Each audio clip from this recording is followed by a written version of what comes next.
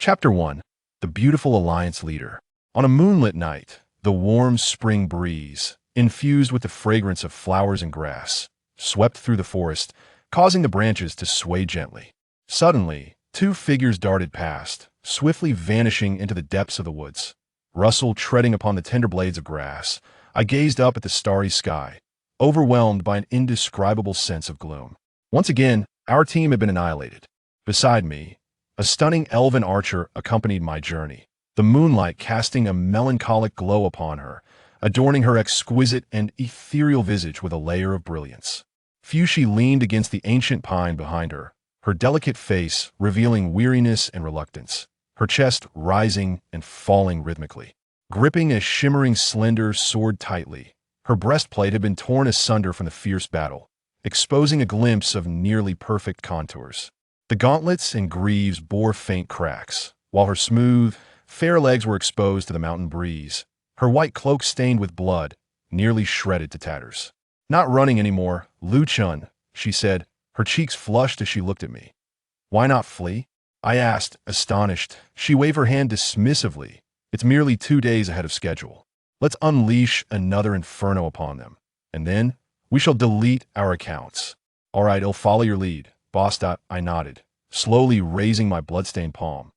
Whoosh! A fiery arrow soared skyward, exploding in midair, transforming into a cascade of fiery rain that descended upon the forest, instantly engulfing the entire thicket in flames. The cries of anguish echoed, as thousands of players pursuing us were charred to a crisp, collapsing into the inferno, their bodies coated in soot. I let out a long sigh of relief. "It's done." "Indeed," the maiden nodded. "Let us embark on our new journey." I raised my palm as streams of luminous data swirled from my hand. In the next moment, my body began to fade away. The beautiful archer seated opposite me smiled and nodded. Extending her slender fingers, the data danced around her, and together, we vanished into the virtual forest. Shuai exhaled deeply, removing my gaming helmet. At last, it was over. After 2 years in the realm of Linghong, traversing from south to north, filled with glory, pain, friends, and foes, yet ultimately, I departed from this virtual expanse. Not far away, another helmet lay upon the table, glowing softly, inscribed with bold characters. Tianzong. Indeed, the world's most formidable gaming conglomerate, Yueheng Corporation, was poised to launch their new game Tianzong after the success of Linghong. Touted as a game for the ages, it dominated both game design and user engagement, with over 800 million units sold within a month, capturing over 95% of the market. The game Tianzong was set to officially open at midnight in 2 days, without any beta or public testing. Upon receiving this news, many teams prepared to exit Linghong to pursue opportunities in the new game, and we were no exception. The illustrious gaming helmet from Tianzong is available in 4 specifications: entry-level, mid-range, high-end, and VIP, each varying in price. Mine, indeed, is the VIP model adorned on its side with a line of blue text reading CGL Hall of Fame, Lu Chun. Indeed, my name is Lu Chun. In this realm, countless legends abound regarding my exploits. A self-deprecating smile escaped my lips as I powered on my computer. On MSN, a profile picture was vibrating, marked by the name Boss, my enchanting guild leader. Upon opening the message, I found her words. "Shall we meet tomorrow morning? Please suggest a location. Let's convene at 9 a.m. in front of the gym on Sanxiang Road," I replied. Her response was swift. "All right, I've sold our gear, and with your salary, we have over 200,000.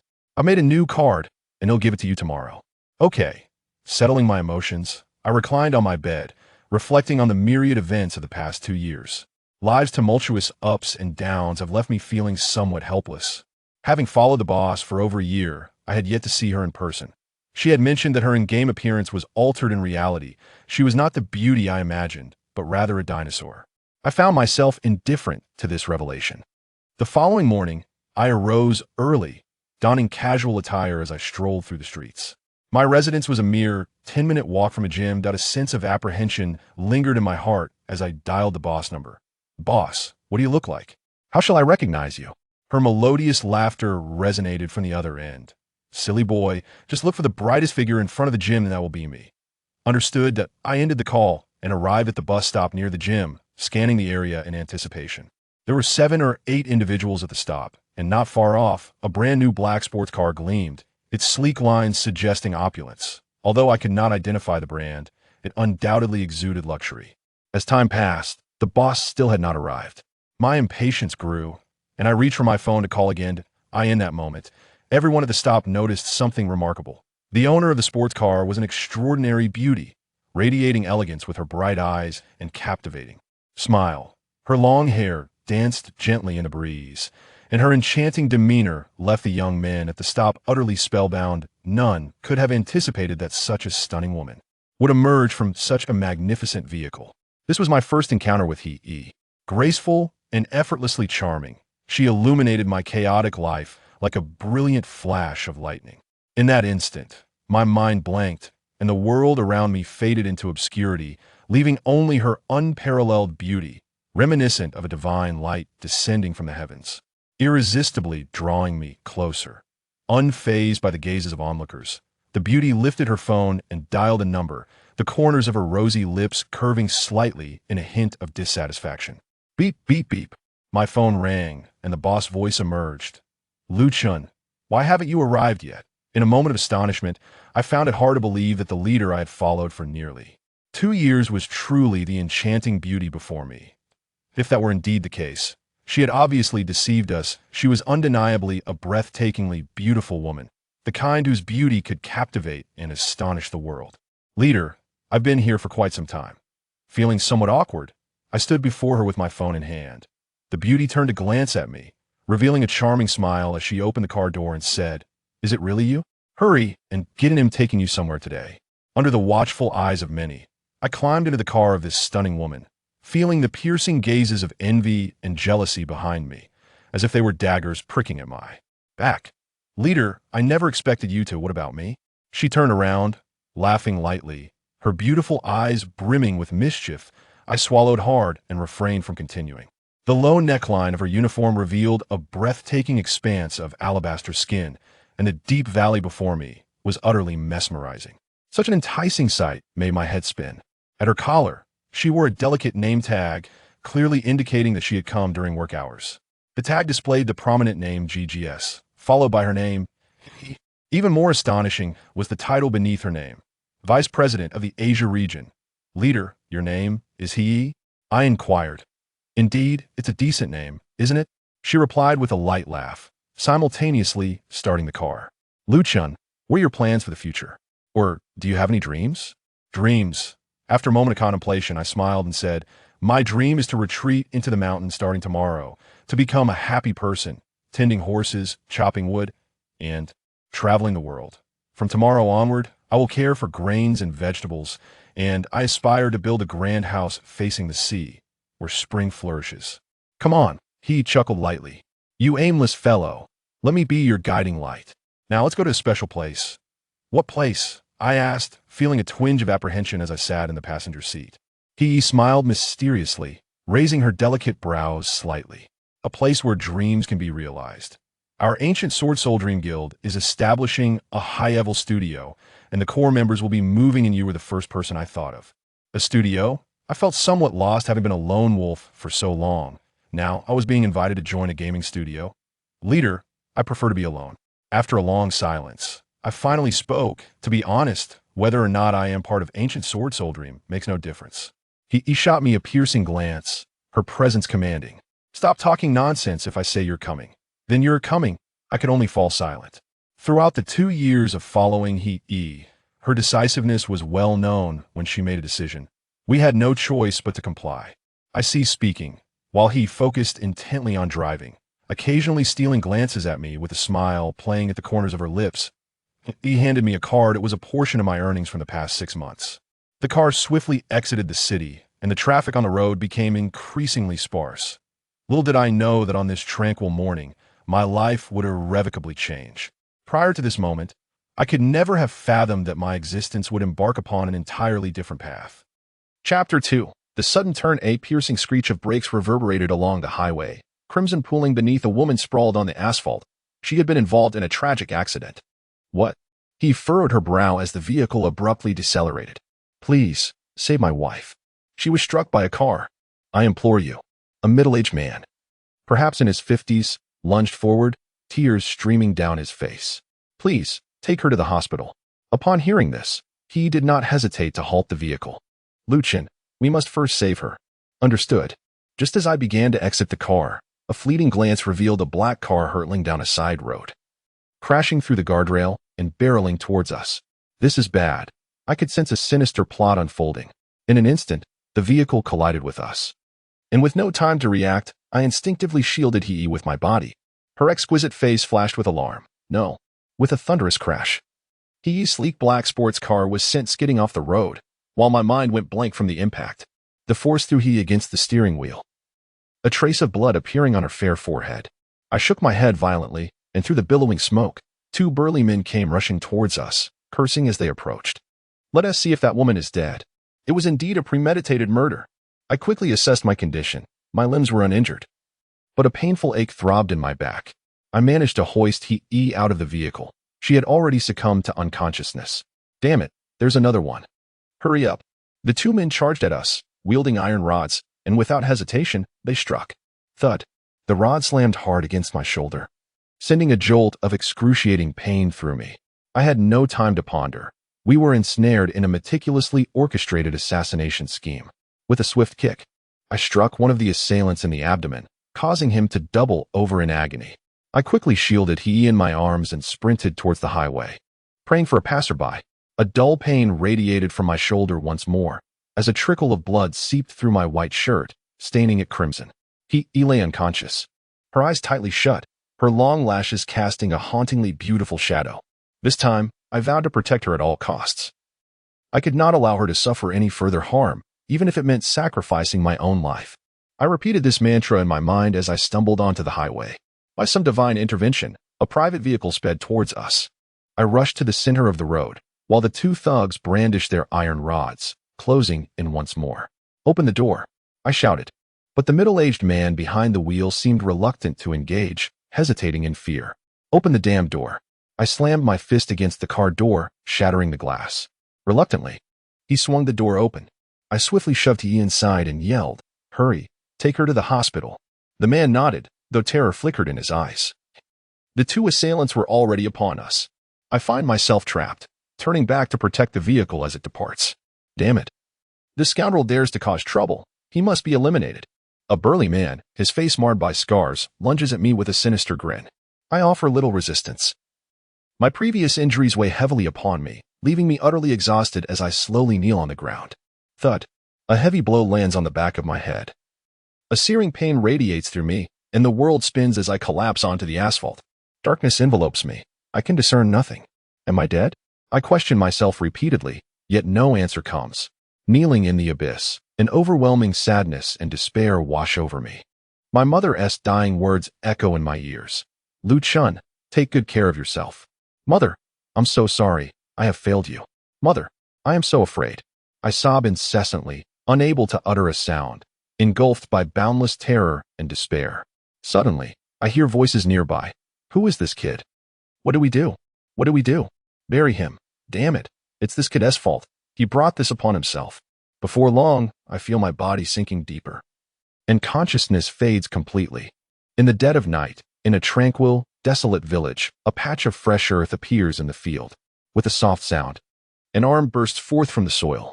Looking down at my mud-caked arm, I can scarcely believe that I have been buried alive for so long and yet remain unperished. How is this possible? Shocked, I turn to see the dirt behind me still shifting.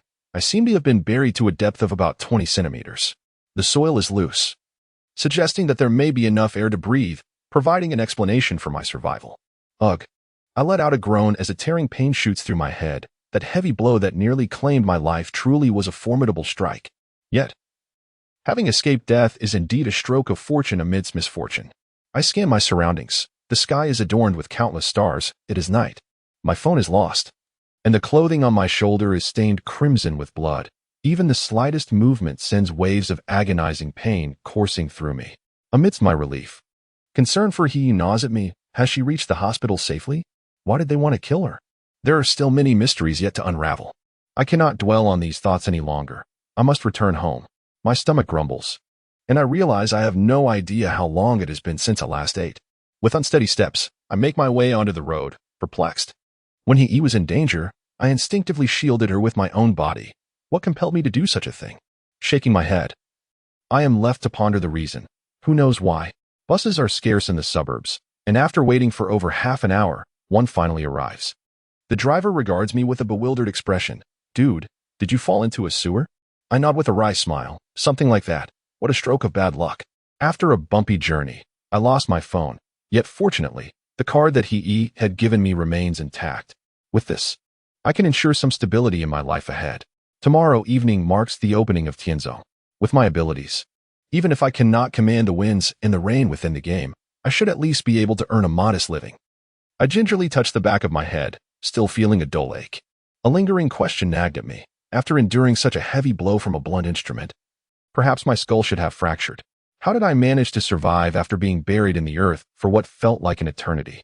Turning back to glance at the darkened area where I had been entombed, I realized it was an undeveloped zone resembling a mass grave, with lowly mounds of earth dotting the landscape.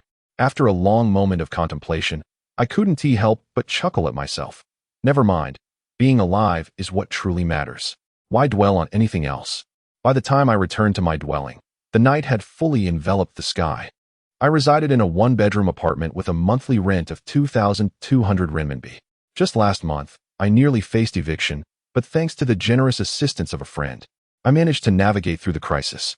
Of course, the price for his aid was the temporary relinquishment of a low-tier artifact-grade two-handed sword, though the server for Ling Tong would soon cease operations, rendering the equipment of little value. As I ascended the dimly lit staircase, I instinctively reached for my keys, only to have a figure suddenly burst forth from my door. Damn, where have you been? Why haven't you answered your phone for the past couple of days? I recognized the voice immediately. It was Du Shisan, my closest friend. Our bond was defined by an unspoken agreement. I would lend him my treasures, and he would share his with me. We had known each other since elementary school, maintaining a close relationship throughout our university years. Apart from our respective romantic interests, we had virtually no secrets from one another, though I had none to share, while Du Shisan's girlfriends seemed to change more frequently than most would change clothes. Beneath the dim light, Du Shisan gazed at me in astonishment. Luchin, what on earth happened to you? I heard you got your account deleted by Zhuing Wan. I shrugged. Well, Zhuing Wan is currently riding high, wielding considerable influence in China. Our game, Gujian Hunming, simply cannot compete. I offered a faint smile, patting his shoulder. It's all right, just don't take it too seriously. Zhuing Wan may be at the pinnacle now, but all peaks eventually decline. Besides, it was just an account deletion, merely a trivial matter. Young man, maintain a positive outlook. Positive outlook. My foot. Du Shisan replied, exasperated. Am I here to console you, or are you here to console me? 13. What brings you here? I exclaimed. Tomorrow evening is the opening of Tianzong. Shouldn't you be preparing your stock instead of visiting me? Du Shisan bit into a cucumber, his face twisted in shock. Have you lost your mind? Tianzong's official opening is at midnight tonight. How did it turn into tomorrow? What? Tonight? What date is it today? I felt momentarily disoriented. The 10th. ISNT it. On the 10th. I found myself momentarily stunned. My encounter with he had taken place on the 8th. And yet here I was on the 10th. Could it be that I had been unconscious in the earth for an entire day and night? How could that be possible? Hey, are you all right, brother? Du Shisan patted my shoulder and inquired, why do you look so lost? Today is the 10th. Is something amiss? I took a deep breath and smiled. It's nothing. So, today the celestial event is about to unfold. Why are you still here loitering about?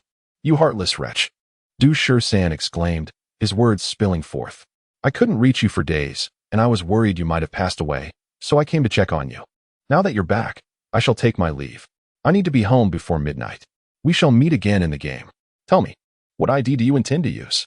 Will it still be Fallen Dust? I don't know, probably not. What about you? I am uncertain as well. There are too many people vying for the names. I initially wanted to call myself Sleek Brother or Handsome Hero, but it seems the chances of securing those are quite slim. Well, you should head back for now. It won't be too late to reconnect once the novice village opens. All right, I'm off. I brought you a few pounds of dried beef. I had hoped we could share a few drinks, but you returned too late. Perhaps next time. I leaned forward to take a look, and indeed, there lay a bag of beef on the table alongside a bottle of Erguotu.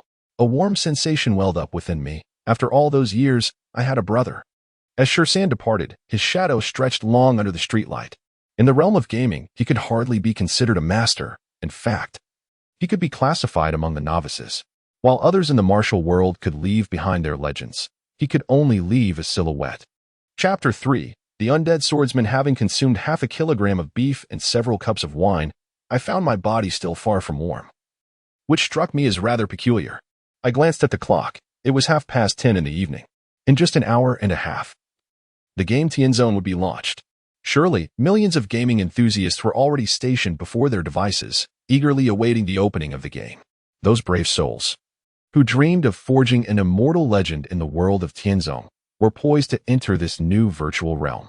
I opened my computer, and the MSN icon flickered incessantly. It was a message from He, a barrage of 47 messages. Lu Chen, are you there? I'm at the hospital. Where are you? Lu Chen, I've been trying to call you, but I can't get through. Lu Chen, I went to the accident scene, but couldn't find you. Where are you really? Woo woo. Lu Chen, please don't scare me. What's wrong? Where are you? Don't. Woo woo. Lu Chen. Reading through the cascade of messages filled me with unease. My fingers hovered over the keyboard, uncertain of which key to strike. After a prolonged moment of contemplation, I made a difficult decision. It was better not to contact He. I felt that in the ancient Sword Soul Dream Guild, I was of no assistance to her. Rather than return and burden her, it would be best for her to forget me entirely. Thus, I logged off MSN and connected to the Tianzong official website. The number of online users had surged to over 700 million. Such an unprecedented figure on the eve of the game's release rendered this game truly exceptional. Moreover, the homepage of the Lingtong official site displayed a striking headline. The prodigy Lu Chen faces a crushing defeat, ultimately departing in despair. Following this, over 30,000 comments from netizens lamented the loss. I took a sip of fiery liquor and allowed a wry smile to escape. In the face of this absurd life, it was better to maintain an optimistic outlook. Hey, Tianzong, this hero has arrived. After a brief wait, around 11 o'clock at night, I donned my gaming helmet. A green light blinked, initiating an iris scan to verify the user's identity. Upon entering the game login interface, the entry scene had been updated. A blood-red hue spread across the screen, revealing a land ravaged by war. The forest lay withered, the human stronghold had crumbled into ruins, and plagues ran rampant. With corpses piled high, various races, humans, elves, shadow demons, and barbarians, filled the space, and the acrid stench of decay wafted through the air. The corpses extended into the distance, and on the barren horizon stood a towering tree, the world tree, the source of all life and the guardian of the laws of heaven and earth. Yet at this moment, the world tree began to wither, the gods fell one by one, and the entire continent of Tianzong was shrouded in crimson, as a terrifying race slaughtered all living beings. As the scene unfolded before me, I found myself within a vast canyon, utterly astonished by the spectacle that lay ahead. The canyon was teeming with legions of various races, swords glinting like a forest of blades beneath a sky filled with banners. The barbarian king, clad in heavy armor, brandished his battle axe, unleashing a thunderous roar. The robust barbarian warriors fiercely swung their axes at their foes, yet the terrifying enemies retaliated with lightning speed, piercing through the bodies of the barbarian fighters with glimmering spikes, leaving a gruesome sight of blood and flesh, accompanied by relentless screams. Under the banner adorned with a lion's head, the beautiful Queen of Humanity drew her gleaming sword and commanded, "Charge!" Countless human soldiers, wielding broadswords, surged forward relentlessly. Concealed in the shadows, the mages chanted arcane incantations, hurling fiery flames towards their adversaries. The battle intensified, the cacophony of death reverberating through the canyon.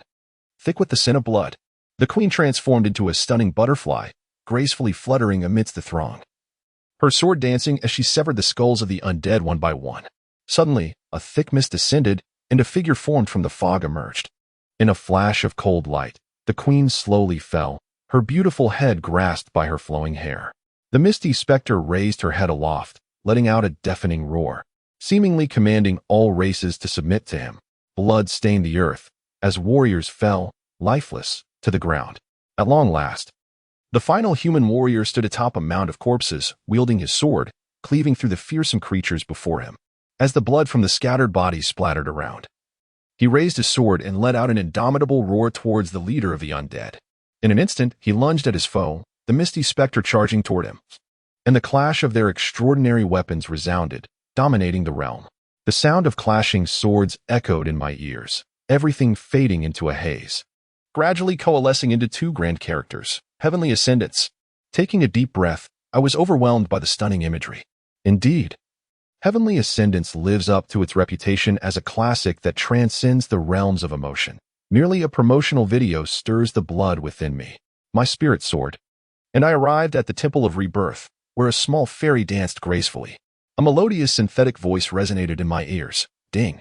System notification. Dear esteemed user, after verification, you are a member of the CGL Hall of Fame for the Chinese region. Would you like to continue using your ID, Fallen Dust? Options appeared before me. After a brief contemplation, I chose to decline and entered a new ID, Sunken Sword in the Sands. What a poetic moniker. Not only does it exude coolness, but it may also captivate the attention of charming young ladies in the future. This ID embodies the melancholy of Baguio and the gallantry of Badi, truly a matchless creation.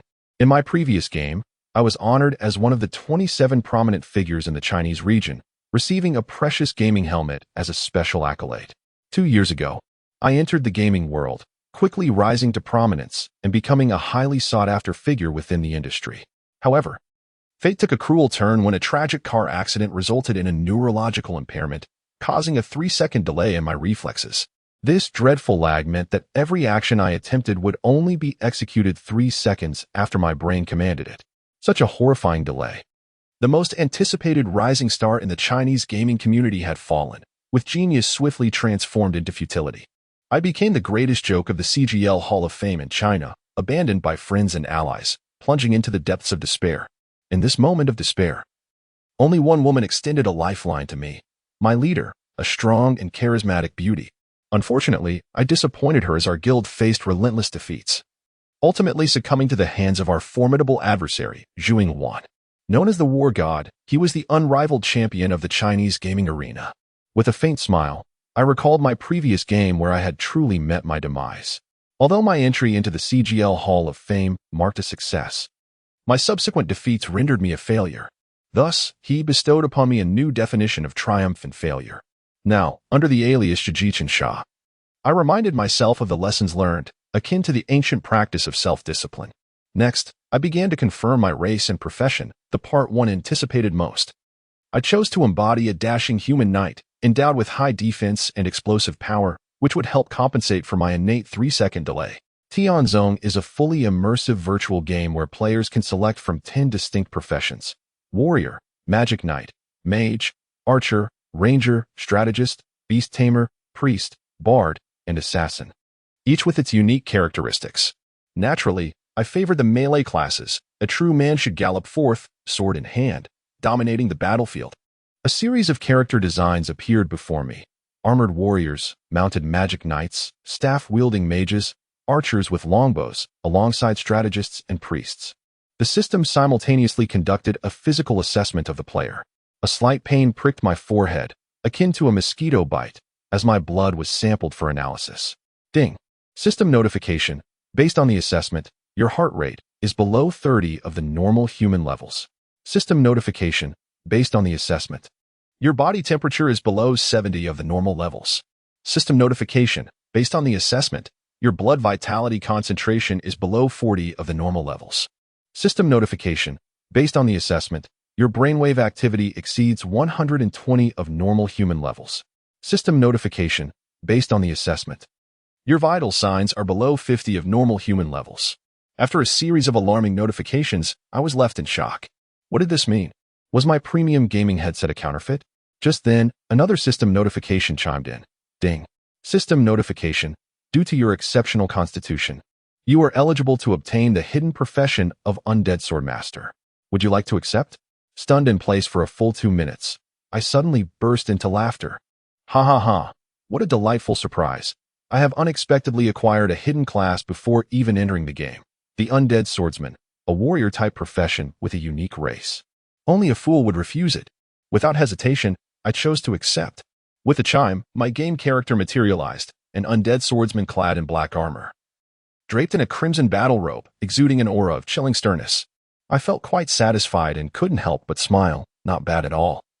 Time to dive into the game. At 11:57 p.m., with less than 3 minutes remaining until the official launch of the game, my heart raced furiously, and my blood surged with excitement as memories of the past flashed through my mind. What I have lost, I shall reclaim with my own hands. The seconds ticked away as I awaited entry into the game within the Divine Temple. At this moment, countless players around the world must be filled with ambition, I thought. Finally, when the clock struck midnight, the game was unveiled. Ding. System notification. Shattered in the sands. Would you like to enter the game immediately? Yes. In a flash of light, I was transported into the world of Tianzong. Ding. As the first player to enter the game, I received a random reward from the system, the super divine artifact, the Overlord Sword. Of course, that was merely a dream. Before me lay an expanse of ethereal mist, and from a distance came a low sigh. Awaken, forsaken soul.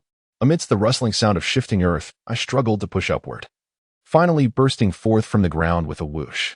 A foul odor wafted to my nostrils, and the sight before me startled me. It was a figure clad in a black robe, yet it could hardly be called human, for its face was decayed, with flesh mostly rotted away, leaving only two contrasting eyes that spun restlessly, an utterly terrifying sight. Its skeletal hand clutched a staff, completely corroded, reduced to mere bones. An undead mage. Chapter 4. The enormous-eared rabbit. This was my immediate reaction. I should charge forth and confront it. Who knows, I might just procure a splendid staff from it, which appeared rather enticing.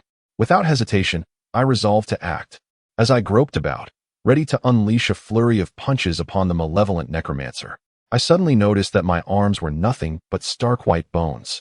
Startled, I halted abruptly and glanced down at my lower half, a shiver running down my spine as I beheld a pair of skeletal legs, draped in tattered rags. In a moment of panic, I reached down to inspect my inadequate trousers, and my head buzzed with realization. Alas, my little brother was in ruins as well, revealing a pair of gleaming white pelvic bones before my eyes. Ah, little pest, you have finally awakened. The necromancer glared at me with a sinister grin. In that case, seize your sword and embark on your journey to fight valiantly for the dominion of the night spirits. Ding. A system notification chimed. The village chief of the necromancer's realm has bestowed upon you a set of novice equipment, which includes a rusted iron sword and a tattered shirt riddled with holes. With a soft chime, the equipment materialized in my inventory. Upon summoning my personal interface, I indeed found a decrepit sword and a scrap of cloth. The sword was the quintessential novice weapon, boasting an attack power of 0.1, while the ragged shirt offered a meager defense of 1 point. Equipping both items, I opened my attributes interface, and despair washed over me. I had anticipated the necromancer's class to be formidable, yet it turned out to be utterly lackluster. ID, Shattered Shield class, Necromancer Swordsman, Apprentice, level, 0 health, 100 attack, 1. 2 defense, 1 magic defense, 0 reputation, 0 luck, 0 splendid. My initial attack power was a mere 1, and my initial defense was a dazzling 0 points. Thankfully, the ragged shirt provided that additional point of defense. Otherwise, even a mere encounter with a chicken could have led to my glorious demise. The server had only just opened, and a multitude of players surged in, seizing the moment. After a brief contemplation, I realized that aimlessly rushing out to grind levels was decidedly unwise. Though my location, the necromancer's realm, was indeed a novice village, I was categorized as a villainous character. The night spirits, as the name implies, are souls that wander in the night, including skeletal warriors like myself, along with malevolent spirits, monsters, and other nefarious entities. In essence, these beings incessantly harassed humans, barbarians, and shadow demons, driving them to the brink of despair.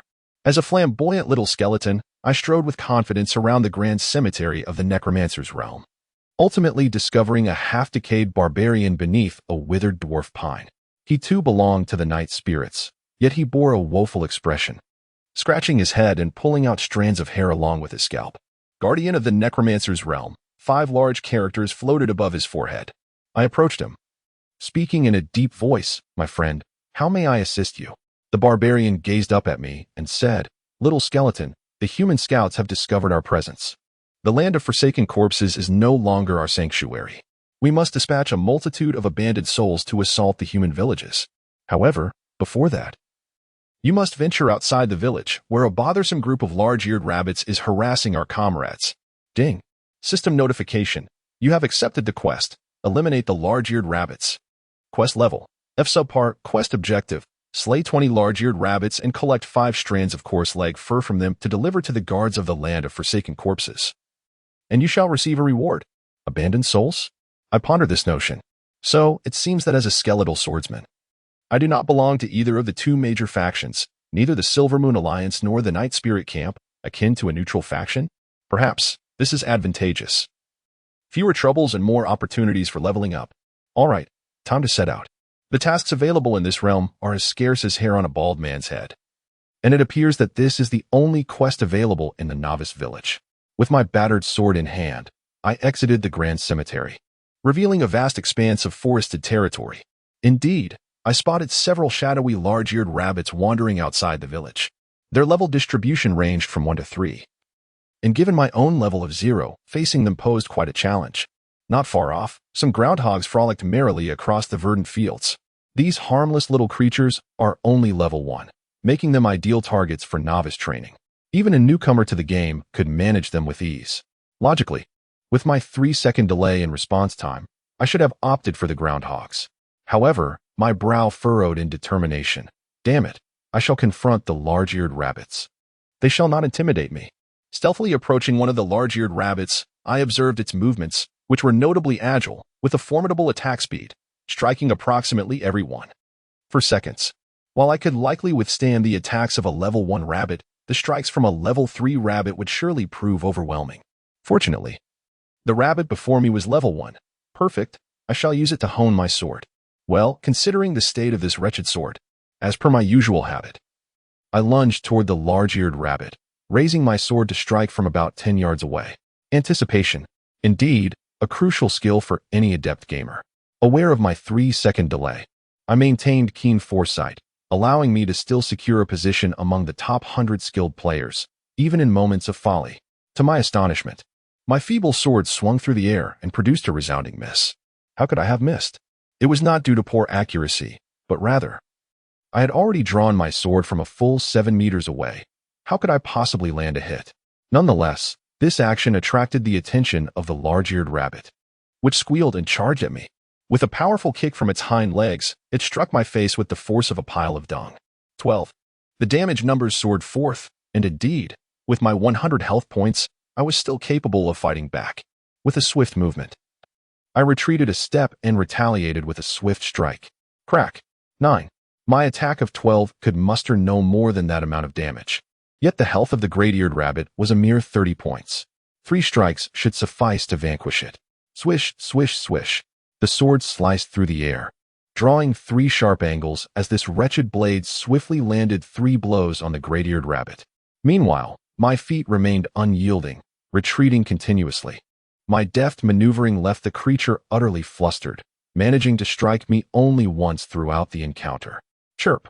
With a pained cry, the great-eared rabbit's leg was severed, collapsing to the ground, uttering its dying words. Cursed night spirit! Oh, my leg! My powerful thigh, capable of running 100 meters in 3.7 seconds. The monster did not drop any equipment or items, yet I laughed heartily towards the heavens. Oh my, did you see that? Luoqing, have returned. Around me, several grazing great-eared rabbits gazed at me as if I were an oddity. Lost in my own jubilation, the flurry of attacks had rekindled the sensations of my former self. Why? Simply because my latency had significantly reduced to a mere 3 seconds, and according to my assessments, it was now no more than 1 second, an absolute threshold I could endure. With a latency of just 1 second, though I might not rise to the pinnacle of mastery, I possessed unwavering confidence in my ability to join the ranks of elite players. However, elation turned to sorrow as my laughter attracted the attention of 3 great-eared rabbits, one of which was level 3. A single pounce resulted in a loss of 41 health points. 27, 41, 14, 39. I was almost instantly felled, and thus, my maiden demise in this realm was gloriously marked. Pain surged through my body as I resurrected in the graveyard, only to find myself stripped bare. My defense, one garment having been destroyed. It felt as if a piece of flesh had been torn from me. I hurriedly dashed out of the novice village. Fortunate that my items had not yet vanished, hastily retrieving and donning my attire. I then prowled along the forest's edge, seeking solitary great-eared rabbits to strike. Due to my low level, I had yet to learn any skills and could only rely on brute force. Thankfully, Years of gaming experience had taught me a set of strategic movements to handle monsters. Although this maneuvering could not entirely evade incoming attacks, it allowed me to minimize the damage inflicted upon me. Swish. I retreated a few steps, wielding my wretched sword twice more. And yet another great-eared rabbit met its demise. With a crisp sound, an item was dropped. Lo and behold, it was a coarse leg hair. Precisely what I needed for the quest. I swiftly stowed it away and continued my search for the next target, secretly hoping for the drop of a high-level weapon that I could wield, for this pitiful sword was proving a challenge even against level 1 monsters. And I dared not confront the level 3 great-eared rabbits. Thus, my leveling efficiency lagged considerably. After a while, the task of slaying 20 great-eared rabbits was complete. Yet I still needed one more coarse leg hair. As night descended, the dew soaked through my garments, leaving an uncomfortable dampness upon my bones. I wandered through the forest, unknowingly delving deeper into the thicket. With a swift strike, I felled my 24th large-eared rabbit, finally attaining level 1 and earning 5 freedom points, all of which I allocated to strength. This boost elevated my attack power to a commendable 47, enabling me to confront a level 3 large-eared rabbit with confidence. In a surge of excitement, I approached a level 3 large-eared rabbit and launched a silent ambush from behind. With a swift slash from my worn sword, I struck its neck, the vulnerable spot that boasted a 50% damage bonus. 31. 37. Indeed, my newfound power rendered my strikes exceptionally fierce. The level 3 large-eared rabbit possessed 120 health points, and I had already diminished half of its vitality. As I slipped back a few paces, I swung my sword in midair. 40. Excellent. I had once again precisely struck its weak point. With a momentary gasp, the rabbit charged, inflicting a loss of 41 health points upon me.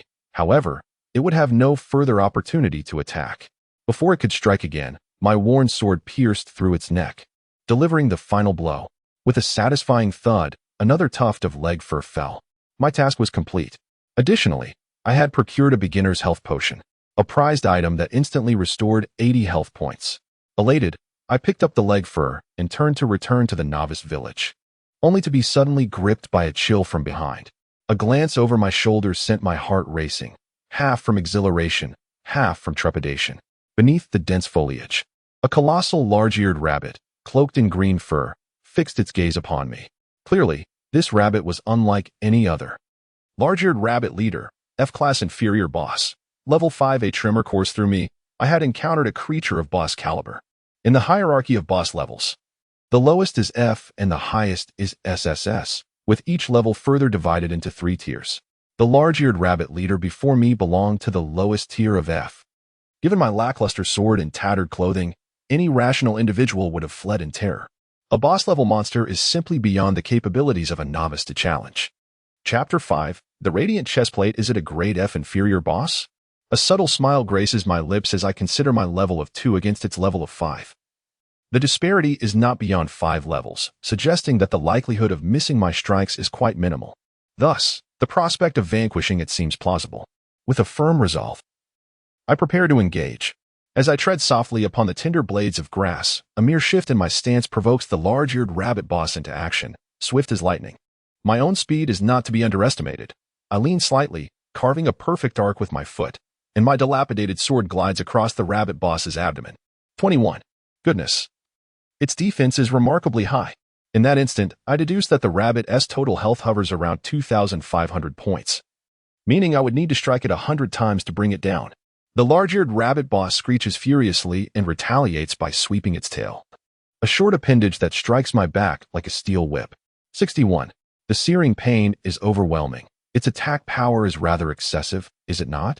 My total health is a mere 110 points. Another blow would surely spell my doom. I find myself lamenting deeply. For the rules of this realm differ vastly from the games I have previously played, and I am now at a significant disadvantage.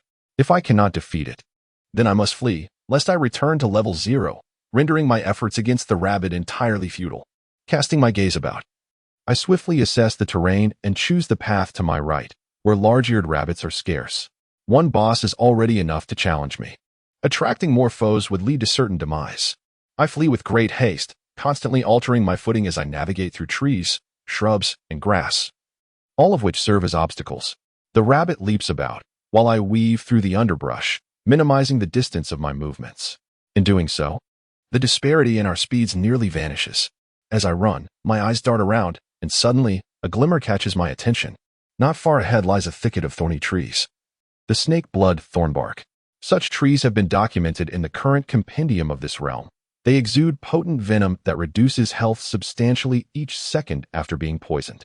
Gathering the snake blood thornbark is essential for production players who can concoct poisons for assassin players, making it an indispensable item for murder. However, at present, the player levels are too low. Scarcely anyone possesses the capability to harvest such wood. Yet, at this moment, an epiphany strikes me as I behold the snake blood thornbark. Akin to discovering a lifeline. With a swift leap, I propel myself into the thicket of thorny trees. Standing approximately 1 meter tall, these shrubs pose no threat to me. I land precisely within the inner confines of the thornbark, careful to avoid disturbing any of the plants, as the surrounding toxic trees encircle me. Chirp! The great-eared rabbit boss was evidently on the brink of a furious outburst, leaping into the air. Alas, its size was rather modest, comparable to that of a basin. Just as it hovered, a decrepit sword cleaved through the air with the force of a mountain, striking the great-eared rabbit boss squarely on its forehead. Down with you! I swung mightily, sending the great-eared rabbit boss plummeting into the thorny embrace of the snake bloodthorns, precisely as I had anticipated. The creature was soon ensnared, bleeding profusely and wailing in agony, having succumbed to poison that swiftly drained its vitality. Utilizing the advantage of my arm and sword, I relentlessly jabbed at the rear of the great-eared rabbit boss. Yet, it was utterly helpless. Its diminutive frame rendered it unable to escape the thicket of thorns, and it flailed about in desperation, only to be further pierced by the poisonous needles. In less than 2 minutes, the great-eared rabbit's health was entirely depleted. This marked my first boss kill, causing my blood to surge with exhilaration, urging silently, "Explode. Please drop a formidable weapon for me, dear rabbit." With a final, anguished cry, the great-eared rabbit boss fell, cascading 2 items onto the ground. The experience gained was substantial, elevating me by 2 levels. And I allocated all 5 of my free points into strength, boosting my attack power to an impressive 712. Yet, the joy of leveling up paled in comparison to the thrill of discovering the dropped equipment.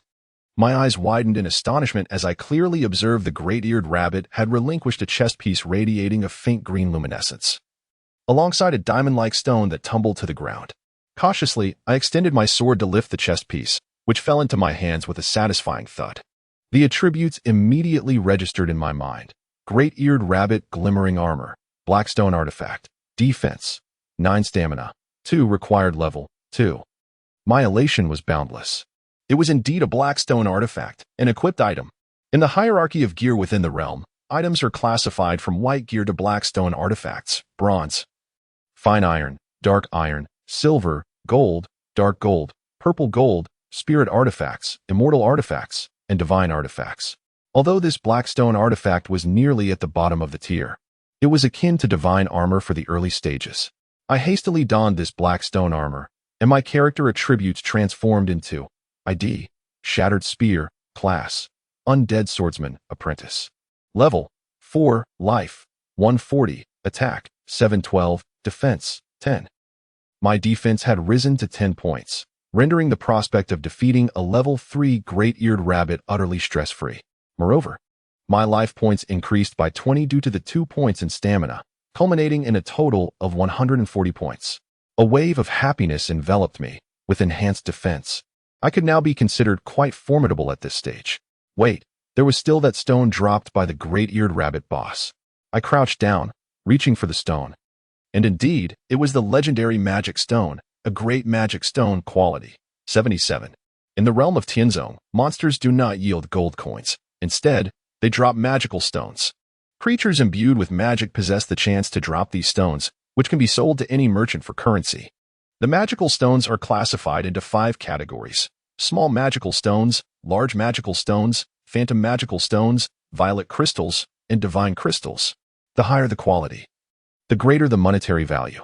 The large magical stone I acquired boasts a quality rating of 77, which should fetch a considerable sum of copper coins.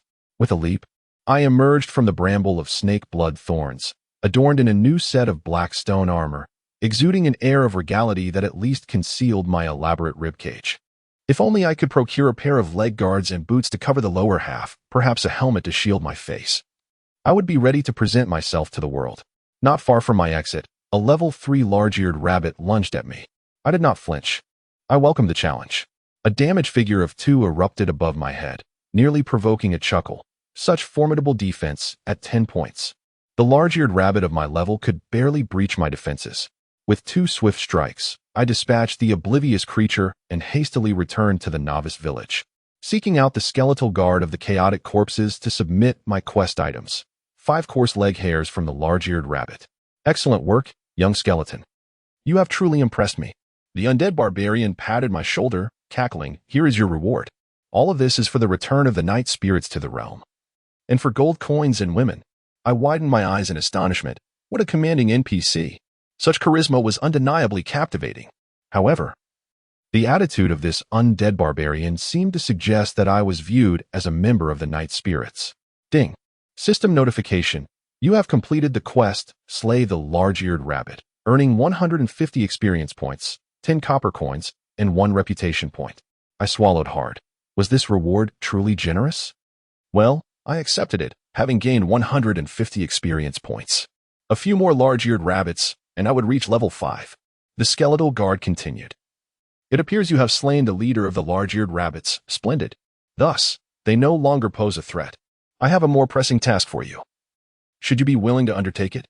Eagerly, I nodded in agreement. Please, tell me more. The guard, wielding a battle axe, stated. On the outskirts of the town lies the vast morning light forest. Our skeletal brethren have reported the emergence of enormous green mantises within the forest, armed with sharp double blades. You must venture into the morning light forest, slay 100 green mantises, and return with 10 green mantis blades for me. In return, I shall grant you a substantial reward. Ding. System notification. You have accepted the quest, Green Mantis. Quest level, medium F rank. Quest details. Proceed to the morning light forest. Eliminate 100 green mantises, and collect 10 green mantis blades to deliver to the skeletal guard of chaotic corpses. A promising F-rank medium quest. I anticipate a bountiful harvest of experience. In no haste to venture forth, I journeyed deep into the great cemetery, where a stooped skeleton merchant materialized before me. Approaching him, I presented the colossal magic stone dropped by the great-eared rabbit boss, inquiring, "My good fellow, pray tell, what might this be worth?" The skeleton regarded me with a complex expression, lamenting, "Do I appear to you as a man?" A chill ran down my spine. After all, he was not but bones. I could hardly judge by his chest. Ahem, dear lady, might you assess the value of this? Only then did the skeletal beauty take the magic stone, examine it, and declare, 1540 copper coins. I was taken aback. Astonishingly, the task had only rewarded a mere 10 copper coins. Yet this singular magic stone was valued at 1,540 copper coins, a delightful surprise. In the next moment, 1540 copper coins found their way into my satchel, equating to 15 silver coins and 40 copper coins. I was now, in a sense, comfortably well off. Perusing the wares of the skeletal beauty, I found potions available, albeit at exorbitant prices. The basic red potion, restoring 80 health points, was priced at 50 copper coins, a veritable highway robbery. Nevertheless, after some contemplation, I decided to purchase 20 vials. With potions in hand, I could potentially challenge more formidable foes, thereby acquiring greater quantities of magic stones for sale. One must always think long-term. Having stocked up on numerous potions, I was ready to embark on further adventures. Upon reaching the outskirts of the great cemetery, I swiftly dispatched a few great-eared rabbits and successfully leveled up to level 5, allocating an additional 5 points to strength. My overall attack power had now reached 1,017 points. It seemed that the strength growth of the undead swordsman class was quite commendable, 5 points of strength translating to 35 points of attack power. From what I had gleaned on the forums, among the myriad of classes, the warrior boasted the highest strength growth, with 5 points equating to 25 points of attack power. The magic knight only garnered 24, while the ranger achieved 34. In a certain sense, the undead swordsman could be regarded as a superior offensive class. As I perused the leaderboard, I noted that within this region there existed 3 novice villages, 2 of which belonged to the light faction. The highest level among these villages had already reached level 7, far surpassing my own. Indeed, in any game, there are always those dedicated to leveling up. I must strive to improve. Under the moonlight, a small, bony skeleton, brandishing a rusted sword, glided lightly through the wilderness.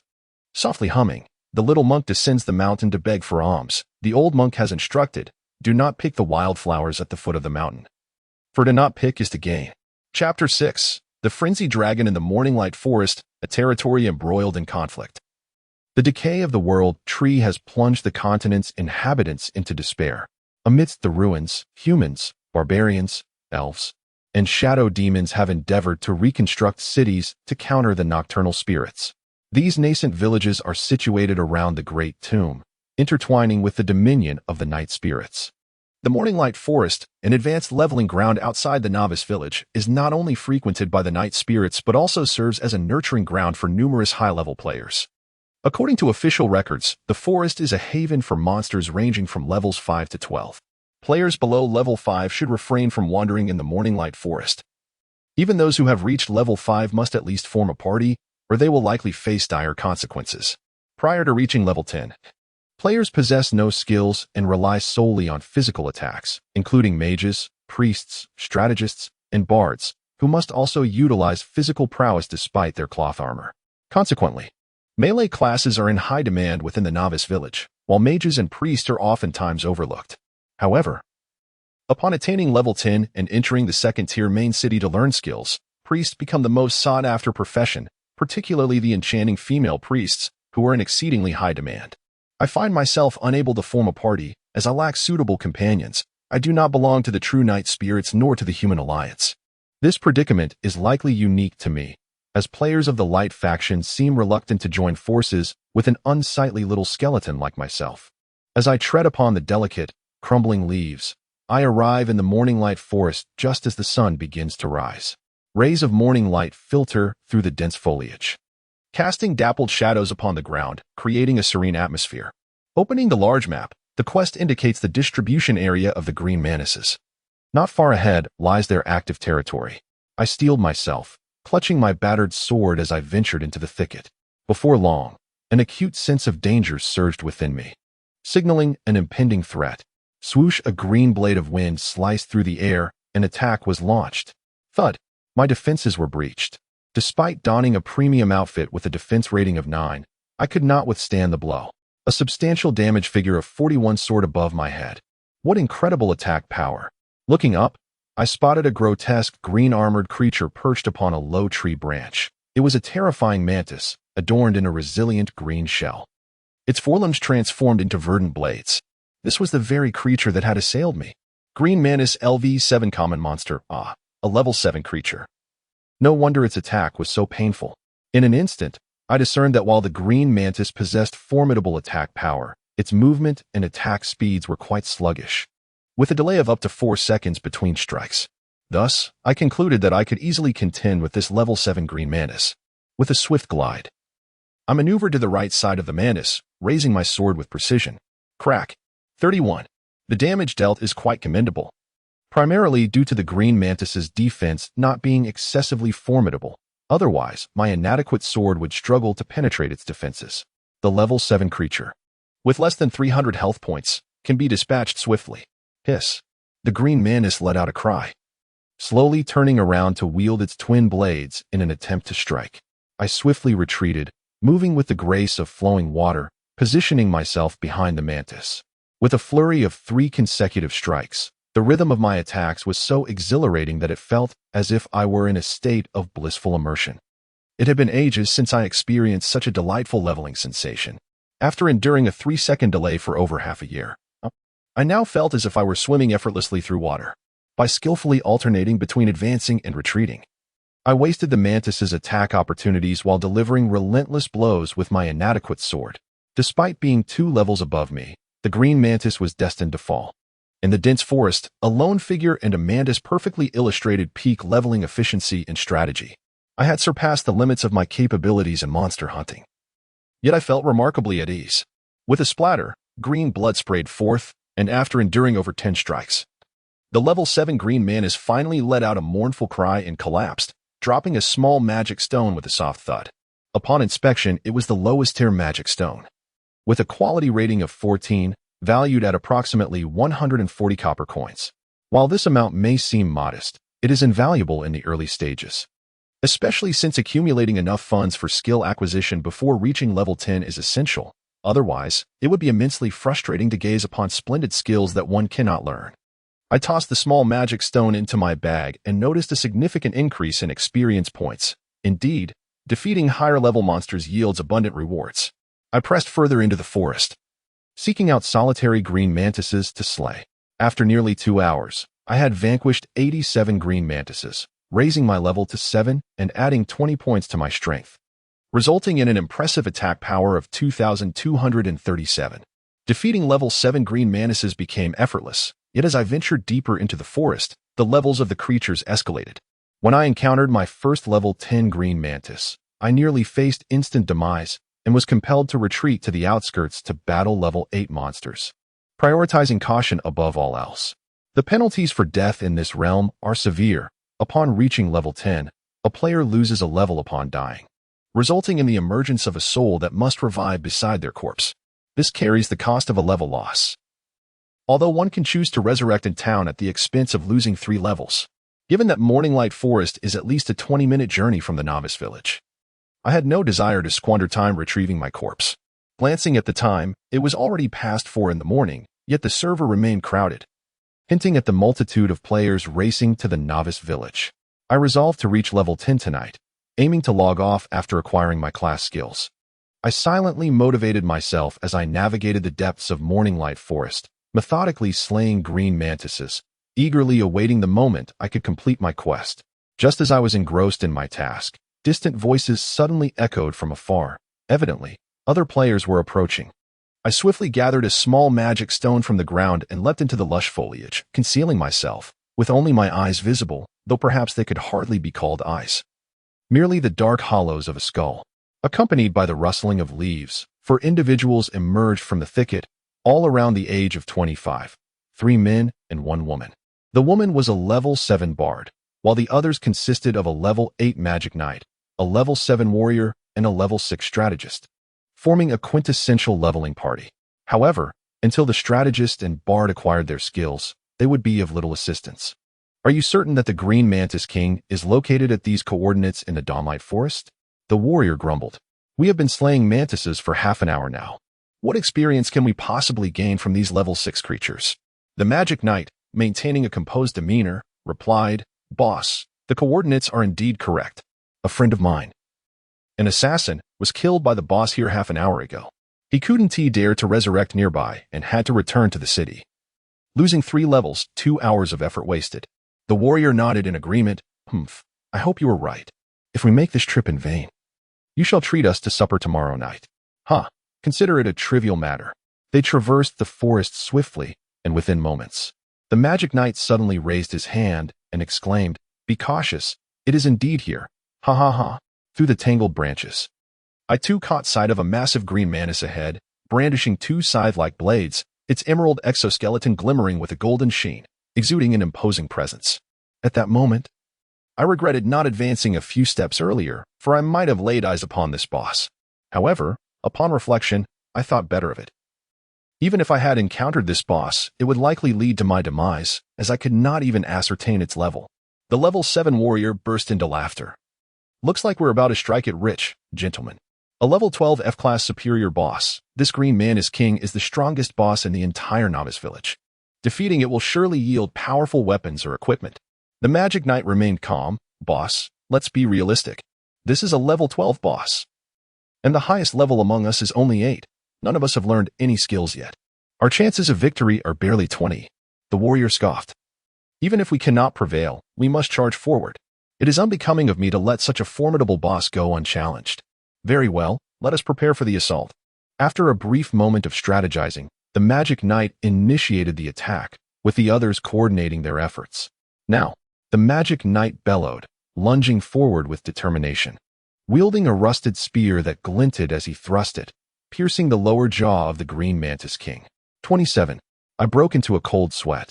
This creature had an astonishingly high defense. The level 8 magic knight's full force strike seemed to merely tickle the boss. Alas, the situation was dire. He was utterly outmatched. The mage knight, taken aback, retreated in haste, only to be unexpectedly struck down by the king of the green manises, who delivered a swift blow to his forehead. What a close call. He nearly met his demise. Though his profession allowed for a substantial health pool, anyone else would surely have perished. Presently, the highest level among the novice village inhabitants was merely level 9, while this level 8 mage knight was already considered an elite. Yet, before the boss, he appeared nothing short of a novice. The mage knight made a phantom dash, as the mantis was sluggish in its movements, offering a glimmer of hope for escape. However, before the four could flee far, a large contingent of players emerged from the forest, each exuding an intimidating aura, with levels ranging between 4 and 7, demonstrating remarkable prowess. Furthermore, the IDs of these individuals bore the title of Frenzied Dragon, and their leader, known as Dragon Travels the World, was a level 9 mage knight, the highest ranked in the vicinity's novice village. Dragon Travels the World charged forth, bellowing with authority. The Frenzied Dragon Guild is clearing the area. All unrelated parties are advised to vacate immediately, lest they face the consequences. Chapter 7. Upholding justice in this world, the law of the jungle prevails. The weak are preyed upon by the strong, and this holds true even within the realm of the game. It is commonplace for powerful guilds to oppress weaker teams. The Mad Dragon Guild has undoubtedly emerged as the mightiest organization among the 3 novice villages. A swift glance reveals a cadre of no less than 20 members, each boasting formidable levels. Longxing Tianzong, brandishing a rusted iron spear, surveyed the 4 individuals who had previously been battling a boss with a disdainful gaze. With a sweeping gesture, he commanded, "Clear the area." Clear the area, a term steeped in tyranny, signifying their absolute claim over this space, leaving the remaining players with a grim fate. "To hell with it," exclaimed an 8th-level demon knight, incensed, as he brandished his spear and shouted, "What gives the Mad Dragon the right to clear the leveling grounds?" Another 7th-level warrior, equally enraged, raised his sword and declared, "It's better to die fighting." With that, he charged forward, his movements rhythmically precise, tracing a swift arc as his longsword aimed for Longxing Tianxia's neck. "Hey!" Longxing Tianxia roared, swiftly maneuvering his spear to strike with deadly accuracy, piercing the warrior's body without hesitation. My eyes widened in astonishment. The precision of Longxing Tianxia was formidable, and his ruthlessness suggested he was a seasoned player. The original quartet was doomed. With a shake of his spear, Longxing Tianxia dispatched the leader of the 4-man team, a chilling smile gracing his lips as he commanded, "Finish off the other 3. Remember this lesson. Innocent bystanders may bear the consequences of their surroundings. You are utterly unworthy of encountering this boss." A throng of Mad Dragon players surged forward, almost instantaneously tearing apart the demon knight and the strategist, leaving only a terrified young bard, her face ashen, stumbling into the dense forest in a desperate flight. The girl, likely around 20 years of age, appeared utterly panicked as she darted into the foliage, our eyes locking for an instant. The girl gasped in shock. Her mouth agape, perhaps startled by my appearance. A skeleton wielding an iron sword emerging from the underbrush is indeed an alarming sight. Before she could react, a sudden thrust pierced her chest, a green glowing dagger wielded by an 8th-level assassin. As I watched her slowly succumb, I remained remarkably composed, and in that fleeting moment, the assailant revealed his true identity. Suddenly, the assassin's eyes widened in realization as he noticed me. With a swift flurry, I unleashed 2 strikes, nearly exhausting my strength.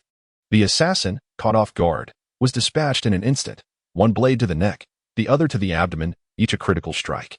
Collecting several potions dropped by the girl and the assassin from the ground, I continued to kneel calmly on one knee amidst the forest, quietly observing the unfolding chaos outside.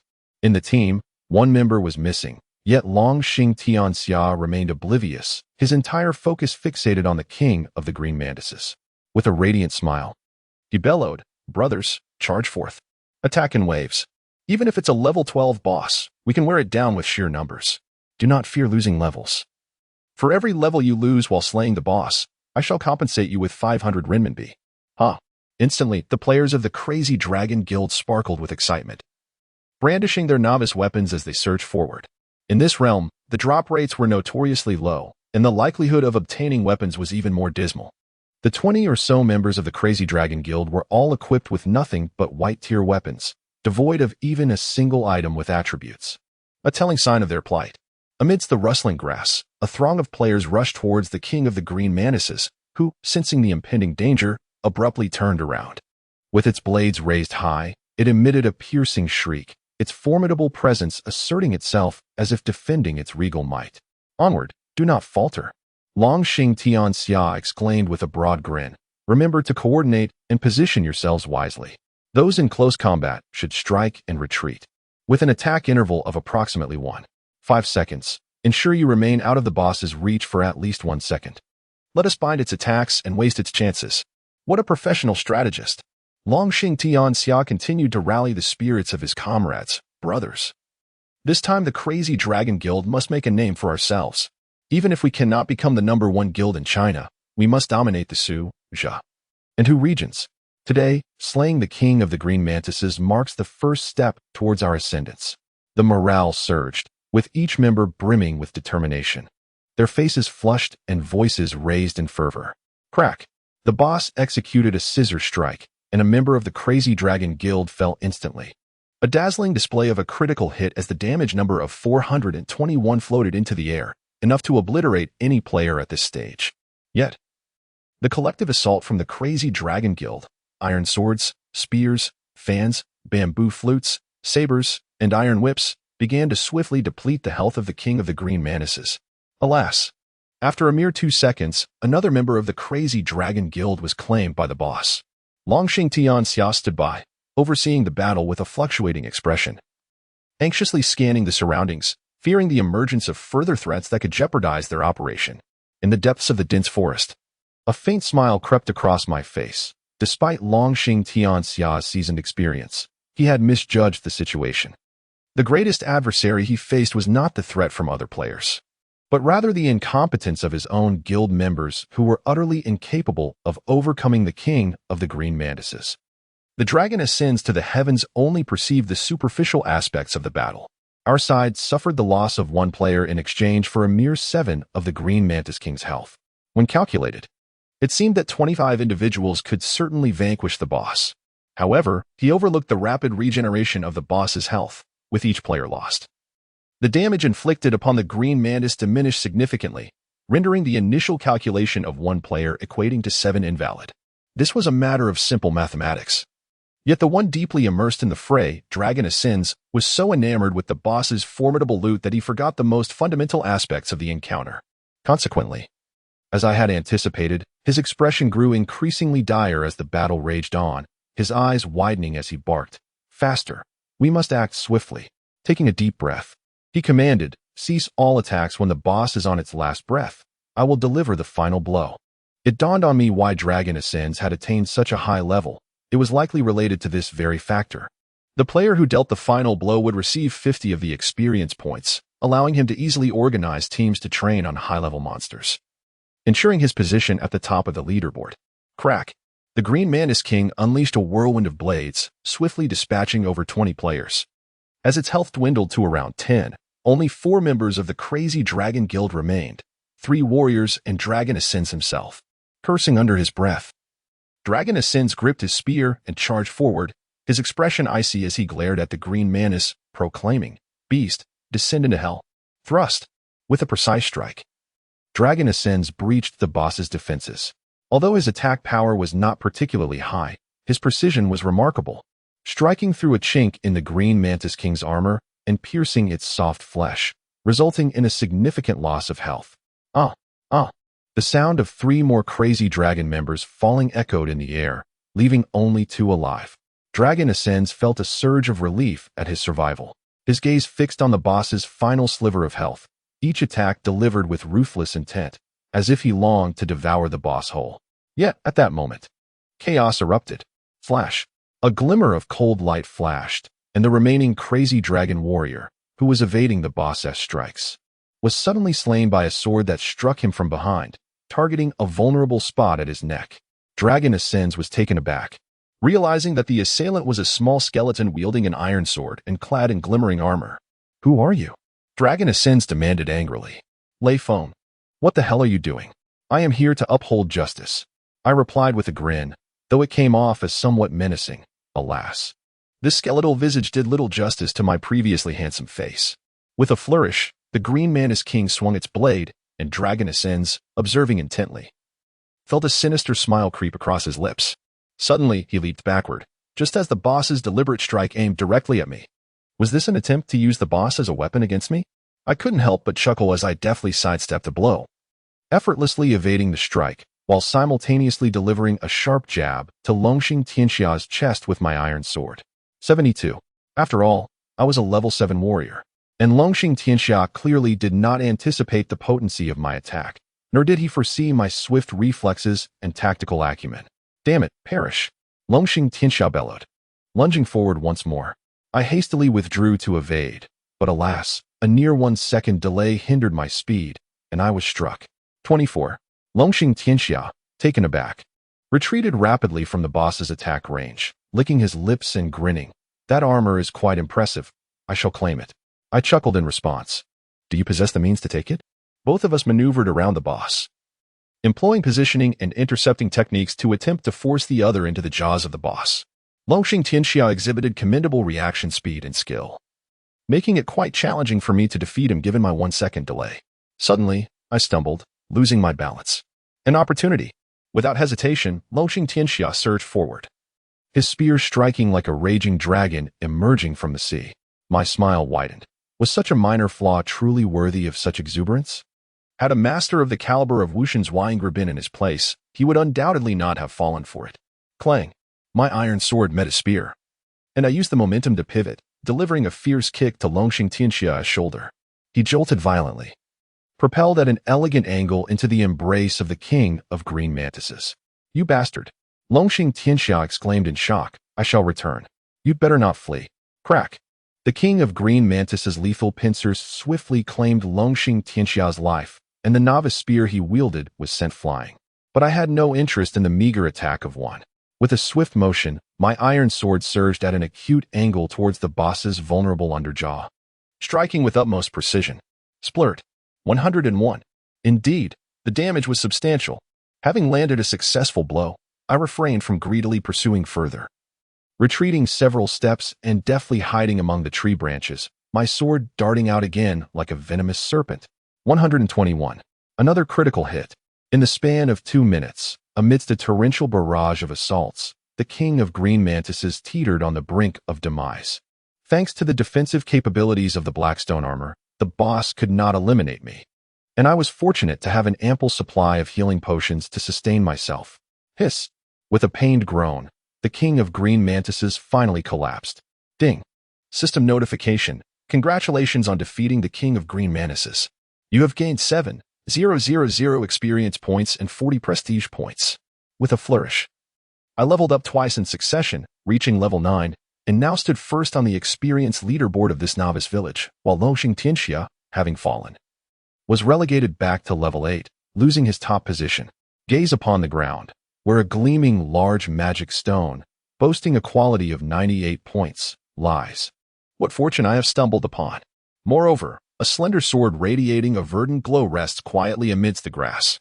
This is one of the spoils left behind by the king of the green mantises, and it sends my heart racing with excitement. Chapter 8. Necromantic power with the ferocity of a tiger pouncing on its prey, or perhaps akin to a ravenous dog seizing its meal.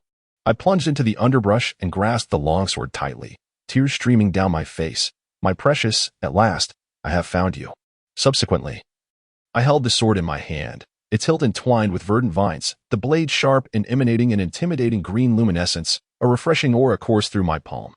Upon inspecting its attributes, it was indeed a remarkable treasure. Jungle green blade, Blackstone artifact, attack, 1018 strength, for required level, 8. Good gracious. An attack power of 18 points, capable of eclipsing the novice sword by a considerable margin. This green blade was extraordinarily powerful, given the current circumstances in the novice village. Wielding this sword would allow me to traverse the realm with confidence. Just then, a chime resonated through the sky. Ding. System announcement. Player Dragon's Domain Broadcasting Friends. I am the president of the Wild Dragon Guild. A nocturnal entity has emerged in the Dawnlight Forest, a fearsome skeletal warrior. Reportedly a newly spawned boss in the novice village, located in the southern part of the Dawnlight Forest. Those with strength may form a party to vanquish it. I was momentarily taken aback. Dragon's Domain was indeed affluent, as this system announcement deducted 5,000 renminbi from his account. How generous of him. Moreover, he was rather cunning, labeling me as the boss, clearly intending to use me as a pawn in his schemes.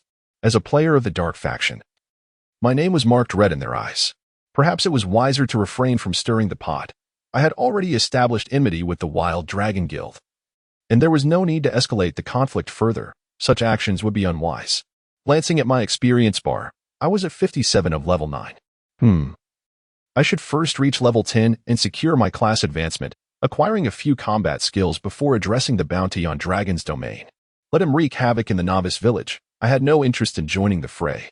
Gripping the green blade, my strength surged, and I ventured forth from the Dawnlight Forest, accumulating experience along the way, intending to return to the Cadaver District to complete my quest and reach level 10. Suddenly, a level 10 green menace lunged at me. Without a moment's hesitation, I swung the green blade, and with a satisfying crack, damage numbers floated above the menace's head, 124. Astounding, the attack power of 3,864 had not disappointed. The level 10 creature possessed roughly 500 health points, and it would take about 4 strikes to dispatch it. The sensation of upgrading from a mere bird gun to a cannon was simply exhilarating. I fought my way out of the Dawnlight Forest, making a beeline for the novice village. Just then, another system chime echoed. Ding. System announcement. Player Windcolor Fantasy has reached level 10, becoming the first player in novice village number 7 to achieve class advancement, receiving the rewards. Level 1. 50 reputation points, and 1 gold coin. I was slightly taken aback. What a formidable individual. They had managed to reach level 10 even faster than I. Indeed, the martial world was in a state of upheaval. It was an era teeming with powerful contenders. Upon entering the novice village, I sought out the guard of the ruined corpse territory to submit my quest. Indeed, I successfully ascended to level 10. Alas, the system did not announce my achievement to the world, but perhaps this was for the best. My current identity is not yet suited for public revelation. Otherwise, a horde of vengeful, light-seeking youths might storm the ruined corpse territory, and I could find myself captured and nailed to a cross, or worse, submerged in a pig cage. The mere thought of such a grim fate is unbearable. I approached the merchant and produced the great magic stone, which left the skeletal beauty utterly astonished. Little skeleton, you are truly remarkable to have gathered such a power-rich ore. Come, I shall offer you 1980 copper coins for it.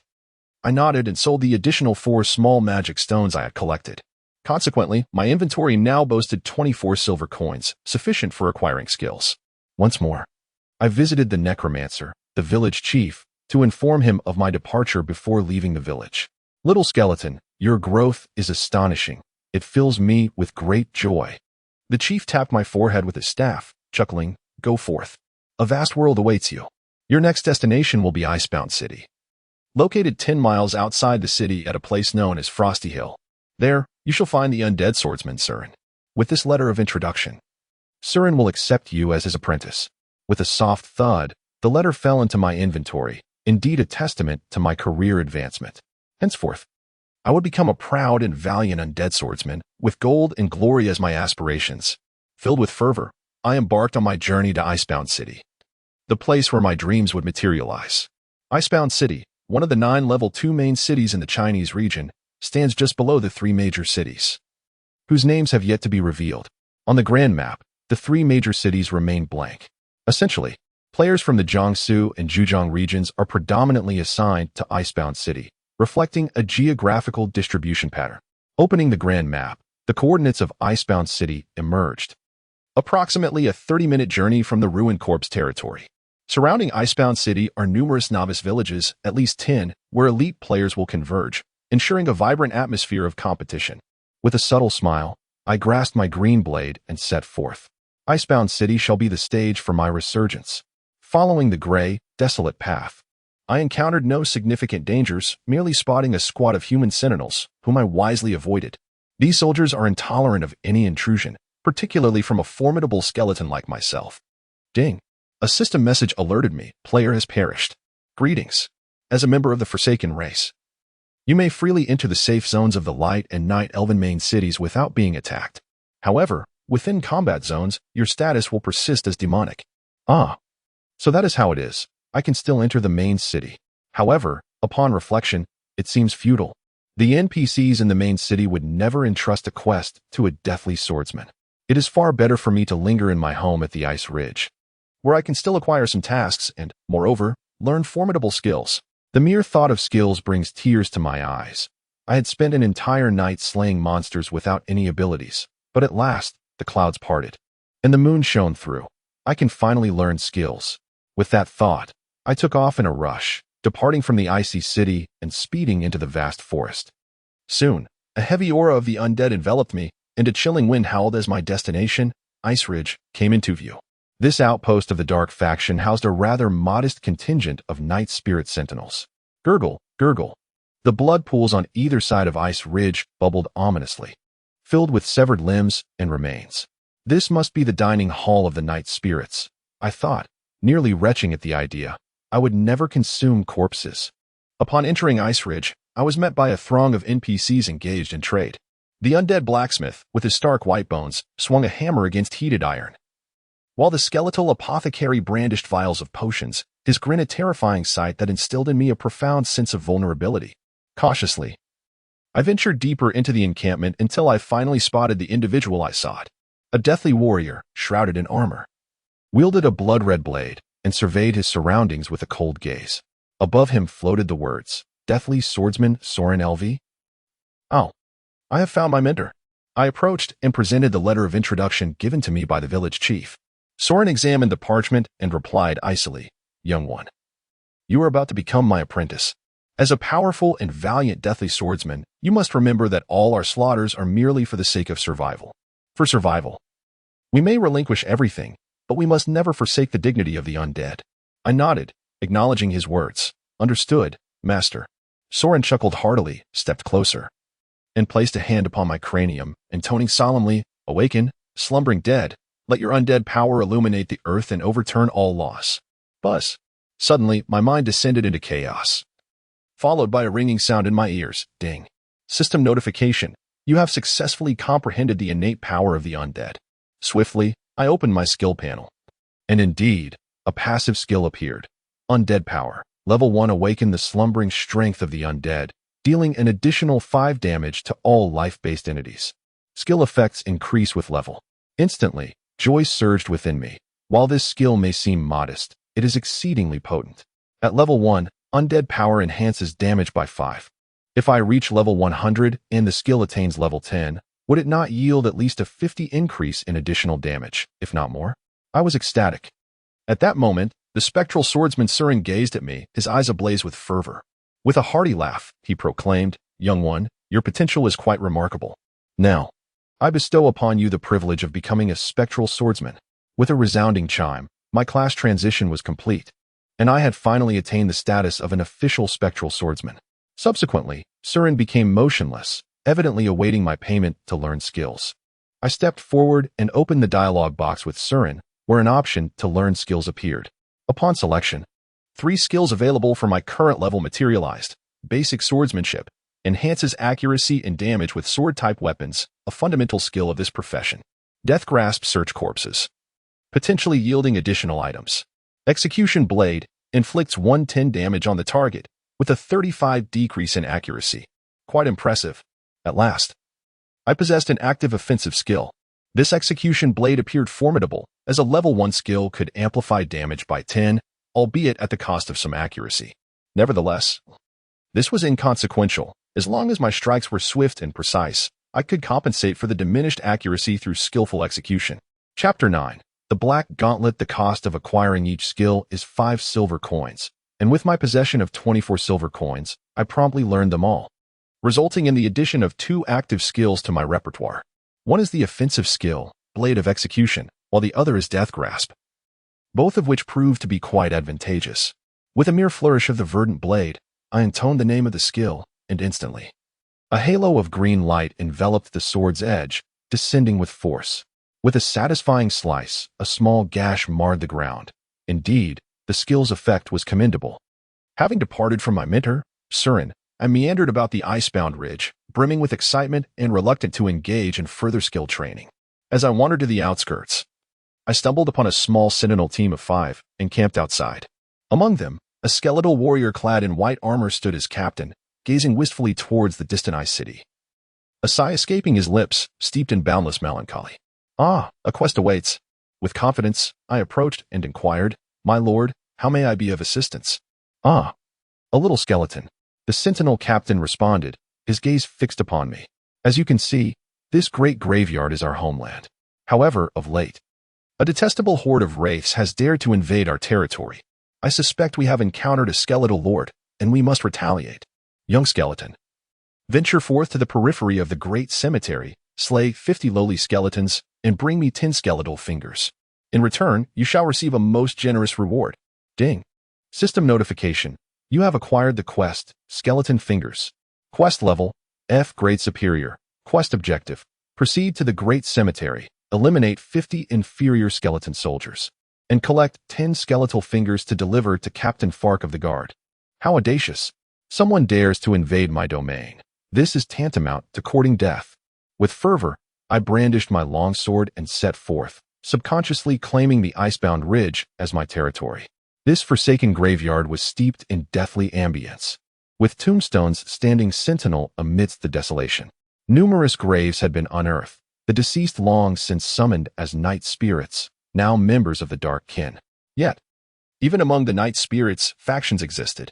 I was uncertain of my own allegiance, but the foes before me had undoubtedly made their way onto my list of adversaries.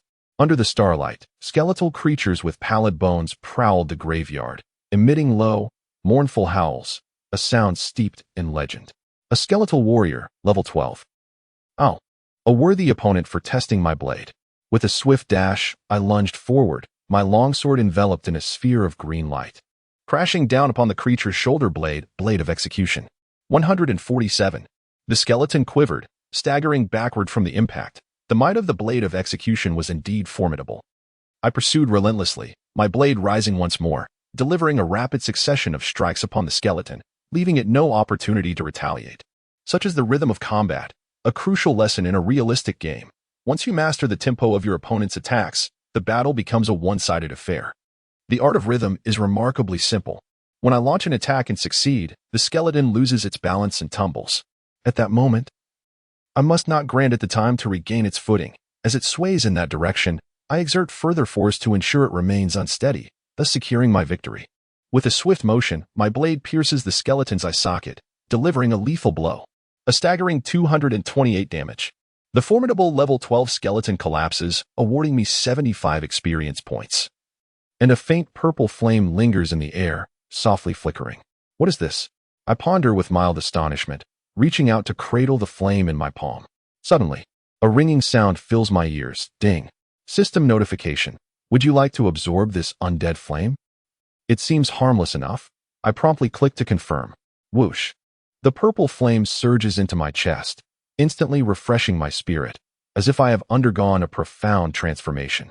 Oddly, there is no increase in experience or other discernible effects. Could it merely be a fleeting pleasure? I shake my head silently, chuckling to myself. Well, a moment of euphoria isn't loss.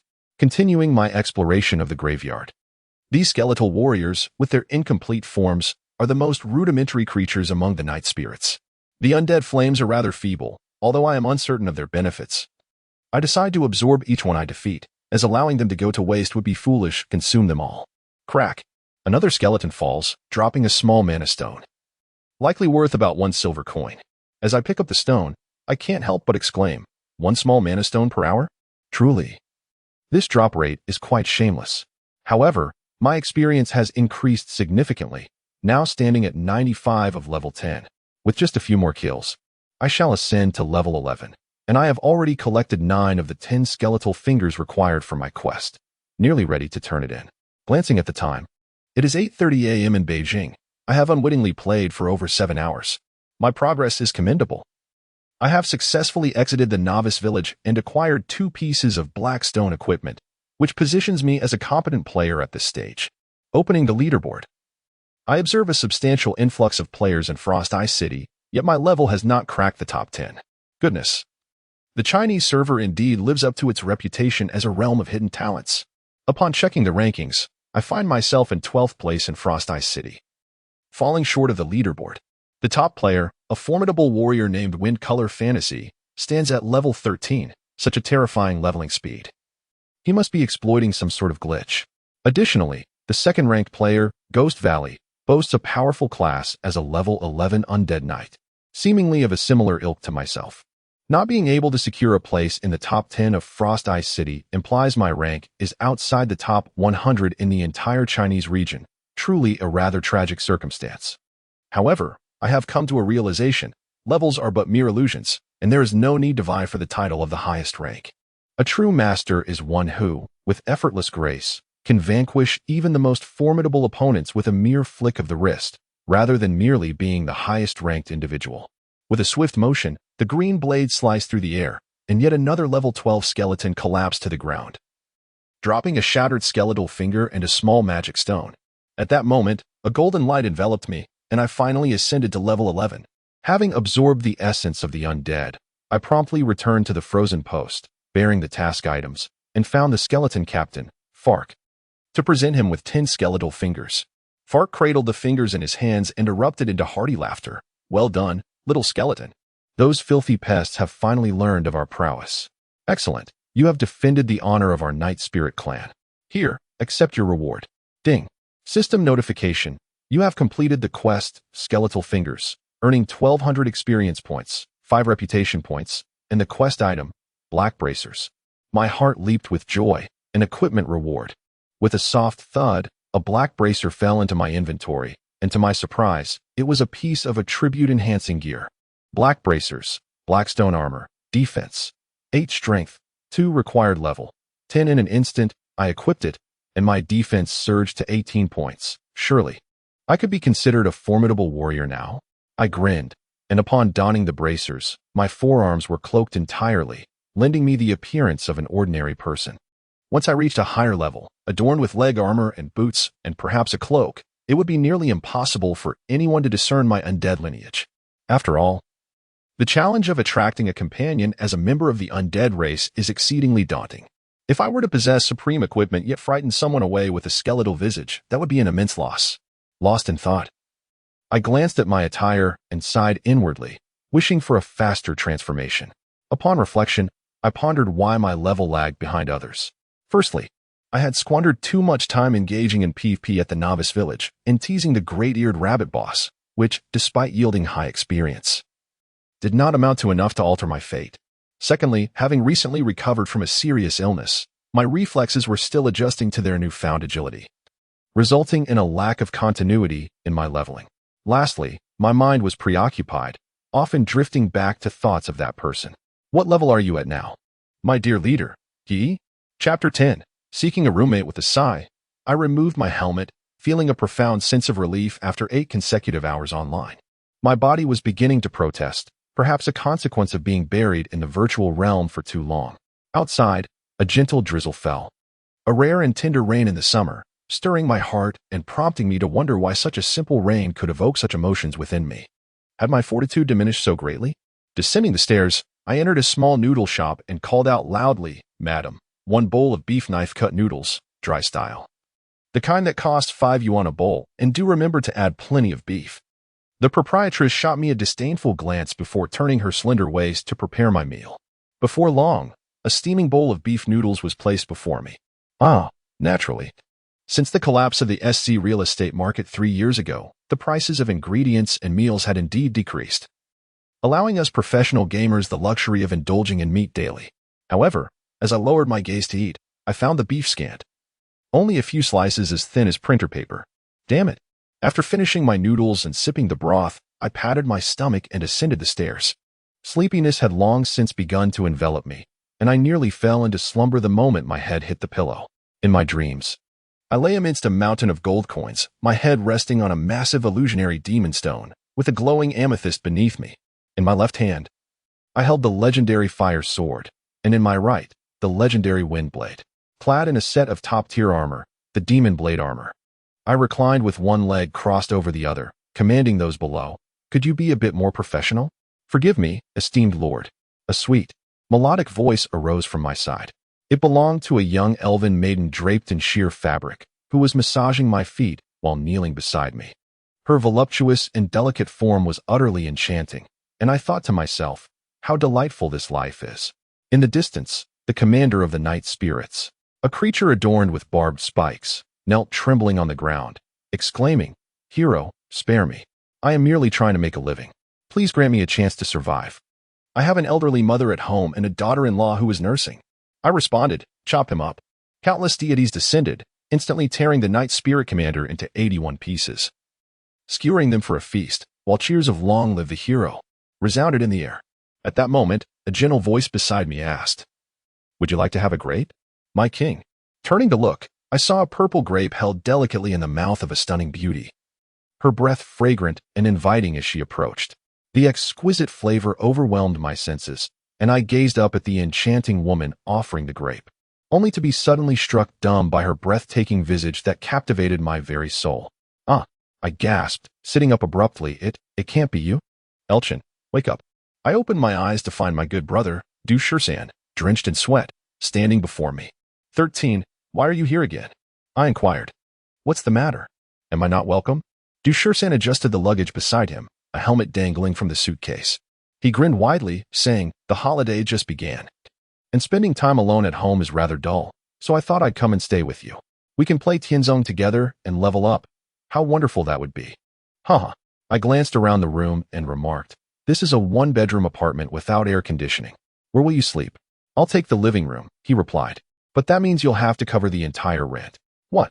That is outrageous," Du Shursan exclaimed, his eyes widening. "Enough with the nonsense. What level are you? Do you want me to help you?"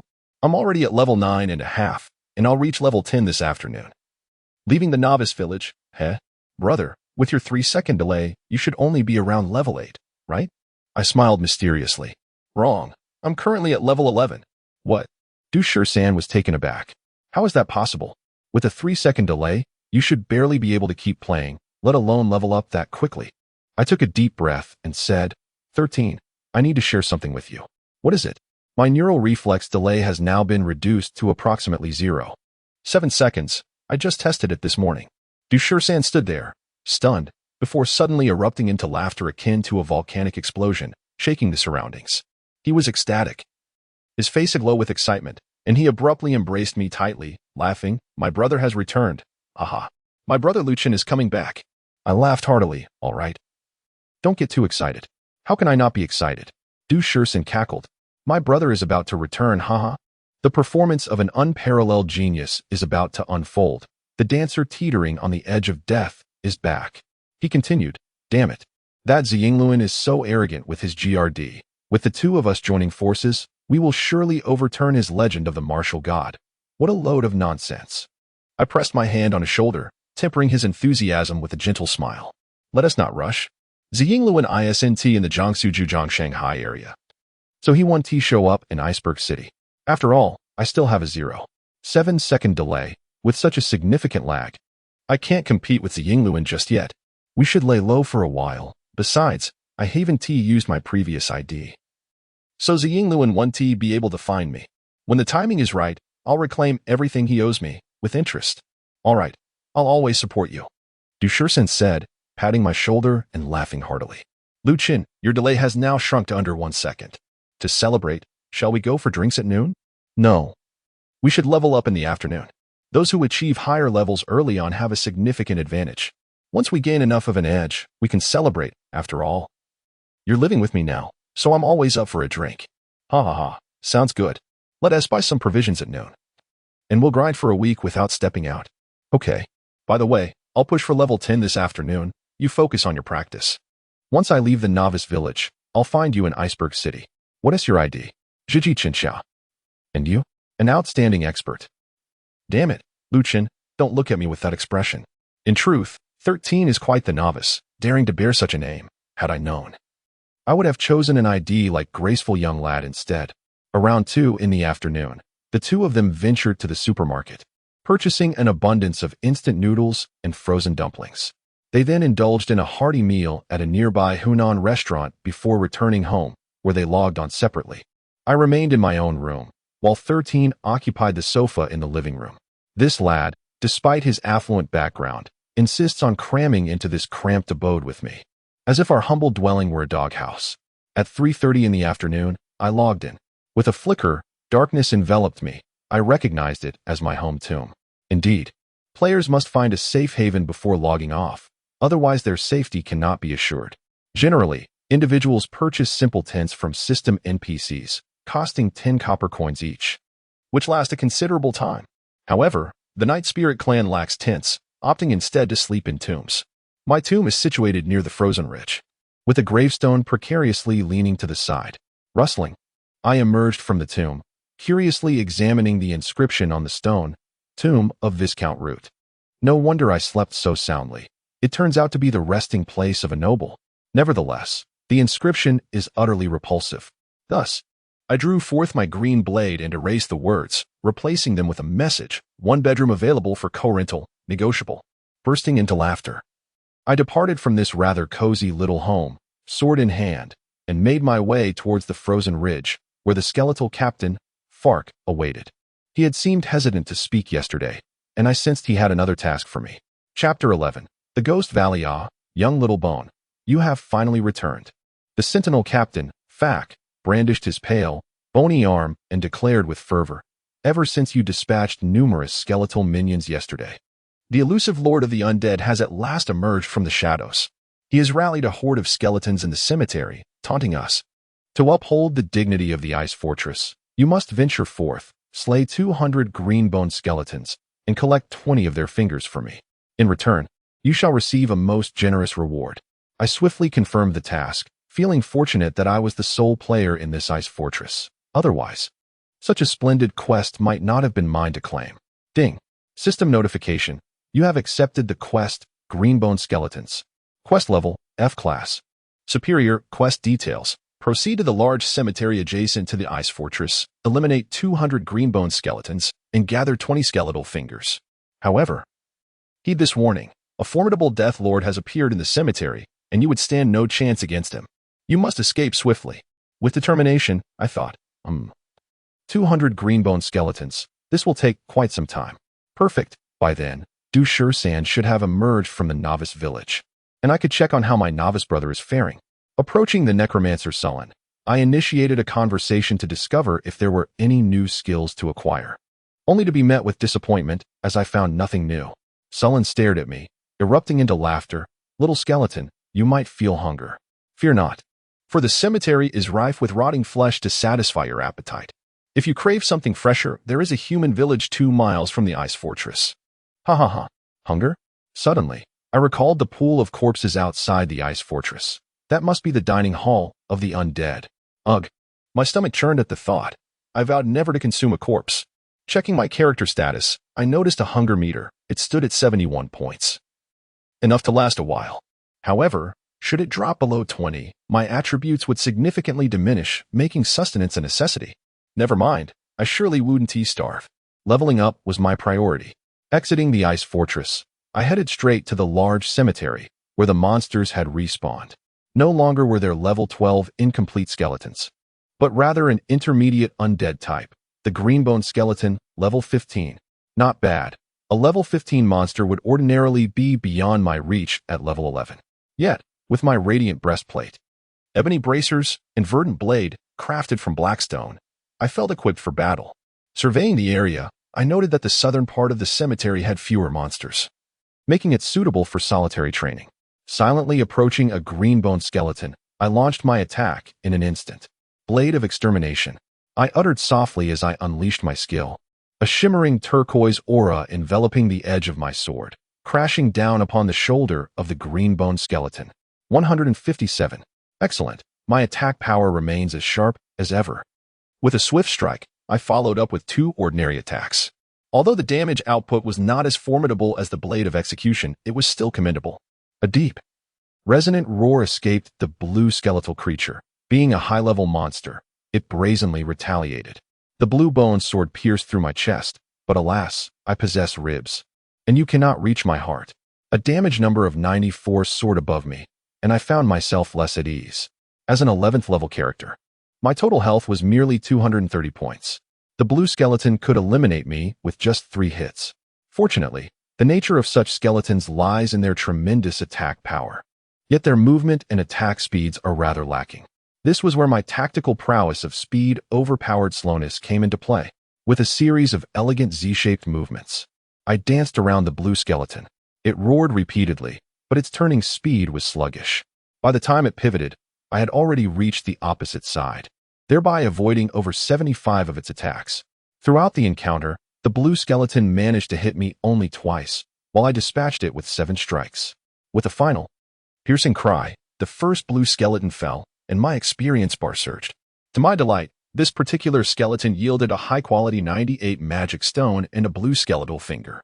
I collected my spoils, stowed them away, and continued my quest for the next blue skeleton.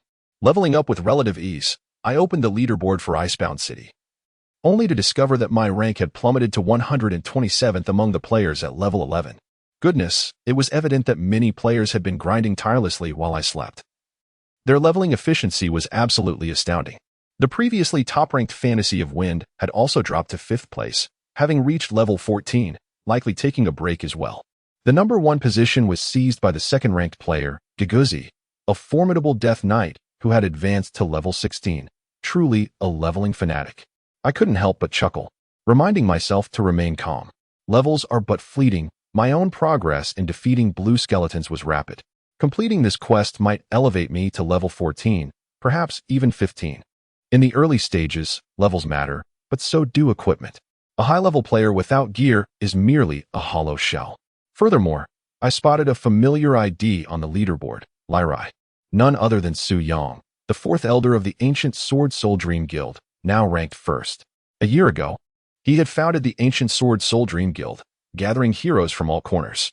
Su Yang and I were nearly simultaneously invited, along with 2 other female players, forming the quartet known as the 4 Elders of the Ancient Sword: Sun, Moon, Star, and Dust. Su Yang's ID, Lyrai, represented the sun, while mine, Luocheng, symbolized the last speck of dust. Time has passed, and the ancient Sword Soul Dream Guild has experienced its ups and downs for over a year, ultimately being obliterated by the Wuxian Guild's Zhulong. After the guild's disbandment, only 5 members remained, the leader he and us 4, Sun, Moon, Star, and Dust. Reflecting on this truly evokes a sense of nostalgia. To my astonishment, Su Yang also appeared in Iceberg City, securing the 21st position. If all goes as expected, he will undoubtedly continue to serve the ancient Sword Soul Dream. A surge of ambition filled my heart as I recalled He's exquisite beauty, prompting an uncontrollable chuckle. Boss, my delay has diminished to a mere 0.7. Just wait and see. I shall undoubtedly uphold a segment of the sky for the ancient Sword Soul Dream. Resolving to make a name for myself in Iceberg City before returning home, I aim to rejoin the ancient Sword Soul Dream Guild and forge a new chapter in its history alongside He. Roar. Another skeletal warrior fell to my blade, and upon absorbing its spectral embers, I felt an invigorating rush. Suddenly, a thought struck me. I had yet to employ the skill, Death Grasp. Indeed, this ability allows one to search the remains of the deceased, potentially yielding unexpected rewards. I steadied myself, splayed my fingers, and a verdant glow manifested in my palm, enveloping the skeletal remains. With a gratifying chime, I unearthed something. A piece of tattered cotton, quality, inferior purpose, none. Blast it. What a worthless item. I casually discarded the tattered cotton and resumed my search for the next target. From that moment onward, I utilized Death Grasp with every defeated monster. Admittedly, while the skeletal warriors were experienced foes, they offered little bounty. Over 95 of the time, I received only tattered cotton, with the remaining 5 yielding nothing at all. After an hour of relentless combat, nearly 100 skeletal warriors had perished at my hands, and my level surged to 13, at 47. This rate of advancement was undeniably impressive. Crack. Another skeletal warrior met its demise, and after absorbing its spectral embers, I continued with Death Grasp. Ding. A glimmer caught my eye. I had discovered something. Great Demon Stone, quality, 41. Blast it, a mere stone? I couldn't suppress my delight. Stones equate to gold, and gold is the very essence of life. This was undoubtedly a splendid find. As the game progressed, the prospect of mining stones for profit would become a lifeline for many gaming studios. The selling price for Great Demon Stones hovered around 120 silver coins. And at this stage, silver coins were a coveted commodity. Rumor had it that numerous novices, having ventured from the starting village into the grand city, found themselves with only 1 or 2 silver coins, eventually setting out to mine stones without even having learned their class skills. The drop rate for demon stones was low, and I had only acquired 2 after slaying over 100 skeletons. However, With the ability to find stones through death grasp, I possessed a distinct advantage in this endeavor. Elated, I pressed on. Not far ahead, a skeletal warrior staggered about. As I stealthily approached, ready to strike, an icy chill suddenly gripped my heart. Something was amiss. Thud! A sharp pain flared at the back of my head, and upon checking my health, I realized I had lost 207 points in an instant, barely escaping annihilation. With remarkable swiftness, I rolled out and dashed forward, glancing back in horror to see a towering specter, at least 2 meters tall, where I had just stood. Its level was indiscernible, far surpassing my own, yet its attack power was evidently formidable, having barely survived a near-fatal blow with 2 blackstone weapons. I realized that anyone else would likely have perished instantly.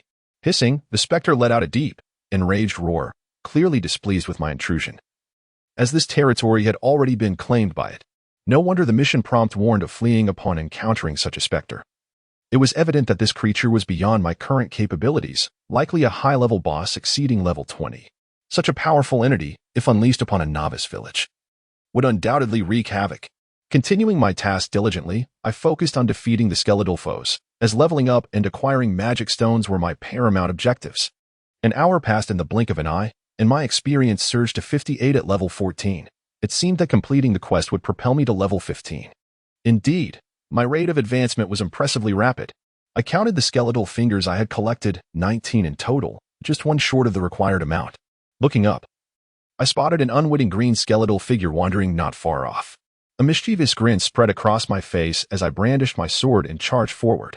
Yet, in that instant, I suddenly halted mid-motion and swiftly rolled into the nearby underbrush. Within the thicket, another undead figure emerged, this one clad in earthy yellow armor, wielding a pale blue spear. Its skeletal visage grotesquely fierce. Hovering above it was a title, Ghost Valley LV-18 Undead Knight. Chapter 12, Ironback Peerless. The foremost player in Iceberg City? A chill coursed through my gaze, igniting a murderous intent. The newcomer harbored ill intentions. Giguzi calmly surveyed the surroundings and suddenly bellowed at my concealed position. Kid, come out. Indeed, no benevolent soul approaches with hostility. This Giguzi had come for me. There was no reason to retreat. Accompanied by the rustling of leaves, I emerged from the thicket of thorns, fixing a cold stare upon Giguzi, and grinning menacingly. I asked, "What do you want, buddy?" "Buddy? Who's your buddy?" Giguzi retorted arrogantly, casting a disdainful glance at me. "TCH, daring to level up here at level 14. You possess a modicum of strength." I shrugged with a smirk. "Just average." "Third in Iceberg City?" Giguzi sneered. I replied, "That's what you claim, but I shall not settle for mere third place." "How audacious." Giguzi raised his spear and shouted angrily, "Only one necromancer may inhabit this frosty peak. Come, let us determine the victor. The loser must vacate Frosty Peak." I shook my head. "Time is precious. I shall not squander it on a duel." "What did you say?" Giguzi, furious, exclaimed, "Is this the demeanor of a true warrior? It appears you are merely a novice, lacking the courage to fight." I arched an eyebrow, coldly retorting, "Is that so? Then let us engage. I will finish you within a minute." "Haha, do not let the wind catch your tongue." Giguzi laughed heartily and charged at me, his spear radiating a crimson glow, a basic skill of the Demon Knight. Flame thrust. Rustling. The grass swayed as I swiftly pivoted, my body swinging like a pendulum, causing Giguzi's flame thrust to miss spectacularly, leaving him dumbfounded by a glorious miss. "Damn," Giguzi gasped. "Dodge maneuver? How is that possible?" I remained silent as the green blade, enveloped in a cerulean aura, descended upon him with great force. Execution blade. With a resounding thud, Giguzi stumbled back, his health plummeting significantly. 184.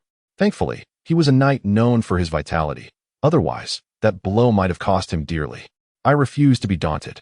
Giguzi, evidently a tenacious individual, charged at me once more, this time opting for a frontal assault, the spear slicing through the air, nearly impossible to evade.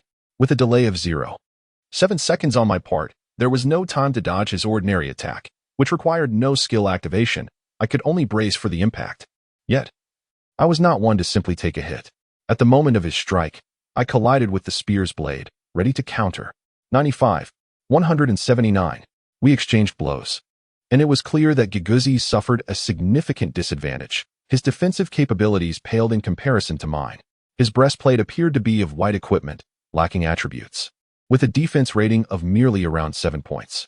As Guzi continuously gasped in disbelief at his dwindling health, which had fallen below 10 points. He stared incredulously at me. How? How is this possible? I offered a faint smile, my murderous intent stirring within me. You may linger at the Icebound Ridge. The territory is vast enough for 2 to level up. However, I implore you not to provoke me, for should you dare, I shall strike you down relentlessly. The verdant blade whirled, effortlessly slicing across Guzi's neck. His eyes widened in shock as he slowly crumpled to the ground, his soul departing. 2 vials of minor potions burst forth, which I casually collected. Gazing at Guzi's lifeless form, I felt an overwhelming sense of tranquility. Everyone must bear the consequences of their actions, and Guzi's earlier arrogance served as a poignant lesson. Continuing my leveling journey, I dispatched 4 more blue bone skeletons before finally acquiring the 20th skeleton finger, signaling that I could now complete my quest. Just as I was joyfully preparing to depart, Guzi's corpse inexplicably rose again, his soul returning to resurrect him, albeit at the diminished level of 17. He regarded me coldly, his face a mask of defiance. Next time, I shall surely triumph over you. I nodded with a smile. You are welcome to challenge me. By the way, I reside at Unit B1 in the cemetery community adjacent to the Icebound Ridge. Do pay a visit when you have the time. Guzi's eyes widened in astonishment. I live in B2. Oh, we are neighbors. A smile broke across my face. Let us engage in more sparring sessions in the future. He nodded in agreement. And I perceived that although he carried an air of arrogance, he was not beyond reason. In fact, he possessed considerable talent, having persevered in leveling since the game's inception. His patience and courage could easily place him among the top 3 in Frostbite City. Every game features such leveling enthusiasts. And having navigated the realm of virtual games for many years, I had grown accustomed to their presence.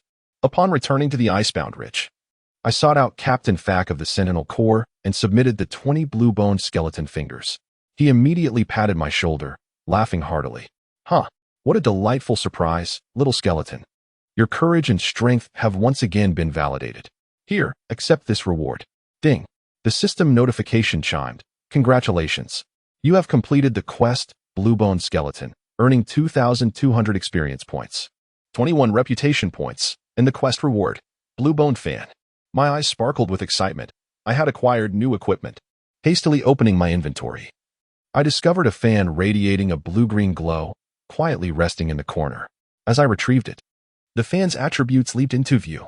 Blue-Boned Fan, Blackstone Artifact, Attack, 1524 Stamina, 1 Strategy, 1 Required Level, 15 Holding the fan, I was momentarily speechless. As a weapon belonging to strategists, it was surprising to find such a high attack power, even surpassing that of my green blade. What a splendid yet wasteful find. However, with the addition of 1 point in stamina and 1 point in strategy, it proved to be quite formidable indeed. I had long since acquainted myself with the official materials of Tianzong. When players form a team, the captain can activate strategic skills, such as Inspiration, which enhances the attack power of all team members by 5. This requires the captain's strategy value to exceed 20 points. The strategic skill, also known as the general skill, becomes a pivotal factor in combat once the player reaches a sufficient level. Every formidable team must be led by a captain endowed with a powerful general skill. Among the professions in Tianzong, the strategist is a natural user of strategic skills, as they gain 1 strategy point with each level gained, an advantage unparalleled by other professions. A level 20 strategist possesses 20 strategy points, enabling them to activate skills like Inspiration and Iron Wall, which increases teammates' defenses by 5, even without any equipment. It seems that the value of this green bone fan can only be realized in the hands of a strategist. I casually tossed the green bone fan into my bag, planning to visit Iceberg City when I had the time to sell it for some gold to purchase potions. Then, I glanced up at the Sentinel Captain, Falk, who appeared to have something on his mind. His expression grew grave as he placed a hand on my shoulder and spoke in a deep voice. Little skeleton, I must convey some dire news. Just half a day ago, our finest scout, Shaq, perished on the frosty path. I have yet to see his body, but I received word from afar that Shaq was slain by an ironback bear. I hope you can venture to the frosty path, eliminate that vile creature, and bring me its head. Ding. System notification. You have accepted the quest. Ironback bear. Quest level. F grade upper. Quest objective. Proceed to the frosty path, slay the ironback bear, and return its head to Sentinel Captain Falk. Once again, it was a beheading task, and I readily consented. I opened the large map to locate the Frosty Path, which conveniently led from Frosty Ridge to Iceberg City.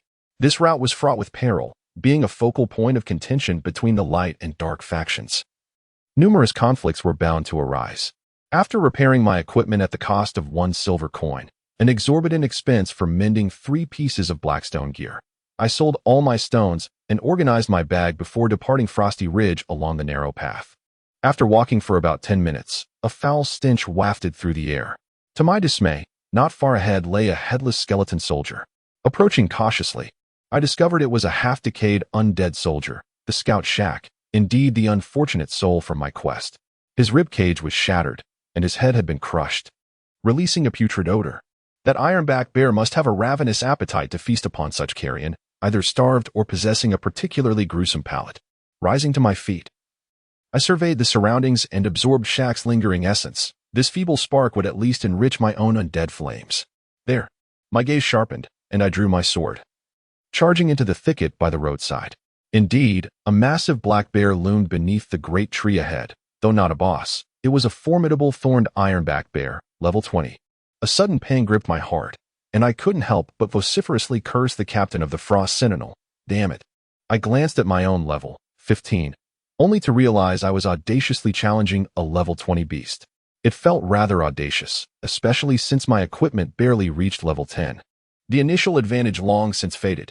Yet, I had no choice but to press on, praying to the heavens that this bear would show mercy and meet its demise. With a swift motion, I darted behind the ironback bear, bringing my sword down with tremendous force.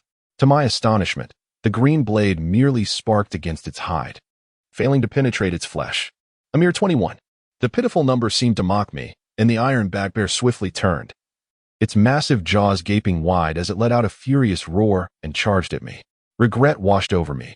How foolish I was, of course. The bear's back was as fortified as iron, and yet I had naively attacked from behind. I stumbled back, but not before receiving a hefty slap, losing 107 health points in the process. Seizing the moment, my green blade lunged forward like a venomous serpent, targeting the bear's eyes. With a satisfying splatter of blood, I breached its defenses significantly, 189 damage. Striking at a vulnerable spot felt exhilarating. With a deft maneuver, I glided to the right, my sword slicing through the air as I delivered a fierce blow to the bear's snout, causing blood to erupt once more, 157. The ironback bear's total health was just over 1,000. Things were looking exceedingly favorable. I quickly consumed a health potion and maneuvered away. For this beast's attack power was formidable, yet its speed left much to be desired. I could certainly outplay it with skillful tactics. Chapter 13. Azura as night descended. A layer of white frost blanketed the icy path, and under the moonlight, the ground appeared increasingly snow-white, reminiscent of a recent snowfall. A sharp crack echoed as a blade pierced flesh, the battle in the forest raging fiercely. With a thud, I retrieved a vial of blood and drank, my gaze fixed intently on the health bars of both myself and the ironback bear. A grim smile involuntarily crept across my lips, though it appeared fierce. It was genuinely heartfelt. After a relentless series of assaults, the time of the ironback bear's demise could be confidently proclaimed. With my current speed and maneuvering skills, slaying this creature was a trivial task. With a swift thrust, the green blade drove straight into the bear's skull, and a significant damage number of 284 burst forth. With a fatal blow, the ironback bear let out a mournful wail and collapsed, blood pooling around it. A massive magic stone erupted forth, accompanied by a pair of greenish leg guards, igniting a wave of exhilaration within me. The equipment had dropped. Today's luck was truly extraordinary. I lunged forward, seizing the magic stone of quality 57, which could be exchanged for 11 silver coins. Furthermore, the greenish leg guards were picked up, revealing themselves to be leather armor. Bearskin leg guards, blackstone equipment, defense, 7 agility, 2 required level, 15 Indeed, the defense of leather armor pales in comparison to that of plate armor. Yet these 2 points of agility should translate to a 0. 1 increase in attack speed and a 0. 2 evasion rate. Regardless, I currently lacked leg armor, so I slipped them on. At least they provided 7 points of defense. With a flash, the bearskin leg guards enveloped my thighs. The splendid leg bones need not be displayed any longer.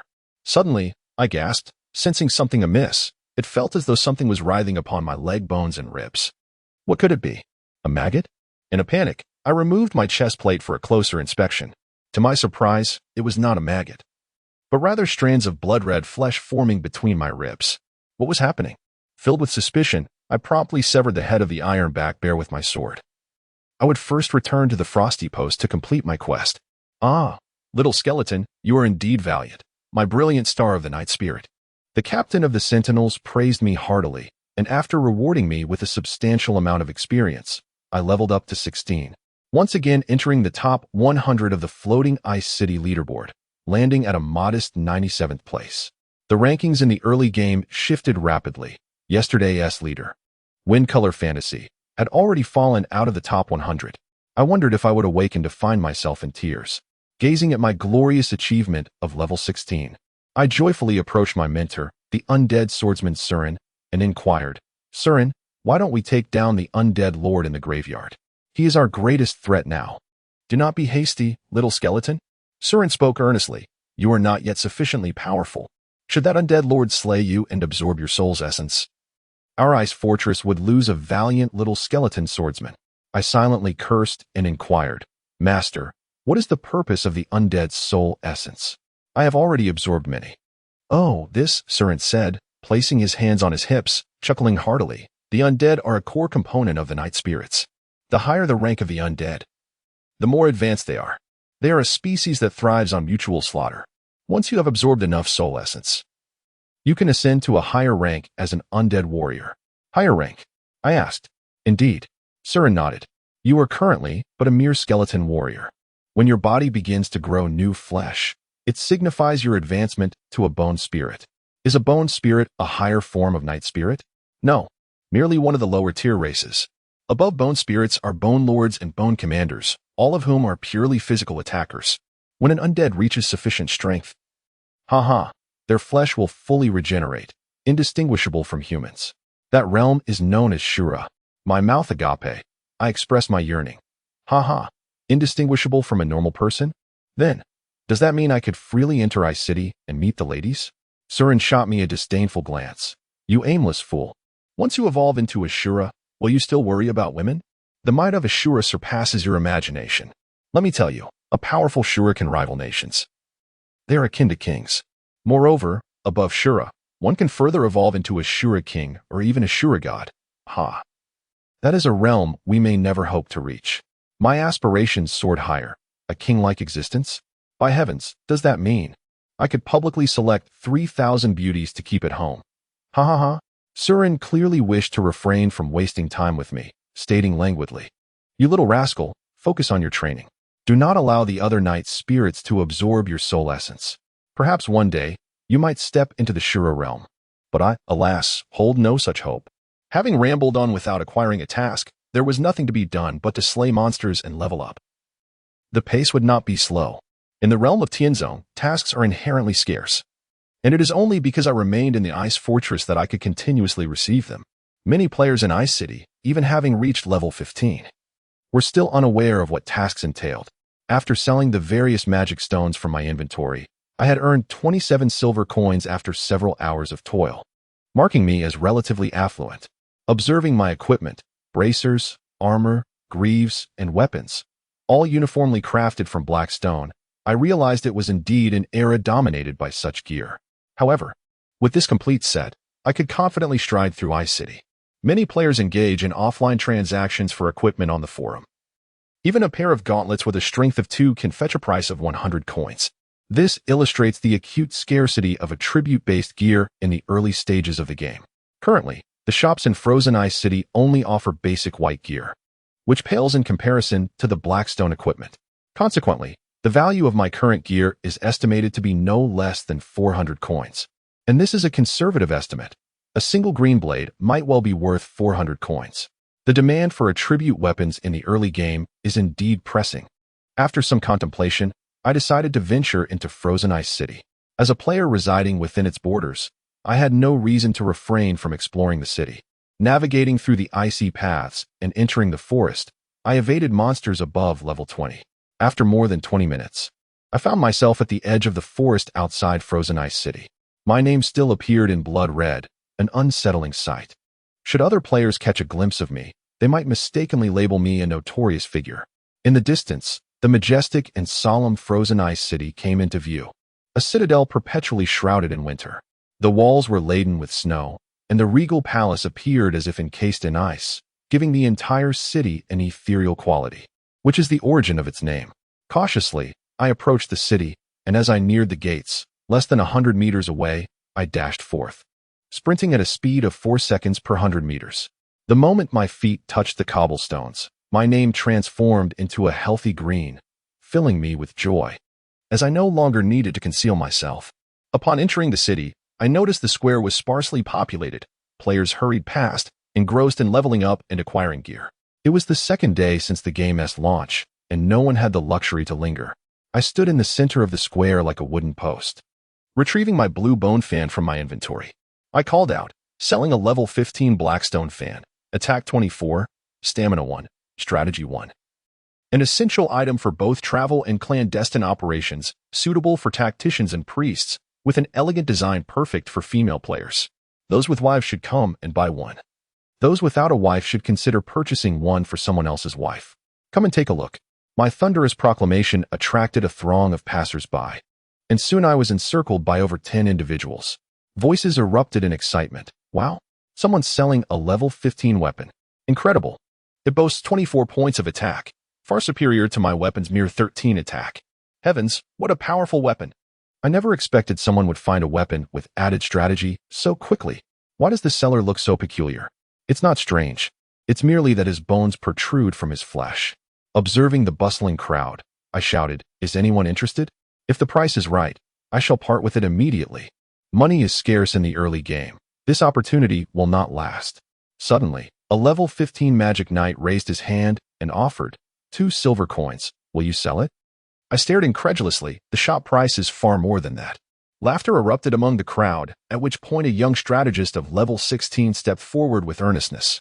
"I possess only 11 silver coins, gathered by 3 of us together. I am aware that this sum is insufficient, hence I am willing to add this," he said, gesturing towards a pair of glossy black boots, his gaze lingering on my resplendent skeletal feet, the implication unmistakable. I examined the boots. They were quite commendable, crafted from black iron, albeit of a lower grade. Hedgehog boots, Blackstone equipment, defense, 12 stamina, 3 required level, 10. A spark of realization ignited within me. The chief advantage of these boots lay in the additional 3 points of stamina, which translated to 30 points of health. As a warrior with 5 points in strength, my most pressing deficiency was indeed vitality. After a moment of contemplation, I recognized that the Azurebone fan would be of no use to me. The offer of a level 10 armored boot in exchange for 11 silver coins was quite reasonable. Therefore, I nodded and cheerfully exclaimed, "Very well, my friend. You are indeed a man of your word." The other party appeared equally pleased. After all, in the early stages, a strategist possesses limited offensive power, and acquiring a weapon with an attack power of 24 meant he could finally contribute without being mocked by his teammates for merely consuming experience. The transaction was completed. 11 silver coins were now in my possession, along with a pair of black stone boots, allowing me to fully cover my form. Upon donning the hedgehog boots, my defense surged to 37 points, and my health soared to 310 points, significantly enhancing my survivability.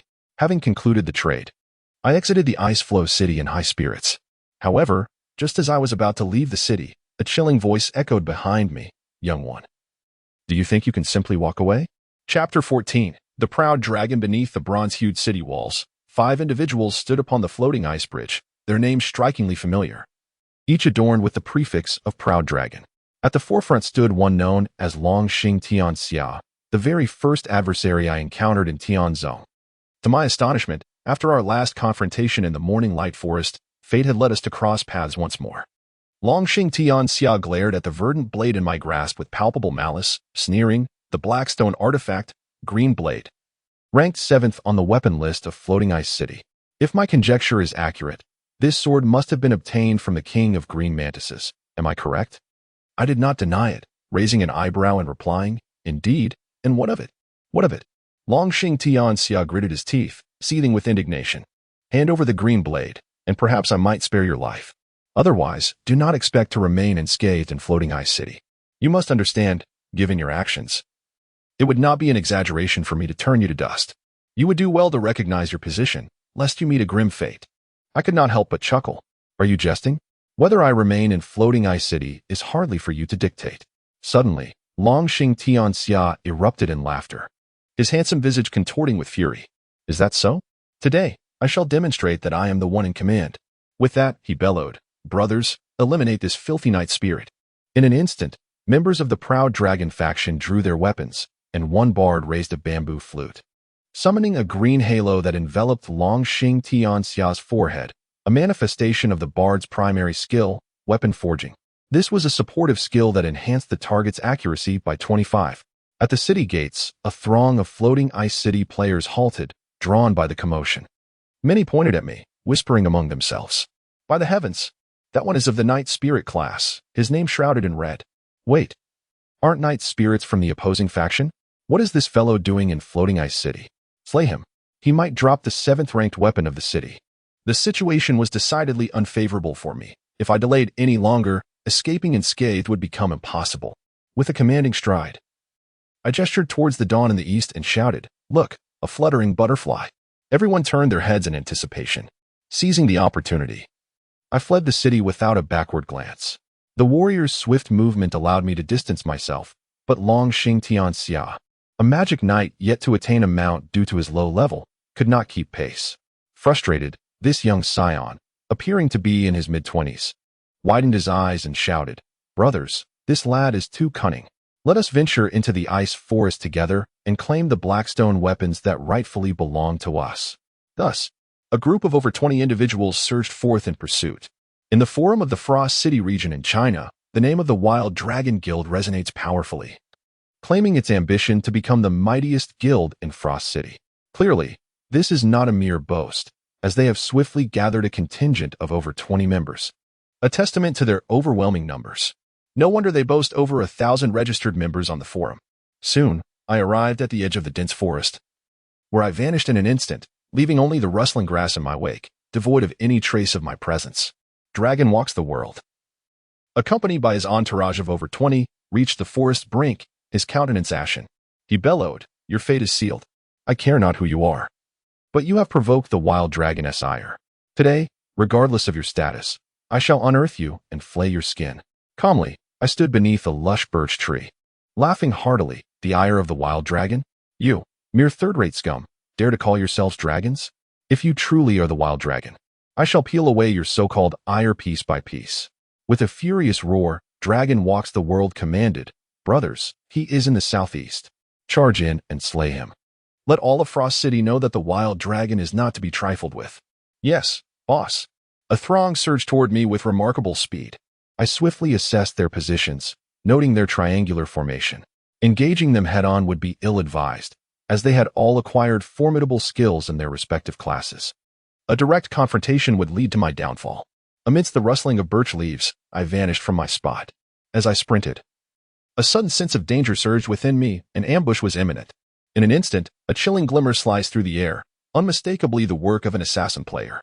I did not retreat.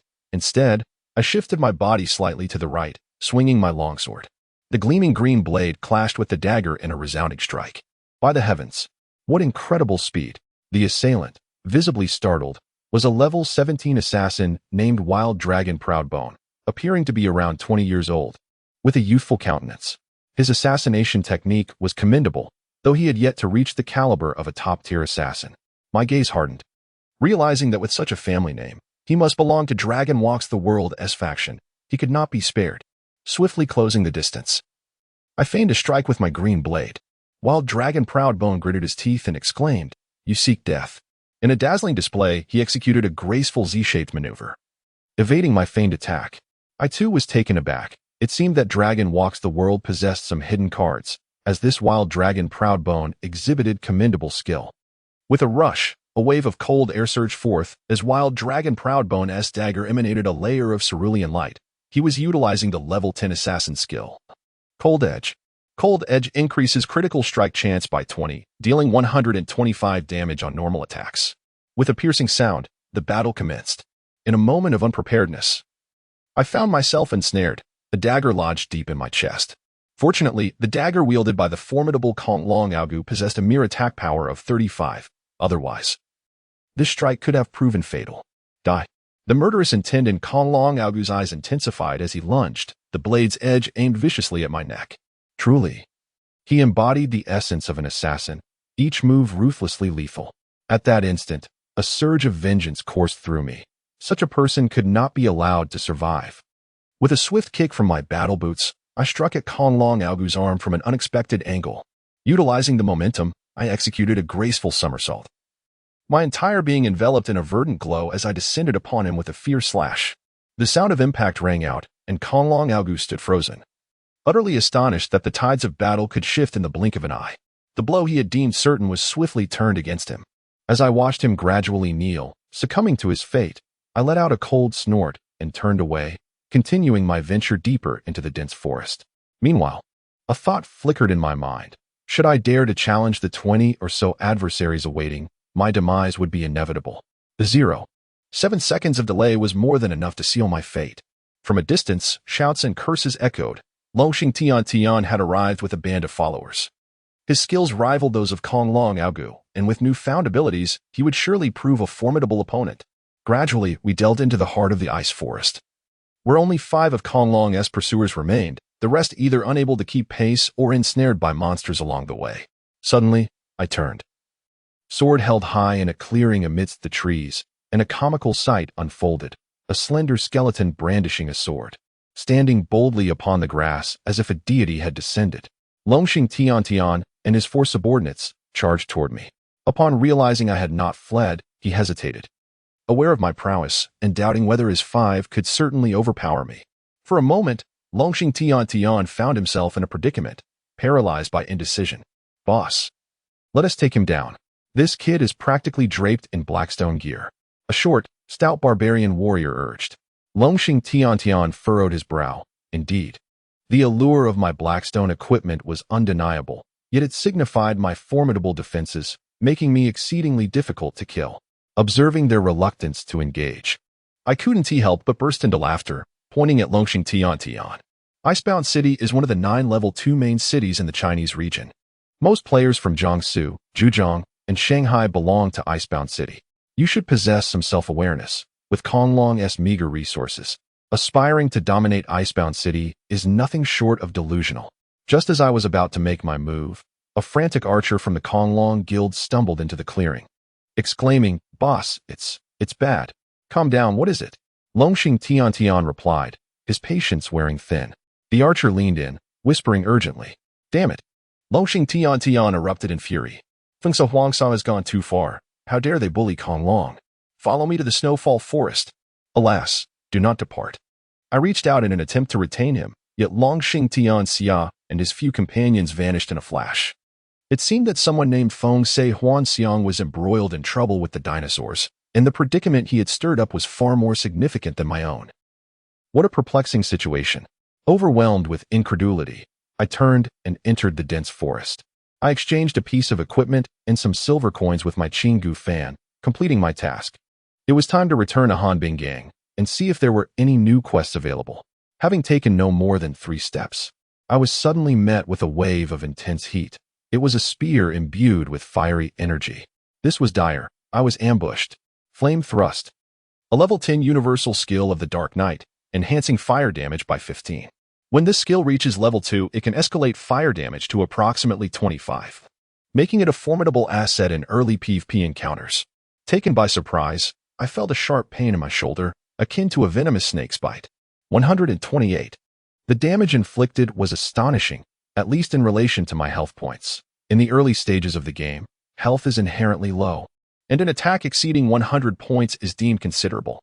I swiftly maneuvered my feet, evading the range of my assailant's attack, while firmly gripping my green blade and fixing my gaze upon my opponent. He was a player of the skeletal undead class, wielding a spear, none other than the formidable Gue Guzi, a level 17 player who undoubtedly ranked among the top 10 in the Ice Flow City. Chapter 15. The resurgence against Guguzi. A sinister smile crept across Guguzi's face as he lunged forward, his spear gleaming with lethal intent, evidently seeking to avenge the previous affront. With a swift motion, the spear transformed into a streak of cold light, akin to a ferocious dragon surging from the depths of the sea, roaring with prowess. Though it was a seemingly ordinary strike, it demonstrated considerable skill. Guguzi's strength was undoubtedly formidable. In a moment of urgency, I hastily consumed a health potion. Stepping back with my left foot to brace my shoulder against the unavoidable blow, minimizing the damage. Simultaneously, I deftly maneuvered my wrist, ensnaring the spear's tip with the hilt of my sword. With a forceful thrust, I bellowed, "Open!" With a resounding clang, sparks erupted as Guguzi's spear was violently deflected away, his expression morphing into one of astonishment. The green blade of my sword gleamed like a cold ray, cascading toward his chest. With a splatter of dark blood, a significant damage number of 228 erupted above Guguzi's forehead. I granted him no respite as my assault fell like a tempest, my long sword plunging directly into his chest. In an instant, I pivoted, delivering a powerful kick to the handle of Guguzi's spear, shattering his weapon and breaching his defenses. The opportunity presented itself. With swift movements, my sword sliced and slashed at Guguzi's neck, the second strike enhanced by a skill that enveloped my blade in a radiant glow, cleaving through his throat with precision. In disbelief, Guguzi's eyes widened as he helplessly witnessed his demise. I executed the finishing blow with a low, commanding voice. "You sought your own end. Should you desire revenge, I shall be ready at any time." Thud. Guguzi fell to his knees upon the grass, his lifeless form a testament to his class as a death knight, akin to the category of demon knights, much like my own designation as a warrior. Despite his high health pool, his attack power was insufficient. He could not eliminate me in that critical moment. Thus, I was more than capable of overpowering him with my skill. As I gazed at Guguzi's limp body sprawled across the grass, a smile crept upon my face. I settled onto his back and retrieved a health potion to restore my vitality. At that moment, Guguzi's soul was released. Ding! A system notification echoed. Player Guguzi has requested to join your friend list. Do you accept? I was momentarily taken aback, but clicked to confirm.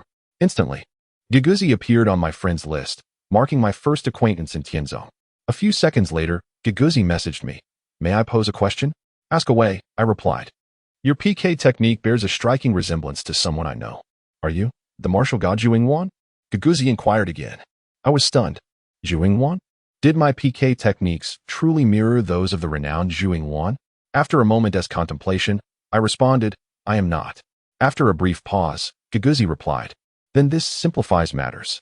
Since you are not Zhu Yingwan, you are not invincible. I shall surely bring you down." I could not help but feel speechless as I switched off the communicator.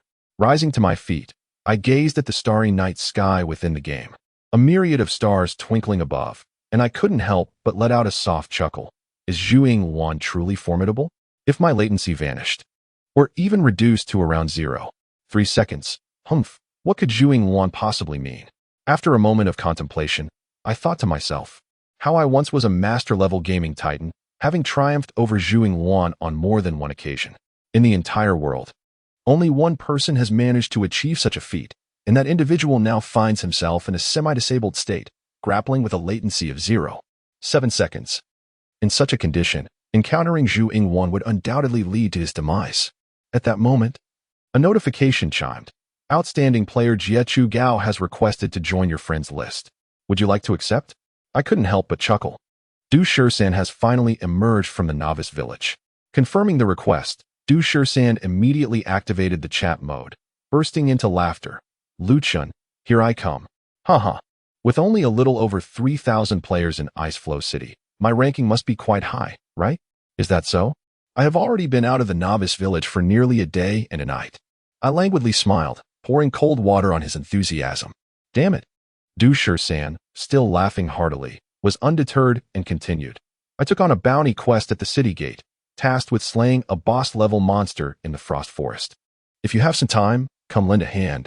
I can't seem to gather a party." "All right, mark the quest location. I shall head over." "Wait." Du Shursan hesitated, and after a few moments, he said, "I'm only level 10, and the monsters along the way nearly defeated me. Could you please come pick me up instead?" "Fine." I felt even more speechless as I strode purposefully towards Iceflow City. Before long, I spotted Shursan. He was a level 10 warrior, clad in basic gear, gawking at the female players passing by the city gate, drooling at their fair thighs. Wishing to leap forward and shout, "Sister, I'm hungry. Please heal me." Sure, San. I called out from a distance, and he immediately noticed me. Rushing to the edge of the forest. Upon seeing my attire, he couldn't contain his drool. Wow. You were truly impressive, wielding a black stone sword with added attributes. And wearing a black stone chest plate, black stone boots, and bracers. Goodness. With that, Du Shan changed his expression to one of playful annoyance. Drooling as he asked, Brotherchin, do you have any spare weapons or armor you could part with? Not at the moment. We shall see when I acquire some. All right. In the game, Du Shan completely positioned himself as my junior, fully aware of his own capabilities. He was indeed a competent subordinate. The type who lights up a cigarette when the boss lights a cigar, and when the boss's mood turns sour. He would immediately brandish a brick and shout across the street, You better watch your mouth, or I will take you down, as I took Du Shan into the forest. Fortunately, the monsters along the way were not too high in level. I could easily dispatch those below level 20, while Du Shan trailed behind, reaping the experience. The task monster is a level 17 wolf-headed creature, and engaging it with the strength of 13 is clearly a path to demise. However, I managed to dispatch it in merely 10 seconds. As I severed the wolf's head, Du Shan couldn't contain his admiration. Lu Qin, you are truly formidable, exceptionally handsome, and remarkably sharp. My admiration for you flows like a boundless river. I interrupted him. Let us discuss your plans for leveling up. Oh, I intend to grind levels in the wild boar forest shortly. There are wild boars around level 11 there, which do not initiate attacks, allowing for a swift leveling process. Very well. I shall level up on my own. By the way, have you learned your class skill, the warrior's level 10 heavy slash? Huh? Skill. Du Shan's expression turned blank. What skill? Goodness. I nearly choked in disbelief. I handed him 10 silver coins, saying, Go to the vocational guild in the city and learn your skills before grinding levels. Also, buy some potions while you're at it. I will practice on my own. All right. With the silver coins in hand, Shan gleefully dashed off. I shook my head and chuckled softly. No future. Once more, I returned to the frigid outpost, prowling the outskirts of the graveyard to slay skeleton monsters, absorbing their soul fire energy to fortify my own undead form. Undead creatures possess attributes 15 higher than those of biological creatures, with exceptional attack power and speed.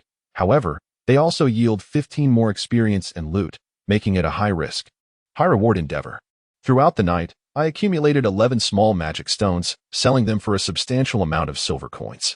Around 4 in the morning, Du Shan sent me a message, stating he was too exhausted and had succumbed to sleep. Standing in the night camp of the frigid outpost, I checked my level, LV18.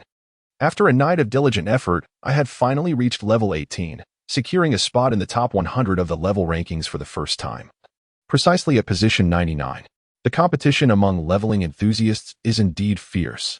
In truth, I had not been excessively grinding levels. Rather, I had invested considerable time studying maps and resources. This time, I wished to remain inconspicuous. If I desired, reaching the top 10 would pose no challenge, as the player ranked first had reverted to being Fengsa Illusion, who was only at level 20, and the gap between us was negligible. Nevertheless, my equipment was remarkably outstanding, particularly my weapon forged from black stone. I believe that in one-on-one combat within Icebound City, no more than 3 individuals could surpass me. After a moment of contemplation filled with ambition, it was time to log off and rest. Removing my helmet, I glanced at the clock. It was already 4:30, and the sky was beginning to lighten. I headed to the restroom to wash my face, gazing into the mirror. The reflection revealed signs of fatigue. Perhaps a shower would refresh me before sleep. As I contemplated this, I removed my shirt, only to be horrified by the sight of gruesome purple-red blood spots appearing on my arms and back. What was happening? In an instant, I stood frozen, as if plunged into an icy abyss, enveloped by despair and terror. These were death spots, a symptom only possessed by the deceased. My mind is engulfed in chaos, and I feel as though I am on the brink of suffocation. There is no doubt that the livor mortis is present, sitting dazedly in the corner. I clutch my head in despair. What is happening to me? Why do I feel this way, although I am undeniably alive? The presence of livor mortis signifies that my body is gradually decaying. This is utterly inconceivable. Could it merely be a dream? With a sharp slap to my own face, I am jolted back to reality. The pain is acute, a stark reminder that all of this is indeed real. I dare not close my eyes. The moment I do, my mind is flooded with images of livor mortis. Yet, when I open my eyes, I am still confronted with those terrifying marks, sending chills through my very being. And I feel as though I am on the verge of collapse. Chapter 16. The Visit from Lu Chun. Lu Chun. What troubles you? After a prolonged silence, Du Shursen knocked on the door and, upon witnessing me sitting listlessly in the corner, inquired with genuine concern, "What is the matter?" I did not conceal my plight. Raising my arm, I lamented with a heart heavy as ashes. 13. I fear I am already dead. What? 13's eyes widened in disbelief as he grasped my arm with a trembling hand, his voice quivering. "Lu Chun, do not frighten me, brother. What has befallen you? You must be ill." Nearly overcome with tears, he gazed at my body, which was gradually decaying. Clenching his teeth, his eyes turned bloodshot. How could this happen? In despair, I directed my gaze towards the ceiling and recounted the harrowing incident of being buried alive just days prior. After listening in silence, Du Shursen turned on his heel and returned, clutching a syringe. Fixing his gaze upon me, he declared, "Brother, I will not allow you to perish." With that, he drew a sample of my blood and solemnly announced, "I forgot to mention, my father is an expert at the Provincial Biological Research Institute. I will take your blood to Nanjing for thorough testing. Rest assured, everything will be fine. I shall return tonight." I nodded, feeling dejected. "Thank you. But I recall you once claimed your father was a banker while pursuing Tin Shui. Goodness, why do you remember that? Just wait for my return." Du Shursen stepped out but turned back, earnestly advising, "Lu Chun, you must not die. If you do, I will be utterly lonely." With that, Du Shursen departed. Before dawn broke, he, known for his laziness, actually took a taxi to Nanjing for my sake. The day was shrouded in a gray haze as I ascended to the rooftop of the small building, gazing skyward. My mind flooded with a myriad of memories flashing before me. Sitting on the cement floor, I lay back, allowing my tumultuous heart to settle. After a lengthy contemplation, I concluded that my acquisition of the undead swordsman class in the game was no mere coincidence. In truth, my body was in dire straits, strictly speaking. I had indeed perished. The moment I was buried, I was already dead, all because of a woman, I held no regrets, clutching a blue-covered book titled Motivational Studies. This was a birthday gift from intended to inspire and uplift the spirits of our team in the event of a catastrophic defeat against a boss. A faint smile graced my lips at the thought. Images of Chifeng Ridge emerged in my mind, where the grass swayed and the orioles sang. Recalling the days when he foraged for herbs while I trailed behind, captivated by her silhouette. Was an independent woman. Once she set her sights on a goal, she pursued it with unwavering resolve, a quality that commanded admiration. Moreover, she possessed an extraordinary charisma, graced not only with breathtaking beauty but also with remarkable wisdom and fortitude. Otherwise, how could a mere woman ascend to the position of vice president for the Asian region of GGS? Gently closing my eyes, a smile graces my lips. If I were to depart this world, I would wish for a serene exit. The sound of pattering rain descends upon me, delicate droplets caressing my face with exquisite tenderness. Surprisingly, I succumbed to slumber, only to be awakened by waves of searing pain radiating from every corner of my body. I exhale sharply, sitting upright as an extraordinary scene unfolds before my eyes. The rain has ceased, sunlight envelopes me, and those dreadful necrotic patches seem to evaporate like moisture in the air, replaced by an agonizing sensation, my body feeling as though it were placed upon a blazing furnace. Such excruciating torment is beyond the endurance of any mortal. I clench my fists, watching the necrotic patches dissipate under the sun, a phrase aptly encapsulates my current sentiment. I am joyfully afflicted. In less than 10 minutes, the patches vanish entirely. My skin emerges unblemished and radiant, as if reborn, and the pain retreats as if a bizarre ailment has been cured by sunlight. Drip, drip. The hurried sound of footsteps approaches. It is Du Shursen returning. I rise and descend the stairs, coinciding with Du Shursen's arrival. He holds a paper densely inscribed with tiny text, a grin illuminating his face. "Lu Chun, the results are in. What is the situation?" I seize the paper, only to find it entirely in English, incomprehensible to me. Du Shursen takes a deep breath and declares, "Methamphetamine. Your blood contains a rare form of meth, or rather, a virus.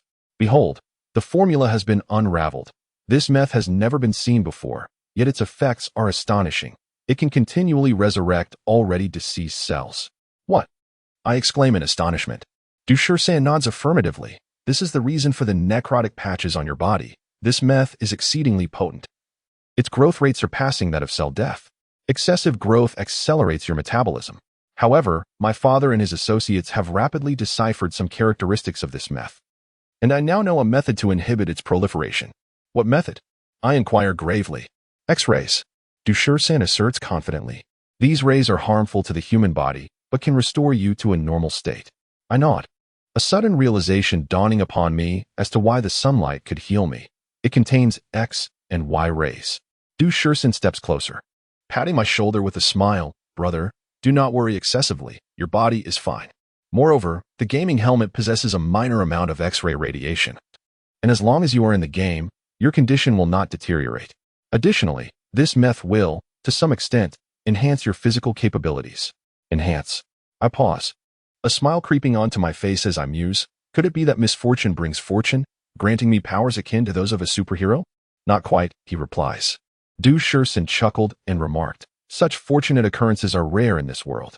When I speak of enhancement, I refer merely to an increase in the strength of your muscles and bones.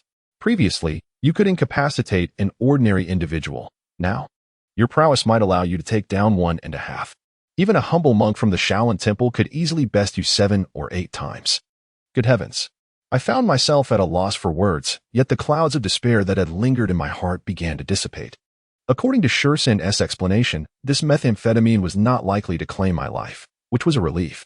By the way, Shursan continued after taking a sip of water. That group of experts deliberated on the origins of the methamphetamine by analyzing the location of the incident and the era of the substance. They concluded that this meth might very well be derived from the toxins of a corpse, and your mishap occurred in close proximity to an ancient burial site. A burial site? I was momentarily taken aback. What burial site? It is the necropolis of aristocratic descendants from the late Han dynasty, which was later leveled. It is said that after Guan Yu was slain, his head was sent to the Wei Kingdom, and his body was interred there. Is that so? This is becoming increasingly surreal. Dushursan chuckled. The universe and all its phenomena are interconnected. How can one not believe in the metaphysics of feng shui and spirits? Be careful, for one day you may awaken to find yourself possessed by the spirit of the martial god Guan Yu, wielding a cleaver to confront the thugs of the underworld. Now, that would be amusing. Observing Dushursan laugh heartily, I was left speechless. This fellow was utterly carefree, even finding amusement in dire circumstances. Just then, a horn blared as a sleek black sports car came to a halt beneath the building, and both Dushursan and I happened to catch sight of it. Click. The car door swung open, and a stunning beauty emerged, causing both of us to gasp in astonishment. I was taken aback to recognize her as Hee, while Shursan was astonished by her sheer allure. He called out to her, drooling as he exclaimed, "Wow, I saw this super beauty earlier today, driving a Lamborghini and looking so exquisite. I shall never marry anyone but her in this lifetime." Enough. I smacked him back onto the sofa, solemnly stating, "Shursan, do you know who she is?" Who? Hee. The leader of the ancient Sword Soul Dream Alliance, my superior. I never anticipated she would find her way here. Dushursan burst into laughter again. Well done, my friend. You have remarkable taste. Hee is not only stunning, but also wealthy. I have had dozens of girlfriends, and none could compare to her. Truly. You were fortunate. Still joking? I glared at him. She must not know I am here. Why not? Shursan asked, perplexed. I gestured to my chest, you see. My current state is neither human nor ghost. If she were to learn the truth, would she not blame herself for eternity? Shursan pondered for a moment. What shall we do? I will hide. And how shall I explain your absence? I gritted my teeth. Just tell her that I have passed away. Understood. Not long after, a gentle knock resounded at the door, accompanied by a sweet voice. Excuse me, is anyone there? Dushursan hurried to open the door, and upon seeing him, he was momentarily taken aback. Who are you? Is this not Lu Chen's residence? Lu Chen. Dushursan furrowed his brow and replied, I am a friend of Lu Chen. What brings you here? He appeared somewhat flustered, her delicate brows knitting together, and suddenly spoke in an authoritative tone, step aside. As the vice president of GGS Asia, her commanding presence nearly resonated with her words. Dushursan, taken aback, promptly yielded. He entered the room while I concealed myself in the storage room, peering through the crack in the door to observe. Dushursan followed her, saying, Stop searching. Lu Chen has already left. Hee's exquisite shoulders quivered as she turned to look at Dushursan, her beautiful eyes filled with confusion. Left? What does that mean? Du Shursan clenched his teeth and replied, 3 days ago, I received a message. Lu Qin met with friends in the game and encountered an unfortunate incident.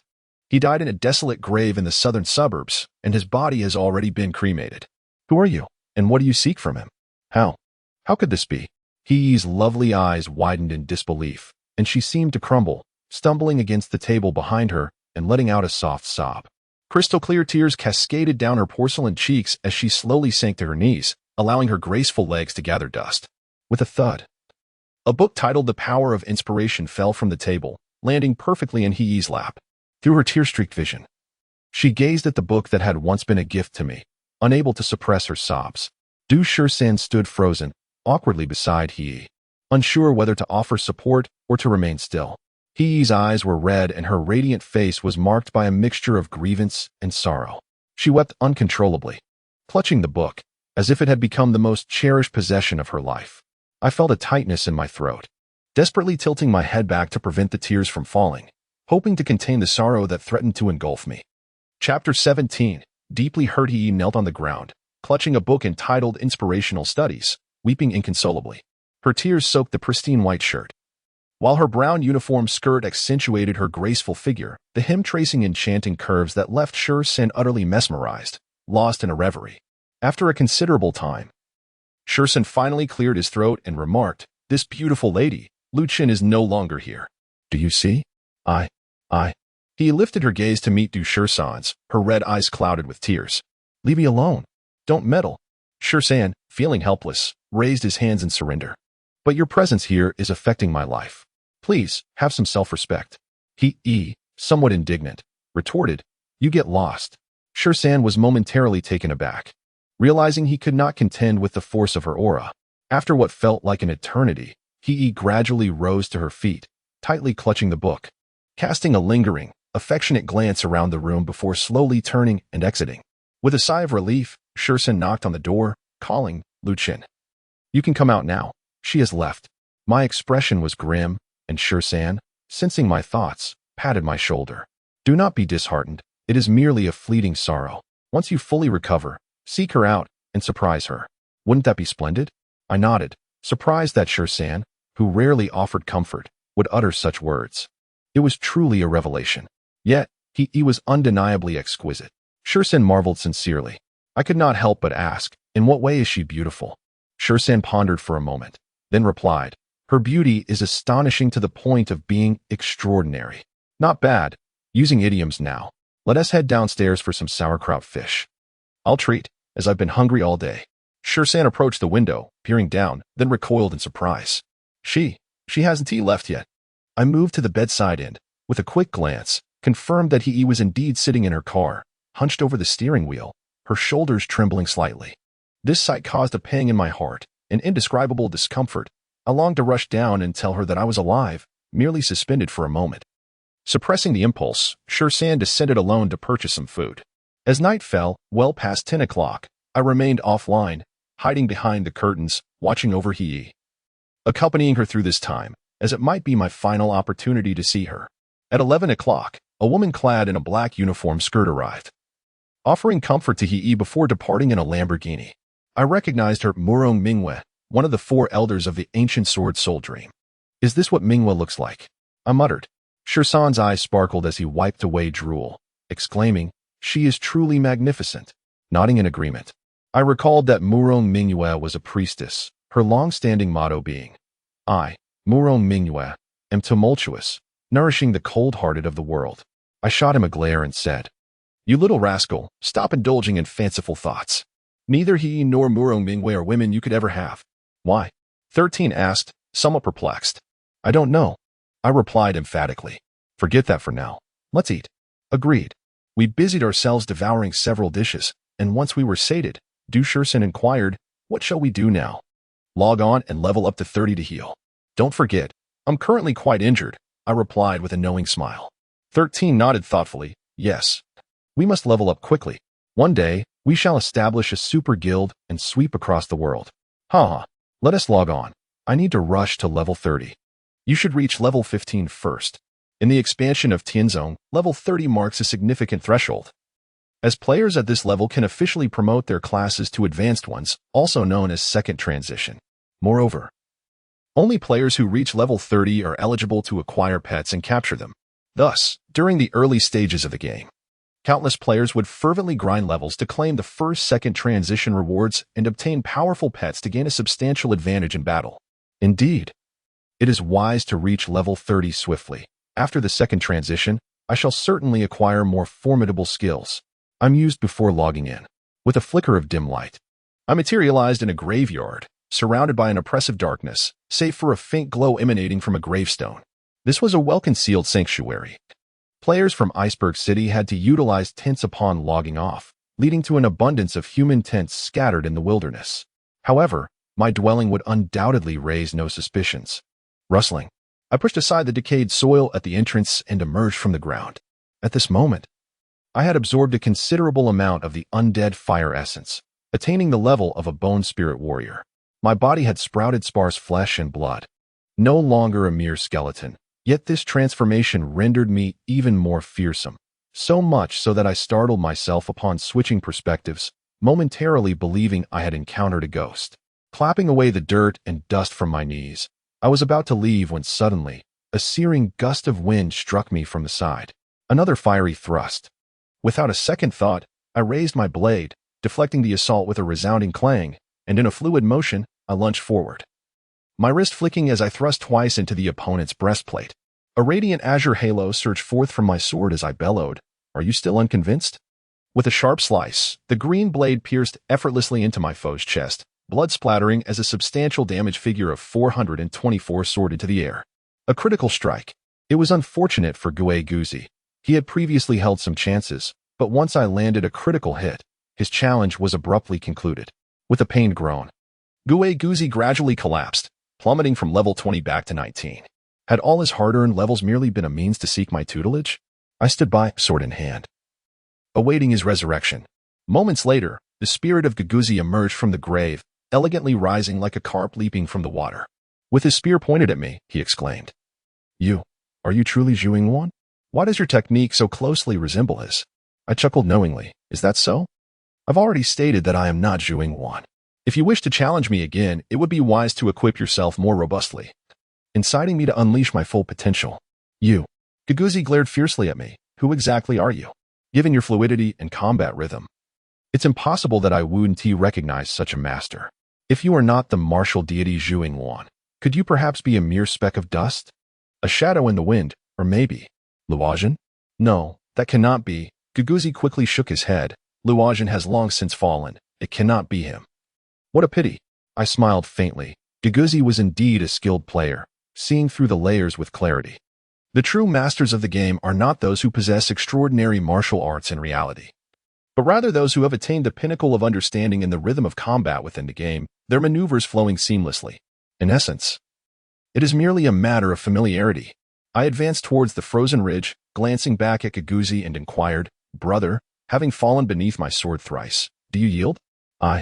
Guzi shot me a cold stare, a flame of defiance igniting in his eyes. "I certainly do not yield." I nodded. Splendid. If we shift our perspective, we should be allies. I do not recommend you continually wagering your life against mine. Instead, why not befriend me? Perhaps, in the near future, we could establish a guild and together dominate the frozen city.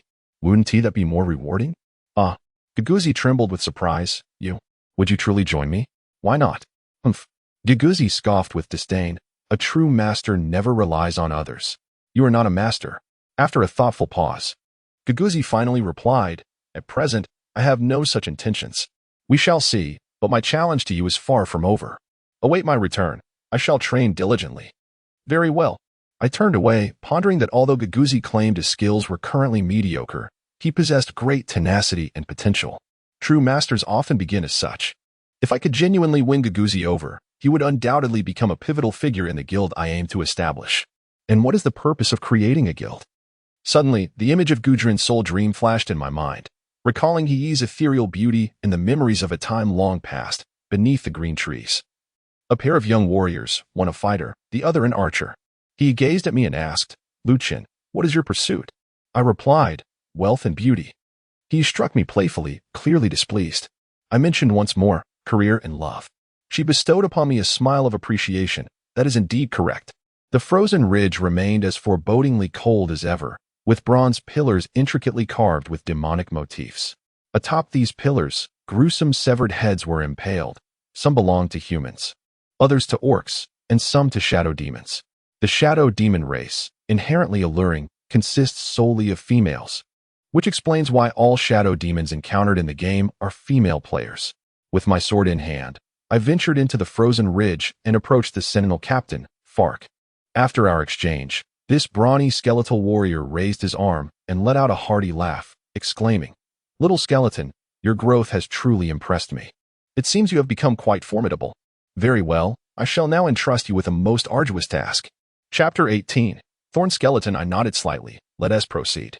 Ficteo remarked, "In recent days, a formidable undead lord has emerged in the Frozen Ridge Cemetery. Once a noble human knight, he has now invaded our territory. Little skeleton, I hope you can vanquish him. However, this undead lord is exceedingly powerful. The most skilled undead swordsman in our camp, Sullen, will accompany you. First, you must collect 40 fingers from the thorn skeletons and present them to Sullen. Only then will he join you in confronting the undead lord, Qingyu." Ding. System notification. You have accepted the quest, Undead Lord Qingyu. Quest level, E-Class Intermediate. Quest details. Venture into the depths of the Frozen Ridge Cemetery, slay 200 thorn skeletons, and collect 40 fingers from them to deliver to the undead swordsman Sullen. He will then accompany you in defeating the formidable undead lord, Qingyu. Upon completion of this quest, a generous reward awaits you. I was filled with excitement. An E-Class Intermediate quest. Such a level is remarkably high and likely represents the pinnacle of quests available at this stage. It appeared that fortune was about to smile upon me. Upon entering the Frozen Ridge camp, I traded with an NPC for several potions and had my equipment repaired to pristine condition. Once fully prepared, I set forth. Following the narrow woodland path, I could see from a distance that Gaguzi was engaged in battle. His efficiency in slaying monsters was extraordinary. Armed with a spear, he charged at the creatures, dispatching a skeleton with a few swift strikes before beginning to use necromantic retrieval to gather his spoils. Not wishing to disturb him, I pressed deeper into the cemetery. After nearly 10 minutes of walking, the ground ahead grew increasingly dark and foul, revealing the cemetery cluster. Shadows flitted among the trees. My gaze fell upon a skeleton soldier I had never encountered before. Its skeletal form was grotesquely mutated, with sharp spines protruding from its bones, emanating a sickly green glow that chilled the soul. What unique traits could this level 21 skeleton possess? Without further contemplation, I charged in, brandishing the green blade. I rushed forward, and with a deft sweep, I delivered a heavy strike that landed squarely on the shoulder of the thorn skeleton. With a crack, the blade sank into its body. 170. My attack remained sharp, swiftly draining a substantial portion of the creature's health. Yet, I too felt a jolt of pain, as I lost 8 points of health in the exchange. Ding. Combat notification. Your skill, Execution Blade, inflicted 170 points of damage on the thorn skeleton soldier. Its thorny bone effect caused a damage rebound, resulting in 8 points of damage to you. Curse be it. Damage reflection? Fortunately, it only reflected 5 of the damage. This I could endure. Were it to rise to 20, I would have to log off and retire for the night. The elevated level of the monster made it evident that my green blade's attack power was insufficient. It took me nearly half a minute to vanquish a single level 21 thorn skeleton, rendering this leveling efficiency rather inadequate for my needs. However, the experience granted by the level 21 monsters is quite substantial. A single thorn skeleton raised my experience bar noticeably. At this rate, completing this task should elevate me to level 20, bringing me one step closer to the significant milestone of level 30. After consecutively vanquishing 3 thorn skeletons, I finally obtained my first thorn skeleton finger, which is merely a fragment of bone, a task item. Wandering through the forest, I sought out solitary skeletons. These creatures possess a formidable attack power. Even with my defense of 37 points, I found it exceedingly challenging to withstand their assaults. Typically, I must consume a health potion after defeating 3 skeletons, a rate of consumption that is quite alarming. Fortunately, I have amassed a sufficient amount of silver coins, and the drop rate for thorn skeletons is commendable. With a crack, as one skeleton fell heroically, a magic stone materialized before me. My eyes widened in astonishment. It was a large magic stone. Indeed, a large magic stone. I was taken aback that such a high-level ordinary monster could drop one. Previously, I had sold a large magic stone for an astonishing 15 silver coins. Its quality was 77, while this one is 51. By proportion, it should fetch at least 10 silver coins. A windfall indeed. I stowed the large magic stone in my inventory and continued hunting. After approximately 10 minutes, fortune smiled upon me again, yielding yet another large magic stone, this time of quality 67, worth even more. However, after 2 hours, I encountered no further large magic stones, though I did collect 4 small magic stones. Nevertheless, small magic stones are not particularly valuable, but I decided to keep them all. Even the smallest morsel is still sustenance. As the game progresses, money becomes scarce, and the option for real currency exchange is not yet available, compelling players to rely on offline transactions for silver coins. Currently, most players are novices. How many can claim to carry nearly a gold coin's worth of wealth as I do? It was already late at night, and while I continued to slay monsters, I perused the leaderboard. Floating Ice City is one of the 9 secondary main cities in the Chinese region, home to gaming elites from Jiangsu, Zhejiang, and Shanghai. If I wish to establish a foothold in Floating Ice City, I must familiarize myself with the prominent figures on the leaderboard. Flipping through the pages, an ID caught my eye. The top 10 rankings of the Floating Ice City leaderboard are as follows. 1. Wind Color Fantasy, level 25, class, Light Ranger 2. Dominant Mage. Level 23, class, Mage 3. Dominant Knight, level 23, class, Magic Knight 4. Dominant Archer, level 23, class, Archer 5. Dominant Warrior, level 23, class, Warrior 6. Blazing Sun, level 22, class, Warrior 7. Ghost Valley, level 22, class, Undead Knight 8. Dragon Walking the World, level 21, class, Magic Knight 9. Clear Water Fragrance, level 21, class, Archer 10. Cloud River, level 21, class, Mage. I was utterly astonished. The currents in Floating Ice City are tumultuous indeed. For out of the top 10 on the leaderboard belong to the Dominant family. What is the origin of this family? It appears that the Dominant family is poised to unify Floating Ice City. Of course, true masters tend to remain elusive, concealing their prowess. The enigmatic figure known as Gaguzi, a relentless leveler, has remarkably condensed his sleep to a mere 3 hours daily, brimming with energy. Despite my repeated defeats of him, he remains a formidable presence on the leaderboard, truly deserving of the title of level enthusiast. However, what captivates my attention the most is undoubtedly the exceptional Fengxi Wangxiang. This individual is not merely an ordinary ranger, he is a radiant ranger of unparalleled caliber, residing at the pinnacle of mastery. Reports from the official forum indicate that Fengxi Wangxiang ranks first in the Icy City, and within the 9 secondary main cities of the Chinese region. He ranks among the top 3. This individual is worthy of scrutiny, as he may very well pose the greatest challenge to my ambitions in the Icy City. On the leaderboard, the revered guild of Ancient Sword Soul Dream boasts 4 esteemed elders, with Su Yang, the top-ranked member, positioned at 6th place. It appears he is fervently dedicated to leveling up.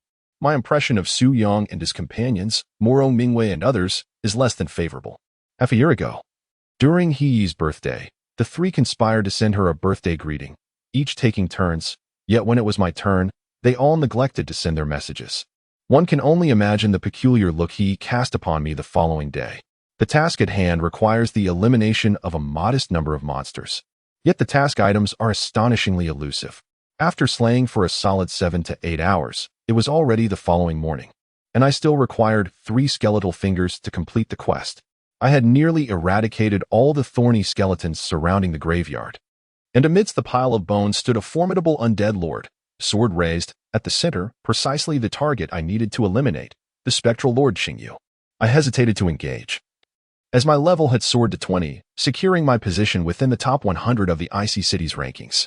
After half an hour of further efforts, I procured 2 skeletal fingers, leaving only 1 more to gather reinforcements and enlist my mentor, the undead swordsman Surin, to confront the boss. Glancing at the time, it was already 10:30 a.m., and astonishingly, I felt no fatigue. Thus, I resolved to continue my hunt. In Shanghai, in a bustling commercial district atop a uniquely designed high-rise office building, a conference room buzzed with activity.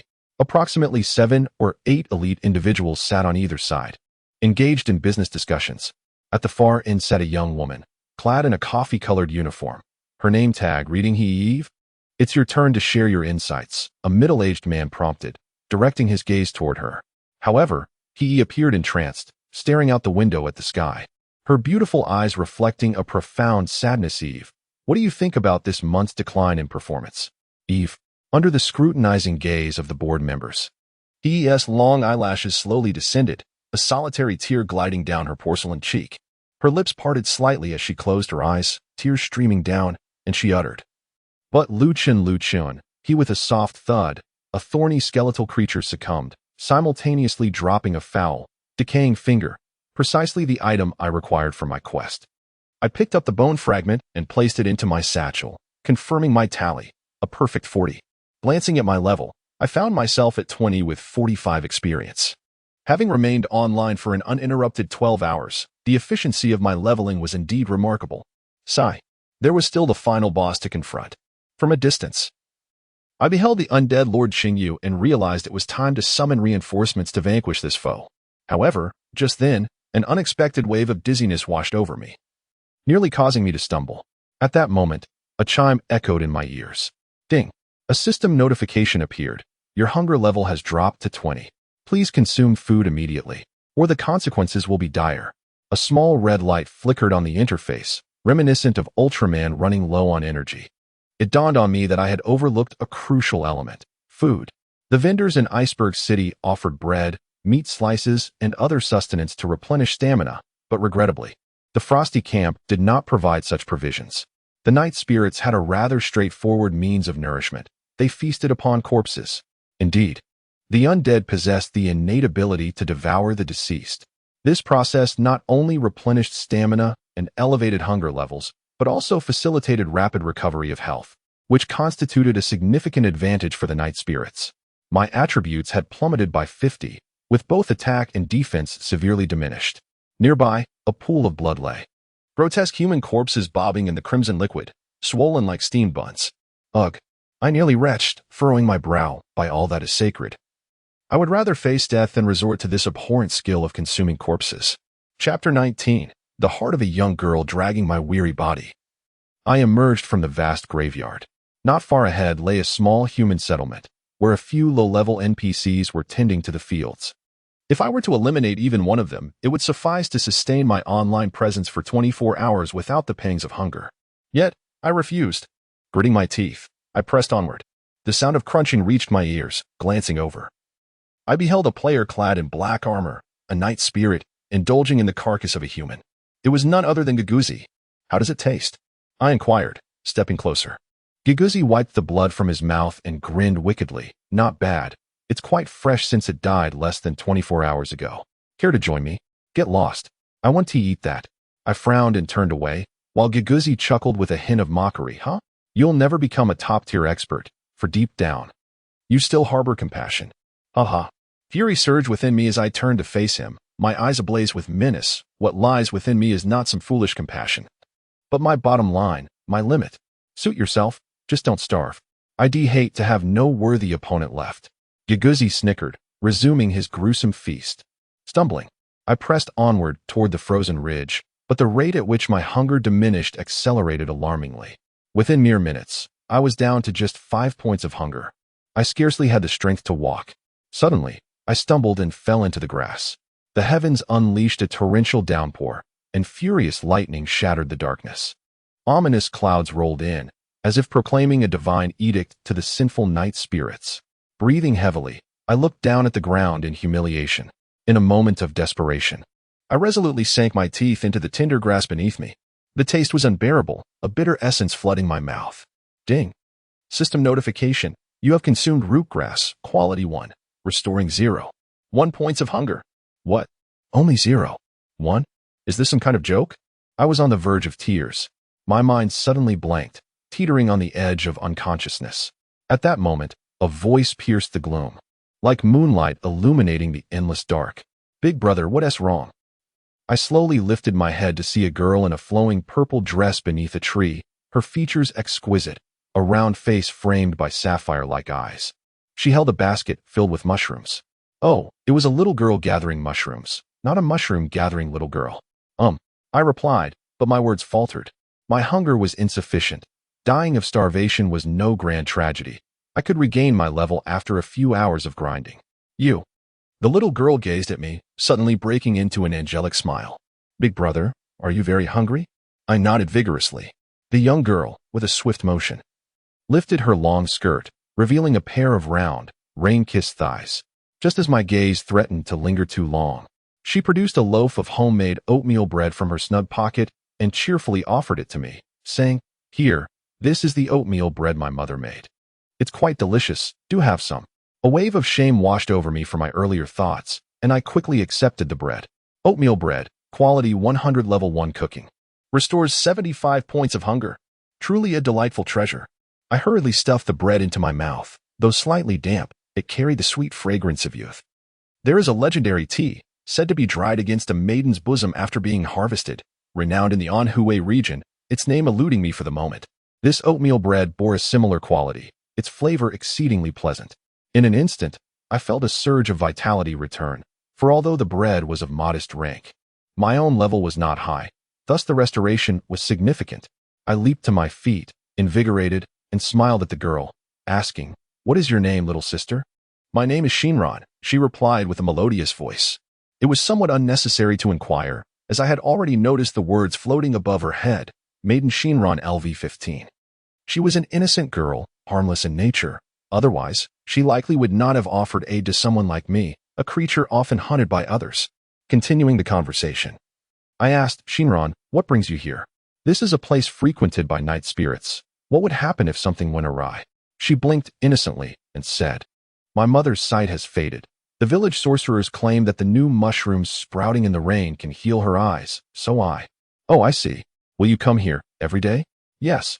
A smile crept across my face as I moved slightly away from Shinran, wary of frightening her with my presence.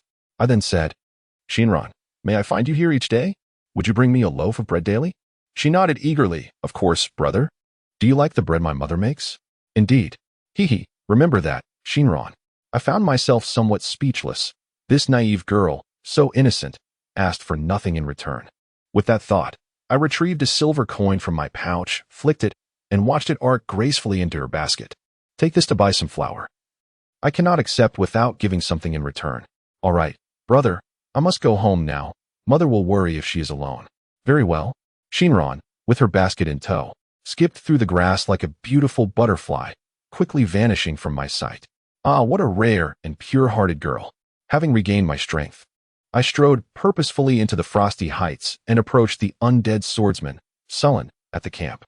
Upon clicking to learn skills, 2 level 20 abilities immediately appeared before me. Summon undead, summon a deathly creature not stronger than oneself to serve as a minion. Burrow, sink into the ground, reducing movement speed by 90, making it susceptible to detection.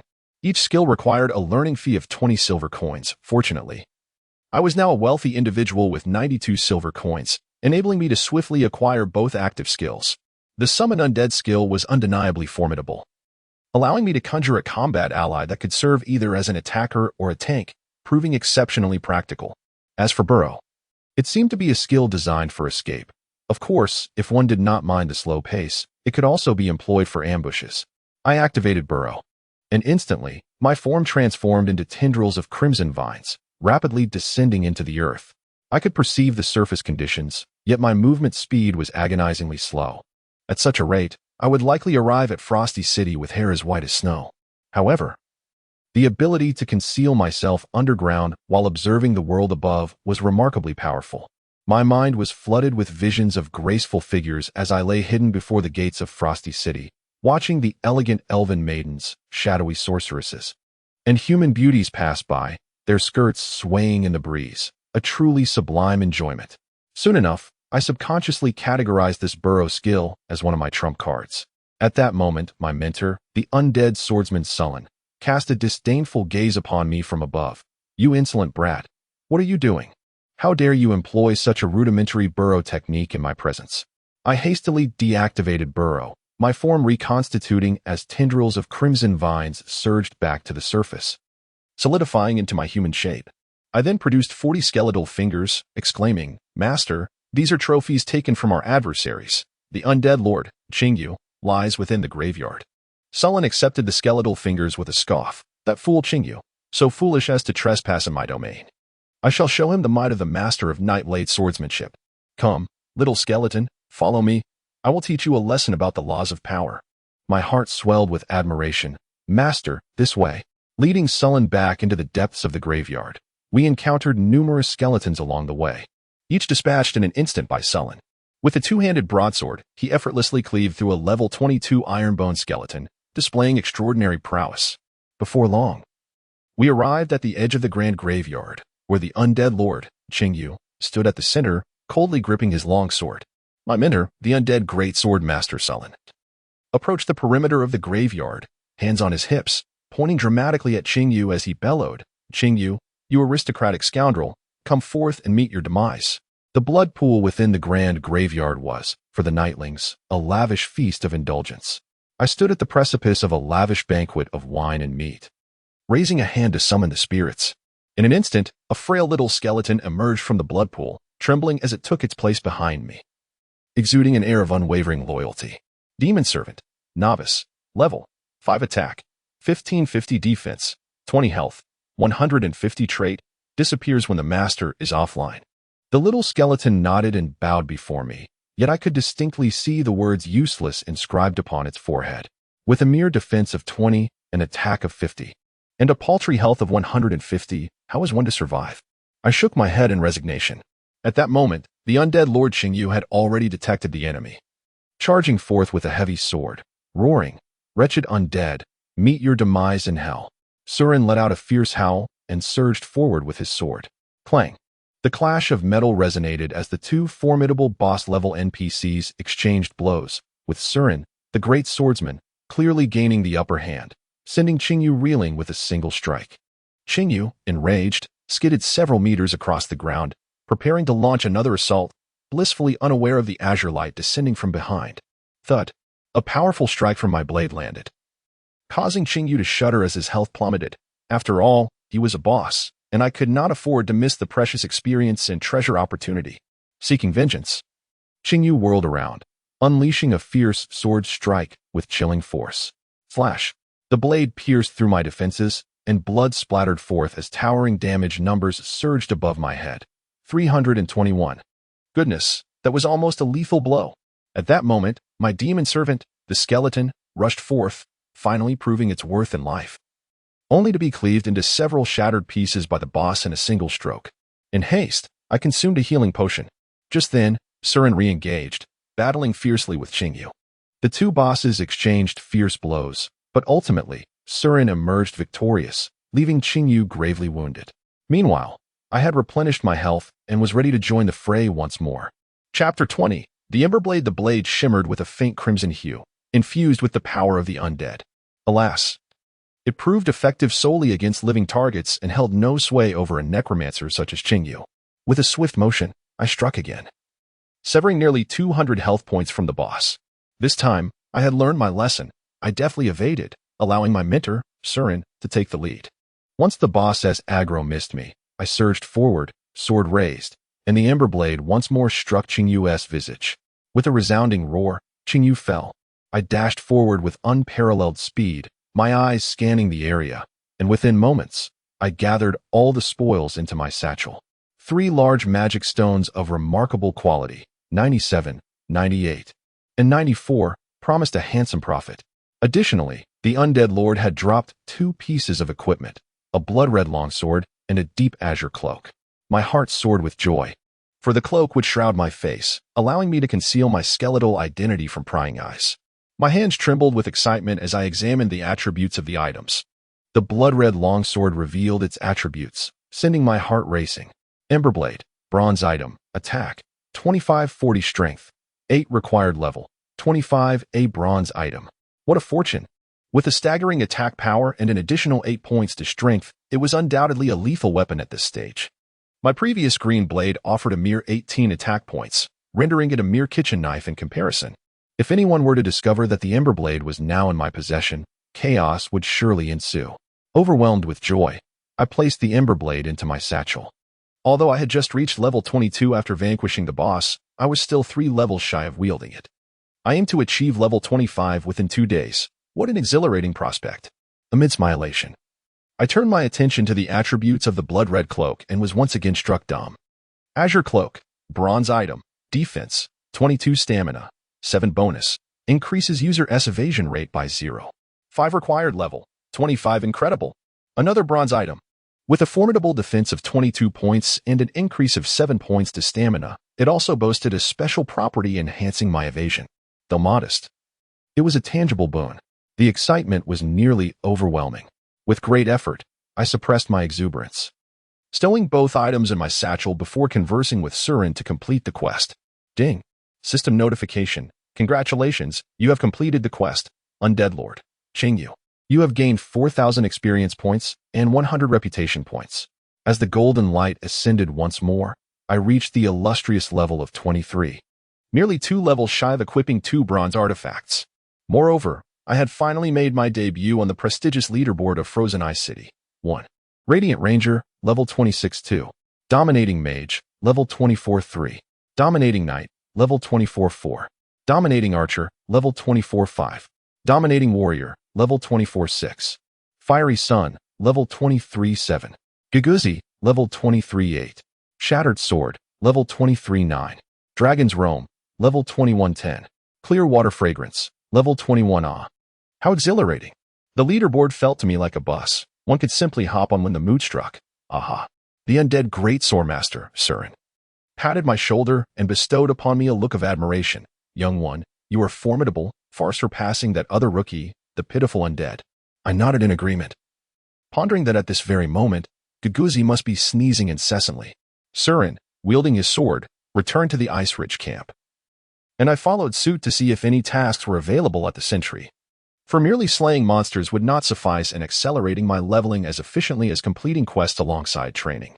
Upon returning to Ice Ridge, I sold a few stones, and my funds surged dramatically. At last, I possessed a substantial sum of 1 gold and 41 silver coins.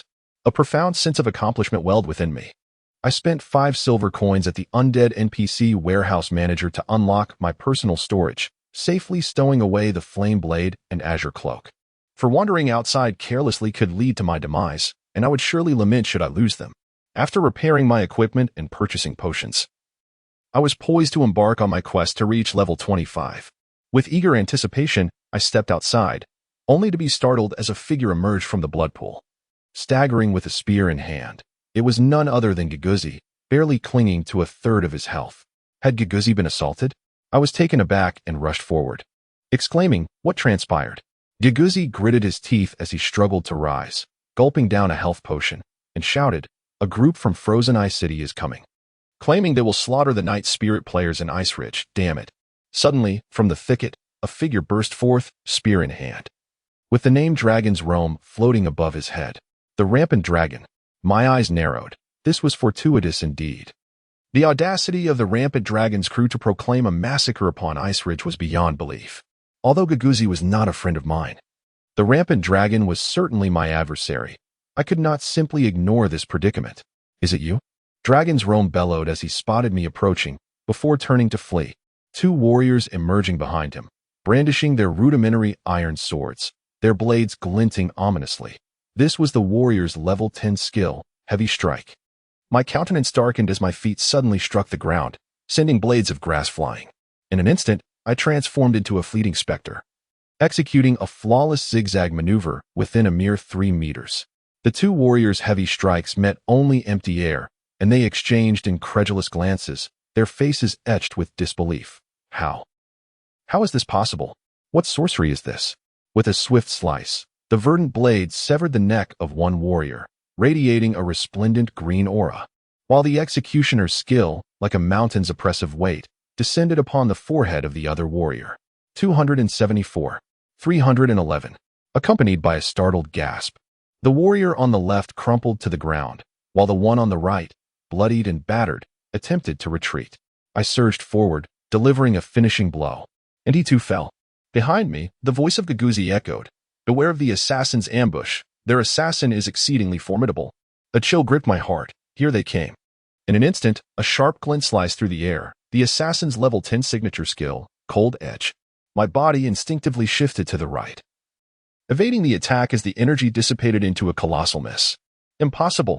The ace assassin of the dragon clan, Long Augu, let out a startled exclamation, swiftly retreating with remarkable agility. He was seasoned. In the realm of player combat, a failed ambush necessitated a hasty retreat to seek another opportunity. In the game's early stages, low-level assassins lacked powerful stealth abilities, and failure meant inevitable demise. Just as I prepared to pursue Long Augu, I felt a sudden heat on my shoulder. An arrow struck. Emerging from the forest's edge were two archers, levels 17 and 18. Though they wielded simple white bows, their attack power was not to be underestimated. More crucially, they had maxed agility, launching 4 arrows in a flash. 45, 41, 27, 31. The damage numbers surged. Despite my robust defenses, I could not withstand such relentless onslaught. For my health was limited, and in half a minute, I would be utterly spent. I pivoted sharply, darting towards the Ice Sentinel's encampment. Knowing that only the NPCs could offer me a chance at survival, who knows how many of Long Ao's forces were at play, I could handle 3 alone. But even that was pushing the limits at this stage. The little brat has escaped. Chase him. Long Tianzong brandished his spear, rallying the troops. Instantly, the 2 archers, bows in hand, pursued me. Players with high agility caught up swiftly, while Guguzi ran ahead, glancing back with urgency. What should we do? Letting these rascals annihilate our camp? I scoffed, downing a health potion to restore a significant portion of my vitality. Suddenly, I pivoted, launching like a bolt towards the leading archer. The green blade gleamed as I executed a regular attack, combining it with the executioner's skill for a double strike. Swoosh, swoosh. The sound of the blade rending through leather armor was particularly melodious, catching the archer off guard, leaving him momentarily stunned.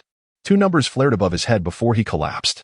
Silently, I charged towards another archer, my foot slipping momentarily before I executed a swift maneuver that circled him in a smooth arc, delivering 2 seamless strikes to his chest.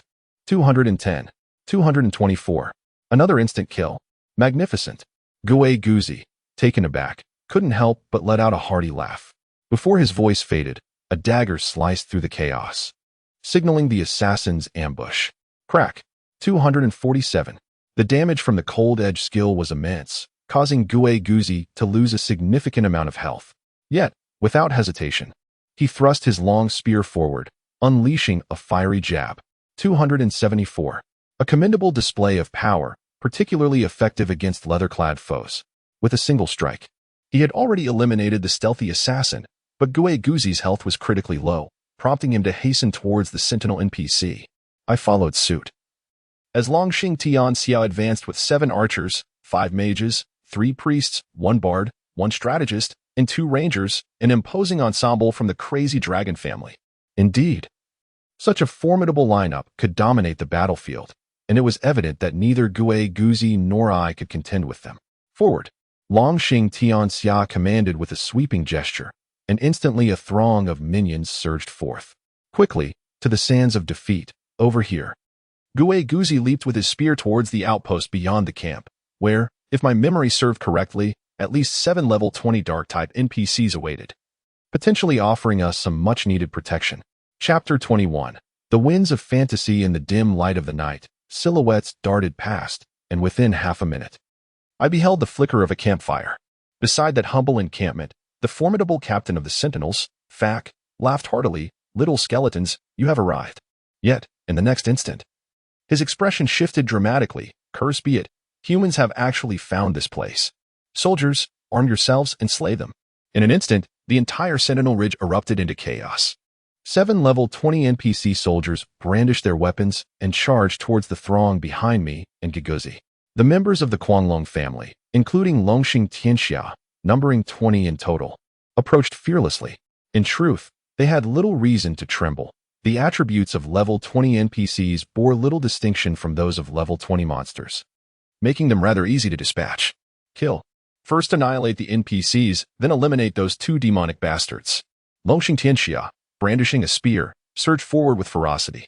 Sparks ignited upon his weapon as he unleashed a fiery thrust straight into the chest of an NPC soldier, perfectly synchronized with the arrows loosed by 3 archers behind him, resulting in an instant kill. By the heavens, the archer's volley is terrifying. Guguzi and I exchanged incredulous glances, astonished by the unexpected turn of events. Swish, swish, swish. The precision arrows of the level 10 archers glimmered ominously as they zipped through the trees. In less than half a minute, 5 NPC sentinels lay lifeless in pools of blood, while the losses on the side of Quanglong were virtually non-existent. Longxing Tianxia, brimming with pride, laughed heartily. Did you see that? Our firepower is indeed formidable. Continue the slaughter. I've started recording this session. I'll post this gameplay video on the official forum to showcase our might. Ha ha ha. I gritted my teeth and spoke in a low voice. Guguzi. We cannot remain passive. Prepare for a surprise attack. Let us first eliminate those 7 archers. I shall handle the 4 on the right. The 3 on the left are yours. Guguzi looked at me in astonishment. Are you overestimating my capabilities? Spare me the chatter. I can only manage for at most. You'll have to figure it out, Charge. I pondered for a moment, my legs slightly bending as I resembled a drawn bowstring, and with a sudden burst of speed, I dashed towards the right side, closing in on the archers in an instant. Die! I bellowed. Swish! The green blade sliced through the neck of the nearest archer, inflicting 274 points of critical damage. Instant kill. I swiftly pivoted, and before the second archer could react, the radiant blade descended upon his shoulder, accompanied by a scream. Another archer fell. In the span of 2 electrifying seconds, I had dispatched 2 foes, while Guguzi, appearing like a specter, surged in as well. With a flick of his spear, he executed a fiery thrust that eliminated 1 archer, then turned to engage the remaining 2 in combat. The 2 archers closing in on me raised their longbows, cursing, "Damn it, this bastard is too arrogant. Let us take him down."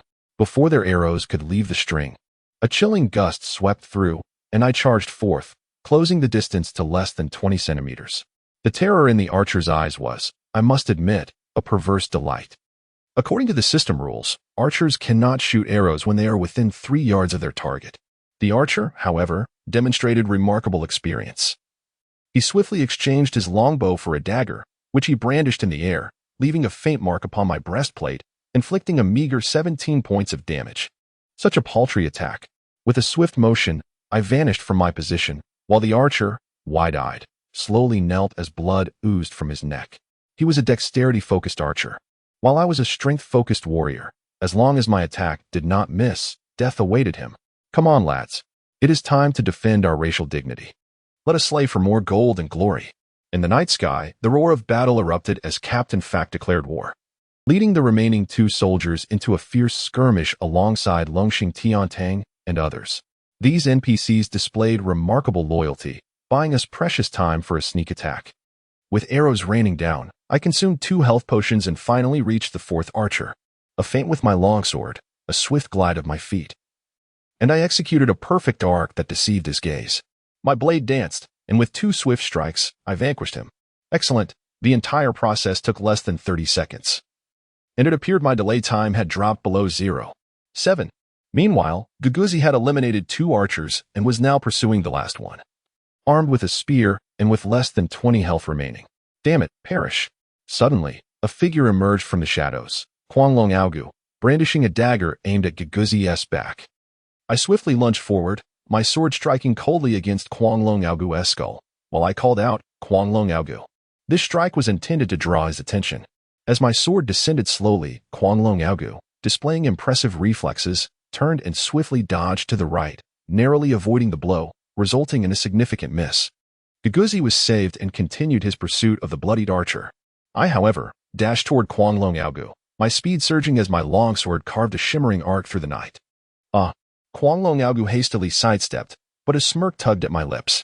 As I glided forward, I suddenly vanished from sight, reappearing at Quanglong Aogu's right flank.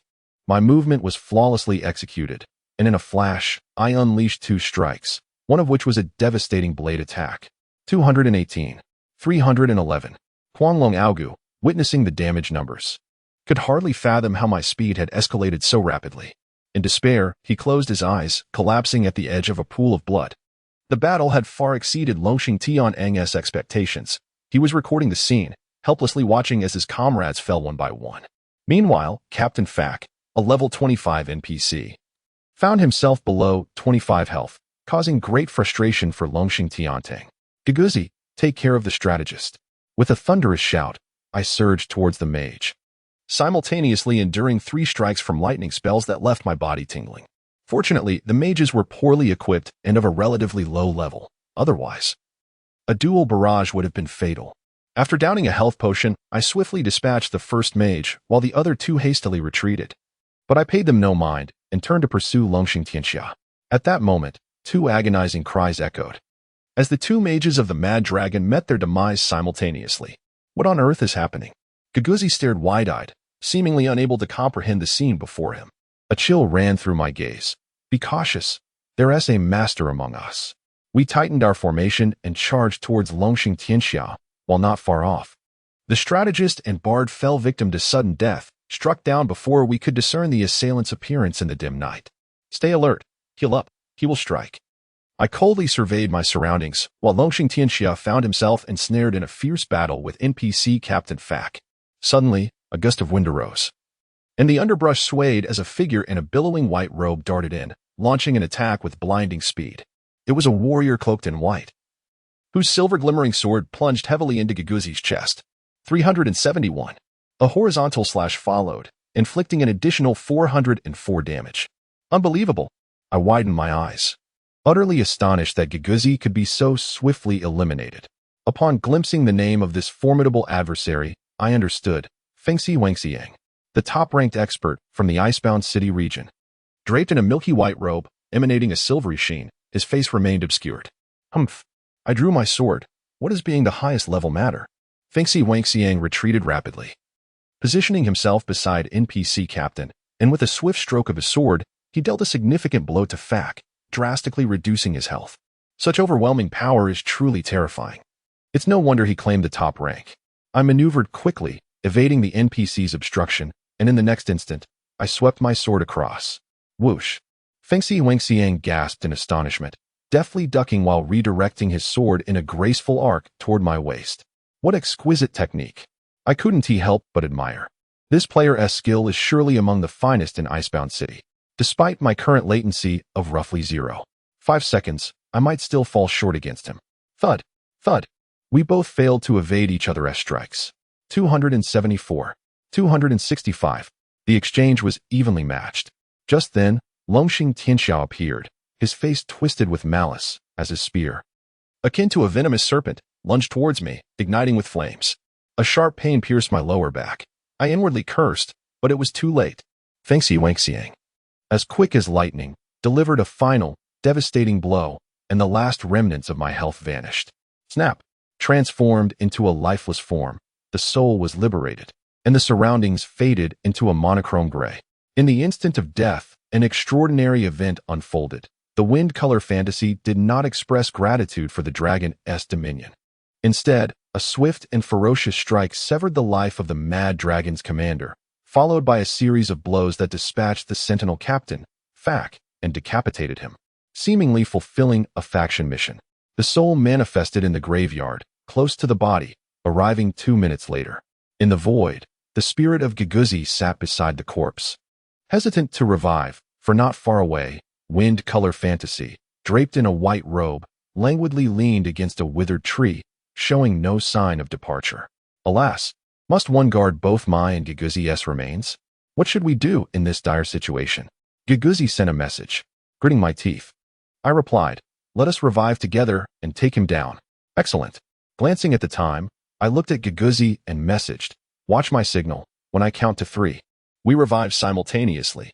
Remember, revival grants only 50 health, so drink a potion before we rise. This time, we must strike first and eliminate him. Otherwise, we shall have no face to show in the frosty ridge. Indeed, Giguzi responded in a low voice, exuding an aura of icy resolve. Chapter 22. The Guardian of the Corpse 3. I raised 3 fingers, or more accurately, 3 skeletal fingers still adorned with flesh and blood. Ghost Valley fixed his gaze upon the formidable adversary ahead. Once revived, the corpse would immediately rise. Meanwhile, Wind Color Fantasy stood unconcerned 10 meters away, seemingly awaiting our resurrection. Entirely indifferent to the alliance of 2 Night Spirit players. 2. I steadied myself, preparing to engage the resurrection interface. 1. Revive. Ghost Valley, being a man of integrity, revived alongside me. We both simultaneously quaffed a health potion and split our forces towards Wind Color Fantasy. Wind Color Fantasy appeared to mock us. suddenly charging forward with alarming swiftness, his white robe billowing in the wind, a radiant longsword striking fear into our hearts as he initiated the attack on Ghost Valley. Humph. You wish to strike me? Come forth. Ghost Valley, proud and defiant, met the challenge head-on. Wind Color Fantasy, audacious in his approach, feigned an attack to provoke Ghost Valley into striking, then executed a swift pivot, gliding past Ghost Valley's weapon, while simultaneously slashing across Ghost Valley's throat. The entire sequence of tactical maneuvers flowed seamlessly, showcasing his mastery. Swoosh! The silvery blade sliced through Ghost Valley's neck, and a staggering damage number of 558 soared into the air. A fatal blow, indeed. Thud. Ghost Valley knelt to the ground, bewildered, having fallen once more. Simultaneously, before Wind Color Fantasy could regain his footing, I unleashed a fierce assault, akin to a leopard pouncing upon its prey, my green blade enveloped in a cerulean aura.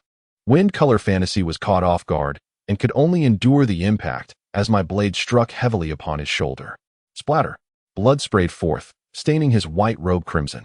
Before he could regain his composure, I pressed my advantage, my longsword sweeping in, the blade piercing like a serpent into his chest.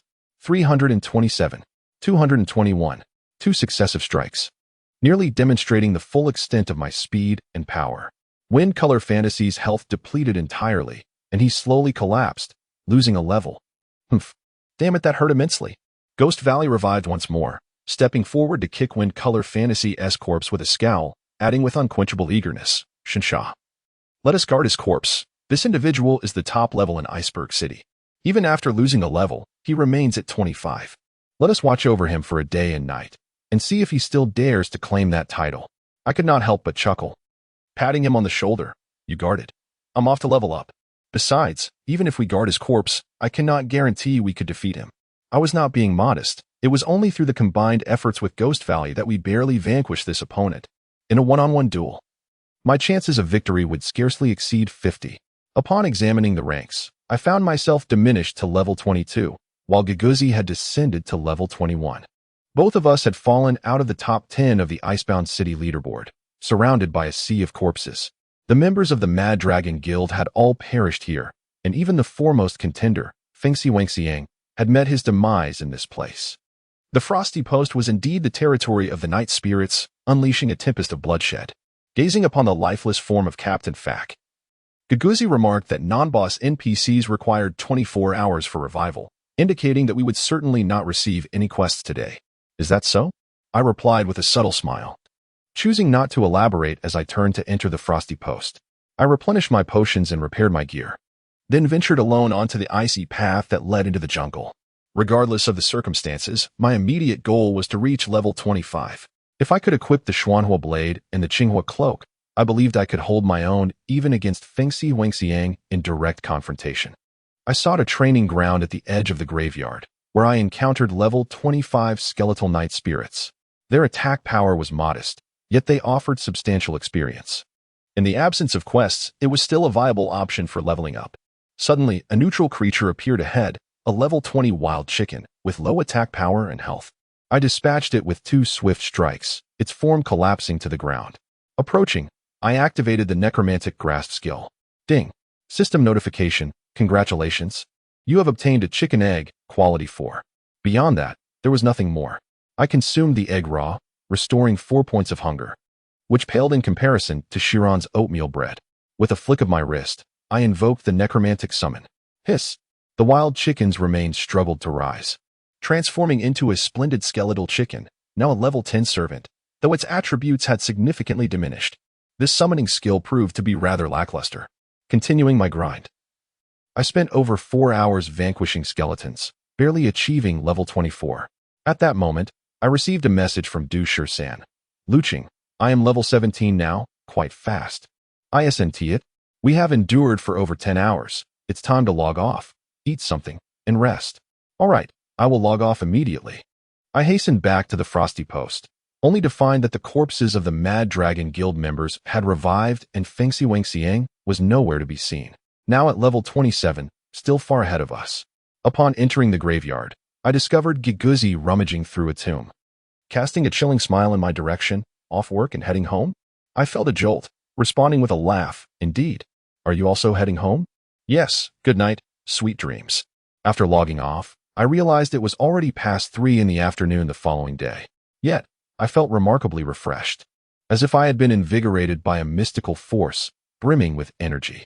However, upon standing, a slight dizziness reminded me that this body still belonged to a mortal.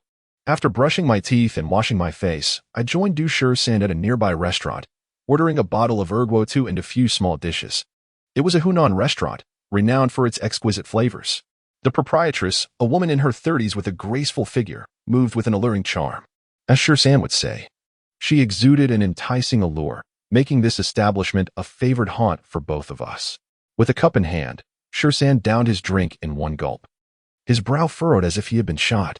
While casting a glance at the landlady, he chuckled and said, "Luching, over the years, it's evident that many women have shown interest in you. Yet, why is it that none have captured your attention?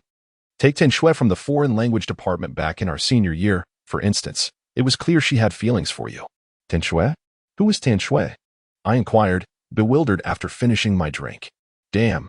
Du Shursan glared at me and recounted, "In our junior year, when Suzhou was blanketed in snow, she sent you a message saying, 'It's snowing outside. It's beautiful. Let's go out and enjoy it together.'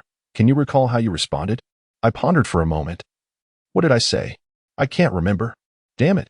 Du Shursan slammed the table, exuding an expression of exasperation. "You replied, on such a cold day. Only a fool would go out." "What?" I thumped the table in disbelief. "Did that really happen?" Du Shursan raised his glass towards me, speaking earnestly. "You're no longer a child. It's time you find a companion. Look at me. I'm doing quite well." "Well?" I smiled faintly.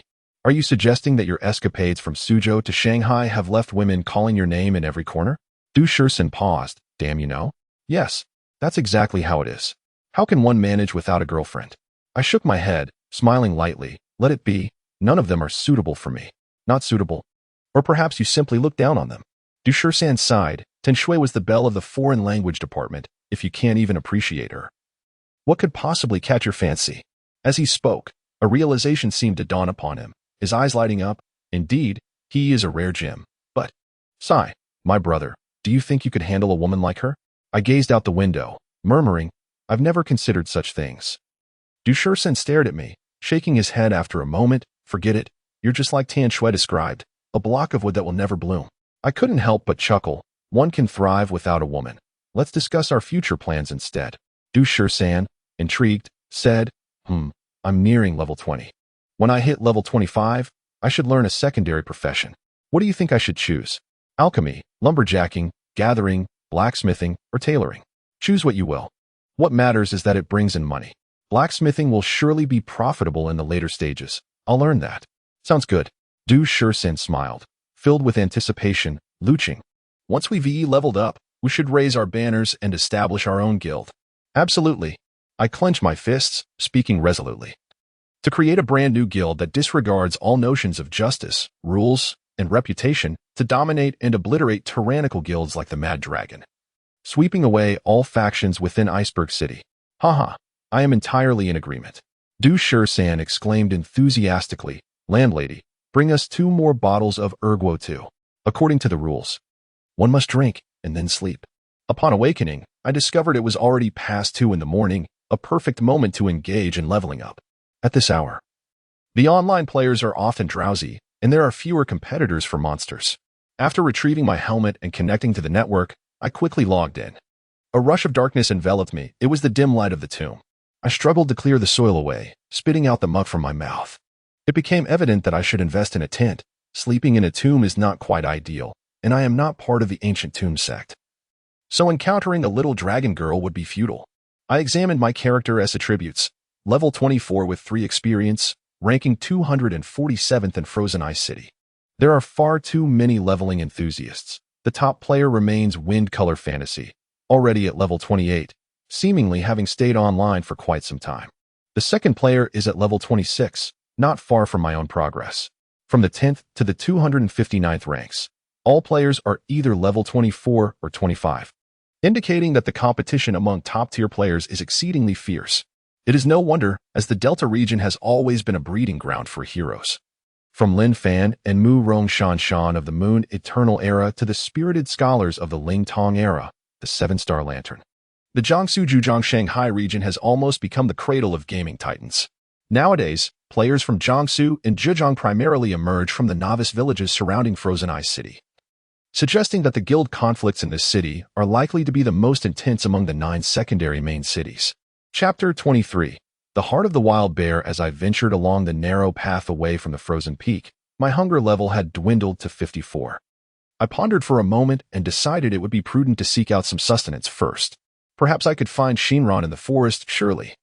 The little loli must have brought along some oat bread, a delightful morsel that satiates hunger much like compressed biscuits. I swiftly dispatched a few oblivious skeletons, diligently absorbing their ethereal flames and gathering whatever remnants I could find, though all I managed to uncover were tattered scraps of cloth, utterly useless. After 20 minutes, I arrived in a lush forest where the melodious sound of silver bells filled the air. Indeed, Shinran was here, gathering mushrooms.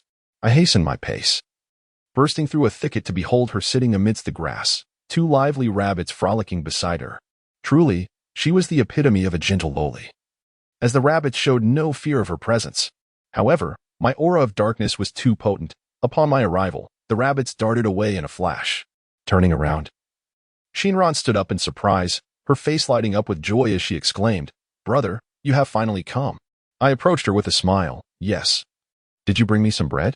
"Yes, I did," Shinran replied, producing a piece of pale yellow bread from her bosom, still warm from her touch. After consuming it, my stamina was instantly replenished, enough to sustain me for another 12 hours of battle.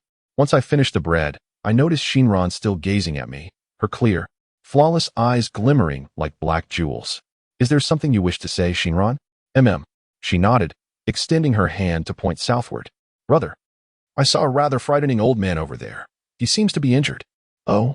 My interest piqued at the prospect of an NPC quest. "Shall we go see together?" "No, I must return home. Mother is waiting for me." "Very well, then you should head back."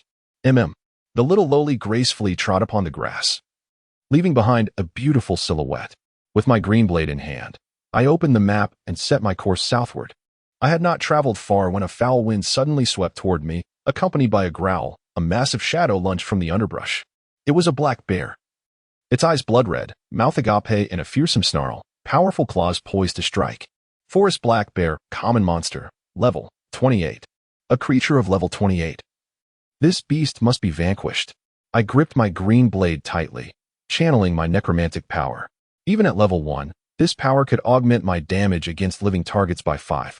Having spent my time at the frozen peak slaying skeletons, this skill had been gathering dust, but now, faced with a creature of the living realm, it was finally time to put it to use. With a swift slash, my sword grazed the bear's eye, blood spraying forth as my initial strike dealt a devastating blow of 271 damage. Ah, my attack power is indeed formidable. A smile involuntarily graced my lips when, unexpectedly, a wild bear lunged at me, raising its massive paw to strike my shoulder. An excruciating pain surged through me as a staggering damage number appeared, 154. Goodness. My total health was merely 410 points. At this rate, I would be finished in just 3 hits. Swiftly dodging, I discerned right away that the bear's attack speed was sluggish, yet its power was formidable, and its agility was notably lacking, which pertains to its turning speed. With a swift glide beneath me, I maneuvered to the side of the bear, delivering a fierce strike. By the time the bear turned, I had already positioned myself behind it, landing another blow as my skill, Blade of Extermination, soared high before descending with force. 564. What a remarkable critical hit. Ding. A system notification chimed. Congratulations, your skill, Blade of Extermination, has advanced to level 2, increasing damage to 115 while reducing accuracy by 15. I couldn't help but chuckle. Haha. My skill has leveled up. As the forest bear collapsed, another chime echoed through the air. System notification. Congratulations, your innate skill, Necromantic Power, has ascended to level 2, dealing an additional 10 damage to all life forms. Hey, another upgrade. I glanced at the proficiency of my 2 skills, Blade of Extermination, 0-2000, and Necromantic Power, 0-2000. It seemed I could no longer gain proficiency. A level 20 player could only elevate skills to level 2, and to reach level 10, one would need to be at least level 100. The higher the skill level, the more potent the effects. Thus lies the advantage of levels, particularly with attack skills. For instance, a level 10 Blade of Extermination could enhance attack damage by 55, making it exceptionally formidable. Once the bear fell, I focused my energy, spreading my fingers to unleash Necromantic Grasp. In the next instant, ding! A system notification announced, "You have acquired the item, Bear Hide, Quality 7. Bear Hide, Quality 7. Level 2 material, requiring sewing skill level 2. A thick, plush hide appeared in my hands, a coveted item for tailoring players, and a high-grade material at that. I must stow it away for later sale in Frost City. Generally, materials are dropped by monsters, but the drop rate is rather low, approximately 2. However, my Necromantic Grasp skill proves exceptionally advantageous, allowing me to collect items even when monsters do not drop them, a powerful asset to exploit in the early stages of the game. Continuing onward, I noticed an increasing number of forest bears ahead. This was a remote forest, a place where players from Frost City would require at least an hour to reach. And ordinary players would seldom invest such time to level up here. It simply wasn't worth it. Consulting the map, a realization struck me: the wild jungle. A gathering ground for bears. No sooner had I taken a few steps than I heard a low groan nearby. I found it. I hastened a few steps and was startled to discover an elderly man leaning against a tree, his chest a gruesome sight, his ragged garment soaked in blood. Evidently the victim of a beastly attack. Beside him lay a short bow, a bamboo basket, and a long spear, marking him as a hunter. "Ah, those cursed bears, damn them," the old man groaned. Approaching him, I spoke in a solemn tone. "Elder, how may I assist you?" My sudden appearance startled him, and he exclaimed, You are a night spirit?" A chill ran through me. Night spirits and humans belong to opposing factions. Would he still assign me a task upon learning my identity? Resolute, I began to pour forth my tale, tears streaming down my face. Alas, I once resided on the edge of a city of floating ice, with a home and fields, but those arrogant noble scions drove me from my land. I wandered to this graveyard and was bitten by a night spirit. Yet, I am but an innocent youth. I embellish my sorrowful history. Moving the old man to tears as he placed a hand on my shoulder, speaking earnestly, "Good child, whether night spirit or human, possessing a kind heart makes one a good person. Rest assured, the Silver Moon Alliance will rescue you." I nodded and returned to the matter at hand. "Elder, what has befallen you?" "Ah, do not mention it," he lamented, sighing heavily. "I am the sole hunter in the village, and I came here intending to hunt some mountain pheasants to prepare dried meat for the winter. However, I did not anticipate encountering such a multitude of rampaging wild bears. As you can see, I have been besieged by them for 3 days, and I fear my time is nigh." I shook my head with a smile. "Do not worry, Elder, I shall help you escape this forest." "Really?" His eyes brightened. "Very well, young man. If you can assist me in escaping, I shall reward you beyond your expectations." "Oh, you are too kind. What reward do you speak of?" I inquired. The old man paused, then replied, "I am the finest hunter within 100 miles and an exceptional cook as well.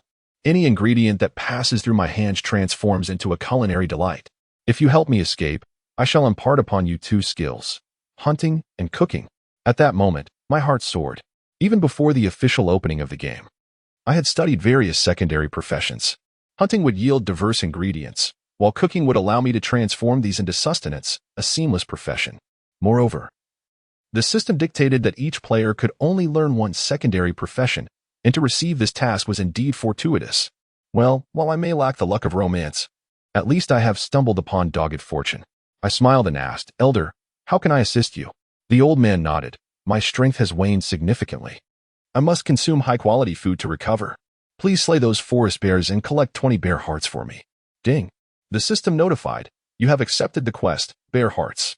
Task level, E-level medium. Task content, assist the hunter Huang Hua in resolving his injuries by slaying at least 200 wild bears and collecting 20 wild bear hearts to present to him. In return, you shall receive a generous reward." Rising to my feet, I turned and ventured into the jungle, commencing my hunt. Although the wild bears of the forest boasted formidable attack power, my advantage lay in my swift assault speed and high maneuverability. A player's agility is determined by 50 dexterity and 50 personal skill. While my agility was rather lacking, my combat experience was undeniably unparalleled. After dispatching 7 wild bears in succession, I finally obtained a wild bear heart, a vibrant red organ still pulsating with life. Additionally, I collected 5 second-tier bear pelts, which had a notably high drop rate. Utilizing necromantic extraction typically ensured a successful acquisition of one. Wandering alone through the dense woods, I had grown accustomed to the solitude of grinding levels over the past few days, finding solace in it. Before I knew it, 3 hours had passed. I had slain over 300 wild bears and amassed more than 250 bear pelts, yet I still required one more wild bear heart. With a swift motion, the sanguine glow of necromantic energy enveloped my blade, and the executioner's skill plunged fiercely into the bear's neck. A damage of 327. The dual skill attack was indeed formidable, swiftly bringing the wild bear to its end, resulting in the gratifying sound of a wild bear heart dropping. Subsequently, I extracted another bear pelt. Task accomplished. Upon reviewing my character's status, I was tantalizingly close to reaching level 25. My potions had been nearly exhausted, and my equipment was significantly worn. The green blade was on the verge of breaking. However, my rewards were bountiful. The forest wild bears had yielded 3 large magic stones and 9 small ones, nearly filling my 40-slot inventory. The drop rate was exceedingly generous. Chapter 24. Applesauce. Upon arriving at the abode of the old hunter, I retrieved 20 wild bear hearts from my satchel and presented them with a heartfelt plea. Esteemed elder, I have brought you what you requested. The elder accepted the items with palpable excitement, exclaiming, "Young knight spirit, your gesture touches me deeply. Here, accept this token of my gratitude." Ding. System notification. Congratulations. You have completed the quest, Wild Bear Hearts, earning 2,500 experience points, 70 reputation points, and a quest reward, 5 greater magic stones. Goodness, what generosity. 5 greater magic stones in one go. I was nearly moved to tears. The reward for this quest was indeed remarkably generous. Glancing into my satchel, I beheld 5 greater magic stones resting quietly, their qualities ranging from 80 to 100 points, each potentially worth a gold coin. As the golden light cascaded around me, I ascended to level 25, now eligible to equip the flame blade and the azure cloak. Alas, it was a pity that these 2 pieces of equipment resided in the storage of the Frostfire camp. I would need to return there to don them. The elder, trembling as he held the hearts of the wild bears, addressed me. "Young one, I require some ginger." I was taken aback. Ginger? Indeed. It is one of the ingredients I need. How might I procure ginger? The elder pondered for a moment, then replied, "To the southeast, 2 miles from here, there exists a jungle where wild ginger grows. You may collect it there, but first, you must learn the art of hunting." With that, the elder waved his hand, enveloping me in a blue glow. Ding. System notification. Hunter Huang will wishes to impart the hunting skill to you. Do you accept? There was no reason to decline. I quickly clicked accept, and my skill bar instantly expanded to include hunting. Go forth, young knight spirit, and savor the joy of the hunt. Ding. System notification. You have accepted the quest. Gather ginger. Quest difficulty. F grade, lower tier. Quest objective. Proceed to the leafy grove and collect 15 portions of ginger to deliver to Hunter Huanghua.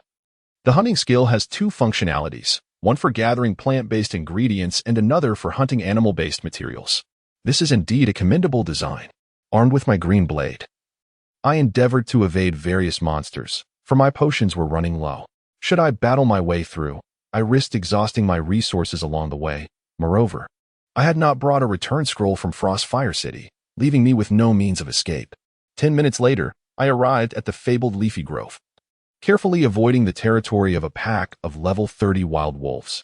As I approached, I was delighted to discover scattered wild ginger among the trees. Having grown up in the countryside, I was familiar with ginger. The market's ginger is the subterranean root, while the leaves above ground resemble bamboo leaves. Stepping forward, I employed my hunting skill on a ginger plant. Ding. System notification. You have acquired 3 ginger, gaining 3 points of proficiency in the trial hunting skill. Ginger, a level 4 ingredient. With a sense of accomplishment, I cast the ginger into the package, stacking 5 pieces to occupy a single space. Before long, it took up 3 spaces, and I had successfully gathered a total of 15 pieces of ginger. Swiftly retracing my steps, I presented a bundle of ginger to the elderly man, whose face immediately radiated with joy. He pulled a small bottle of salt from his pocket, and, utilizing his culinary skills, he stuffed the ginger slices into the bear's heart, sprinkled salt generously, and soon a fragrant roasted meat emerged from the flames. The old man retrieved a short dagger and meticulously sliced the meat into strips, savoring each bite with deliberation. Standing beside him, I remained unhurried. After a while, he turned to me and said, "Young knight spirit, your admirable qualities have moved me. Here, accept this reward that is rightfully yours." Ding. System notification, congratulations. You have completed the task, Gather Ginger, earning 500 experience points, 1 prestige point, and 100 hunting skill experience. Elated, I found this reward quite remarkable, especially the 100 points in hunting skill experience. Otherwise, it would have taken me ages to gather sufficient level 1 ingredients on my own. After finishing his meal, the elder slowly rose and said, "Young man, guide me out of this wild forest, and your mission will be complete." I nodded in agreement. Following the narrative task pattern, the old man began to walk toward the exit, while I summoned a level 20 skeletal bear guard. Although it wouldn't contribute much, it was better than nothing. Now at level 25, accompanied by a level 20 meat shield skeleton, I felt little fear of the wild bears. The journey to the outside proved to be remarkably smooth. Upon reaching the edge of the jungle, I could see the town in the distance, and the elder, as if reborn, laughed heartily, saying, "Young man, you are courageous and possess a strong sense of justice. Very well, I shall impart my most prized skill to you." Ding. System notification. Hunter Huanghua wishes to teach you the cooking skill. Do you accept? Upon acceptance, another production skill appeared in my skill bar, breaking the system's limitations and allowing me to possess 2 auxiliary skills. Overjoyed, I escorted the elder to the outskirts of the village and then dashed back to the frosty post, eager to change my gear. From the warehouse, I retrieved 2 new pieces of equipment, the Xian Fire Blade, its blade enveloped in a faint flame, emanating a fierce aura, and the Azure Fire Cloak, glimmering with a deep blue sheen, exuding an air of mystery. I replaced the green blade with the Xian Fire Blade and donned the Azure Fire Cloak, instantly enhancing my attributes significantly. ID, Shattered Halberd Class, Undead Swordsman Level, 25 Health, 490 Attack, 104188 Defense, 61 Magic Defense, 0 Prestige, 274 Luck, 0 Indeed. The bronze equipment was exceedingly formidable. Merely donning these 2 pieces elevated my attack power to 188 points, and my health reached an impressive 490 points, rivaling even the health limits of knights like Gaguzi. In an instant, confidence surged. At that moment, Du Shursan sent a message. "Lu Chen, how is your training progressing?" "Generally well. And you?" I replied. "I'm doing fine, approaching level 20. By the way, there are individuals selling apple jam at the entrance of Frozen Ice City, priced at 4 silver coins per portion." "What exactly is that?" Du Shursan inquired. "Is anyone purchasing it?" "Indeed, many mages, priests, and bards are buying it. It's simply in short supply." "I see. You should continue leveling up." "All right." I stifled my excitement, for an opportunity to earn money had arisen. Apple jam, a level 1 culinary product, serves as a consumable for restoring magical energy. In this realm, there are no magical potions, only magical cuisine, and one can consume only one within a minute, making it an essential item for mage players. Upon opening the culinary skill menu, a series of food items appeared before me. Level 1, Apple Jam, requires 5 apples, 1 empty bottle, restores 100 points of magic. Level 2, Glutinous Rice Dumpling, requires 15 glutinous rice, 5 chicken, 5 salt, restores 200 points of magic. Level 3, Green Pepper Meatball, requires 10 green peppers, 20 glutinous rice, 10 chicken, 15 salt, restores 300 points of magic. Level 4, White Cut Chicken, requires 20 chicken, 10 salt, 15 ginger, restores 400 points of magic. Level 5, Braised Chicken Rice, requires 30 chicken, 10 salt, 15 green peppers, 10 garlic, restores 500 points of magic.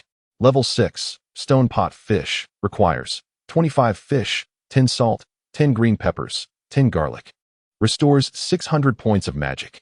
Level 7, Soft-Shelled Turtle Pot, requires 20 soft-shelled turtle meat, 20 green peppers, 20 ginger, 20 salt, restores 800 points of magic.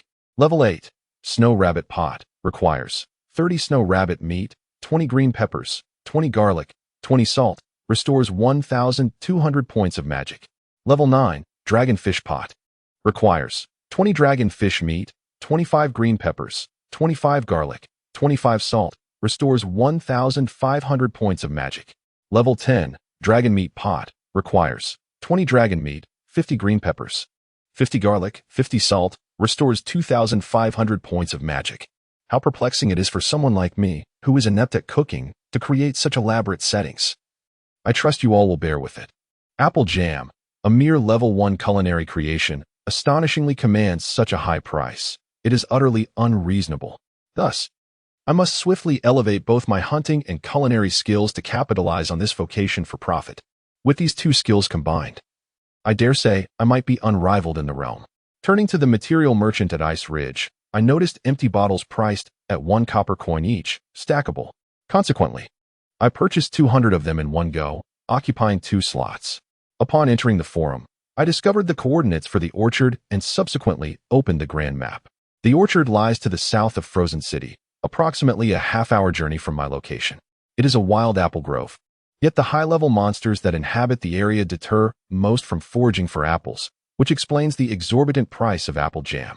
Moreover, the rampant price inflation by unscrupulous merchants contributes to this. After all, how could something that costs mere copper coins soar to 4 silver coins per bundle? Clutching my flickering flame blade and donning a cerulean cloak that obscured my visage, I resembled a red-named human warrior rather than the night elf that others sought to attack. Navigating through a secluded forest path, I arrived at the orchard after half an hour. Beneath a robust apple tree, I reached out and plucked an apple, earning 2 hunting experience points, quite commendable. Just then, a voice echoed from behind. "Hey, who allowed you to gather here?" Slightly startled, I turned to find a warrior wielding a green battle blade glaring at me. He coldly commanded, "This orchard has been claimed by the Shadow family. Friend, if you know what's good for you, you'd best leave. There are plenty of scattered fruit trees throughout this map for you to harvest." The warrior, Shadow Maple, was level 23. I glanced at him and couldn't help but chuckle softly. "Are you jesting? The orchard is a public area, not the property of your family. Besides, with so many fruit trees, can you possibly harvest them all? Mind your own business." Shadow Maple huffed disdainfully. "You have 3 minutes to scram, or I'll send you back to town." Chapter 25. The Orchard. It is intriguing to encounter such formidable individuals everywhere. My gaze turned icy.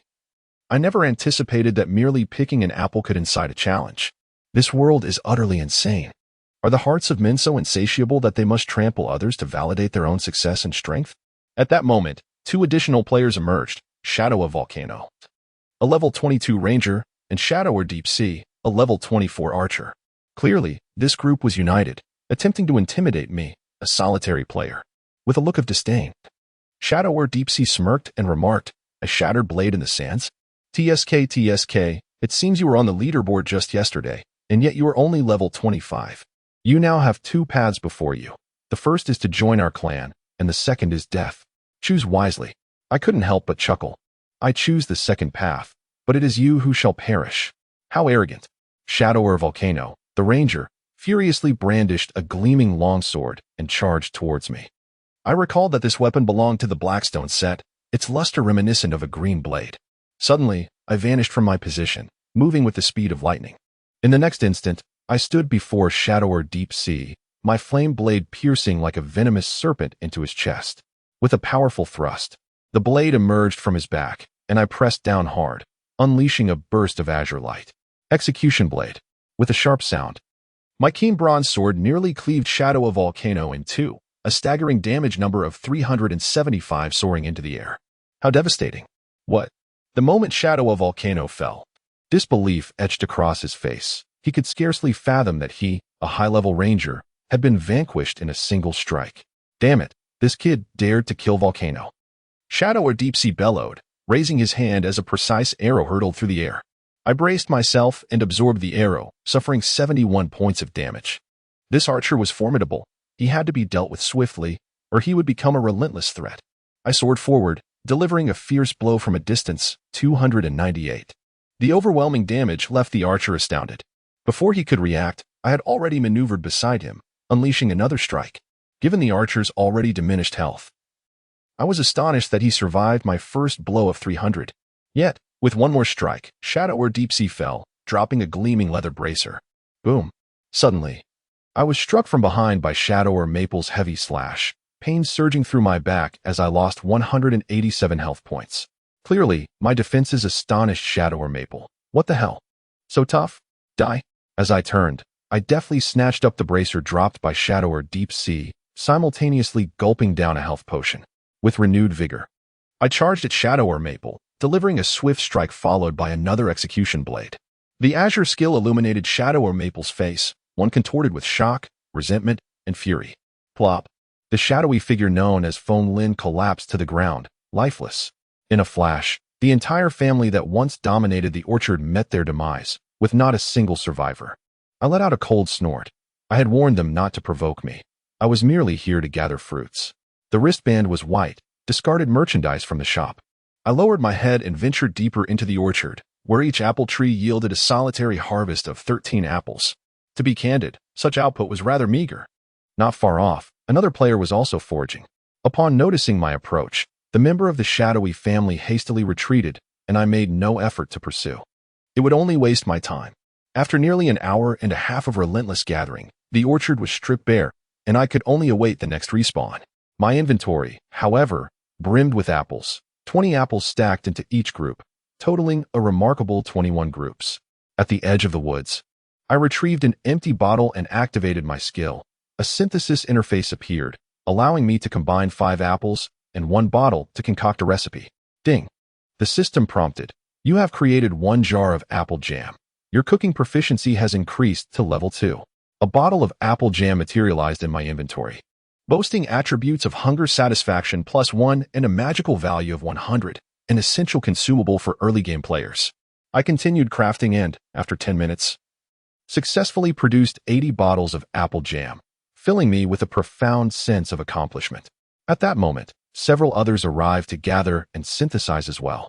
The members of the shadowy family seemed to have lost their nerve and did not reappear. As I made my way out, I encountered many individuals engaged in synthesis. Among them was a human female, charmingly named Beauty Raises Her Leg. My information panel displayed several notifications. System prompt: Beauty Raises Her Leg has created apple jam. System prompt: Beauty Raises Her Leg has created apple jam. System prompt: Beauty Raises Her Leg has created apple jam. My word, what a refined young lady. I wondered how she felt about such notifications. Along the way, I passed through several orchards, gathering dozens more apples and producing an abundance of apple jam. Soon, with a chime, my cooking skill ascended to level 2, granting me the ability to craft level 2 glutinous rice balls. As for my hunting skill, it had long reached level 2. I had been among the first players to arrive and had dispatched several competitors, effectively sweeping through the entire orchard, pushing my hunting skill perilously close to level 3. Upon reaching Iceberg City, despite being marked with a red name, I boldly entered the town, clad in exquisite gear, and my name promptly lost its crimson hue. Standing in the square, I proclaimed loudly, "Freshly made apple jam, 1 silver per bottle. Any mage in need should come by." It's a bargain. My selling price was modest, even less than half of others, merely seeking to exchange for some coin. Before long, a throng gathered around me. Mages above level 20 possessed barely 300 points of magical power, with the level 1 fire dragon spell consuming 20 points each time. Without magical sustenance, their resources would surely dwindle. Those players forming parties outside insisted on checking the mage's rations before setting off, which contributed significantly to the high demand for such consumables. In a mere 10 minutes, I acquired a gold coin. When I managed to snatch the last dozen or so bottles, the price shamefully surged to 2 silver coins each. Yet they were still sold out. At that moment, I heard a vendor calling out nearby, selling level 10 attribute-free leather armor, defense 28, exceptional quality, welcome to purchase. Additionally, I am buying level 1 leather, including large-eared rabbit skins and goblin skins, at 20 copper coins each. I quickly approached, discovering a level 17 player named Dominant Tailor, evidently a specialist in production skills, likely a tailor, and a member of the illustrious Dominance family, which astonishingly occupies nearly half of the leaderboard in Iceberg City. "Hey there, do you want bear skins?" I stepped forward and asked with a smile, revealing a wild bear hide, a trophy I had seized from the undead. With over 250 stacked in my inventory, the player was momentarily taken aback, his mouth agape. "No. Really? Level 2 materials. Are you serious?" I feigned indifference. "Of course. I have plenty." The tailor's eyes sparkled as he replied, "I'll offer 50 copper coins per piece. How many do you have?" I scoffed. "Come on, 50 copper coins each? Who do you think you're fooling? Level 1 hides are already selling for 30 copper coins. You want to buy level 2 hides at 50 copper coins? Forget it. I'll find another buyer. The tailor hastily blocked my path, grinning. Wait up, let us negotiate. What's your price? I pondered for a moment. 2 silver coins each. Instantly, the tailor exhibited a look of disbelief, clearly struggling to accept such a price. I smiled subtly and added, if you don't want them, that is fine. I have over 200 hides to sell elsewhere. What? Over 200 hides? The tailor could hardly contain his composure. For a gaming family, monopolizing the tailor market in the early stages was imperative. Allowing another family to possess over 200 level 2 hides to cultivate an exceptional tailor player would undoubtedly put the dominant's family at a disadvantage. Could you wait just a minute, please? The tailor pleaded. I nodded and stood aside. It seemed he was sending a message to his superiors, and soon after, he returned, stating, 2 silver coins each, deal. How many do you have? I counted, 257 hides, but let us make it 250 for you. Deal. The tailor opened the trading interface. I submitted 250 level 2 bear skins, and he offered 500 silver coins, an impressive 5 gold coins. The transaction was completed in an instant, and my inventory now boasted a total of 7 gold coins, marking me as extraordinarily affluent at this stage. The dominant's family indeed played big. Within just a few days of the game's launch, they had enabled a production player to amass such wealth. Waving goodbye, I laughed heartily. Brother, until we meet again. In truth, I could effortlessly amass wealth by harvesting bear pelts, as the current market price has soared to 50 renminbi for a single gold coin. By merely collecting bear pelts, I could earn over 1,000 yuan in a single day. However, my ambitions extend far beyond the confines of mere pelts. For I recognize that my potential is not limited to such endeavors. Behind me, a young tailor called out, Hey there, may I inquire where you acquired such a plethora of bear pelts? I turned with a smile, replying, I'm afraid I cannot divulge that information. How could I possibly share such secrets? Yet inwardly, I chuckled, knowing that even if I revealed it was the wild forest, none would dare to venture for the souls. What use would that be? Upon arriving at the warehouse in Iceberg City, I sought to activate the official storage. To my surprise, the elven administrator informed me, as a night spirit, you must pay double the activation fee. Your cost is 2 gold coins for a 100-slot warehouse. What an exorbitant price.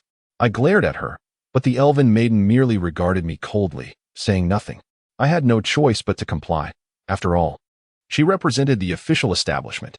Once the warehouse was activated, I hurried back to the square and proclaimed loudly, Blackstone-grade weapons and the green blade are now for sale.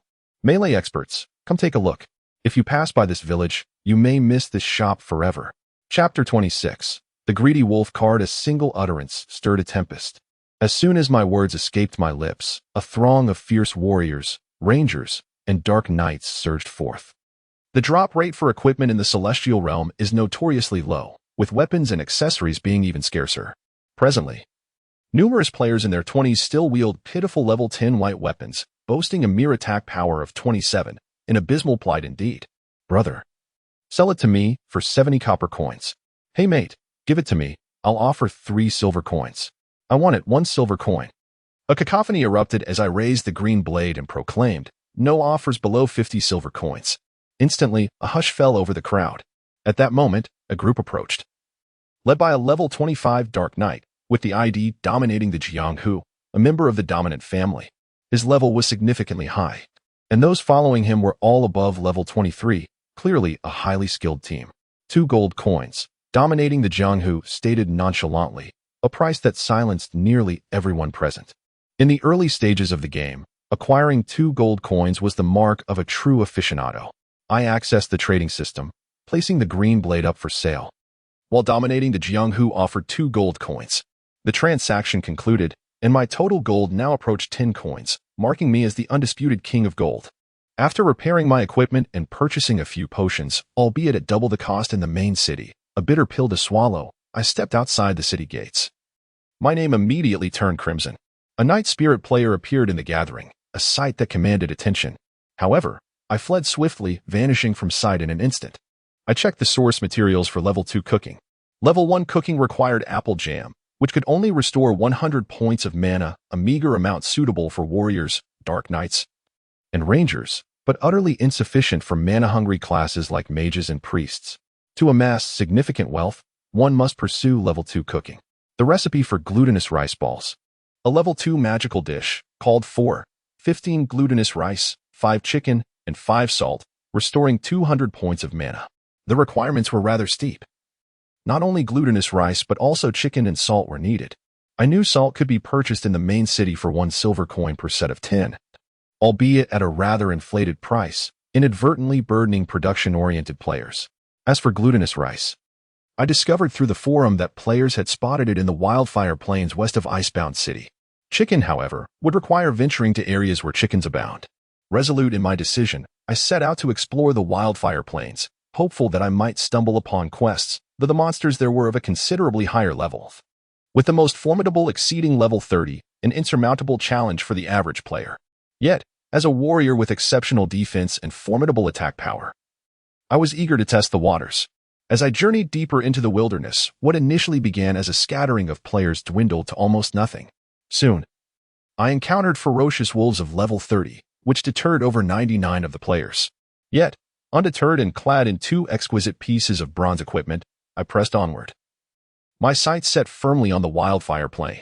After traversing for nearly half an hour, the dense thicket began to thin, giving way to lush grasslands. Under the blazing summer sun, the verdant growth flourished, vibrant flowers blossomed in a riot of colors, reminiscent of a raging inferno, aptly bestowing the name upon this land. The wildfire plain is a neutral territory, and as I ventured along its periphery, I stumbled upon a temporary encampment of the Silvermoon Alliance nestled in a nearby hollow. Cautiously, I refrained from approaching. One could never anticipate the actions of these humans. Continuing along the edge for another 10 minutes, a flicker of excitement ignited my spirit as a modest night elf camp finally came into view. It comprised a material merchant, a repairman, and a skeletal soldier, an exceedingly simplistic assembly. Approaching, I cast my gaze upon the skeletal soldier, a mere common skeleton, rather lacking in substance compared to my own more corporeal form. "Oh, distant little skeleton, how may I assist you?" I inquired. The soldier glared at me and bluntly replied, "This place is exceedingly perilous. You must exercise utmost caution, for enemies lurk everywhere." I nodded in acknowledgement, choosing silence. Seated atop a skull, the soldier remarked, "Lately, the beasts of the wildfire plain have become increasingly rampant. Our camp has been attacked thrice in 3 days. Young Night Elf, can you help us rid these beasts?" A quest had emerged, one I had already intended to undertake, and I nodded resolutely. Ding. System notification. You have accepted the quest, Eliminate the Beasts. Quest level, Intermediate E-Class. Quest details. Head to the southern section of the wildfire plain, where you will encounter numerous wild and ferocious wolves. Slay at least 100 of these wolves and collect 40 wolf fangs to deliver to the undead soldier die, and you shall be richly rewarded. The quest level was not insignificant, Intermediate E-Class. It seemed the creatures there would be formidable, and the required number of kills was considerable. A protracted battle awaited me today. With the flame blade in hand, flames danced along its edge as I stepped into the plain, the bronze weapon glistening vividly. Surrounding me was desolation. The southern wildfire plain had suffered a devastating fire 6 months prior, becoming a desolate expanse littered with the bones of beasts, while the haunting howls of wolves echoed in the distance. Amidst the rustling sounds, I caught sight of 2 massive crimson wolves fixated on me, their blood-red eyes gleaming. Jaws agape, sharp fangs glistening with drool. Wildfire wolf, common creature, level 32. Good heavens, they were indeed level 32. The difficulty of this quest was proving to be formidable. I cautiously turned to retreat, but the 2 wolves unleashed a chilling howl and lunged at me with remarkable speed. Crack, crack. The sharp fangs gnawed at my shoulder, sending waves of excruciating pain coursing through me, even clad in a bronze-hued cloak. I found it futile to defend against the onslaught of a level 32 monster. The disparity in levels was simply too vast. 124. 132. The damage was staggering. As I marveled at the numbers, I swiftly maneuvered to the right, my Su-Enhu blade enveloped in a cerulean glow, tinged with a faint crimson hue. With a powerful strike, I cleaved down upon the forehead of a greedy wolf, and in a flash, unleashed a second strike. The Su-Enhu blade's formidable ordinary attack obliterated half of the health of one of the ravenous wolves. 381. 312. My necromantic power had also leveled up, granting a substantial 10 damage boost, making my skills even more formidable. In truth, with my talents, I ought to be dispatching living beings here, as it would yield swifter and more lucrative results. Despite the pain from engaging in combat against foes 7 levels above me, the rewards were equally abundant. With my footing unsteady, I circled one of the voracious wolves while the other pursued closely behind, a classic tactic when facing two adversaries. I focused my assault on one, using it as the center of my movement, effectively wasting over 50 of the other monster's attacks. Crack! Another 2 strikes, and at last, the first greedy wolf let out a wretched howl before collapsing. A glance at my experience bar revealed a remarkable surge. The rewards were indeed bountiful. Gulping down a health potion, I brandished my Su-Inhu blade against the second greedy wolf. Engaging in a one-on-one battle proved far more manageable, especially since my potions were plentiful and my defense stood at an impressive 61 points. Were anyone else to encounter 2 level 32 greedy wolves simultaneously, their fate would likely be grim. With a flurry of strikes, simple yet effective, the greedy wolf succumbed to my relentless assault. My own condition, however, was not much better. With only 145 health points remaining, had my attacking efficiency not been remarkably high, I feared I would have been the one to fall. Snap! The second greedy wolf dropped loot. A sparkling large magic stone, a blood-red fong, and, notably, a fiery red card. A card. Indeed, a card. Upon picking it up, I was astonished. Greedy Wolf card, level 1 card. Grants 5 attack speed and 5 movement speed for 30 minutes upon use. What a remarkable find. I was elated. This equated to a 5 enhancement in combat efficiency, lasting precisely 30 minutes, ideal for leveling up. Moreover, this Greedy Wolf card would be exceptionally potent in player combat. Though my strategy remained focused on leveling and acquiring equipment without engaging in PK during this critical early phase of the game, only a fool would recklessly attack others like the Frenzied Dragon Guild. Cradling the Greedy Wolf card in my palm, I whispered, "Greedy Wolf." Whoosh! The card shimmered and vanished, manifesting as a red glow above my name, coalescing into the image of a wolf's head. This was the effect of the Greedy Wolf card. Each player could possess only one card effect at any given time. It was only after a considerable passage of time that I came to realize the extent of my frivolousness. The Greed Wolf card is a rare gem among the first-level cards, typically reserved for vanquishing formidable bosses or for engaging in fierce player-versus-player combat. Yet I foolishly employed it for leveling up. Utilizing the Greed Wolf card made the process of gaining experience considerably more efficient, unless I encountered 3 Greed Wolves simultaneously. I could effortlessly manage any situation. Time flew by, and before I knew it, over 2 hours had elapsed. My stock of potions had diminished significantly, and I had ascended to level 26 with 89 experience. If all went well, I would reach level 27 within half an hour. A sense of ambition filled my heart as I contemplated reaching level 30 swiftly, allowing me to capture a pet. Relying solely on the Greed Wolf skeleton at my side was inadequate. The necromancy skill was rather ineffective, only becoming useful at higher levels. With a sudden crack, the flame blade traced a perfect arc across the plains like a shooting star, accompanied by the anguished cries of another Greed Wolf as it succumbed. A satisfying thud signaled the spoils of my victory. Among the loot was a Greed Wolf tooth and, to my astonishment, a striking red card. I vowed that this red card was certainly not a mere cash item. Swiftly, I picked it up, and as the light flickered, its attributes revealed themselves before my eyes. Fire Wolf card, level 1 card, skill, blaze, usable once. A smile crept across my face. It was a skill card. The card system is divided into 2 categories, skill cards and status cards. I considered myself fortunate to have acquired 2 cards within less than half a day in the Wildfire Plains. Continuing my leveling journey, another hour slipped away, and I had navigated to the southernmost tip of the Wildfire Plains. I had long since gathered the requisite Greed Wolf teeth for my quest, and at that moment, I finally stumbled upon the location I had been searching for. A lush valley appeared at the edge of the plains, and as I stepped onto the grassy terrain, a fragrant aroma enveloped me. My goodness, the entire valley was brimming with wild plants. There were fresh glutinous rice stalks. This was a low-lying valley basking in abundant sunlight, where rainwater had formed a shallow pool, providing the perfect conditions for the glutinous rice to thrive. Approaching a cluster of rice stalks, I employed my skill, and the rice ears swayed gently. It was a level 2 ingredient, requiring a level 2 hunting skill, which posed no challenge for me. Swiftly, I completed the gathering. Ding! System notification. You have acquired 3 glutinous rice, and your hunting skill proficiency has reached 3. What a delight! I pressed on, driven by the aspiration for level 2 magical cooking, the pursuit of gold, and well, let us just say, the quest for civility. Chapter 27. The marching bag under the moonlight, a joyful little skeleton frolicked gracefully through the canyon, pausing intermittently. The sight of diminishing rice within the canyon painted a picture of such harmony and tranquility. Ding. System notification. Congratulations, your hunting skill has reached level 1. As I beheld this message, an inexplicable sense of accomplishment surged within me. Alas, the ultimate hunting god and the supreme culinary deity were finally ready to emerge.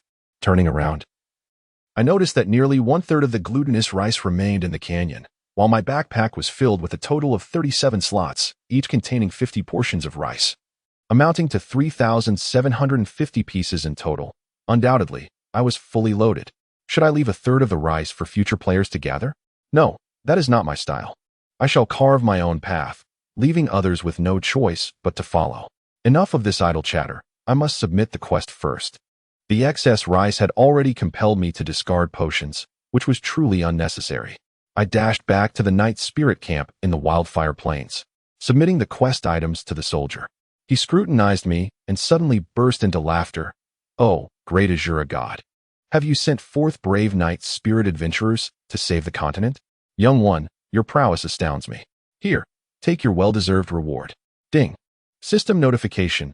You have completed the quest, Cleansing the Beasts, earning 5,000 experience points, 50 reputation points, and a quest reward. Marching bag. With a flourish, golden light cascaded down as I ascended to level 27, once again making my mark on the leaderboard of Icebound City, now ranked 2nd, with the first being the level 28 Wind Color Fantasy. Additionally, the quest rewarded me with a delightful item, the marching bag. Upon opening my backpack, I found a small gray pouch nestled in the only available slot. As I took it out, uncontainable joy surged within me. Marching bag. Equipping this item increases the user's backpack space by 20 slots. In the night sky, the sound of skeletons howling echoed, resembling both laughter and tears. Of course, I was laughing. This was truly a tailor-made item for me. I promptly secured the marching bag at my waist. Being a small pouch, it did not hinder my movements. I then returned to the canyon, spending nearly an hour gathering the remaining glutinous rice. With this, should the rice respawn here, it would take at least 2 to 3 days. Returning to the city, I retraced my steps. It was time to craft level 2 magical cuisine. Arriving in Icebound City, I found the item somewhat pricey, yet the abundance of players dictated the market. Glutinous rice ball. Level 2 cooking requires 15 glutinous rice, 5 chicken, 5 salt. Restoring 200 points of magic. It appeared I was still lacking a few ingredients. The glutinous rice was sufficient, but I needed to purchase salt from the shop. Chicken was still required, necessitating further expeditions. For gold, I must press on. I stored all the glutinous rice in the warehouse and spent 2 gold coins to open another storage space. Alas, the materials for production classes are plentiful, and it is unrealistic not to open several warehouses. After repairing my equipment and purchasing over 10 potions of red elixirs, I set off once more. Upon reaching the outskirts of the city, I hurriedly opened the official forum. The database was no longer a reliable source, leaving me to depend on the ingenuity of fellow players. A search for chicken meat yielded hundreds of results, yet they were all inquiries about where to find such flesh.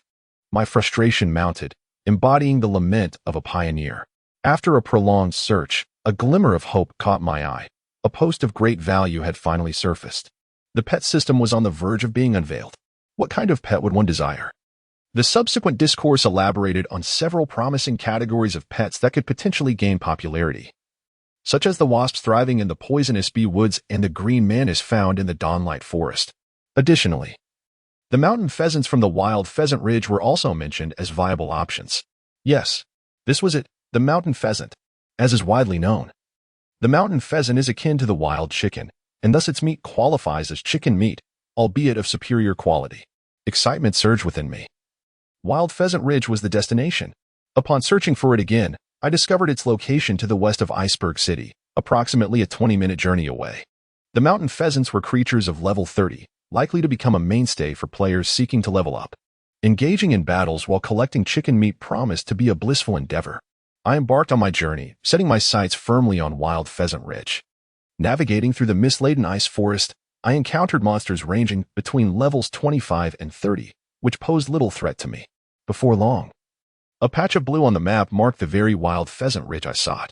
The excited calls of the mountain pheasants echoed, spurring me onward. Drawing my sword, I charged through the verdant foliage, only to be momentarily taken aback by the sight before me. 4 mountain pheasants were gathered as if in conference, all at level 28. I, now at level 27, was on the cusp of leveling up, clad in 2 bronze pieces and several black stone items. I felt fearless as I unleashed a flurry of strikes, sending the birds into a chaotic flight. Moments later, a group of mountain pheasants lay defeated, each beginning to utilize their hunting and butchering skills. System notification: you have harvested 2 mountain pheasant meats. Hunting skill proficiency increased by 2. System notification: you have harvested 3 mountain pheasant meats. Hunting skill proficiency increased by 2. System notification: you have harvested 2 mountain pheasant meats. Hunting skill proficiency increased by 2. System notification: you have harvested 3 mountain pheasant meats. Hunting skill proficiency increased by 2. The sensation was exhilarating. Not only was I vanquishing foes, but I was also simultaneously enhancing my production skills. The magical culinary creations I could produce would fetch a handsome price, yielding multiple rewards from a single endeavor. My spirit soared as I roamed Wild Pheasant Ridge, where I found myself alone, rampaging with unabashed fervor. Crack! A mountain pheasant met its demise, revealing a slender axe upon its death.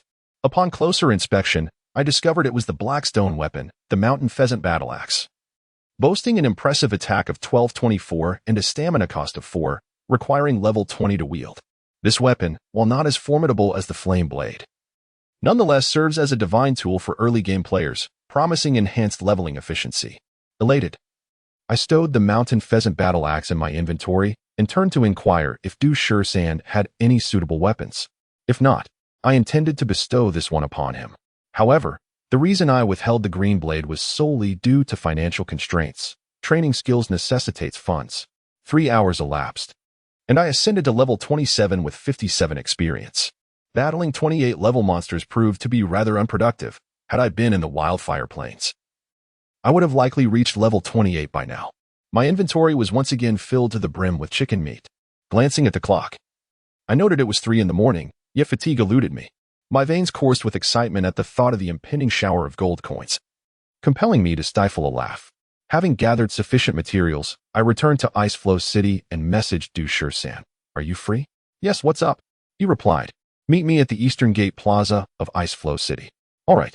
As I entered Ice Flow City, I spotted Du Shan from a distance, a level 23 warrior. His progress commendable.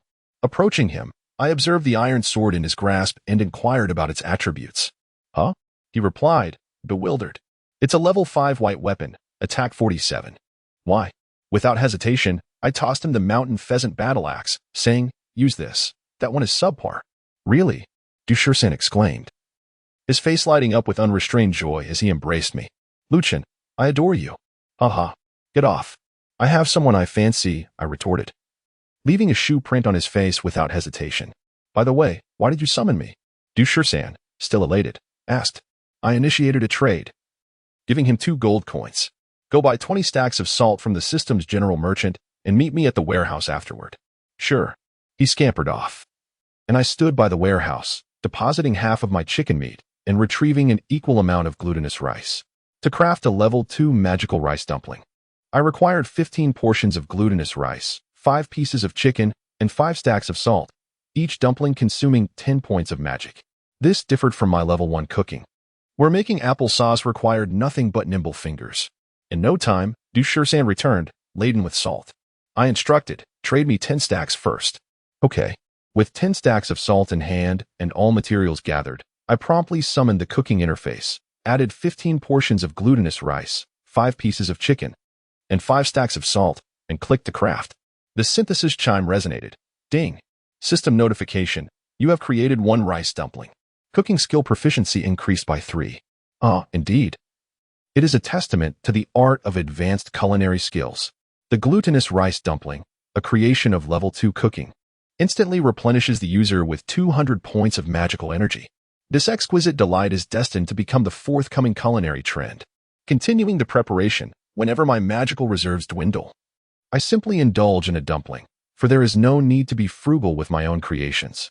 After diligently crafting for over half an hour, I have nearly exhausted both the chicken and the glutinous rice, resulting in a bountiful yield of 190 dumplings, neatly organized into 19 sets of 10. Mastering the culinary arts is no easy feat. Despite consuming such a significant quantity of materials, I have only gained a modest 45 experience. The journey ahead remains arduous. With a sense of satisfaction, I gazed upon my collection of magical culinary delights and remarked, 13. Do you ever feel your magical energy is insufficient while leveling up? 13. Looking perplexed, responded, what is magical energy? Oh, never mind, you may proceed with your leveling. I suppose I shall rest for a while. With that, 13 logged off, and I made my way to the center of the city square, where I proclaimed loudly, Level 2 cooking glutinous rice dumplings, available for individual purchase at 10 silver coins, or a set of 10 for 90 silver coins. Those in need, come forth and buy. A splendid item that grants an additional 200 points of magical energy. But supplies are limited. Once sold out, they are gone. Instantly, the surrounding players were taken aback. Level 2 cooking? No way, did I hear correctly? Someone is already capable of crafting at level 2? Surely, it must be a scam. But a quick purchase will reveal the truth. Moments later, several players began initiating trades with me, offering 10 silver coins. I promptly placed a glutinous rice dumpling in the trade window. Upon successful transaction, the buyer was left astounded. No way. It truly is level 2 cooking. This is incredible. Who is this? Players around me eagerly engaged in transactions, and I delighted in the influx of coins. In less than 10 minutes, I had sold an impressive 90 dumplings, and my inventory swelled with an additional 9 gold coins. Ah, indeed, I have struck it rich. Just then, a voice emerged from behind me. Brother, drowned in sands, may we have a word? Chapter 28. Let us meet beneath the icy city walls. A level 25 ranger clad in shimmering blue armor stood before me.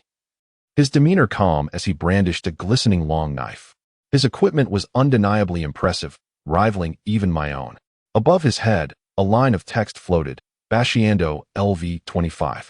I was momentarily taken aback. This Bashiando was certainly not an ordinary player. Flanking him were 2 warrior-class players, the level 26 warrior Duba Zhanshin and the level 26 magic knight Duba Qishan, both renowned figures on the leaderboard. The Duba family? I furrowed my brow. The identity of Bashiando was becoming apparent, the leader of the Duba family, destined to become the guild master of the Duba faction in the future. What's up, buddy? I replied nonchalantly, a smile playing on my lips.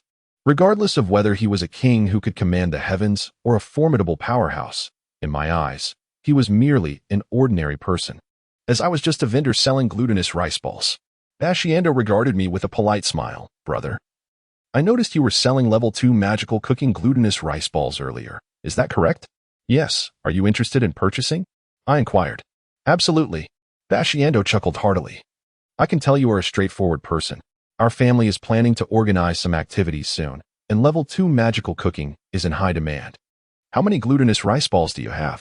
100, 10 sets, sufficient for 10 mages or priests, I replied. Ah, that many. Bashiando's eyes lit up. I am willing to buy them all. Would you consider offering a discount? I nodded. How about 90 of the price? What? Bashiando was taken aback. It was clear I intended to fleece him. The Duba family aspired to expand their influence in the icebound city, and I was keen to seize this opportunity. 90. Bashiando pondered for a moment. Very well. Let's conduct the transaction right here. Excellent. I opened the trading interface, placing the 10 sets of glutinous rice balls for sale, while Bashiando placed 11 gold coins on the table. Truly, a wealthy individual indeed. The trade was completed. Bashiando continued. Brother, would you be interested in collaborating with us? Not interested, I replied coolly, turning to exit the icebound city. In a few days, level 2 cooking would become widespread, and I was reluctant to continue supplying high-grade ingredients to potential competitors. Duba Qishan angrily pursued me, brandishing his spear, and shouted, Our boss is speaking to you. You're quite arrogant, aren't you? Don't think being second on the leaderboard makes you special. Having reached the outskirts of the city, my name turned red, and I glanced back at Duba Qishan, coldly stating, What, do you wish to fight? I. Duba Qishan hesitated, but Duba Zhanshin charged forward, exclaiming, Stop talking nonsense. Let us fight. Are you afraid? With that, Duba Zhanshin raised his sword and charged at me, his movements fluid and precise, revealing an unexpected level of skill from this burly man. As I found myself unexpectedly spinning beneath my feet, I deftly evaded the strike of the dominant war god. With a slight elevation of my right hand, A crimson glow enveloped my palm as I delivered a precise blow to the back of his head. Crack! A staggering 118. My unarmed strike had completely breached his defenses. The dominant war god, taken aback, widened his eyes in disbelief, exclaiming, "You, how is this possible?" At that moment, Ba Tiandao, who was approaching leisurely, interjected with a calm yet commanding voice, "Third brother, do not be so impulsive. Zhiji Sha is our ally." "What are you doing, boss?" The dominant war god was at a loss for words, his face flushed with shame. Many players from Icebound City began to recognize the situation, pointing and whispering, "Look, it's a renowned figure from the Sky ranking. That is Zhiji Sha, who ascended to second place today, and those others are elite members of Dominance." "Huh, how amusing. Did you see that?" The dominant war god was effortlessly subdued by Zhiji Sha. It's clear that Zhiji Sha looks down on the dominant war god. If he were armed, he would have undoubtedly dispatched him in an instant. Finally, the dominant family has met its match. Amidst the chatter, the dominant war god's expression grew increasingly grim. Ba Tiandao swiftly diffused the tension, laughing heartily. "Just a minor misunderstanding. We are here to make friends through martial arts. Zhiji Sha, your skills are truly impressive, exhibiting the demeanor of a master." I nodded with a smile, acknowledging the compliment before turning to depart. Throughout the encounter, none had glimpsed my visage, only aware of a figure draped in a dark azure cloak. Swiftly exiting the perilous area, I inhaled deeply upon entering the frozen forest, relieved that no one had incited a frenzy against me. Otherwise, I would have been in grave danger. Next on my agenda was to head to the frozen outpost, where I intended to procure several quests from Captain Falk, striving to reach level 31st in preparation for the second-class advancement to capture pets. I disregarded the monsters along the way, making a beeline for the frozen outpost. However, as I entered the vicinity, I sensed an unsettling atmosphere. The usual wandering skeletal soldiers were conspicuously absent. Even the presence of Gue Guzi was nowhere to be found. As I stepped into the blood pool area along the frigid ground, a sudden ping alerted me to a message. "Gue Guzi, be cautious. Fengse Huanxiang has arrived." I paused, glancing up to discern the scene clearly. Gue Guzi's lifeless body lay on the ground, while Fengse Huanxiang, clad in a white cloak, toyed with a jade-green dagger. Wait, isn't Fengse Huanxiang a swordsman? I pondered, astonished at his unexpected choice of weaponry. Yet, one thing was certain, Gue Guzi had met a grim fate. His body displayed a level of 17, indicating that he had been defeated by Fengse Huanxiang numerous times, plummeting from the top 10 of the Sky ranking to level 17. I couldn't help but lament the intensity of Gue Guzi's pride, despite such humiliation. He refused to send me a single message. Suddenly, the ethereal figure of the wind color fantasy spotted me, turning to gaze intently, as if beneath its white cloak. A pair of eyes stirred a chill throughout my being. With a swift motion, it brandished a long sword, pointing it directly at me, seemingly uttering, "You have finally returned. I have awaited your arrival for a long time." No further words were necessary. It was time to strike. I deftly summoned a skeletal frame from the blood pool, successfully resurrecting the undead, commanding the diminutive skeleton to charge forth while I flanked the enemy from the side. Cackling with glee, the little skeleton launched itself valiantly at wind color fantasy, which moved with the swiftness of lightning. The blade shimmered with a silvery sheen, reminiscent of my own necromantic energy, which enveloped the sword's edge in a crimson glow. Suddenly, a staggering damage figure of 415 erupted, as the little skeleton was instantly vanquished. I maintained my composure, swiftly altering my course in a series of abrupt Z-shaped maneuvers, suddenly pivoting to strike at my foe, igniting my flame blade, a cerulean aura manifesting around the weapon. Clang!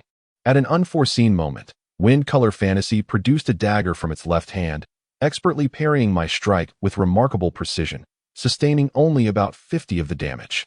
Its movement was incredibly rapid, delivering a seemingly effortless counterattack from a precarious angle, leaving me no opportunity to evade. I could only withstand the blow. Thud. 287. The blade pierced directly into my heart. It was ruthless.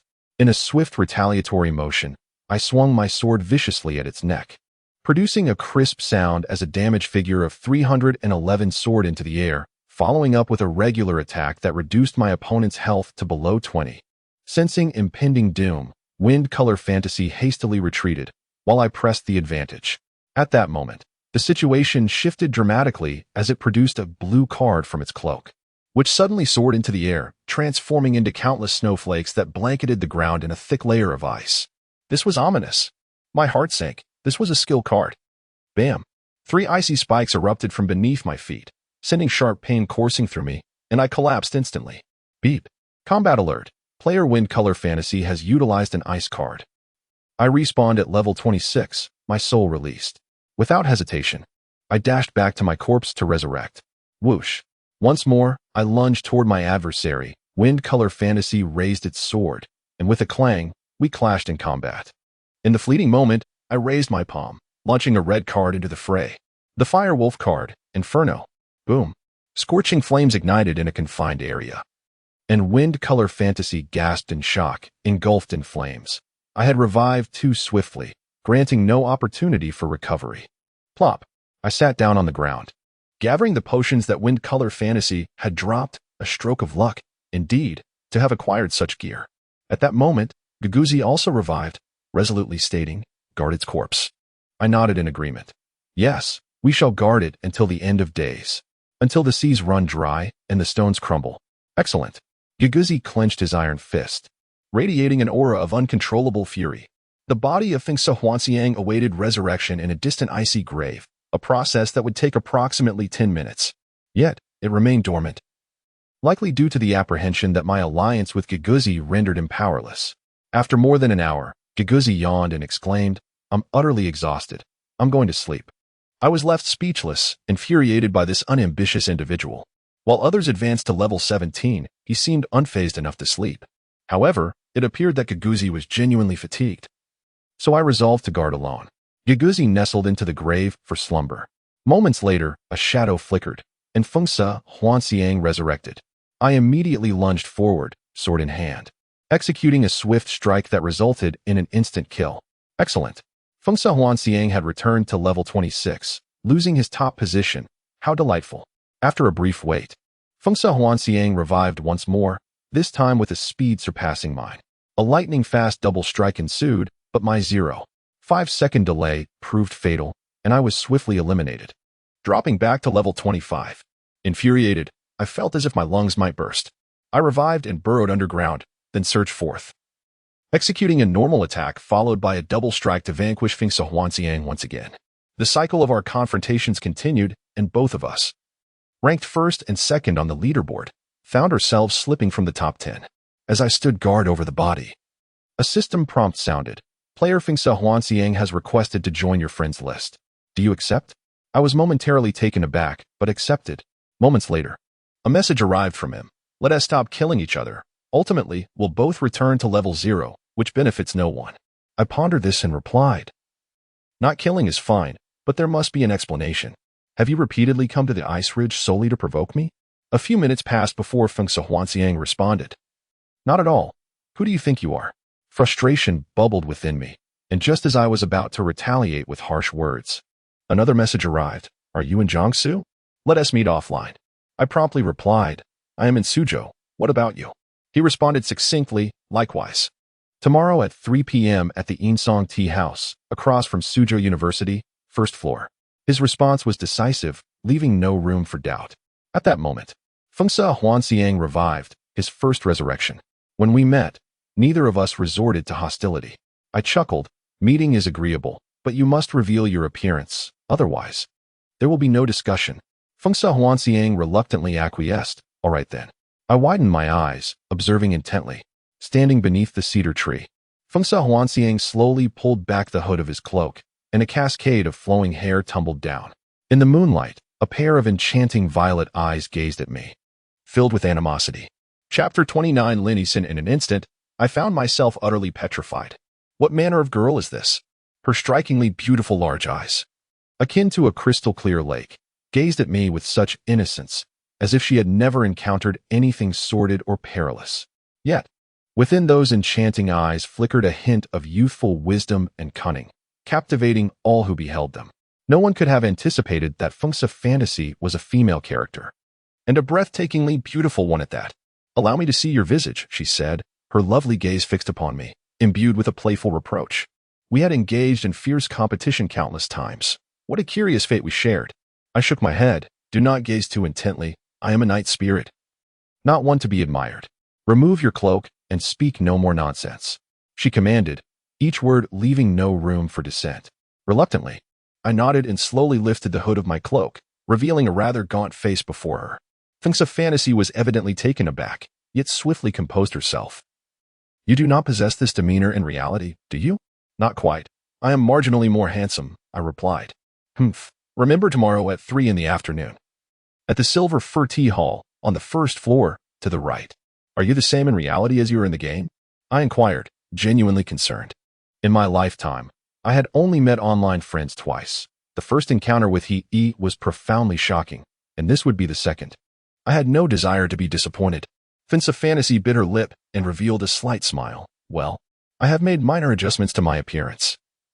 You may find me somewhat disappointing in reality, but I assure you, I am not frightful. Very well, I shall see you tomorrow afternoon. With a wave, Finsa Fantasy returned to Icebound City, while I turned and delved into the crypt. Removing my helmet, I had been online for several hours and felt utterly exhausted. After devouring a bowl of noodles, I succumbed to sleep. The following day, I awoke to find it was already 1 in the afternoon. Dushur-san was in the bathroom, singing various lewd songs. I got up and freshened myself. When Dushur-san emerged, we set out to dine. At the table, Shur-san inquired, Are you going back to grind to level 30 this afternoon? No, I am going to meet someone. Meet someone? Shur-san's interest piqued. A woman? I nodded. Who is it? Is it he? You must take me along, haha. Not a chance, it's Finsa Fantasy. What? The top player on the leaderboard? She is. A woman? Indeed, I affirmed, but the next statement doused Shur-san's rising enthusiasm. However, she mentioned she is not a beauty, so be prepared. Shur-san understood and patted my shoulder. What time are you meeting?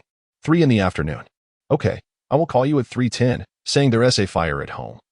And you must hastily return for safety. I grinned. This brother was truly considerate and experienced.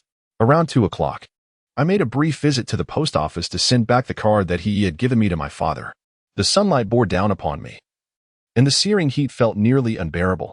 I pondered how much longer I could endure this life. The card likely contained a substantial sum, amounting to several $100,000. I informed my father that the password was my birthday, intending it for his retirement. A deep sense of guilt welled up within me, yet I felt utterly powerless. I sat on a small bridge for quite some time, lost in thought. Soon, it was nearly 3 o'clock, time to set off. The university was not far from my residence. In fact, it was quite close. Over a year ago, I had been a student there myself. After graduation, my life had spiraled downward, and I had rented an apartment in a nearby community. Returning to my alma mater stirred a wave of nostalgia for my fellow classmates. The Yanshan Tea House, a newly opened elegant establishment, was adorned with tasteful decor, perfect for couples seeking an intimate setting. Upon entering the tea house, I noticed many young women casting glances in my direction. This confirmed that my effort to look presentable after waking up had paid off. I made my way to a seat on the right side of the first floor, muttering to myself as I walked. Suddenly, I was jolted. There was only one person occupying an entire row of seats, a student who appeared to weigh around 240 pounds, sitting heavily in a chair that seemed to groan under her weight. She looked at me with wide, innocent eyes, radiating a naive charm. I clenched my teeth, thinking, is this what you meant by slightly adjusting the game's appearance? This is akin to a complete overhaul after being crushed by a tank. My anger surged. May all liars in the world meet their demise. I pulled out my phone. 3:02 p.m., 8 minutes to go. I needed to endure this. Feigning calmness, I boldly took a seat in front of the student. I raised my chin and greeted her. Good afternoon. She beamed back at me, her chubby cheeks jiggling as she replied, Hello there. Are you alone? As I spoke, I sensed something was amiss. This girl was not what I had expected. Just then, a delightful fragrance wafted through the air, accompanied by the gentle sway of silky hair beside my shoulder. When I turned to look, I was taken aback by a lovely girl with bright eyes and a radiant smile standing behind me, her long hair cascading down, her enchanting gaze filled with mischief. I sprang to my feet, stammering, What just happened? Are you a vision from my past? She held a cup of afternoon tea, glancing between me and the student across from me before bursting into laughter, her enchanting smile reminiscent of a serene autumn lake. Your taste is quite unique, she remarked. I felt a wave of embarrassment wash over me, utterly at a loss for words, wishing I could sink into the ground. She chuckled lightly and gestured to the seat beside her. Come, sit down. Would you like something to drink? I shook my head, declining. I needed to save money. After sending the card to my father, I would only have a little over 2,000 RMB left. And I still had to support my friend who was quite the glutton. She nodded in understanding. So, tell me, how shall we resolve the matters between us? It is quite simple. Henceforth, one must refrain from any transgressions. I candidly expressed. Refrain from transgressions? She displayed a hint of reproach, remarking, You ruined my meticulously prepared task that took 10 hours, and you still wish to avoid any faults? What? I said, slightly taken aback. I disrupted your task? Indeed. Windcolor nodded. After slaying that Night Spirit Sentinel captain for the first time, he is resurrected. You must slay him again within 10 minutes of his revival, or the task fails. Yet you and Gaguzzi have utterly thwarted my plans. Is that why you are guarding Gaguzzi's lifeless body all night? Yes, she affirmed with sincerity shining in her exquisite eyes. I gritted my teeth, a shiver coursing through me. This lady was undoubtedly not to be trifled with, or I would face dire consequences in the future. At that moment, a melodious laughter echoed from the entrance as 3 ladies entered. The one at the forefront hurried to Windcolor's side and laughed. Skipping class this afternoon to come here for a date? She suddenly turned to me, her expression clearly indicating a misunderstanding. Windcolor, slightly flustered, quickly clarified, Ching, no, that I am. Her words became entangled, unable to articulate further. I smiled faintly, observing her embarrassment, and asked, Fair lady, what is Yi's full name? The girl exhibited a look of astonishment. No way, you don't even know her? You are truly unfortunate. Our esteemed university's multiple-time campus belle, Linison. Oh, her in-game name is Windcolor. I was taken aback. Linison, that name seemed familiar. Suddenly, it dawned upon me. During my graduation, 13 often mentioned her, describing the campus belle of her freshman year as a celestial beauty, stunning enough to cause the heavens to tremble. Could it be her? Upon closer inspection, indeed, Linison was of an extraordinary beauty, a paragon of grace. If Hime was extraordinarily beautiful, then Linison could certainly be considered a breathtaking beauty. Noticing my astonishment, Linison remarked, Don't heed their nonsense about campus belles. I am merely a homebody who enjoys earning gold. I nodded with a smile. I am the same you two are a homebody? No. I meant I also enjoy earning gold. Linison covered her mouth, chuckling softly. All right, let me speak of something serious. Yes, what is it? Linison took a sip of her beverage, delicately licked her lips with her dainty tongue, her enchanting demeanor captivating all. She smiled at me in the near future. I wish to establish a guild and would like to invite you to join. I pondered for a moment and decisively refused. I will not join. Well then. Linison seemed unfazed, smiling. At least we can be allies, right? Yes, that is acceptable, I nodded. Just then, Linison's classmate, a girl with a ponytail, inquired, Who is this person? Are they from Tianzong? Linison nodded. Yes, indeed, Ching. The girl named Ching extended her hand and smiled at me, saying, Hello, handsome. What is your name in the game? I shook her hand and replied, Zhiji Sha. Ching gasped, her eyes widening. You. Are you really the Zhiji Sha who ranks second on the leaderboard? Ho, I didn't expect you to be so handsome in real life. I thought all skilled gamers were scruffy otaku. I felt a wave of embarrassment wash over me. Thankfully, I had spent half an hour grooming myself before stepping out. Linison interjected, All right, since we've already added each other as friends in the game, we can consider ourselves half-friends. Why half? I inquired. Because you have yet to earn full trust, she said bluntly. In Iceberg City, there are undercurrents at play. We need to unify our stance and identify who poses the greatest threat to us. Who? I asked. The wild dragon? Uffed. Linison scoffed. Those little fish are not worth mentioning. They are not even worthy of being my enemies in Iceberg City. Then who is? You and the Overlord Blade. Feeling quite honored. I asked, the Duba family? Exactly. Linison smiled. That's them. The Duba family is an association of professional players, and they are quite formidable.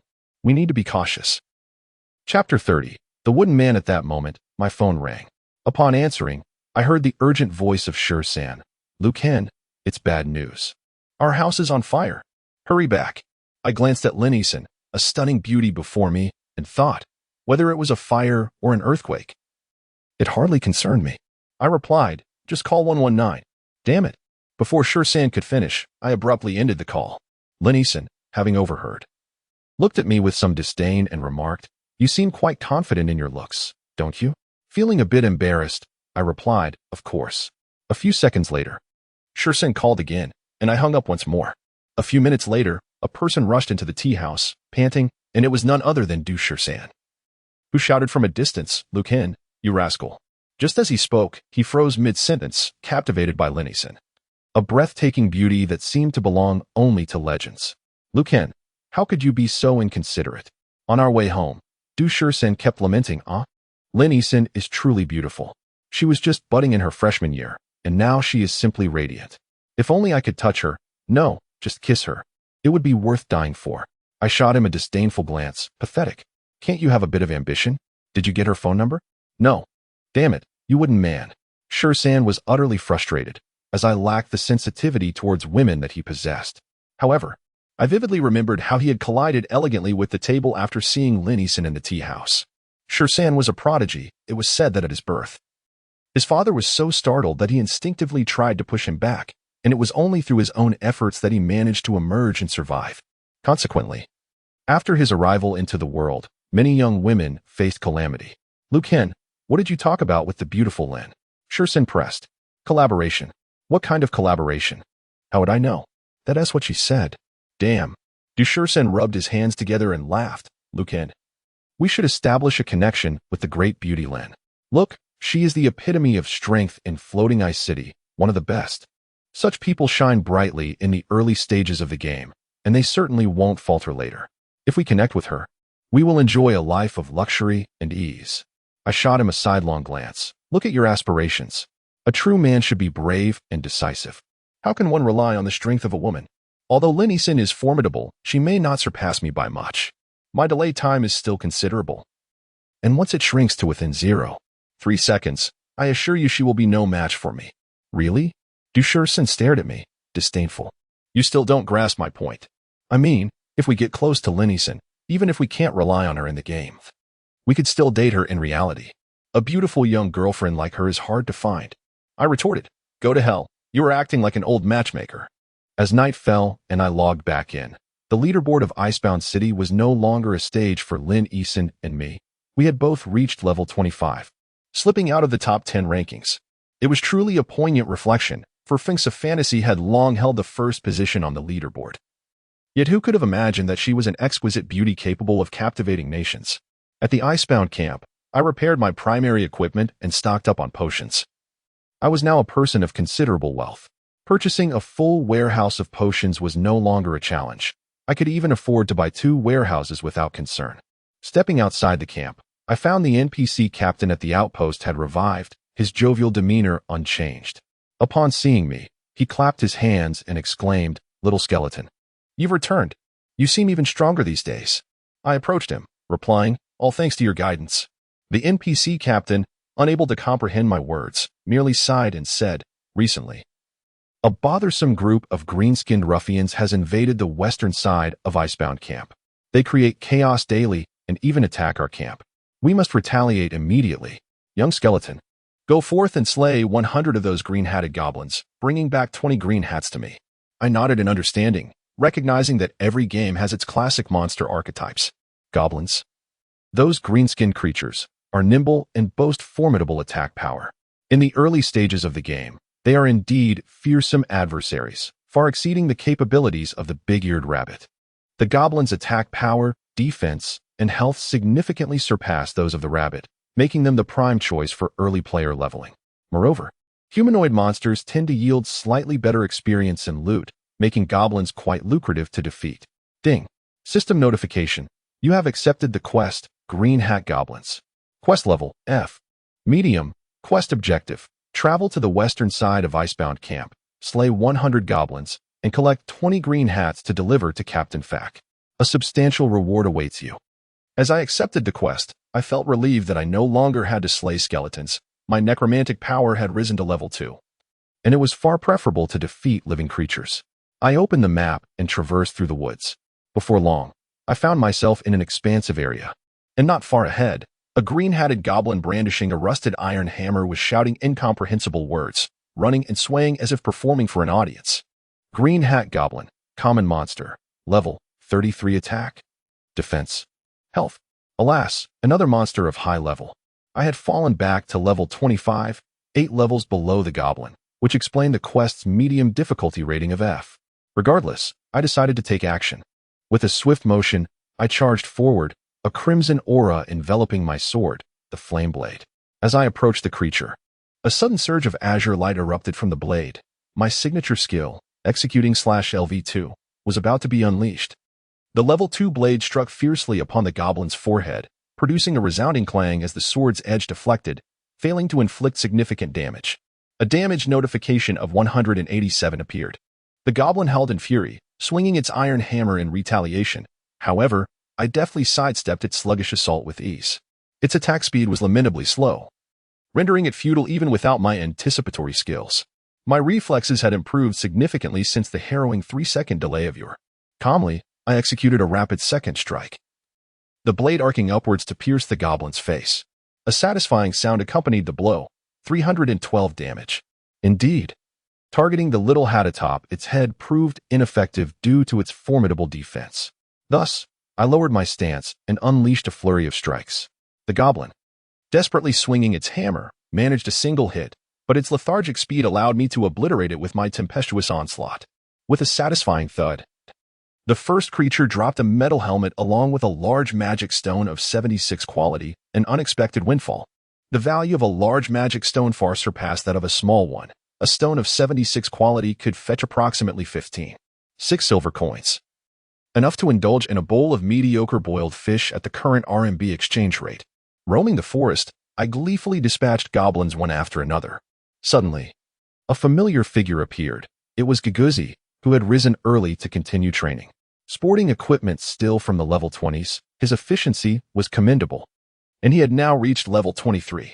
He was engaged in a challenging struggle against a level 33 goblin, employing potions and evasive maneuvers, and, after much effort, he finally emerged victorious. "Is that a quest for goblin hats?" I inquired. Guguzi nodded, and I refrained from sending a party invitation. We both continued to slay goblins in the open field.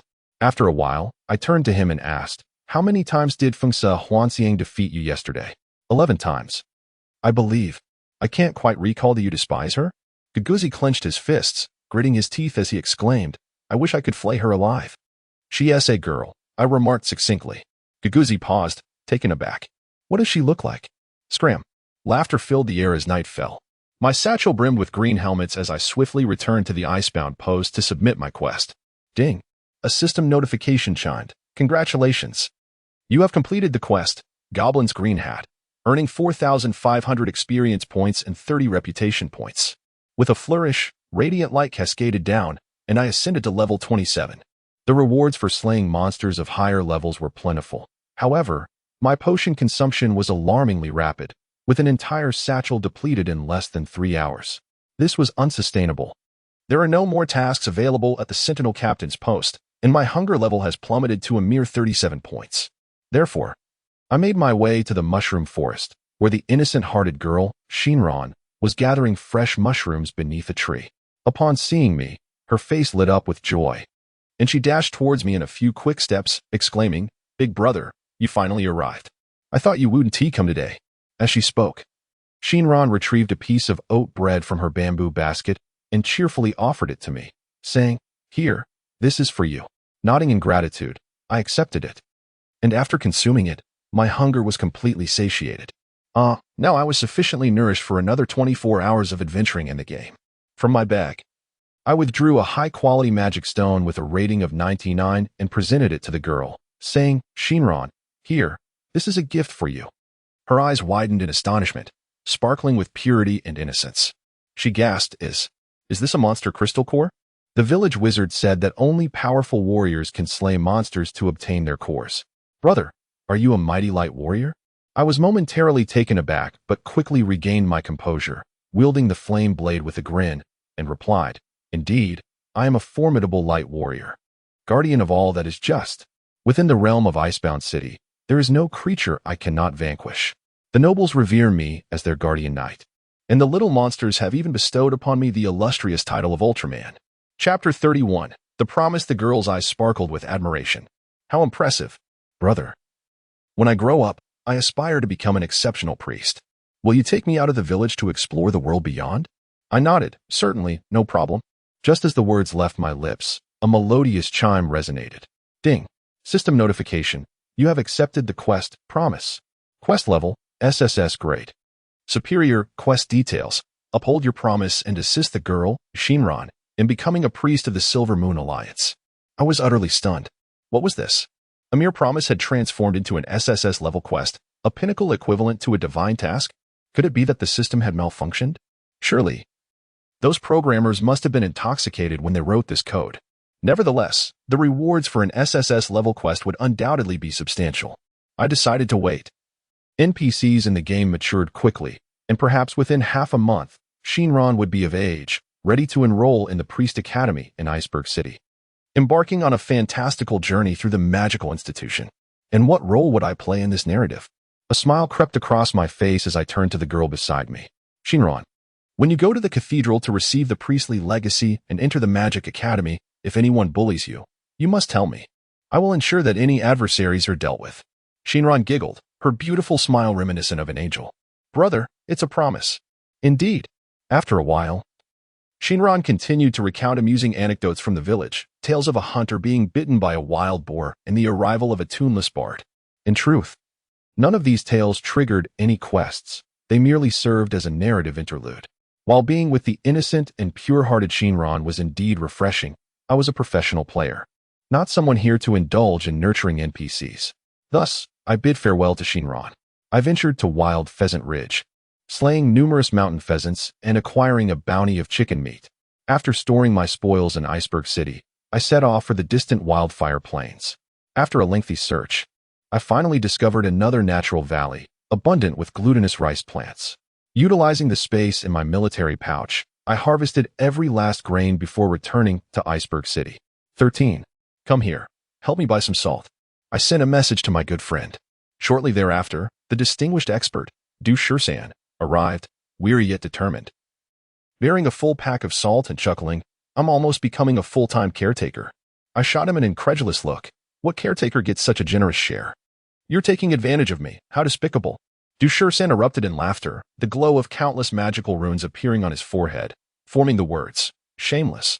As I commenced the enchanting process of culinary synthesis, magical glutinous rice dumplings materialized wondrously from my hands.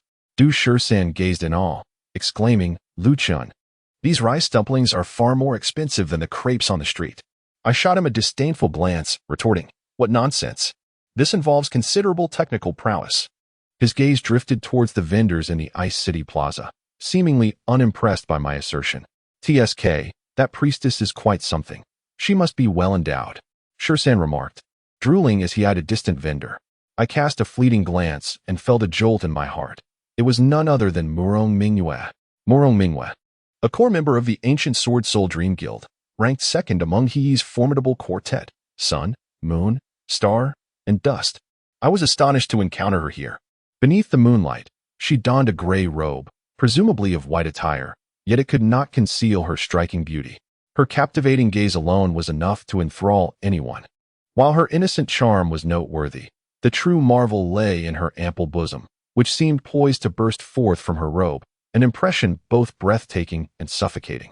Shursan, utterly mesmerized, was on the verge of asphyxiation. This was only the third time I had witnessed such a reaction from him. The first was upon meeting the graceful and remarkable He, and the second when he encountered the elegant and enchanting Linison. I shot Shursan a warning look and whispered, come on, get a grip, for heaven's sake. Don't give yourself away. I certainly do not wish for Sister Mingyue to recognize me. Shursan wiped the drool from his mouth and declared, Luchin, I want to pursue Murong Mingyue. I firmly rejected him. Not a chance. Absolutely not. Why not? He inquired. Because, how should I know? It's just not happening. Last time you wanted to pursue He, and now you're shifting your affections again? Shursan sighed in resignation after I read the news. I learned that He is the vice president of GGS for the Asian region, and she might soon ascend to the presidency. Her status is far beyond my reach. I am not a toad, and I possess some self-awareness. As he spoke, Shursan's eyes sparkled with determination as he fixated on me. Luchin, what exactly is your relationship with the stunning Linison? Nothing at all. I protested. Oh, woe is me. Shursan lamented. Why do you have connections with Linison, He, and Murong Mingyue? Grabbing my neck, he shook me fervently. as if trying to rattle the answers from my brain, while sorrowfully demanding, "Quickly tell me, does Lin Yisin have feelings for you?" "Does she? Feelings for you, perhaps." I gently pushed his hand away and said, "My relationship with Lin Yisin is merely one of collaboration within the game. It is not as disgraceful or complicated as you imagine. My connection with He is simply that of a leader and a subordinate within the game, and it is equally clear.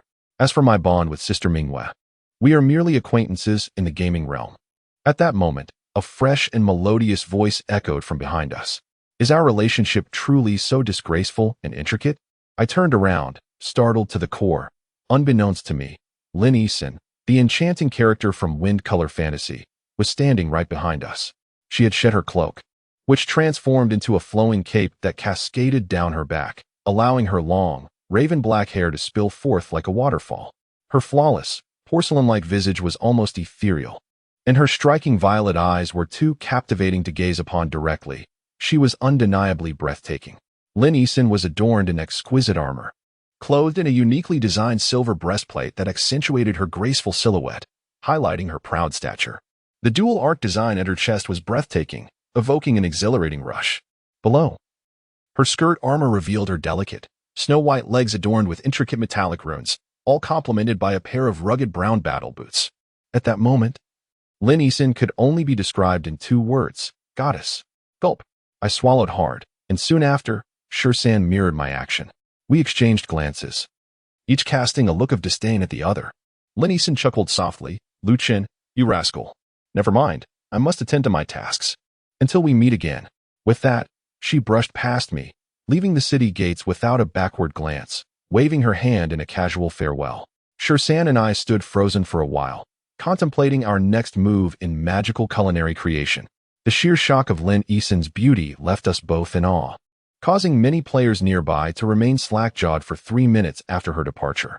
Several eager admirers attempted to follow her, but the reputation of Wind Color Fantasy in Iceberg City was unparalleled.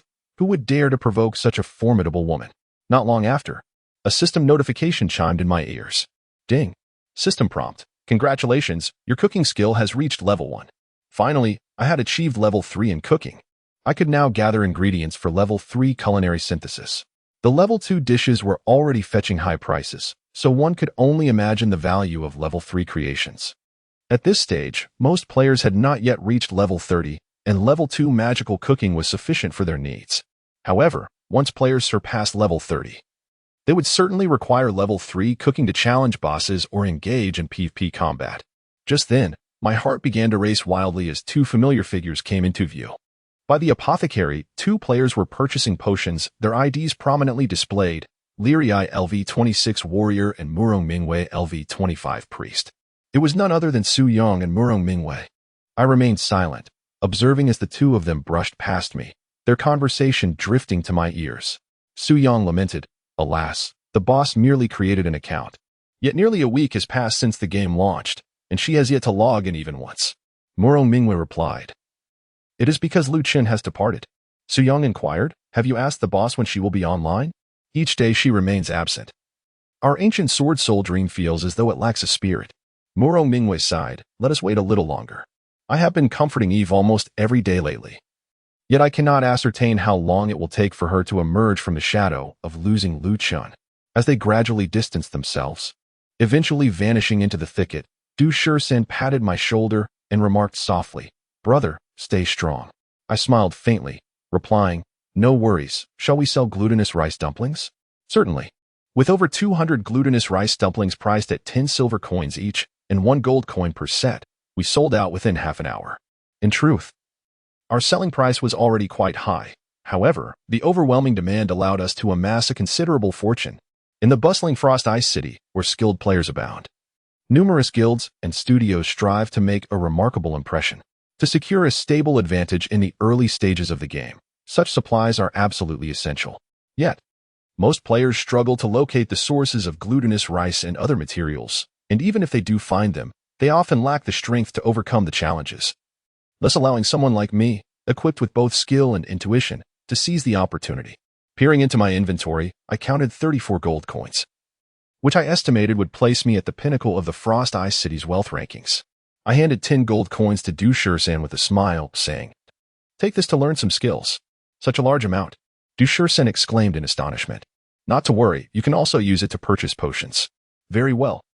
Chapter 32. The jungle python Du Shursan procured his potions and set off with several companions to level up, while I, armed with my sword, ventured outside the city. The time had come to select a training spot to strive for level 30. Achieving level 30 is undoubtedly a pivotal moment. Players who reach this milestone can learn a plethora of new skills and possess up to 3 pets, enhancing their combat efficacy significantly. First, I opened the leaderboard of Frozen Ice City and was taken aback by the remarkable changes. 1. Bashiando, level 29, class, Warrior 2. Fanyan Fuyu, level 29, class, Magic Knight 3. Danshudieki, level 29, class, Warrior 4. Dubakongshan, level 28, class, Magic Knight 5. Debajianshan, level 28, class, Archer 6. Fengsa Wangxiang, level 28, class, Light Ranger 7. Duba Fashion, level 28, class, Mage 8. Dubazangxian, level 28, class, Warrior 9. Jurgia Chensha, level 27, class, Undead Swordsman 10. Kinking Shuixiang, level 27, class, Archer. I found myself barely holding the 9th position, while Linison and I engaged in a fierce duel, both suffering losses, leaving her in 6th place. The top spot was claimed by Bashiando, a formidable player who had remarkably achieved level 29 in such a short span of time. Undoubtedly possessing immense skill, Linison must possess some form of leveling advantage. Either she acquired a legendary artifact early on or possesses exceptionally potent skills for leveling and monster farming. Otherwise, her rapid progression would be truly extraordinary. Additionally, the Dubon family, apart from Bashiando, occupied 4 positions on the leaderboard, resulting in an impressive 5 members from the Dubon family within the top 10, a testament to their formidable presence. Moreover, 2 new rising stars, Fanyan Fuyu and Danshudieki, had emerged, warranting caution as they were clearly not to be underestimated. Just as I was about to depart, a sudden notification chimed. System prompt, player Danshudieki has requested to join your friends list. Do you accept? Momentarily taken aback, I wondered why a top player would reach out to me. Was it to challenge me, or perhaps to propose a duel?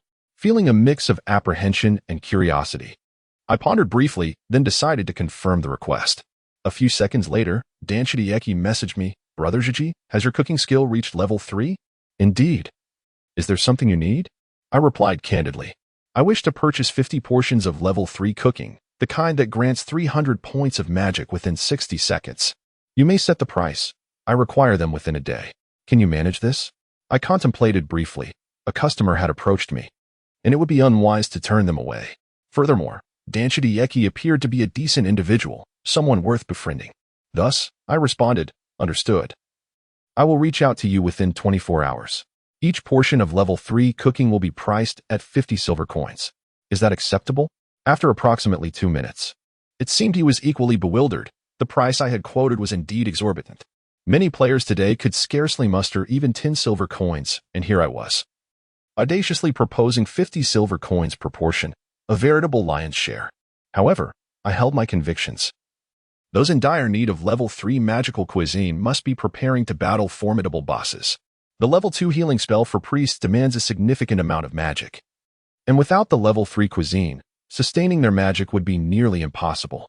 Should the priest exhaust their magic, the entire party would be rendered ineffective, leading to even greater losses. Thus, the initial expenditure on magical cuisine was merely a calculated investment. As expected, mere minutes later, Dan Shuqian replied, no problem. 50 silver coins per portion, with no limit on the quantity. The more, the better.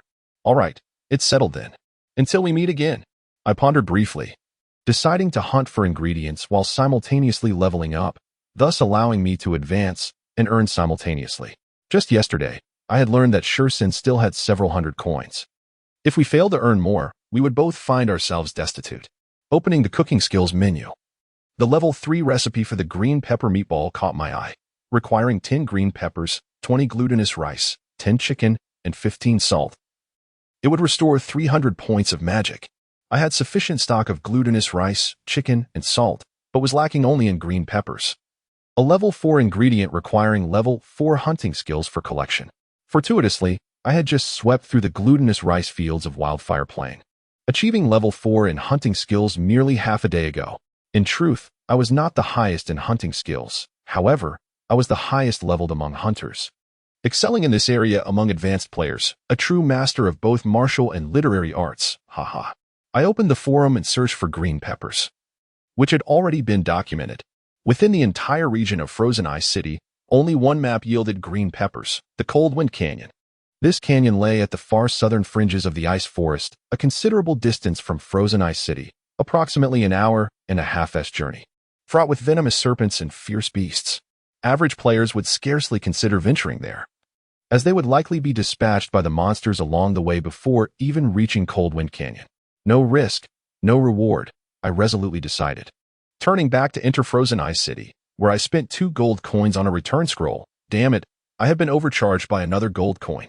At this stage, return scrolls were veritable luxuries, unaffordable for ordinary players. Only someone like me, who had recently come into some fortune, would dare purchase one. Exiting Frozen Ice City, I set forth towards Cold Wind Canyon. Along the way, I encountered level 30 goblins, 32 slimes, 27 wild wolves, and 31 dog-headed men, all easily dispatched. I virtually carved a bloody path to Cold Wind Canyon. Initially, I had glimpsed a few groups of players along the route, but as I progressed deeper, they vanished, leaving me alone to traverse the wilderness.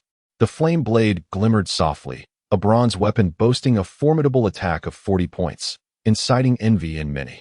Yet, my name loomed large above me, a fallen hero of renown, a figure of the leaderboard, who would dare approach me with ill intentions. As I unfurled the grand map, I realized I was not far from the frigid Wind Canyon, no more than a 10-minute journey. At that moment, the scenery ahead transformed into a dense, shadowy forest, shrouded in an eerie silence occasionally pierced by ghostly howls, indicating it was a high-level training area. A tumult of emotions swirled within me. Truth be told, with my modest level of 27, venturing in was ill-advised. Yet, the thought of foregoing the opportunity to gather green peppers in the frigid Wind Canyon left me restless. Ultimately, driven by the allure of gold and the company of women, I bravely pressed on. Ding! The system alerted. You have entered the neutral zone of the Black Forest. Indeed, I had crossed into a territory befitting higher levels. Brandishing my flame blade, I cautiously advanced when suddenly, a pungent scent of blood wafted through the air. Something was approaching. Hiss! Under the moonlight, a massive python emerged from the branches, raising its head. Its brown eyes glinting coldly, its long tongue flicking in a manner that turned the stomach. Jungle python, common monster, level 35 attack, defense, health. The absence of attribute display indicated its formidable superiority. There was no time to flee. I steeled myself for battle. With a swift motion, I closed the distance and struck down hard with my sword upon the serpent's head, only to hear a sharp sound as my blade sparked against its scales, dealing a meager 146 damage. Blast! I had barely chipped away at 10 of its health. The jungle python let out a furious hiss, lunging toward me with astonishing speed, leaving no time for evasion. Crack! A searing pain shot through my shoulder. I had been struck. Beep! Combat alert! The jungle python has attacked you, inflicting 217 points of health damage. This creature's defense rivaled that of a boss. I retreated several steps, gulping down a health potion, and hastily observed the serpent. Its body was adorned with green scales, save for a faint silver glimmer at its 7-inch mark. To strike a snake, one must aim for the vital spot. That was its weakness. Without waiting to recover fully, I charged forward, the flame blade enveloped in a cerulean aura, unleashing the skill Skyrend. For 114, the jungle python emitted a mournful cry, its health plummeting significantly. Excellent. That was the power I sought. I deftly maneuvered, tracing perfect arcs around the serpent's head, as I understood that it needed to face its target to launch an attack. Yet its turning speed was sluggish, an opportunity indeed. Smack. 224. 219. I endured 2 more strikes from the python, and just as I teetered on the brink of collapse, I unleashed a series of 4 precise attacks upon its weak point, finally bringing it down. With a resounding crash, it fell. 2 items were revealed, a high-quality magic stone with a grade of 79, and a small green pouch that appeared to be of little use. Jungle Python Venom Sac, level 3 item, containing potent toxins. It seemed to be a special material required for alchemy, but was of no use to me. I tossed it into my pack, intending to see how much I could sell it for in town. I extended my hand towards the python's corpse and invoked Death's Grasp. With a chime, an ominous black object materialized in my palm. Remarkably, it was a spear, a long spear of considerable quality. Jungle Spear, Blackstone Artifact. Attack. 1524 Strength. 3 required level. 24. Upon seeing this, I couldn't help but burst into laughter. Who would have thought that while slaying a monster yielded no loot, I would discover something by searching its corpse? I placed the Jungle Spear into my bag, planning to sell it when I returned to Iceberg City. Its attack power was substantial, and it might fetch a handsome price. Once my excitement settled, I glanced ahead again, only to find that the monsters at the forest's edge were already level 35. Surely, the creatures within would be a dire challenge. No wonder no one had managed to craft level 3 magical cuisine. The ingredients lay beyond the Black Forest, and no one could possibly make it through. In the tranquil forest, a serene world enveloped in silence. Vibrant fireflies danced and flitted among the grass. The flame blade flickered with a faint glow, stained with mottled blood. While the ground bore the lifeless body of a recently slain python, I had lost count of how many pythons I had dispatched. All I knew was that my experience had surged significantly, elevating me to level 29. The experience from the jungle pythons was indeed bountiful. Chapter 33, The Golden-Scaled Python King. With a sigh of relief, I glanced into my satchel and found that I had collected 45 green venom sacs, the purpose of which remained a mystery to me. Initially, I had intended to traverse the winding paths of the dark forest, systematically luring and eliminating the jungle pythons. However, I miscalculated. After wandering aimlessly for a grueling 4 hours, I was confronted with a harsh reality. I had lost my way. The map was shrouded in darkness, revealing no unexplored areas, leaving me with only a vague sense of the direction towards Coldwind Canyon. Armed with my Xuanhua blade, I was accompanied by my fierce companion, a skeletal python, whose form resembled the fossilized skeleton of a dinosaur. At level 25, it served as a capable shield, a crucial asset that had allowed me to survive thus far in the perilous dark forest. The summoned minions of the undead were expendable, should they perish. I felt no remorse. At that moment, an unexpected chime echoed through the sky. Ding. System notification. Player Batian Dao has successfully reached level 30, becoming the first level 30 player in Iceberg City. You have been rewarded with 3,000 experience points and 200 reputation points. Goodness, Batian Dao's rate of advancement is truly impressive. I marveled, but then reconsidered. Had it not been for my fierce duel with Lin Yisan, during which we both lost several levels, the title of Iceberg City's first level 30 player would not have fallen to Batian Dao. Ding. A message from Lin Yisan appeared. See, we both dropped several levels, allowing Batian Dao and the dominant family to benefit. They win while we lose. I felt a bit exasperated and replied, "This isn't solely our fault, is it?" She quickly shot back, "As a man, you must be willing to take responsibility." A smile crept across my face as I replied, "All right, I will take responsibility for you." After about half a minute, I imagine Lin Yisan was fuming, and finally, she responded, "I haven't had breakfast yet, what does that matter?" I retorted, "Then I won't have the strength to deal with you having regained some ground." Lin Yisan gleefully sent me a cute smiley face. I pressed onward, determined to locate the growth site of the green pepper before dawn. Otherwise, I would miss out on the gold from the Dan Book iron contract. Not long after, I suddenly noticed a change in my surroundings. Upon closer inspection, I saw that most of the grass on the ground had withered. The leaves blackened as if they had succumbed to a deadly poison. I raised my head, gripping the Xuanhua blade tightly, sensing that I was about to encounter a formidable foe. The night wind rustled the branches, and in the dark sky, a pair of blood-red glimmers fixated upon me. As the dim moonlight cast its glow, I was seized by fear. Before me lay a true giant python, its body as robust as a tree trunk, shimmering with a golden hue and measuring at least 15 meters in length. Even more terrifying was its enormous head, which opened wide to reveal a gaping maw exuding a nauseating stench of blood. Its merciless beastly gaze locked onto me. Golden-Scaled Python King. E-Class Superior Boss. Attack. Defense? Health? Skills? Its attributes remain obscured, yet one thing is certain. This boss is formidable, likely reaching level 40. I silently lament my misfortune. Just as the roof leaks, it rains at night. Here I am, merely a skeletal figure harvesting green peppers.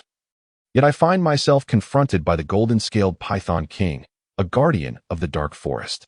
Is this encounter a stroke of luck or a harbinger of ill fate? Firmly gripping the Su-In Fireblade, I fix my gaze on the Golden-Scaled Python King, ready for battle. Since fate has brought us together, retreat is not an option. Such is not the way of a true hero. Behind me, the azure flame cloak billows in the wind, its 22 points of defense bolstering my resolve. With 22 points of defense and 7 points of stamina, my total health reaches 610 points, offering a glimmer of hope. Hiss. The golden-scaled python king flicks its venomous tongue, locking its gaze onto me, and suddenly launches a surprise attack, propelling its massive form toward me with jaws agape, a terrifying sight.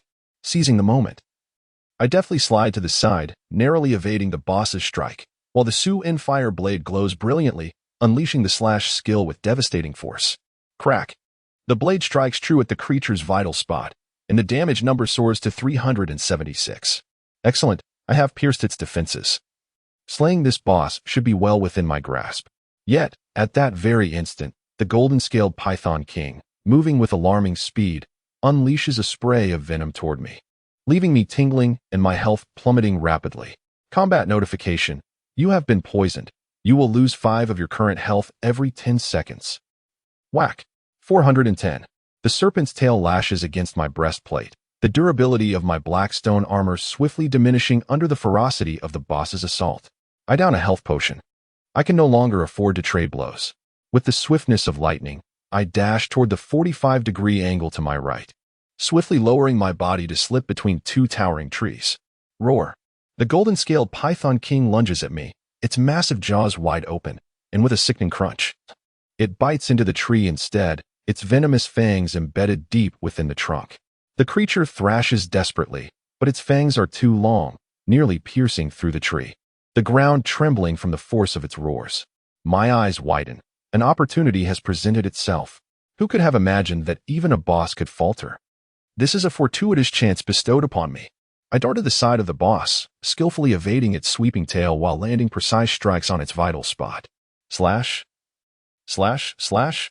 With a flurry of blows, I finally hear a satisfying sound as 2 golden scales soar into the air, the defenses of the golden-scaled python king shattered, its defensive capabilities significantly diminished.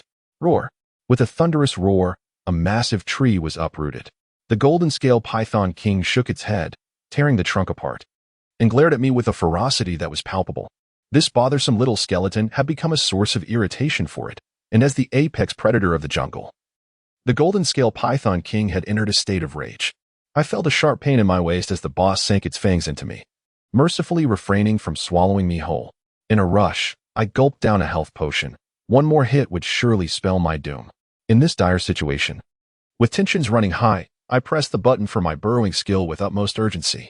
In an instant, I transformed into a beam of blood light and vanished, the radiance gradually merging into the earth below.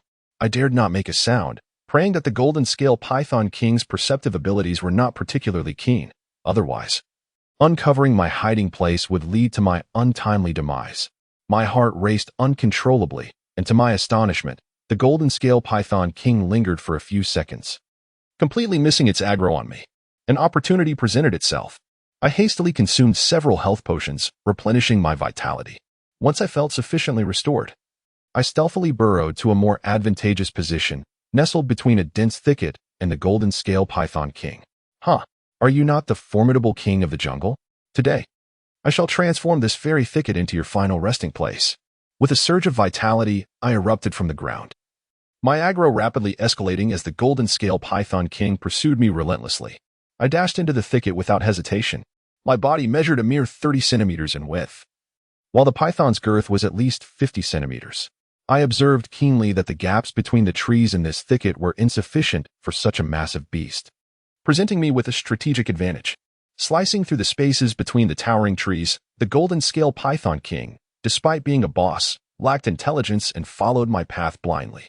Consequently, its elongated body twisted and turned through the underbrush, violently shaking the trees, while I glided effortlessly like a dragonfly skimming the water. The entire black forest reverberated with the enraged roars of the golden-scaled python king. Every serpent has its vulnerable scales, and during our earlier confrontation, I had successfully exposed this creature's Achilles heel. It was no wonder it was furious. The sharp branches clawed at the wounds of the golden-scaled python king. My prior assaults had taken effect, and the thorns had torn open its flesh. Before long, the golden-scaled python king was battered and bruised, its health steadily diminishing. Witnessing its pitiful state brought a smile to my lips, such as the fate of the dragon that roams the skies. As time ticked away, chaos reigned within the black forest. The thorns dripped with the serpent's blood, the stench permeating the air, overwhelming my senses. I sprinted a few paces, retrieving a potion to restore the health that had been siphoned away by the boss's venom. The poison was truly lethal, and had it not been for my ample supply of potions, I would have surely succumbed. I closely observed the boss's health, which dwindled to a mere fraction. Under my calculated assaults, the golden-scaled Python King's vitality plummeted from 80 to approximately 15. A surge of excitement coursed through me. Should this serpent boss perish? It would undoubtedly be the first high-tier boss to fall in Tianzong. Its formidable attack power was beyond the capacity of ordinary individuals to withstand. Even with my bronze-grade defensive gear, I could barely contend with it. A typical team, even comprising magic knights, would surely meet a swift demise. After a few minutes, the ailing golden-scaled Python King emitted a final, desperate hiss, its once majestic presence now reduced to a pitiful state. Many of its scales had been cleaved away, and its lengthy body became a burden, ensnared by the intricate underbrush that formed its grave. Witnessing the boss's health dwindle to a mere sliver, I unsheathed my sword without hesitation. With a swift motion, a cerulean aura enveloped my Xianwei blade, and the execution blade's skill descended with unerring force. My stance tilted slightly, delivering a tremendous blow that afforded the target no opportunity for evasion. Despite the execution blade's diminished accuracy, it mattered not. With a splatter, blood erupted forth, and a substantial damage figure soared to 724. A critical strike. The golden-scaled Python King let out a final cry, its remaining health extinguished, and its massive form slowly crumpled to the ground, finally defeated. Golden light cascaded down as I ascended 2 levels, reaching the esteemed rank of level 31. However, my gaze was fixated upon the ground beneath the fallen Python King, where treasures had been revealed. A luminescent dagger lay nestled amongst the grass, accompanied by a skill book shimmering with a violet glow. Chapter 34. Moonblade. Unable to contain the overwhelming joy within, I swiftly advanced, seizing both the dagger and the skill book in my hands. The golden-scaled Python King was a high-tier boss, and the equipment it produced must be extraordinary. The dagger shimmered with a silvery glow, its blade elegantly streamlined, adorned with a crescent moon rune upon the hilt, exuding an exquisite beauty. When I beheld its attributes, I was utterly astounded. Moonblade, refined iron weapon, attack, 40-75 strength, 9 bonus. Increases the user's attack power by 1 required level, 30 refined iron.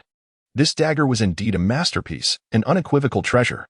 Since entering the realm of Tianzong, I had never encountered equipment as formidable as this. Its attack power soared to an impressive 75 points, nearly double that of the Xuanhua blade.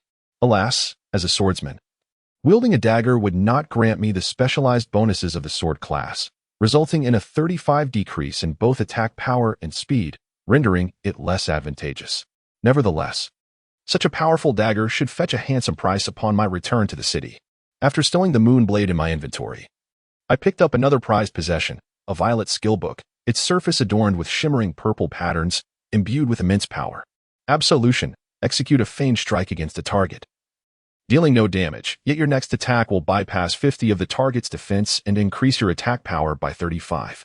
Required level, 30. Required class, melee. At that moment, I stood frozen in awe. Absolution. The first strike would be a ruse, but the second would not merely be called absolution. With a 50 defense bypass and a 35 boost in attack power, the subsequent strike could justifiably be deemed divine punishment. In a flash, the radiant skill appeared in my skill bar. The level 1 effect allowed me to ignore 50 of defenses and enhance my attack power by 35. As I leveled up, its effects would surely grow stronger. This skill would undoubtedly become my ace in monster hunting and PvP encounters, greatly enhancing my odds even against formidable opponents like the Overlord Blade. I decided to find a creature to test my newfound ability. Casting my gaze around, I spotted an unfortunate level 35 python in the distance. I charged forward, my form slicing through the air as the Xuanhua blade traced a purple arc, landing squarely upon the python's forehead. Absolution. Miss. As expected, the attack missed, marking the python with the absolution status. My next strike descended with thunderous might. The Xuanhua blade enveloped in azure radiance, my most potent technique, the execution blade. With a decisive thrust, the blade penetrated deep into the creature's body, and a staggering damage figure erupted. 1149. I swiftly followed up with another strike, obliterating it. Gazing at the fallen creature, I couldn't help but burst into laughter.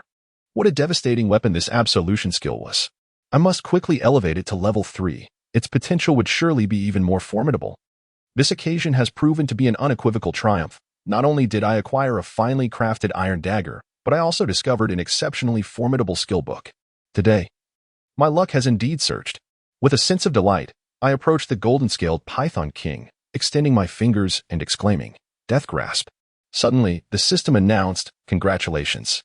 You have discovered 25 giant python scales." A total of 25 scales manifested within my inventory, along with level 3 armor crafting materials, each boasting a perfect quality of 100. These materials are undoubtedly extraordinary. Armor crafted from such scales and hide will significantly enhance additional attributes, akin to the one increase in attack power on the Moonblade dagger. One must not underestimate this seemingly insignificant one. Such supplementary attributes will become a critical standard in evaluating equipment as the game progresses. Weapons devoid of additional attributes, regardless of their high attack power, will fail to garner attention. The boss's carcass rapidly respawned, yet gleaming crystals remained scattered upon the ground. Alas, I had almost overlooked the stones. The gems dropped by the boss must be exceptional. 3 stones lay nestled in the grass, and I bent down to collect them. They shimmered in my palm, emanating a wondrous magical aura. Illusion Stone, level 3 magic stone, containing powerful magic, quality 97. Illusion Stone, level 3 magic stone, containing powerful magic, quality 100. Illusion Stone, level 3 magic stone, containing powerful magic, quality 99. I found myself momentarily entranced by the high quality. The craftsmanship of a king is indeed unmatched. Each of these stones is assuredly valued at over 5 gold coins. My heart swelled with ambition. I had struck gold. Given that we are still in the early stages of the game, a single gold coin in offline transactions has skyrocketed to around 100 renminbi. These 3 stones, combined with the gold coins in my inventory, could sustain a white-collar worker for several months. With a bag full of treasures, I pressed onward. It can be said that after defeating the golden-scaled Python King, my power has ascended to an entirely new level, particularly with the acquisition of the formidable skill, Absolution, which is truly the ultimate weapon for plundering and conquest.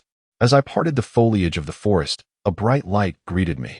I had finally emerged from the dark forest. Not far ahead, I found myself in a euphoric state. At the forest's edge lay a vast canyon, unmistakably the Frostwind Canyon, the sole source of green peppers within the territory of Iceberg City. With the flame blade in hand, I dashed into the canyon, skillfully avoiding the level 37 bloodthirsty porcupines lurking within. I navigated along the forest's edge in the canyon, where clusters of lush, half-man-high plants flourished. What else could they be but green peppers? Haha. I laughed heartily, extending my hand to utilize my harvesting skill. Ding. System notification. You have harvested 3 green peppers. Hunting skill proficiency 4. Ding. System notification. You have harvested 3 green peppers. Hunting skill proficiency 4. Ding. System notification. You have harvested 3 green peppers. Hunting skill proficiency 4. The exhilaration was palpable as I discovered that the number of green peppers in this vast canyon was rather scarce, even to the extent of being considered a rare plant. Yet, I found myself in a region abundant with these green delights. Without a moment's hesitation, I proceeded to gather ingredients, and after a relentless 4 hours, I had successfully collected a substantial amount of green peppers from the Coldwind Canyon. My hunting skill had also ascended to level 4 with a progress of 56. As a pioneer of hunting skills, how effortlessly these resources came to me. However, I pondered that once thousands of hunting players elevated their levels and ventured here, it would be nearly impossible to secure even a few green peppers. They would have to sit idly and wait for the plants to respawn, a truly excruciating ordeal. Glancing into my inventory, it was nearly brimming. Aside from equipment, stones, and essential items, it was stuffed with green peppers, 50 portions stacked in one slot, totaling 47 groups. Undoubtedly, these green peppers would sustain me for a considerable duration, especially since crafting level 3 magical cuisine only required 10 green peppers, a modest quantity indeed. With a sense of delight, I retrieved a return scroll, ready to embark on my grand fortune. I casually opened the leaderboard for the Iceflow City, only to discover that I was not in first place, but rather in third position. 1. Batian Dao, level 32, class, Warrior 2. Fengsei Huanxiang, level 31. Class, Light Ranger 3. Zheji Qinsha, level 31. Class, Undead Swordsman 4. Fan Yun Fuyu, level 30. Class, Magic Knight 5. Dan Shu Tai Chi, level 30.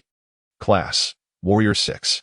Duba Qishan, level 30. Class, Magic Knight 7. Duba Efation, level 30. Class, Mage 8. Duba Zhanshan, level 29. Class, Warrior 9.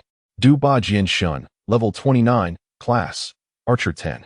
Qing Shui Xiang, level 29. Class, Archer Astounding. Lin Yisun's rate of advancement is indeed impressive. In the blink of an eye, she has reached level 31, maintaining the same pace as I. It is evident that during these few hours, she must have encountered and defeated a boss, as the rate of leveling from slaying ordinary monsters could not possibly be so formidable. Crushing the return scroll, with a flash, I appeared in Ice Flow City, the primary town bustling with life. The square was teeming with players engaging in trades or forming parties. The continuous flow of the crowd was a veritable goldmine of opportunity.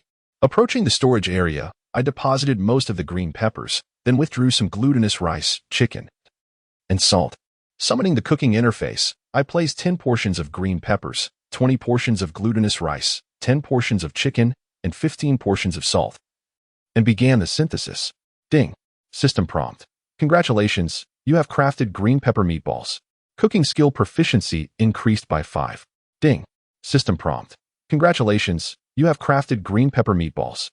Cooking skill proficiency increased by 5. Ding.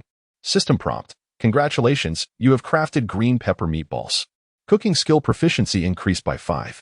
As I watched the level 3 culinary creations emerge from my hands, it was undeniably a process filled with a profound sense of accomplishment. After all, it is likely that I am the sole individual in the entire Ice Flow City, and perhaps even the whole of the Chinese region, capable of crafting level 3 cuisine. In a mere 60 seconds, one can replenish 300 points of mana, an absolute necessity for any esteemed sorcerer. After all, a first-level mage expends 10 points of mana for each skill, while a second-level mage consumes 20, and the third-level skills are even more daunting, requiring a staggering 30 points. A level 30 sorcerer, casting an Ice Blade spell every 3 seconds, would deplete 600 points of mana in a single minute. Without superior culinary skills, such a mage would find it exceedingly difficult to sustain their magical prowess. A mage unable to cast spells is akin to a useless entity, and no party desires the presence of the inept. At present, the majority of mages resort to purchasing inexpensive first-level cooking applesauce to mitigate their mana consumption, while only the seasoned sorcerers invest in second- or third-level culinary delights. Half an hour later, 100 portions of bell pepper meatballs materialized in my inventory. Such a bounty is a veritable treasure. I opened my friends list and found Danshu Tixi, sending him a message. 100 portions of level 3 magical cooking bell pepper meatballs, 50 silver coins each, totaling 50 gold coins. Bring the money to the eastern square of Iceberg City. I'll wait for you 10 minutes. Hurry. Danshu Tixi replied swiftly. Hold on, 5 minutes. A few moments later, a high-level warrior clad in dark armor appeared, none other than the renowned Danshu Tixi, a rising star among elite players, remarkably swift. He had completed the level 3 cooking within such a short span. Danshu Tixi laughed heartily. Zheji Qinsha, you must be a member of a studio, right? Without cooperation among companions to gather the necessary ingredients, it would be impossible to produce such a quantity of level 3 cooking in such a brief interval. I smiled non-committally. Let us proceed with the trade. Certainly. I opened the trading interface, placing 100 portions of bell pepper meatballs on the table, while Danshu Tixi generously offered 50 gold coins in return, a remarkably lavish transaction. Once completed, he nodded and departed. I surveyed the area, then stood firmly at the center of the square, proclaiming loudly, I am setting up a stall, a level 30 fine iron dagger, boasting an attack power of 75 and enhancing strength by 9 points, an essential weapon for leveling and PvP. Fellow assassins in need, come and purchase. The highest bidder shall prevail. Setting up my stall, I displayed the moon blade without a price tag, and immediately, a throng of players surged forward, astonished. What the? We haven't even gathered enough blackstone equipment, nor have we encountered bronze gear, and this person has already acquired fine iron items? I felt a surge of pride. After all, I had been challenging bosses above level 30, investing considerable effort and dedication to defeat them within half an hour. Thus it seemed reasonable to have obtained such an exceptional piece of equipment. At that moment, a level 29 assassin crouched down, gazing at me earnestly. Brother, I'll offer 20 gold coins for that dagger, but I need an hour to gather the coins. Is that acceptable? 20 gold coins. When evaluated against the current exchange rate of gold to RMB, equates to 2,000 RMB, a hefty sum indeed. However, I was not satisfied. This fine iron dagger was far too powerful, and my asking price would not be less than 50 gold coins. In an instant, a throng of assassin and archer players gazed longingly at the moonblade, yet none dared to utter a price, for it was undoubtedly a divine weapon at this stage. And its cost would certainly be staggering. Alas, what a magnificent weapon! If I possessed such a dagger, leveling up alongside my wife would be a breeze. Indeed, such a splendid weapon must come with a hefty price tag. I surmised that anything below 10,000 coins would be deemed unacceptable. As the crowd engaged in fervent discussion, a sweet voice suddenly emerged from behind me. I'll take that dagger. I sat on the ground, startled as I turned to see a pair of exquisite, fair legs. The elegant armor gracefully accentuated her long limbs, and a flowing robe billowed around her. There stood a stunning female warrior, a familiar face. Linison, what could she possibly want with the dagger? Chapter 35. The Little Trickster. The appearance of Linison was akin to a stone cast into tranquil waters, instantly creating ripples of astonishment among the surrounding players. Each one displayed an expression of awe, clearly indicating that Linison's beauty had reached an ethereal level that could captivate without effort, even without a smile. The male players were utterly entranced. Some even gazed longingly at her chest plate, drooling with desire. I turned, grasping my dagger and rising in disbelief, inquiring, "Do you wish for this dagger? Is that a problem?" Linison's enchanting gaze swept over my face, lingering on the moonblade, seemingly indicating that my allure paled in comparison to a mere dagger. Very well, I conceded. I acknowledged that a beauty of Linison's caliber had countless admirers. Having encountered a plethora of handsome suitors, it was hardly surprising that someone of my modest appeal failed to impress her. All right, what's the issue? I nodded, saying, however, this dagger comes at a steep price. Are you capable of affording it? A glimmer of intrigue flickered in Linison's beautiful eyes, and she smiled sweetly. Did I ever say I wanted to purchase this dagger? Not buying. I frowned. Then why are you making a fuss? I'm quite busy. Really? Linison glared at me, proudly lifting her exquisite chest. I may not buy it, but I can offer something of comparable value in exchange. Oh? My interest piqued. I could not help but smile. What do you propose to exchange? Linison shot me a glance. Follow me. Unfazed by the possibility of her deception. I trailed behind her. As she turned, her white cloak billowed, revealing her snow-like legs. The beauty of that moment was almost suffocating. I placed a hand over my chest, realizing that dealing with such a stunning woman required caution. Otherwise, I risked losing everything. I had intended to use this dagger as my capital and could not allow her beauty to deceive me. Linison strode through the small grove within the city. Her name above her head as striking as her presence, Windcolor Fantasy LV31. Once, she had been a renowned figure in Iceberg City. Upon reaching a secluded spot, Linison finally halted, turning to face me. Suddenly, she raised her hand, saying, "Look, can this item compare to the Moonblade?" In her delicate palm lay a ring, enveloped in a blood-red glow, its design resembling a crimson shield, undoubtedly of significant value. With a flick of her finger, a stream of data danced in the air like a slideshow, revealing the ring's attributes. Blood-red guardian ring, Xiantai artifact, strength, 18 bonus, increases attack power of dark-type users by 3 required level. 30. I stood in stunned silence. This was an Xiantai artifact? Where had this enchanting girl procured such a treasure? After much effort in defeating the golden-scaled Python King, I had only managed to obtain a Jingtai artifact, and yet she had acquired something of a higher grade. How was this even possible? Where did you deceive someone to get that ring? I couldn't help but inquire. Linison widened her beautiful eyes in surprise. What do you mean by deceived? Your words are quite ungracious. I spent over 2 hours diligently defeating a formidable boss to obtain this ring. How annoying. It merely enhances the attack power of dark-type players, which is of no use to me. I nodded, swallowing hard. That ring offered a 3 increase in attack power, quite impressive in the early stages of the game. And even into the later phases, such an enhancement was rare. Moreover, jewelry of this caliber was notoriously difficult to acquire, and items with exceptional attributes were exceedingly scarce. Would you like this ring? Linison asked playfully, tilting her head. The inadvertent display of her charm made my heart skip a beat. And I quickly reminded myself, do not look at her. She is a little enchantress, and should I fall for her, it would be an irreversible mistake. Thus, I feigned indifference and replied, a ring? It's just a ring. It pales in comparison to weapons in terms of utility. No thanks, this weapon is highly sought after. Lin Yixin stomped her foot in frustration. Do you understand? The potential growth of this ring far surpasses that of a dagger. I countered, the ring's requirements are peculiar. It only benefits dark-type players. When sold as a second-hand item, it will undoubtedly depreciate. Spare me the talk of growth potential. There are hardly any dark-type players around. Lin Yixin gritted her teeth, glaring at me in exasperation. Then what do you propose? With a smile, I suggested. I would be willing to trade my Moonblade for your Blood Guardian ring, but you must add some gold. Otherwise, there is nothing to discuss. What? Lin Yixin's expression darkened with a hint of menace. You are taking this too far. Do not get worked up. It will only lead to wrinkles. I replied with a light-hearted jest. How infuriating. Lin Yixin bit her lip, her lovely face a portrait of hesitation.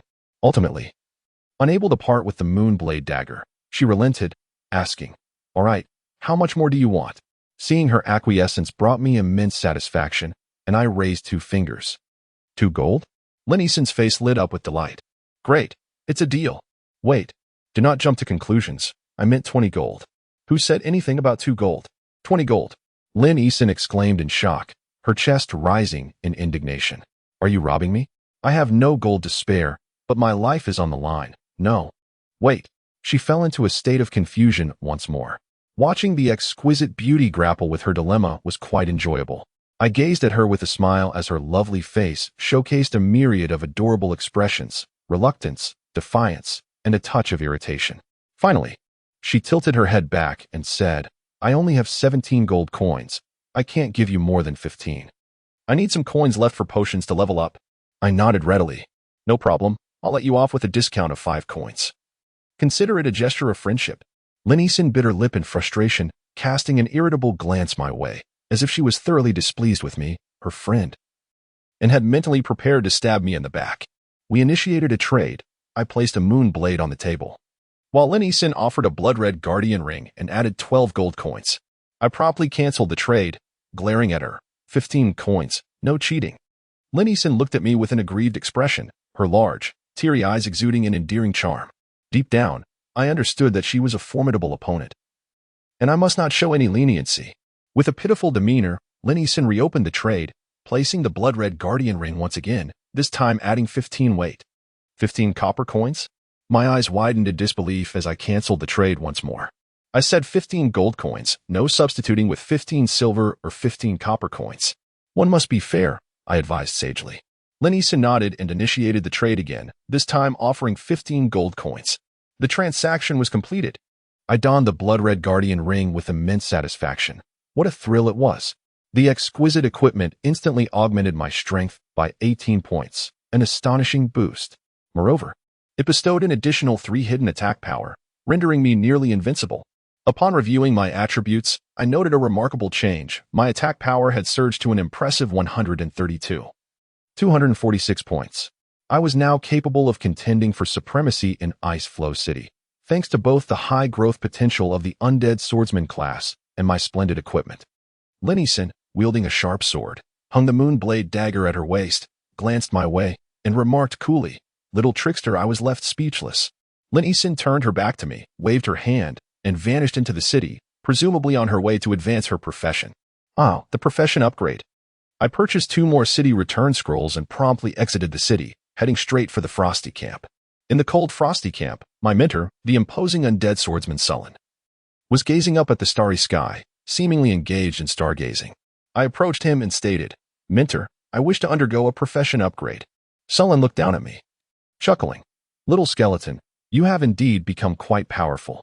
Come, hand me 10 gold coins, and I shall facilitate your profession elevation." I gasped in astonishment. 10 gold coins? Players in Ice Flow City only needed to complete a simple task for their profession upgrades. Why was I being charged 10 gold coins? Being under someone else's roof? I had no choice but to comply. I certainly couldn't remain stagnant in my profession.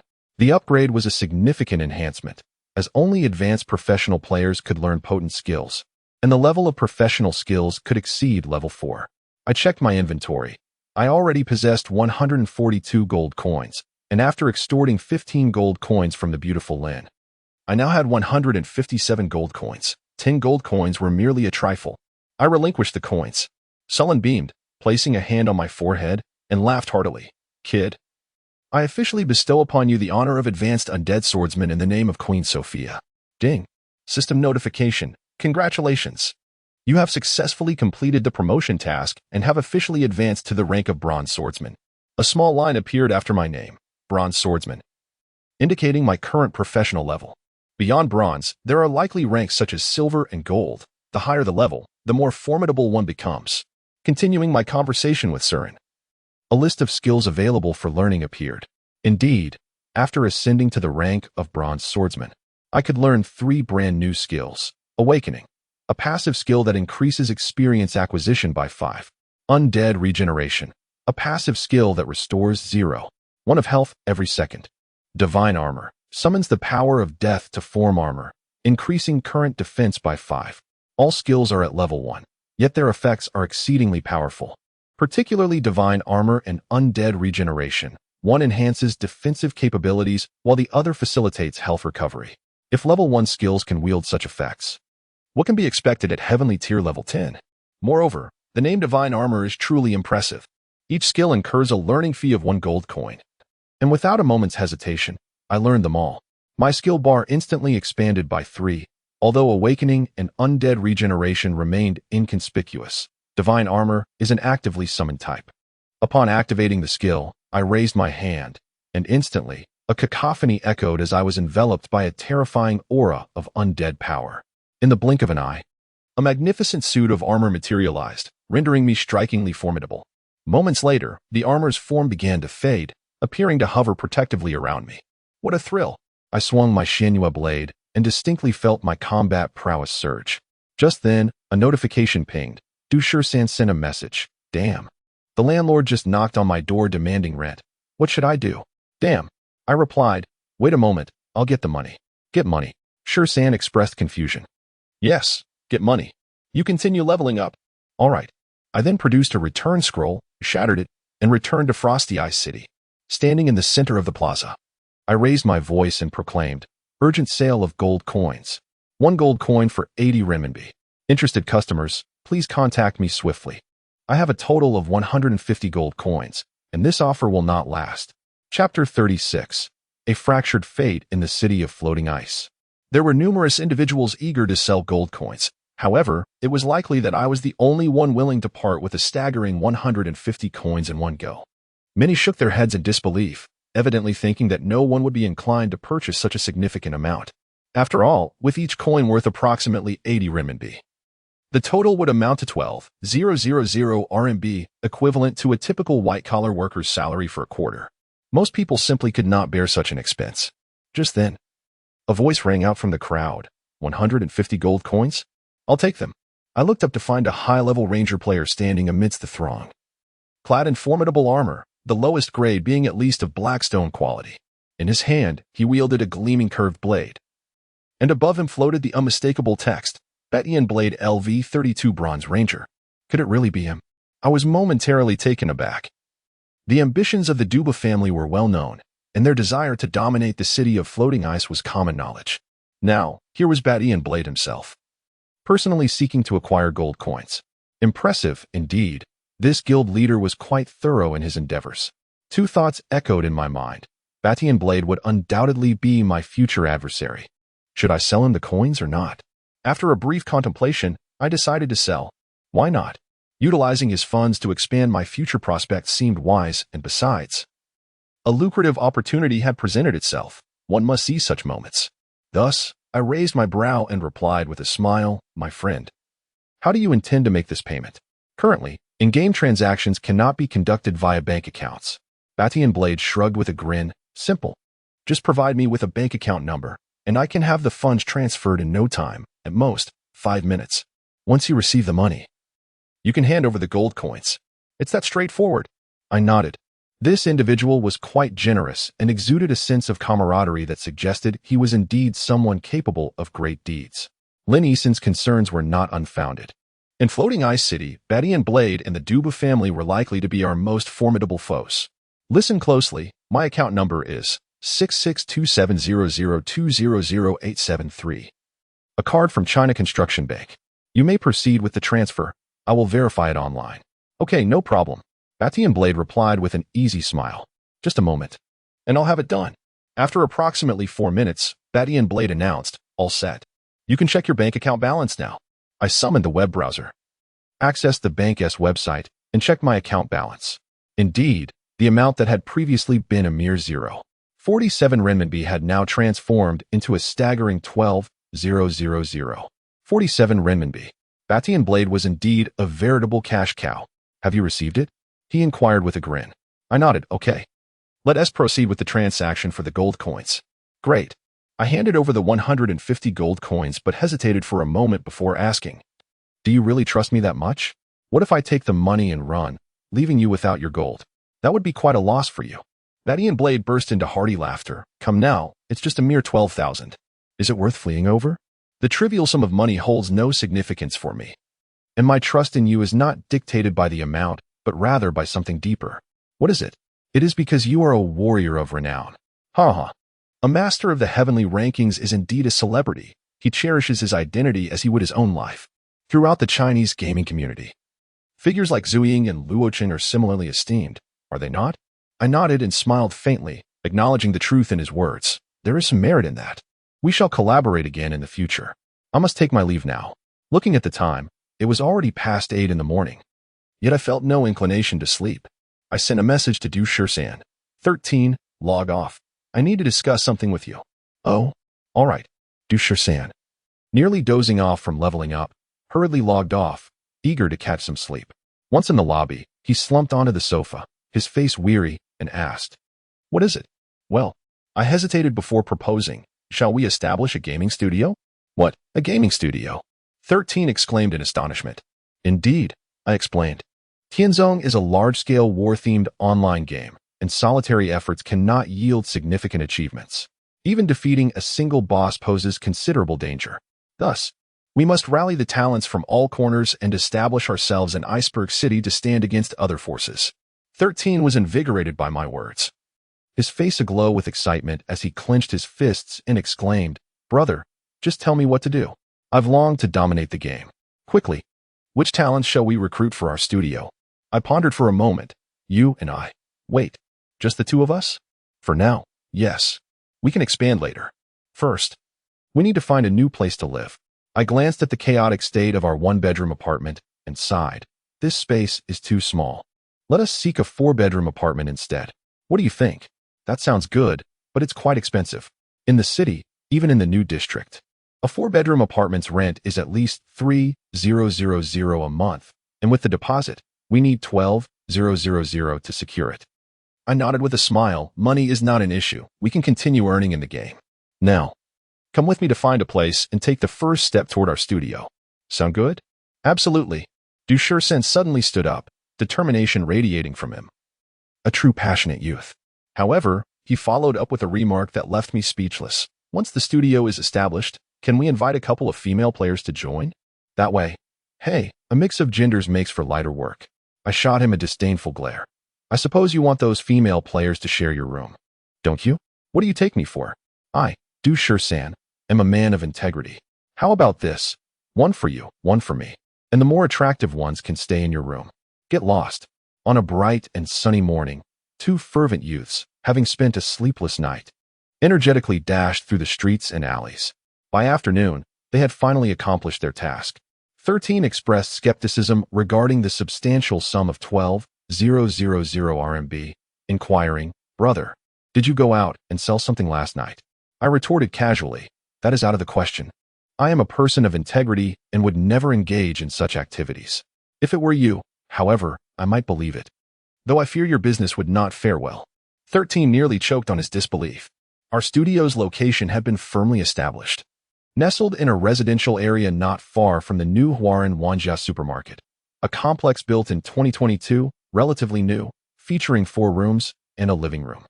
Fully equipped at a reasonable rent of 2,950 renminbi per month, a rarity in today's market. 13 inquired, what shall we do next? Recruit our first studio member, he exclaimed, his eyes sparkling with enthusiasm. Who? I asked. Fengsa Huanxiang. Lin Yisan would be a great addition. What do you think? A smile crept across my face as I patted his shoulder. Save your breath, my friend.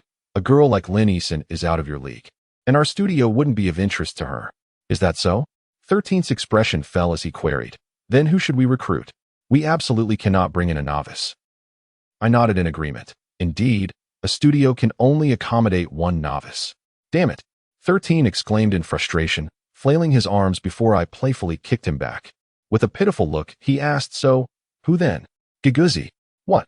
13's face registered shock. Giguzi was once a renowned figure on the leaderboard. Can we truly bring him into our studio? Indeed, I affirmed with confidence. Rest assured, I am optimistic. This afternoon, I will move our belongings to the studio, take a nap, and then begin planning our next steps. After a bustling afternoon, I awoke from a deep slumber around 3 in the morning, having taken a refreshing nap following dinner. Residing in a sunlit room, I stepped outside to rouse 13, then had a light meal and logged online. Suddenly, I found myself in the icy tomb at the Icebound camp, crawling out from the putrid earth. I opened my friends list and saw Giguzi was online. Without delay, I sent him a message. If you're not busy, come to the Icebound camp. What's up? He replied. Good news. All right, I'll be there shortly. Giguzi is a rare talent. Although his recent track record had been dismal, defeated in battles and slain frequently, his opponents were none other than Lin Yisan and me. Lin Yisan, with her exceptional gear and skills, was fully capable of challenging the legendary warrior, Zhu Wan, while I, after reducing my latency to 0.5 seconds, had significantly amplified my prowess, rendering Giguzi's level of play nearly inconsequential. Giguzi is a master of unparalleled skill, while Lin Yisan, Zhu Wan, and I possess abilities that transcend the ordinary. Giguzi's prowess seems somewhat strained when matched against us, yet he stands formidable against players of Du Shursan's caliber, effectively single-handedly dominating the battlefield. Not long after, a specter clad in a black cloak emerged from the dense forest. It was none other than Giguzi. Zhuji, what is the matter? He inquired. I replied, have you ever considered joining a guild in the future? Giguzi's fury ignited. Damn it. I detest being called little ghost. In turn, I retorted with equal ire. Damn it. I also loathe being referred to as Zhuji. The name Zhuji sounded rather jarring, akin to a broken limb. It was decidedly discordant. Giguzi questioned, why do you ask this? I chuckled. I have established a studio and wish to extend an invitation for you to join, should you be interested. The studio is located in the Suzhou district, with private accommodations and provisions provided. Oh? Giguzi's eyes sparkled momentarily, though a hint of displeasure flickered across his face. What makes you think I would join your studio? I shrugged and smiled. It's simple. Do you aspire to become a top-tier master? Indeed. Giguzi's gaze burned with intensity. Then it's settled. As long as you join my studio, I shall educate you every day. Very well. Giguzi clenched his fists and declared, one day, I shall surpass you and stand above you. You fool. Keep such thoughts to yourself. Do not utter them aloud. Chapter 37. The Blood-Red Mercenary. The first expert recruited by our studio was a formidable individual whose sole ambition was to defeat me. I find myself pondering whether this is a stroke of fortune or misfortune. With a sigh, I briefed Giguzi on how to reach Suzhou. Being a native of Wuxi, he was less than a 20-minute express ride away and could easily pack his belongings to arrive the following afternoon. Splendid. Our studio's roster is growing ever more impressive. In the afternoon, Giguzi arrived in Suzhou, in Du Shursan, and I went to the train station to warmly welcome him. Afterward, we enjoyed a hearty lunch of spicy chicken wings at a nearby eatery. Quite delightful. Giguzi, a 23-year-old young man named Gongsun Gu, was handsome and refined, possessing a more appealing demeanor than Shursan. The latter, ever the extrovert, threw his arm around Giguzi's shoulder and affectionately declared, Little ghost, we shall be brothers from now on. Giguzi's expression shifted, and he replied, Brother B, I understand. Du Shursan, taken aback, queried, Why do you call me Brother B? With a hint of resignation. Giguzi explained, Du Shursan, if you combine the digits of 13. Alas, Du Shursan, overwhelmed, silently cursed his father. Upon entering the apartment, Giguzi, carrying his luggage, mused, It has been ages since I've stayed in a communal dormitory. Shursan retorted, What communal dormitory? This is a single occupancy room, akin to a PhD student's accommodations. What more could you desire? With a chuckle, Guguzi connected the gaming data cables and donned the gaming headset, glancing at the premium helmet in my room. He couldn't help but exclaim, "Is that a VIP-grade helmet?" I nodded, as Guguzi stepped into the room and examined it closely. He was taken aback to see the CGL Hall of Fame insignia emblazoned on the helmet. Instantly, he appeared petrified, staring at me in disbelief and murmuring, "Impossible. Absolutely impossible. You are the renowned genius, Lu Qin?" I held my water cup and replied with a smile, "You must remain calm." Du Shursan burst into laughter. "Little ghost, no need to be astonished. He truly is Lu Qin, my dear friend of over a decade. There is no deception here. By the way, do you idolize him?" Guguzi shook his head. "No, I do not admire Lu Qin. I revere Night Qin, the one who shattered the myth of Zhu Yingwan in the Interstellar Championship." Du Shursan was astounded. "You are far too knowledgeable." I settled onto the sofa, licking my lips as a myriad of emotions surged within me, my thoughts drifting back 3 years to my pinnacle moment. Zhu Yingwan was my fated nemesis. For 4 long years, he decimated my comrades in the ancient Sword Soul Dream, erasing their accounts one by one. The roots of his hatred towards me run deep, tracing back to a distant past 3 years ago. In 2021, during the WEG StarCraft Finals, a player from South Korea, known as Zhu Yingwan, draped in the Taiji flag, ruthlessly eliminated 3 of China's top esports experts, claiming the championship title. In that moment, Zhu Yingwan, exuding arrogance, proclaimed that he had no rivals left in China and audaciously invited the Chinese players present to challenge him. At that juncture, a young Chinese boy stepped onto the stage, employing 5 distinct and unconventional strategies to decisively defeat Zhu Yingwan. This confrontation marked the most significant setback of Zhu Yingwan's career, etching the name Night Qin into his memory. This ID belonged to me, a persona I had adopted 5 years prior on the Haofeng platform to dominate novice players. In that WCG battle, I, as an observer, managed to vanquish the Korean StarCraft Emperor, a victory that reverberated widely, yet simultaneously planted the seeds for my subsequent persecution. That year, I graciously declined an invitation from the prestigious esports team EM and instead joined the development of Ling Tong at Yueheng Company. In my first year, I earned the right to enter the CGL Hall of Fame, but the following year, a car accident inflicted severe brain trauma upon me, leading to a series of tragic events that are painful to recall. Zhu Yingwan is known for his vengeful nature. Ever since that public humiliation, he harbored a grudge, even launching an attack on the university team at Suzhou University of Science and Technology. The origin of the ID Night Qin stems from this period, as I was a key player on the university team, virtually undefeated on the Haofeng platform. Upon learning that I was Lu Qin, Guguzi's demeanor towards me shifted dramatically. He approached, gazing intently, and declared with conviction, "Lu Qin, I understand that you must feel quite frustrated after deleting your account in Lingtong. Fear not. For today we become allies, and I shall do everything in my power to help you realize your dreams of vengeance." I couldn't help but smile. While I do have dreams, they are not of revenge, but rather of achieving our collective aspiration, dominating Iceberg City, and perhaps even the entirety of the Chinese region. As I spoke, I turned to Du Shursan and suggested, "Since our studio now has 3 members, let us establish a name and development plan for our studio." Guguzi inquired. "The name of the studio will also be the name of our future guild. Have you given it any thought?" I nodded. "I propose Crimson Mercenaries, as both you and I are night spirits inherently linked to the color red.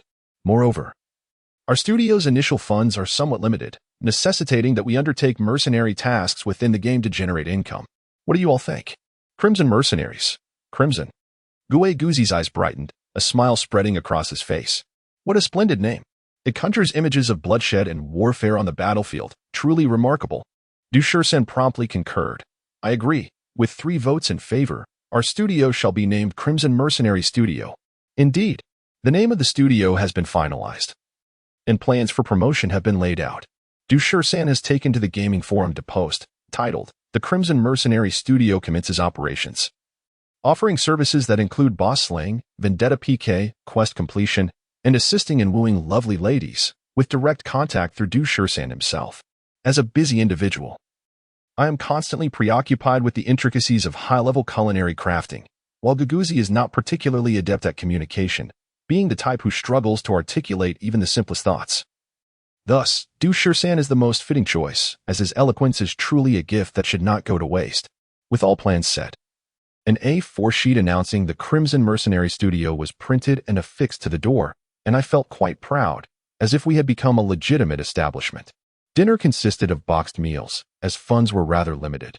Giguzi expressed understanding, noting that he too was financially constrained, and generously brought along 500 yuan.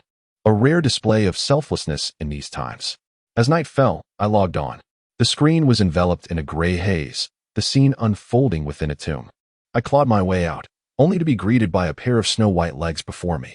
As I looked up, the perfect curves of those long legs were partially obscured by a light blue miniskirt, leading up to a flat abdomen, adorned in exquisite female armor that gracefully enveloped a pair of alluring curves. I swallowed hard. Who was this enchanting figure? The owner of those legs gazed down at me with a disdainful angle, declaring, "So you finally decided to log on." The person was none other than Linison, one of the most beautiful ladies in the game, likely the only one who recognized that a place like this, far from civilization, was my abode. Reluctantly rising to my feet, I couldn't help but admire her captivating form, while casually inquiring, "Miss Lin, what brings you here unannounced?" Linison chuckled softly, "Little trickster. Do you know what secondary profession I'm pursuing?" I shook my head, responding, "No, and by the way, I'm not a little trickster." "Not a trickster? You nearly left me penniless for potions." Linison glared at me, her expression filled with mock ire. Quickly shifting the topic, I asked, "So, what is your secondary profession?" "Herb gathering." Linison pouted and continued, "Come on, I need to venture to a rather perilous map and require a bodyguard to accompany me." "You gather herbs and still need my protection?" I found this hard to fathom. While gaming alongside a beautiful woman is indeed a pleasure, I am a principled young man and cannot become ensnared by mere beauty, at least not continuously. Linison cast a knowing glance my way, seemingly able to read my thoughts, and chuckled, "I'm going to gather herbs, not flowers. Why are you so anxious? What map are we talking about? Is it one that even you cannot confidently handle?" I inquired earnestly. Linison nodded. "Yes, the Qingstone Valley south of Icebound City, where the level 3 herb, Dreaming Grass, grows, an essential ingredient for crafting level 3 potions. Have you reached level 3 in herb gathering?" I expressed my surprise. Linison nodded with a smile, proudly puffing out her chest as she declared, "Indeed, my herbal skills ascended to level 3 a mere 17 hours ago. Impressive, isn't it?" I glanced at her, my tone laced with resignation as I replied, "What is there to be impressed by? My hunting skills reached level 4 48 hours ago." "Ah," Linison exclaimed, stomping her foot in frustration, yet she found herself at a loss against me. "By the way, beautiful Lin," I interjected, "I must remind you that I have joined the Blood Red Mercenary Studio, so I shall not serve as free labor. I am willing to accompany you to the Qingstone Valley, but you will need to compensate me for my services." Linison fixed her gaze on me, her beautiful eyes filled with disdain. "Is that all you see in this world, money? And yet, do you still wish for me to accompany you?" "Of course. Why would I not?"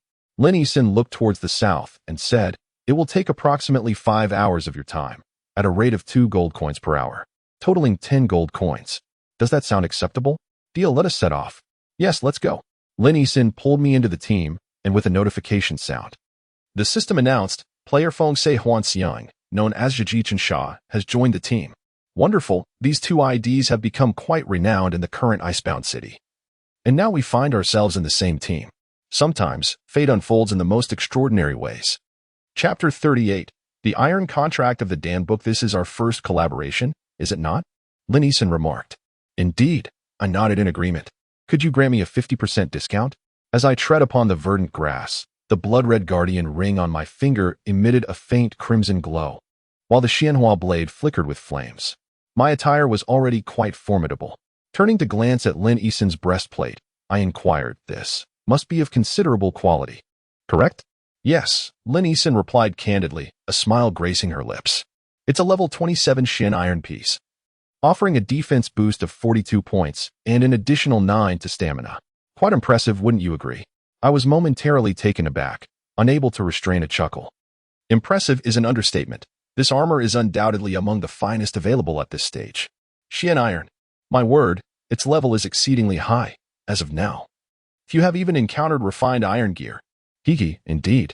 By the way, during our last duel, your sword had a silver sheen to it. What skill was that?" I inquired.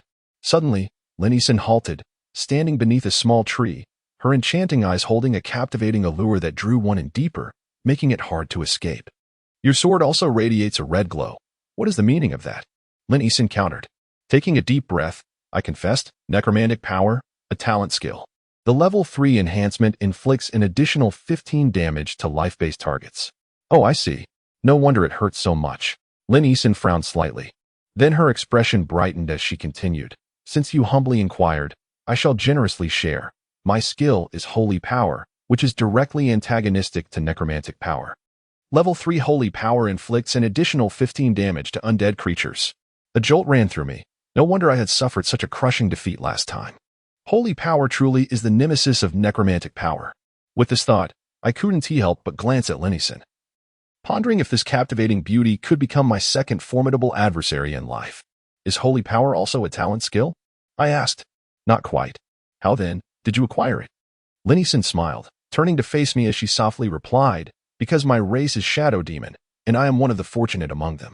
I was born upon a glacier, and during my early days of battling monsters outside the novice village, I accidentally fell into an icy cavern and encountered a beautiful celestial sister, which granted me the profession of Light Ranger and this extraordinarily powerful holy power.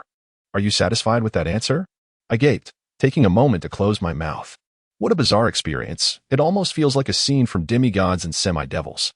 Indeed. Lin Yisun chuckled, her enchanting smile leaving me perplexed. Was she speaking the truth or spinning a tale? As we made our way south along the edge of the ice forest, I donned dark armor while Lin Yisun was clad in silver.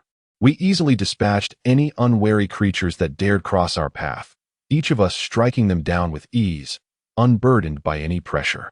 Half an hour later, we arrived at the Qingshe Valley, where an endless expanse of mountains stretched before us, cloaked in lush greenery. The valley nearby was adorned with moss, clinging to the stone walls and giving the rocks a verdant hue, hence the name Qingshe Valley.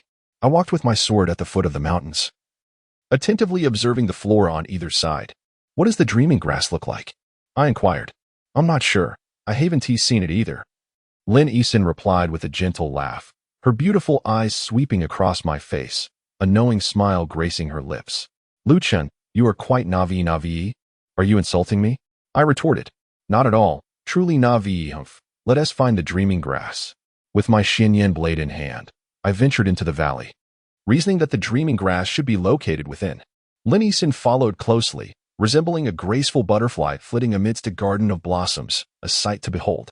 Not far into our journey, the sounds of combat suddenly reached us, accompanied by the glimmers of skills being unleashed. Their essay battle. I felt a surge of caution and instinctively positioned myself in front of Lin Yisun, drawing my sword. It seems someone is already inside. Lin Yisun gently pushed me aside with a smile. I don't need your protection. Just look after yourself.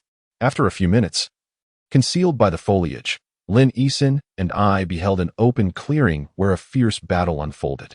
Approximately 50 players were engaged in a relentless assault against a formidable boss. A stone golem enveloped in green rock, its level exceedingly high. Stone Guardian, D-class intermediate boss. Level, 35 attack, defense, health, skills. Damn, a D-class boss.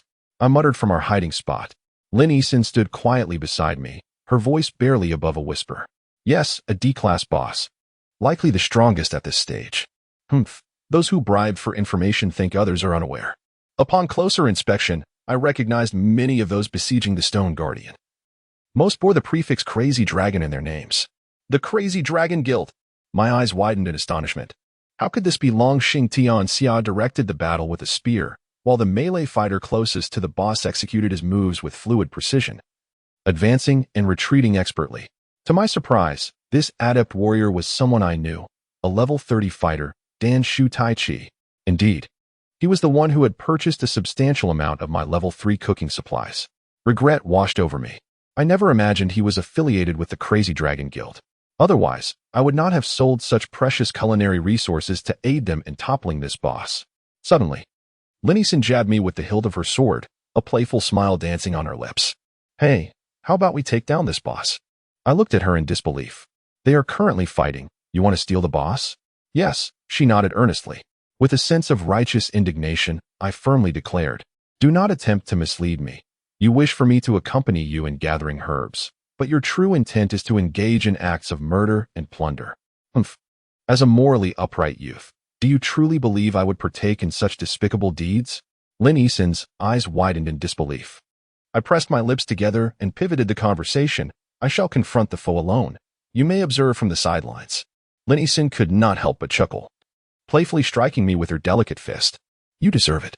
You are precisely of that ilk, so why feign innocence?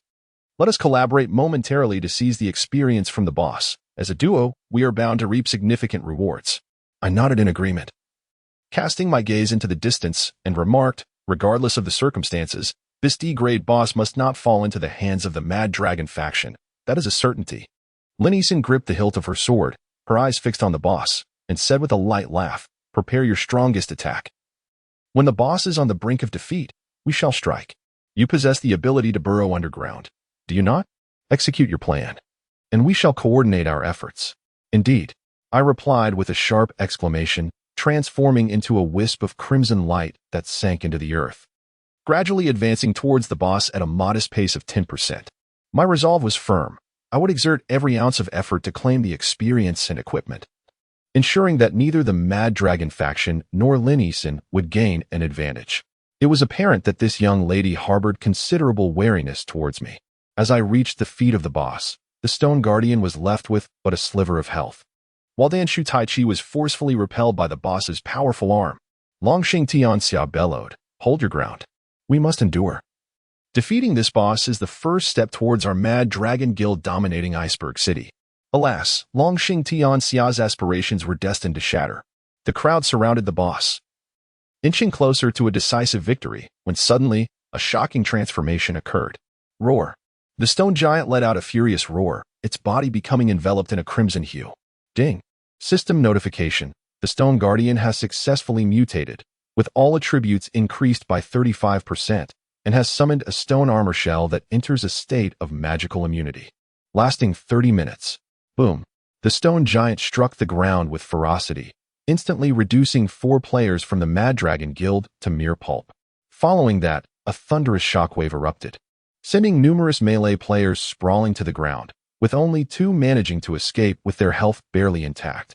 Danshu Taichi and Fan Yunfuyu, both seasoned second transformation players above level 30.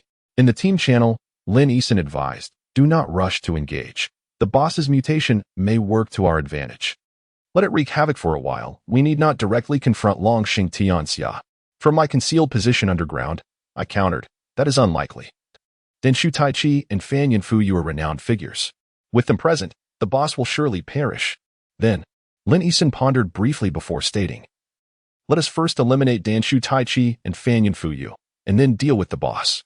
There is no need for mercy. Both are members of Longxing Tianxia and are known as the twin stars of the Mad Dragon. They will undoubtedly become our adversaries in the future. Agreed. Gripping the flame blade tightly, I suddenly leaped from the ground, resembling a reaper from the depths of hell. The blood-red gleam of my sword pierced straight towards the throat of the Iron Contract. How? Could it be you? The Iron Contract glared at me with hatred. His throat swiftly pierced, a rain of crimson droplets cascading down as the damage number soared to 412, leading to his immediate demise. Chapter 39. The Spectral Gale Armor. A sudden upheaval occurred as Longxing Tianxia beheld the Danshu Taichi being vanquished by my sword with a single stroke. His eyes turned a vivid shade of green, and with a face twisted in malice, he bellowed, eliminate him at once. We cannot allow this brat to thwart our grand plans. Before I could react, a shadow surged towards me from behind, accompanied by a thunderous gunshot. A fiery thrust. 287. The black armor resonated with a hum. The ghostly god armor provided a 5 defense bonus, mitigating a considerable portion of the damage. A searing pain coursed through my shoulder. The assailant's attack power exceeded even that of Gue Guzi. It is worth noting that I was currently clad in the ghostly god armor. With a swift pivot, I unleashed a lightning-fast strike, and the attacker exclaimed, oh, how swift. Crack. Blood splattered as one individual staggered backward, having sustained 317 points of damage. It was the 30th level Demon Knight, the ace enforcer of the Guanglong Guild. Fan Yunfuyu. Archers, fire in unison. Fan Yunfuyu, aware of the formidable nature of my Su Inhu blade, did not engage directly. Instead, he commanded 3 nearby archers to unleash precise arrows in concert. Bang, bang, bang. 45, 71, 49. The successive damage figures soared, yet my defense far exceeded the archer's expectations. Their attack power was adequate against cloth armor but proved inadequate against my heavy armor. In a flash, I darted forward, trampling countless blades of grass, executing 2 intricate Z-shaped maneuvers to evade the archer's strike zones. The Sulinhu blade, enveloped in a cerulean aura, cleaved directly toward Fan Yunfuyu's forehead. If this formidable demon knight remained unscathed, both Lin Yisan and I would find our efforts in vain. Fan Yunfuyu suddenly grinned, brimming with confidence, and shouted, "Holy shield!" With a flourish, a golden shield of light materialized, perfectly positioned before him. Simultaneously, my execution blade skill descended, a level 3 skill delivering an additional 15 damage. Bang! 178. To my astonishment, the damage was unexpectedly minimal. I was taken aback as I noticed a message in the combat log. Your skill execution blade was mitigated by the player Fan Yunfuyu's Holy Shield skill, reducing damage by 17, inflicting 178 points of health loss. The Holy Shield shattered in an instant, clearly catching Fan Yunfuyu off guard as he had not anticipated my attack's intensity to breach his defenses so swiftly. Gulp. I consumed a health potion as Fan Yunfuyu retreated, using himself as bait to draw me into pursuit while over a dozen archers and mages from the Kuanglong Guild prepared to eliminate me with ease. Just then, a stunning silver figure darted from the forest, as swift as lightning. It was Lin Yisan, finally making her move. In a hurried glance, I caught sight of Lin Yisan's violet eyes shimmering with a silvery glow. In that fleeting moment, she wielded a gleaming dagger, the Moonblade. Had she lost her mind? Employing an unfamiliar dagger during a PK scenario seemed akin to courting death. However, my assumptions proved entirely erroneous. In an instant, the dagger in Lin Yisan's hand was enveloped in a silvery aura. With a casual flick of her arm, the dagger sliced through the air beneath the opponent's armpit, dealing an astonishing damage of 714. How formidable! I was utterly taken aback. The Storm Knight was a high-level opponent, with health exceeding 800 points. Yet Lin Yisan managed to eliminate him in a single encounter? This was simply unfathomable. Lin Yisan shot me a sharp glance and exclaimed in irritation, "Silly Lu Chun, what are you dawdling for? We must seize the boss." I quickly downed a health potion to maintain my health above 50. There were at least 20 players from the Dragon Guild remaining, making it clear that neither Lin Yisan nor I could confront them alone. Our best strategy was to defeat the boss and make a swift exit. With a swift motion, my Xuanhua blade, akin to the Scythe of Death, swept across an assassin's neck, resulting in an instant kill. My attack power had far surpassed what a level 24 assassin could withstand.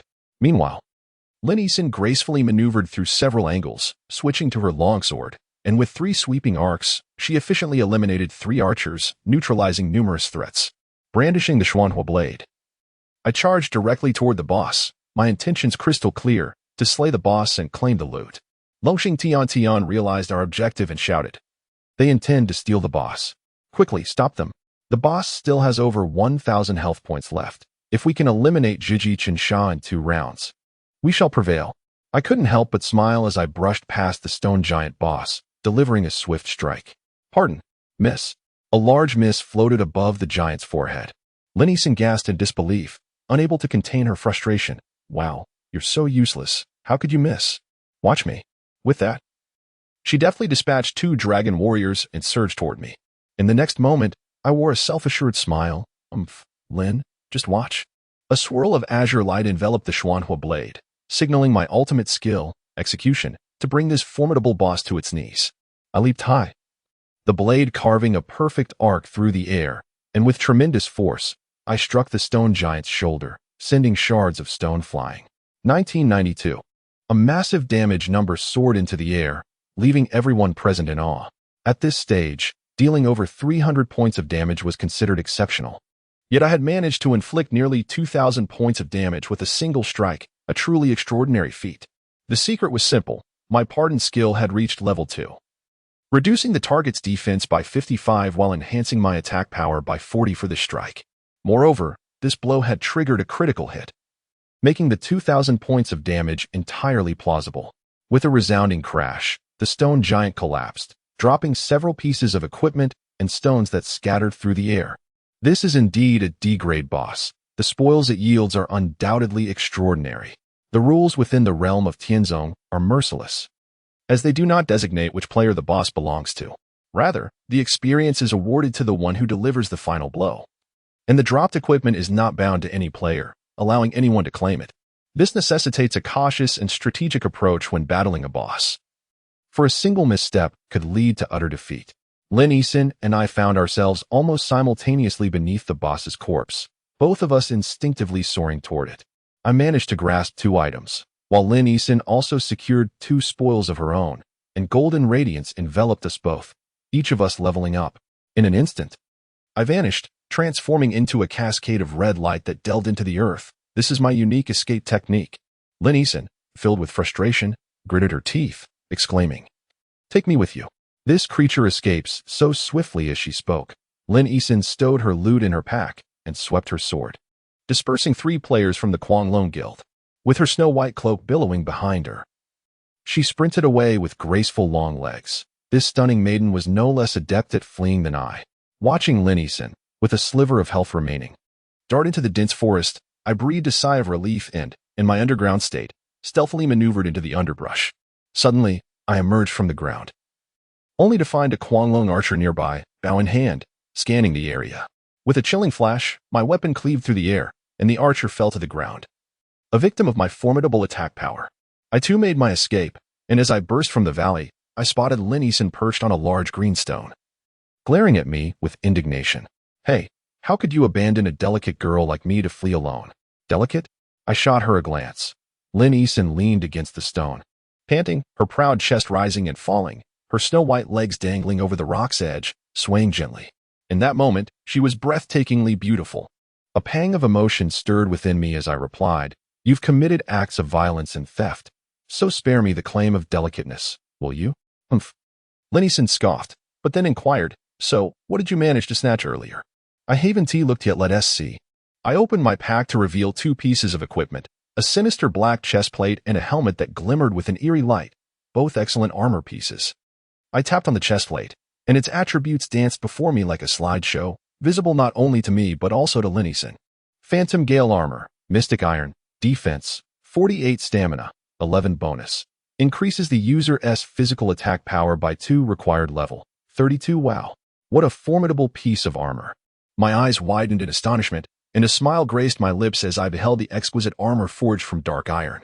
Truly, this journey was worthwhile. Its formidable defense rated an impressive 48 points, in stark contrast to the mere 9 points of my current obsidian armor. The disparity was remarkable.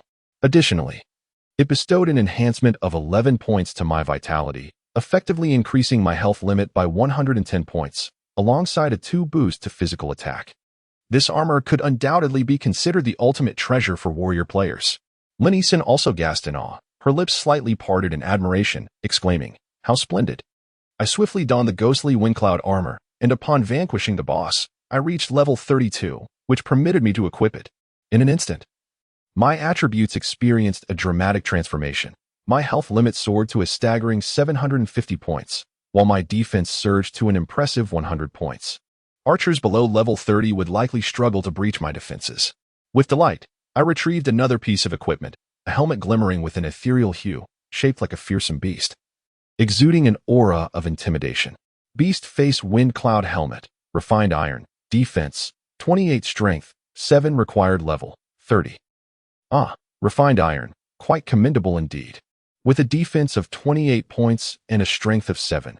Although it pales in comparison to the ghostly wind cloud armor crafted from dark iron, it remains a significant asset, especially considering my headgear slot was vacant. In the early stages of the game, helmets are rarely dropped, and now I have effectively added 28 points to my defense. Chapter 40. Fragrant Waters swiftly donning the ominous wind and cloud helmet. A sinister iron cap materialized atop my head, exuding an aura of lethal intent. This helmet shrouded my visage, and as a skeleton, I held a peculiar regard for my appearance. I felt a sense of relief, for I no longer had to gaze at others through hollow eye sockets. Glancing at my attributes, I noted an impressive defense of 128 and an attack power of 258, truly formidable.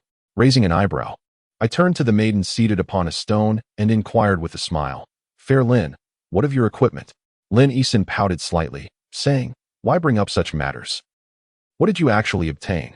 With a hint of grievance in her eyes, Lin Yisun replied, a level 32 refined iron leather bracer, and a level 28 blackstone staff. Haha. Seeking your own demise, your laughter is insufferable. Lin Yixin charged at me with her sharp sword, prompting my immediate retreat as we navigated through the mountains, continuing our search for treasures. Across the valley, Longxing Tianxiao brandished his spear, seething with rage. Damn it, my weapon has sunk into the sand. This is not over. When color fantasy? Has the group of mad dragons departed? I idly asked, gazing at the azure sky. From a nearby thicket, delicate blue flowers swayed like stars, and a fresh, melodious voice chimed in. Heaven knows, you could go take a look. Best not to venture there. PK is inadvisable. TSK. Lin Yixin emerged, cradling a sprig of ethereal bluegrass, her voice light with delight. I can't believe there truly is dreaming grass here. What a surprise. I shot her a sidelong glance, remarking, little deceiver. You are the true deceiver, having swindled me out of 15 gold coins for living expenses, Lin Yixin retorted. I refrained from arguing. Indeed, that 15 gold was rather steep, trading a refined iron piece for a mysterious iron one, while still expecting a little kickback, was a feat only I could accomplish, especially with a beauty like Lin Yixin. How much dreaming grass have you gathered? How much do we need? I inquired. The more, the better, though I have only collected 40 portions. Lin Yixin wiped the sweat from her brow, her beautiful eyes drifting elsewhere, clearly reveling in her herbalism practice. It has already surpassed 4 hours. I reminded her, as a blooded mercenary of honor, I find a lack of time awareness rather despicable. Lin Yixin shot me a sideways glance. For the time exceeded, I'll pay you 3 gold coins per hour. Does that suffice? Okay, esteemed boss. You are a good person. You are simply infuriating. Lin Yixin pouted. Earlier, while gathering herbs, I discovered that this valley also harbors green peppers. Aren't you the one who studies hunting? My eyes sparkled with excitement. Really? To deceive you would be to act like a pup. Thus, I immediately dashed into the woods, only to encounter a menacing bear, claws bared and teeth gnashing. Once again, I have been deceived by this enchanting maiden.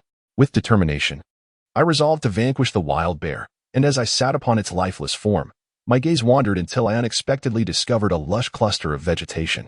Could it truly be bell peppers? Wasn't it stated in the official documentation that bell peppers predominantly thrive in the Gale Canyon? Regardless, I decided to gather them. Within a matter of minutes, I had amassed dozens of bell peppers.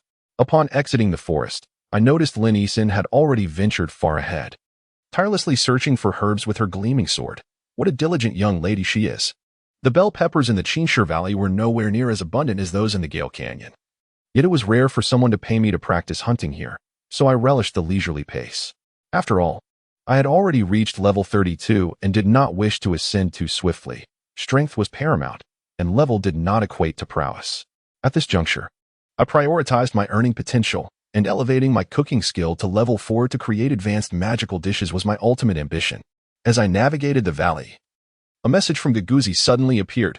Boss Shiji, someone has hired us for a task to slay a level 32 quest monster, with a reward of 1 gold coin.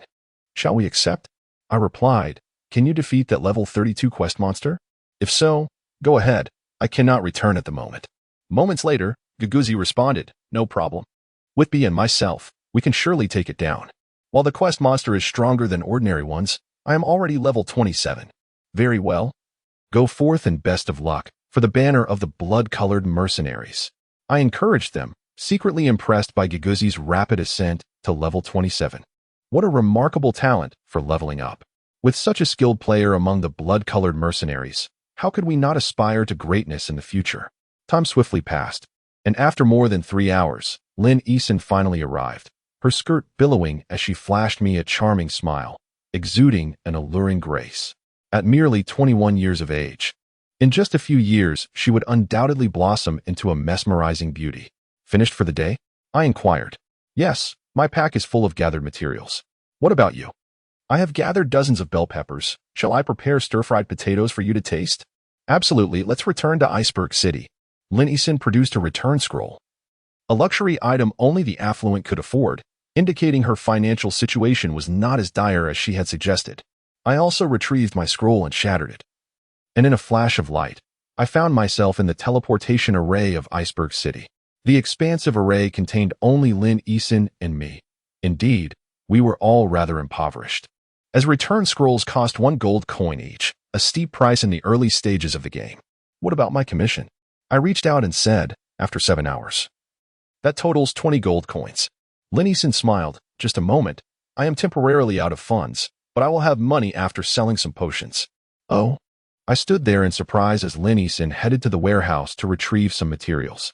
Shortly thereafter, a lovely archer maiden appeared, clad in elegant leather armor and wielding a green longbow, approaching with a cheerful demeanor. Hee hee, have you gathered dreamgrass so quickly? This young lady appears somewhat familiar. With the words Qingqing Shuixiang, LV30 bronze archer emblazoned above her head. Goodness, it is indeed the 10th ranked player on the leaderboard, Qingqing Shuixiang. It seems Linison has such a formidable companion. Hey there, why don't you recognize me? Qingqing Shuixiang flashed me a smile. Who are you? I replied. Humph. If you can't recognize me, then forget it. She pouted and began trading with Linison. Suddenly, a memory resurfaced. Ah, you are Lin's beautiful roommate. The one named Qingqing? Qingqing Shuixiang chuckled. Finally, you remember me a bit. Indeed, I am Yi's roommate, Sun Qingqing. A pleasure to meet you. I nodded. Lu Chun. A fallen warrior. Understood. Before long, Qingqing Shuixiang commenced the creation of potions. Ding. System notification. Player Qingqing Shuixiang has crafted Life Potion 2. Alchemy Skill Proficiency Level 3. Ding. System notification. Player Qingqing Shuixiang has crafted Life Potion 2. Alchemy Skill Proficiency Level 3. Ding. System notification. Player Qingqing Shuixiang has crafted Life Potion 2. Alchemy Skill Proficiency Level 3. Linison held a small red vial in her hand and smiled at me. See this? It's a Level 2 potion. Each one restores 400 health points instantly. What a wonderful item. I couldn't help but exclaim. Linison asked with a grin, would you like to buy some? 20 silver coins each. I'll take 20. I replied eagerly. Oh, my, you were quite generous. In a rather amusing turn of events. Before I could receive my commission, I had already spent 4 gold coins out of my own pocket. However, this level 2 potion is exceedingly rare and far superior to those sold by system NPCs. Having a few on hand could be a lifesaver. After crafting a total of 150 potions, Linison excitedly made her way to the square and announced loudly, Level 2 potions, instant restoration of 400 health points. Friends in need, come and buy them, just 15 silver coins each. I followed behind, infuriated. What on earth are you doing? Why did you sell them to me for 20 silver coins but to others for just 15?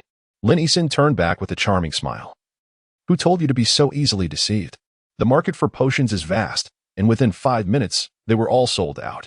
Linison turned back with a beaming smile, handed me 20 gold coins, and said, let's continue collaborating in the future, whenever the Dragon Guild is battling a boss. We shall go watch together. How does that sound? I nodded emphatically. I would be delighted to accompany you. However, you must not charge me a commission again. Linison still felt the sting of her gold coins. I nodded once more. No problem at all. All right, I shall log off now. Linison headed to the inn in Iceberg City to log off, as players must log off within an inn in the city. Otherwise, they must set up a tent outside. Once outside Iceberg City, I contemplated my next move. It was time to catch a pet to play with. So I began to study the pet system as strategies. Just as I was engrossed in my research, a sudden beep announced a call request from Du Shursan. A pang of anxiety surged within me. Previously, 13 had always contacted me via messages, yet this time he requested a voice call. Upon connecting, I was greeted by his profound voice. Lu Chun, Xiao Gui, and I have just completed a few commission tasks, and we recently witnessed something troubling. I am uncertain whether we should intervene. What is it? I inquired. I saw Murong Mingyue and Su Yang. Oh, those two. What happened? 13 replied gravely. It appears that Su Yang and Murong Mingyue are being besieged by 7 individuals. They likely cannot fend them off alone. I wanted to ask you, should our blood-red mercenaries intervene? Absolutely. Add me to the team. At that moment, my blood surged with fervor. Although I had departed from the realm of the ancient sword dream, I could not stand by while someone bullied the people of that world. On the expansive map, 2 orange dots appeared not far away, marking the positions of Giguzi and Du Shursan. They were merely a 5-minute journey away, situated within the icebound forest. I locked onto the direction and dashed forward at full speed, silently urging, Sister Mingyue, hold on. Do not fall too soon. Chapter 41. The invitation from Murong Mingyue in the icy expanse of the frozen forest. A biting wind swept through, as 8 players stood in a tense standoff. Su Yang donned a striking red armor, gripping a formidable two-handed sword, his gaze fixed intently on his adversaries. Coldly, he inquired, "What exactly do you mean by this?" "This armor is a product of our efforts. Your claim of sharing among those who see it is utterly outrageous." Behind Su Yang stood a stunning priestess, wielding a staff and clad in a simple gray robe. While the robe lacked flair, her figure was undeniably captivating, her bosom straining against the tattered garment, her slender waist and curvaceous hips an exquisite sight. This enchanting figure was none other than Murong Mingwei. She surveyed the group before her with calm composure, offering a gentle smile. "Su Yang, there is no need for further words. The greed etched on their faces is evident. They clearly covet your bronze armor. Humph. If they wish to claim this chest piece, let them come. We are not afraid." Facing Su Yang and Murong Mingwei were 6 opponents, led by a warrior named Shadowed Maple. Following him were Archer Shadowed Deep Sea, Ranger Shadowed Volcano, and several others, all high-level players ranging from levels 25 to 29. The equipment that could catch their attention was surely of at least bronze quality. Shadowed Maple stepped forward, a faint smile gracing his lips. "Dear brother from the sun, we merely meant to express that those who witness should share. There is no need for such agitation. How about this? I offer you 2 gold coins as a reward, and you can transfer that bronze armor to us. What do you say? 2 gold coins?" Murong Mingwei scoffed, her disdain evident. "You might as well attempt to seize it by force. Bronze armor is worth at least 10 gold coins. Do you take us for fools?" Shadowed Deep Sea resolutely raised his longbow, aiming it directly at Murong Mingwei, cackling maliciously. "Dear lady, I usually refrain from targeting women, but your lack of awareness leaves us no choice. Should you refuse, do not blame us for our actions. After eliminating you, we will guard your corpses. We have no doubt that chest piece will drop." Murong Mingwei's delicate face turned frostily cold as she gripped her staff, her teeth clenched in frustration. Yet, against these rogue players, she felt utterly powerless. In this game, the law of the jungle prevailed. There was no rationale to be had. The rules were shaped by men and shattered by them, and those who broke them were often the most ferocious of predators. Suddenly, Shadowed Maple raised his sword, its blade shimmering with a radiant glow, executing the warrior class's signature move, the Heavy Slash, a powerful attack that dealt an additional 10 damage. His target was Murong Mingwei. Su Yang shouted in alarm, lunging forward, and with a resounding crash, he collided with Shadowed Maple, the sword's edge gliding across the opponent's shoulder guard. 247. The strike was substantial, and Shadowed Maple staggered back 2 steps, a mocking smile forming on his lips. "Not bad for an attack. Brothers, let us take him down together." Clang. Shadowed Deep Sea unleashed 2 arrows in rapid succession, striking Su Yang's chest. 178. 201. Su Yang immediately felt the weight of the assault. With a total health pool of merely around 500 points, he could hardly withstand such devastating blows. At that moment, a sudden beam of divine light descended, and green healing numbers soared to 225. Indeed, Murong Mingwei's healing output was quite impressive.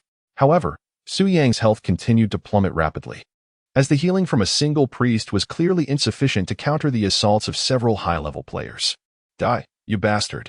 Su Yang roared like a frenzied lion, wielding his broadsword with the grace of a dragon soaring through the sea. Alas, he was outnumbered, consuming health potions and receiving healing. Yet his vitality lingered perilously close to the brink of death. Guguzi and Du Shursan concealed themselves in the nearby woods, silently observing the chaos. I surged forth from behind. Furious, what are you 2 rascals waiting for? Charge in and annihilate the Shadow Clan. All right, Guguzi exclaimed, racing ahead alongside me, while Du Shursan lagged just a moment behind. A crimson radiance enveloped my Xianyuan fire blade.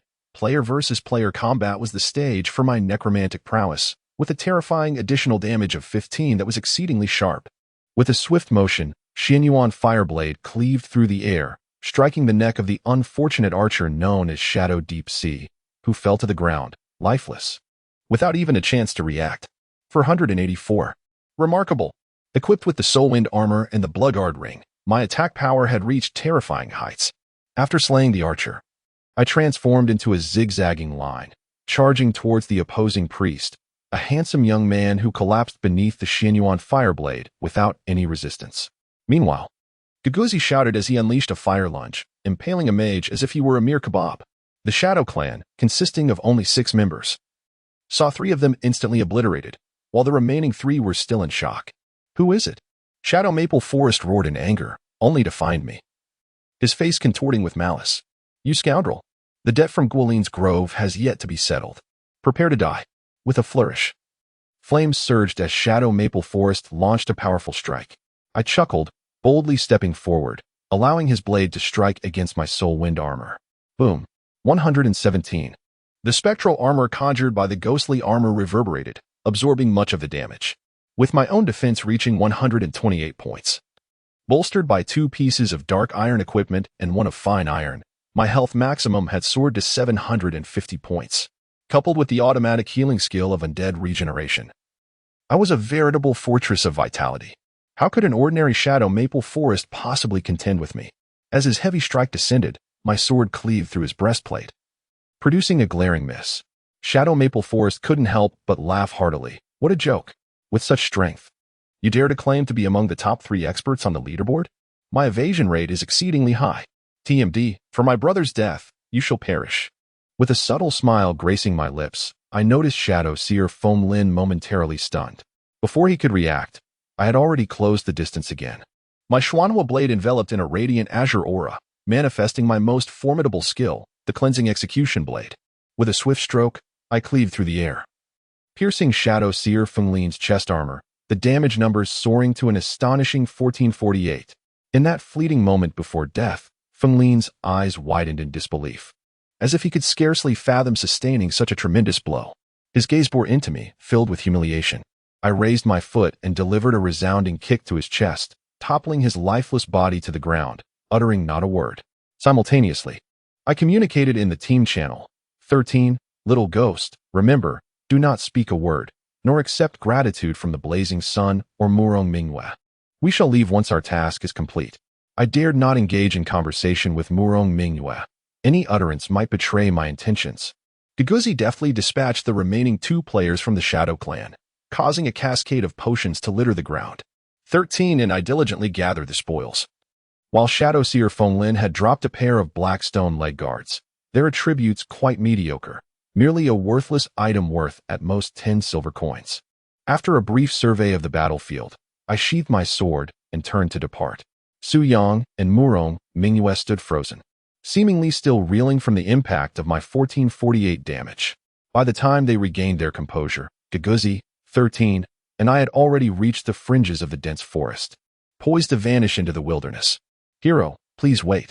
Murong Mingyue called out, catching up to us with a smile. Zhijichen Sha, you are one of the top 3 players on the leaderboard, right? We are immensely grateful for your assistance. Would you be interested in joining our ancient Sword Soul Dream? I couldn't help but smile wryly, thinking to myself, Sister Mingyue, I am already a member of Ancient Sword Soul Dream. What need is there to discuss joining? I exchanged a glance with 13, who promptly turned around and modestly replied, Beautiful lady, we have our own guild, the Blood Mercenaries. If you are interested, perhaps you might consider joining us? The Blood Mercenaries currently consist of 3 gentlemen, and we could greatly benefit from a captivating beauty like you. Murong Mingyue paused, then chuckled lightly. Oh, I was merely jesting. In any case, thank you for your assistance this time. Should you ever require our help in the future, do not hesitate to ask. 13's gaze fell upon the alluring weapon at Murong Mingyue's chest, and he swallowed hard, tempted to make an inappropriate request.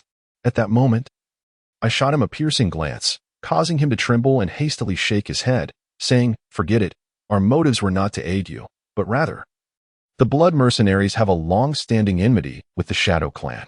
Our rescue of you was merely a coincidence. Murong Mingyue stood there, momentarily dazed, while I led Guguzi and 13 into the depths of the forest, swiftly vanishing from sight. Su Yang stepped forward and remarked casually, Mingyue, have you noticed? Noticed what? Murong Mingyue turned around, intrigued.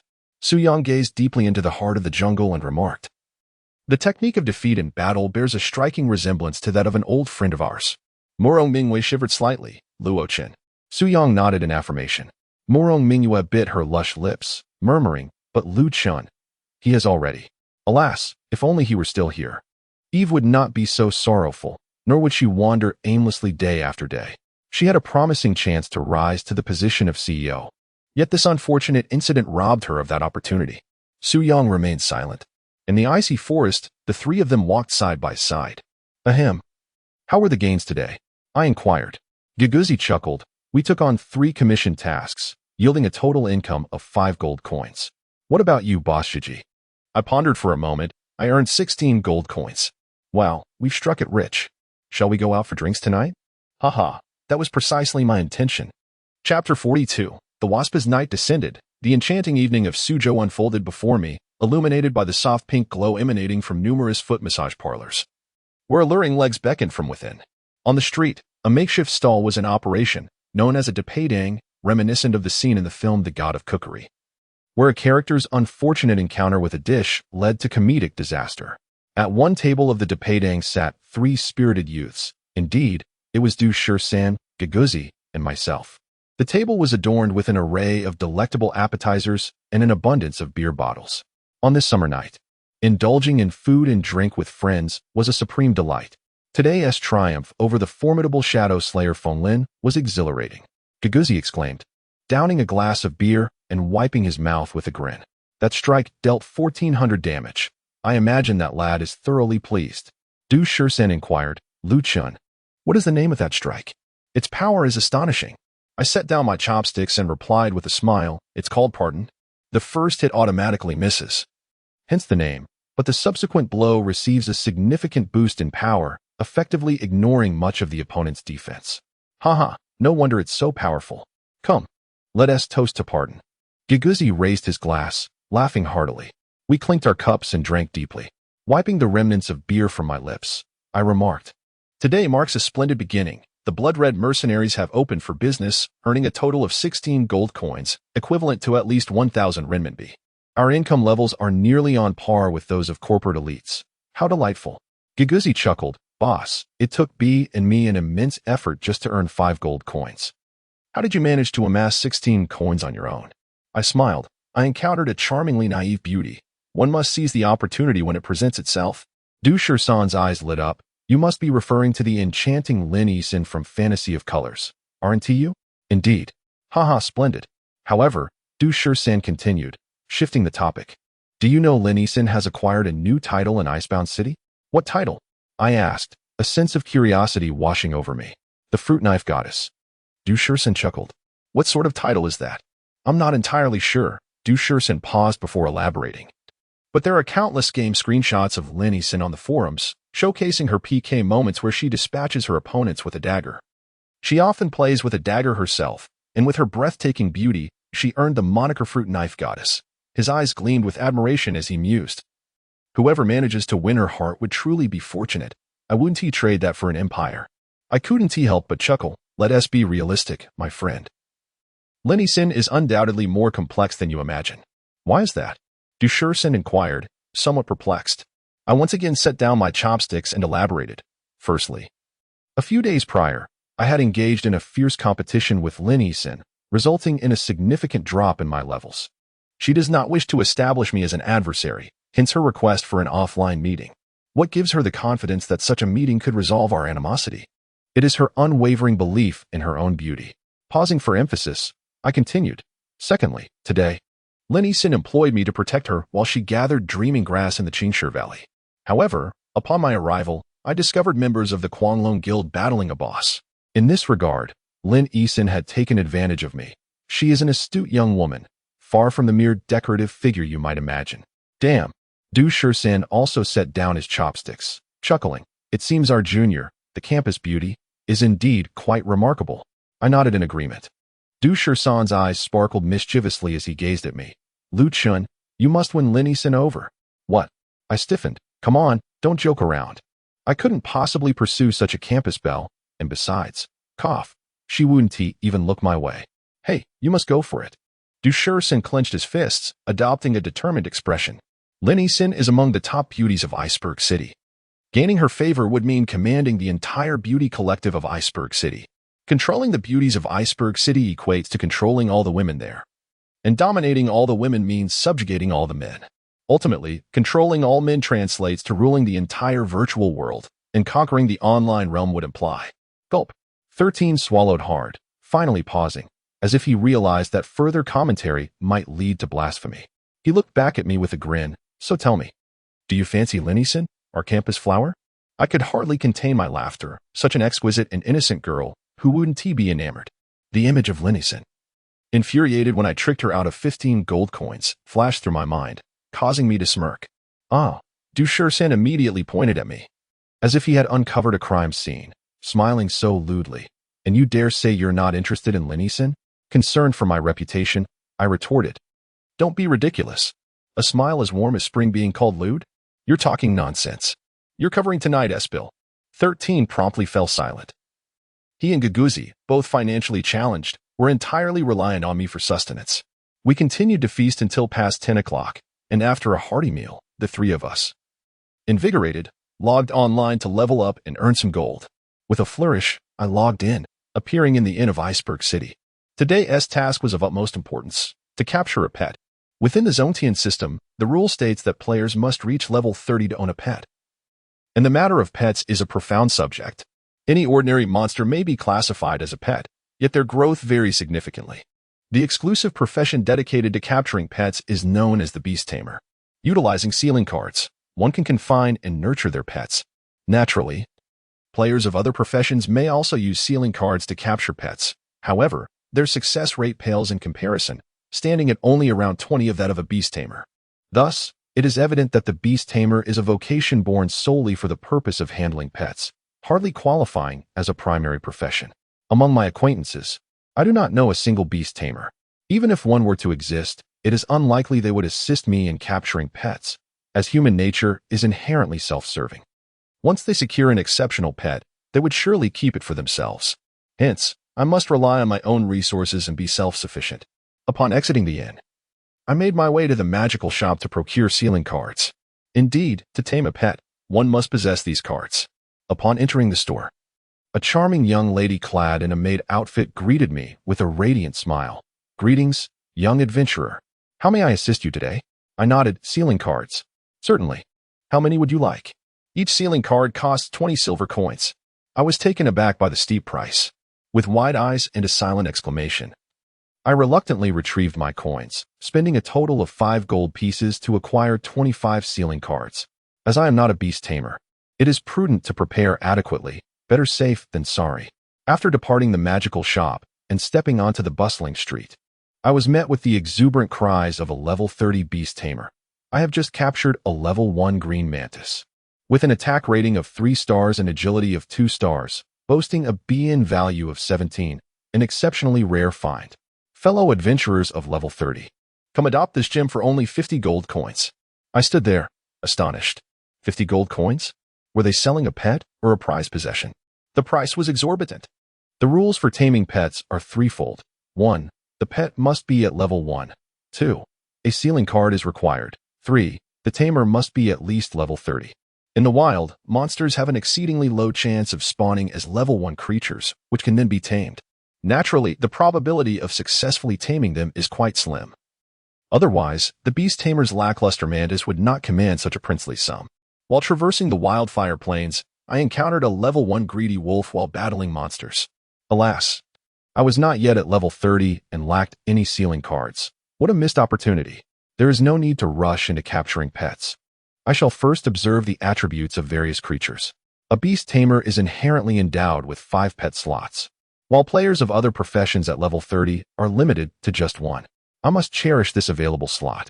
Upon opening the official website, I was immediately captivated by the various attributes of the creatures in the pet compendium of the Frosty Ice City. The green mantis possesses attributes in attack, defense, health, and agility. The slime, as well. The wildfire greedy wolf, the saber-toothed tiger, and the wasp. The green mantis is an offensive-type pet, albeit with a rather sluggish speed, while the slime exemplifies a resilient, health-oriented pet with an impressive growth potential of 4.5 stars in vitality. The wildfire greedy wolf and the saber-toothed tiger are commendable choices as well, yet my utmost preference lies with the wasp, which boasts an astonishing 4.5 stars in both attack and agility, alongside commendable defense and health attributes, making it an unparalleled choice for early game players in leveling and player versus player encounters. Thus, I have resolutely decided on the wasp. Accompanied by this petite bee, I shall soar from the west to the east, vanquishing innumerable ne'er-do-wells, a truly delightful prospect. After perusing the official information, I discovered that wasps are predominantly found in the southern region of Frosty Ice City, not far from the Qing Stone Valley, with levels ranging between 35 and 40, which is exceptionally high, rendering them nearly unattainable for ordinary players. Even those atop the leaderboards may find them formidable opponents, given the wasp's high offensive growth potential, ensuring its formidable attack power as a creature. Fortunately, I have just acquired the Phantom Wind armor and the Beast Face Wind helmet, significantly enhancing my defensive capabilities, enabling me to venture forth and test my mettle. Consequently, I stocked up on potions and replenished my supply of 25 sealing cards, setting forth in pursuit of my first cherished pet. Chapter 43. The Poisonous Bee Forest. The wasps inhabit the Poisonous Bee Forest, located south of Icebound City. The name of this forest is quite ominous, suggesting that these wasps possess venomous qualities. My choice to capture wasp stems not only from their high growth rate, but also from the elevated level of monsters found here, which is perfectly suited for my leveling endeavors. After a half-hour's journey, I arrived at the edges of the Poisonous Bee Forest. Upon my arrival, I was startled to hear voices emanating from within. "Boss, do you think level 1 wasps will truly spawn here?" One voice inquired. "Of course. If we grind a little longer, they will definitely appear," came the confident reply. As I pushed through the foliage, I was met with the sight of 4 players engaged in combat within the forest, all of whom were above level 30 and had undergone their second class transition. In the entirety of Icebound City, such a formidable group could only belong to the Dominance clan. At the forefront, Tianzong wielded his sword with precision, executing 2 swift strikes that sent the wasps buzzing in agitation. The level 34 wasps, roughly the size of a soccer ball, emitted a loud noise as they flew, their venomous stingers poised for attack. When one of the wasps lunged, its stinger struck Tianzong, causing his complexion to turn a sickly green. He had been poisoned. "Priest, please heal me," he called out. With a few more deft strokes, Tianzong dispatched the wasp, and a radiant light descended upon him, replenishing half of his lost health. The priest, a level 29 player, was evidently a talented healer cultivated by the Dominance clan. With swift precision, Dubajanshin felled another wasp, simultaneously benefiting from the priest's restorative magic. Truth be told, he found it somewhat challenging to take on the wasp solo and relied on support. "Boss, have you heard about what transpired yesterday?" Dubachishin inquired. What happened?" Tianzong responded. Dubachishin sheathed his spear and replied. "The Mad Dragon Guild organized nearly 100 players to confront the ultimate boss in the Qingshi Valley, but halfway through, they were disrupted by the Wind Color Fantasy and the Shattered Halberd." "Ah, I have heard about that." Tianzong chuckled lightly. "That brat, Longxing Tianxia, is nothing but a clown. With his meager resources, he dares to challenge us? It is a fool's errand. This time, it has only benefited Wind Color Fantasy and Shattered Halberd, but next time, we shall take matters into our own hands." Dubachishin furrowed his brow. "Boss, are you not at all concerned about Wind Color Fantasy and Shattered Halberd?" "Concerned?" Tianzong couldn't help but scoff. "Indeed, both Wind Color Fantasy and Shattered Halberd are talented strategists, yet neither possesses the qualities to be a true leader. Such small, fragile organizations cannot possibly compete with us in this vast game. Let us not forget, our Annihilation Guild boasts a membership of over 2,000. Dubachishin smiled broadly. "Your analysis is astute, boss. In this game, solitary heroes find no path to success.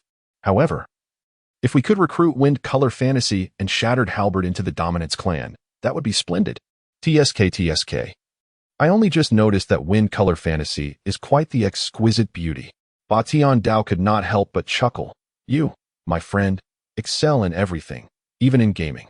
However, your infatuation with the fairer sex is rather excessive. If you could amend this flaw, you would undoubtedly achieve great things." I chose to circumvent the members of the Duba family, not out of fear of being unable to contend with them, but rather from a desire to avoid squandering the time that ought to be devoted to capturing pets on pointless PvP battles, which hold no significance. Navigating around the western edge of the Poison Bee Forest, I found the expanse of this woodland to be considerable, with the yellow wasps within boasting a formidable level, densely populated such that nearly every 2 meters, one could find a wasp flitting about. Carefulness was paramount when drawing aggro, as monsters would take notice from approximately 4 meters away, necessitating a precise judgment of distance before making a move. With utmost caution, I lured a yellow wasp towards me. It was level 35, 3 levels above my own, yet I deemed myself capable of handling it. Buzzing incessantly, the wasp darted towards me with lightning speed. Its venomous stinger striking me with a sharp jab. A damage of 71. Thankfully, my defense was remarkably robust. With a swift motion, I unleashed the flame blade, resulting in a substantial miss notification, but I quickly retaliated with my second strike, the execution blade following the grant of mercy. With a satisfying thud, I struck the wasp, and the damage number soared to 1287. Quite impressive, indeed. This wasp possessed around 3,000 health points, which made its level particularly daunting. In a flurry of moments, I successfully dispatched the first wasp, but it was necessary to consume a health potion afterward. Fortunately, my skill, Undead Regeneration, proved to be exceptionally advantageous. Upgraded to level 3. It restored an average of 0.3 of total health per second. By extrapolation, a level 10 skill at the Celestial tier would recover 1 of health per second, allowing me to replenish even from 0 health within 100 seconds. Such a powerful skill is indeed a hallmark of the Necromancer warrior. Moreover, at times like these, Undead Regeneration significantly reduced my potion consumption. Time flew by, and after more than 2 hours, at the stroke of 1 a.m., I had slain countless wasps but had yet to encounter the fabled level 1 wasp. Ding! A message arrived from Fengsa Huanshang Little trickster, what are you up to? Catching pets. Oh, what are you capturing? I'm currently hunting 2 yellow wasps. And you? Little Red Riding Hood, hee. What on earth is Little Red Riding Hood? You don't know? I seek enlightenment. 1 gold coin for tuition. Seeing that I had not replied for a while, Linison sent me a pictogram of Fireblade, with its attributes, attack, defense, health, agility. I was momentarily taken aback and replied with admiration, such impressive attack and health. Linison must have been chuckling, indeed, if only I could capture one. Preferably with a BN above 70. Well, I wish you luck in encountering a level 1 to mistakenly kill. Go to hell, little trickster. I erupted into hearty laughter, switching off the communicator. A swift glance around me rendered me utterly petrified. At long last, I had encountered one. A few steps ahead, a wasp gracefully flitted about, and the digits above it were mesmerizing. Wasp LV1. Finally, a level 1 wasp had appeared. Overwhelmed with joy, I sheathed my flame blade and strode forward with the confidence of a dragon, stealthily approaching. From my pack, I retrieved a sealing card, locking my gaze upon the wasp, and suddenly hurled the card into the air. With a whoosh, the card, no larger than a playing card, transformed midair into a grand magical array, enveloping the little wasp. The taming process commenced. A green progress bar began to fill, only to abruptly halt. Ding. System notification. Sealing failed. The target can still be sealed 4 more times. My heart sank. Only 4 attempts remained. Should I fail consecutively, this level 1 wasp would ascend to level 2, and I would lose everything. May fortune smile upon me, granting me a stroke of luck. Once more, I cast a sealing card. With a swift motion, the card danced through the air. But the little wasp continued to buzz about, indifferent to my efforts. Failure. Gritting my teeth, I pressed on, attempting a 3rd time. Failure. 4th attempt. Failure. In an instant, despair consumed me as I lamented. Oh, hero, grant me mercy. For the 5th time, I unleashed the sealing card. The card manifested into a hexagram array, tightly encasing the little wasp.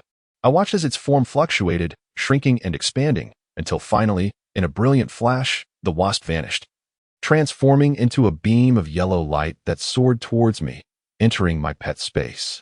My solitary pet slot was instantly filled, leaving no room for a second companion. Ding.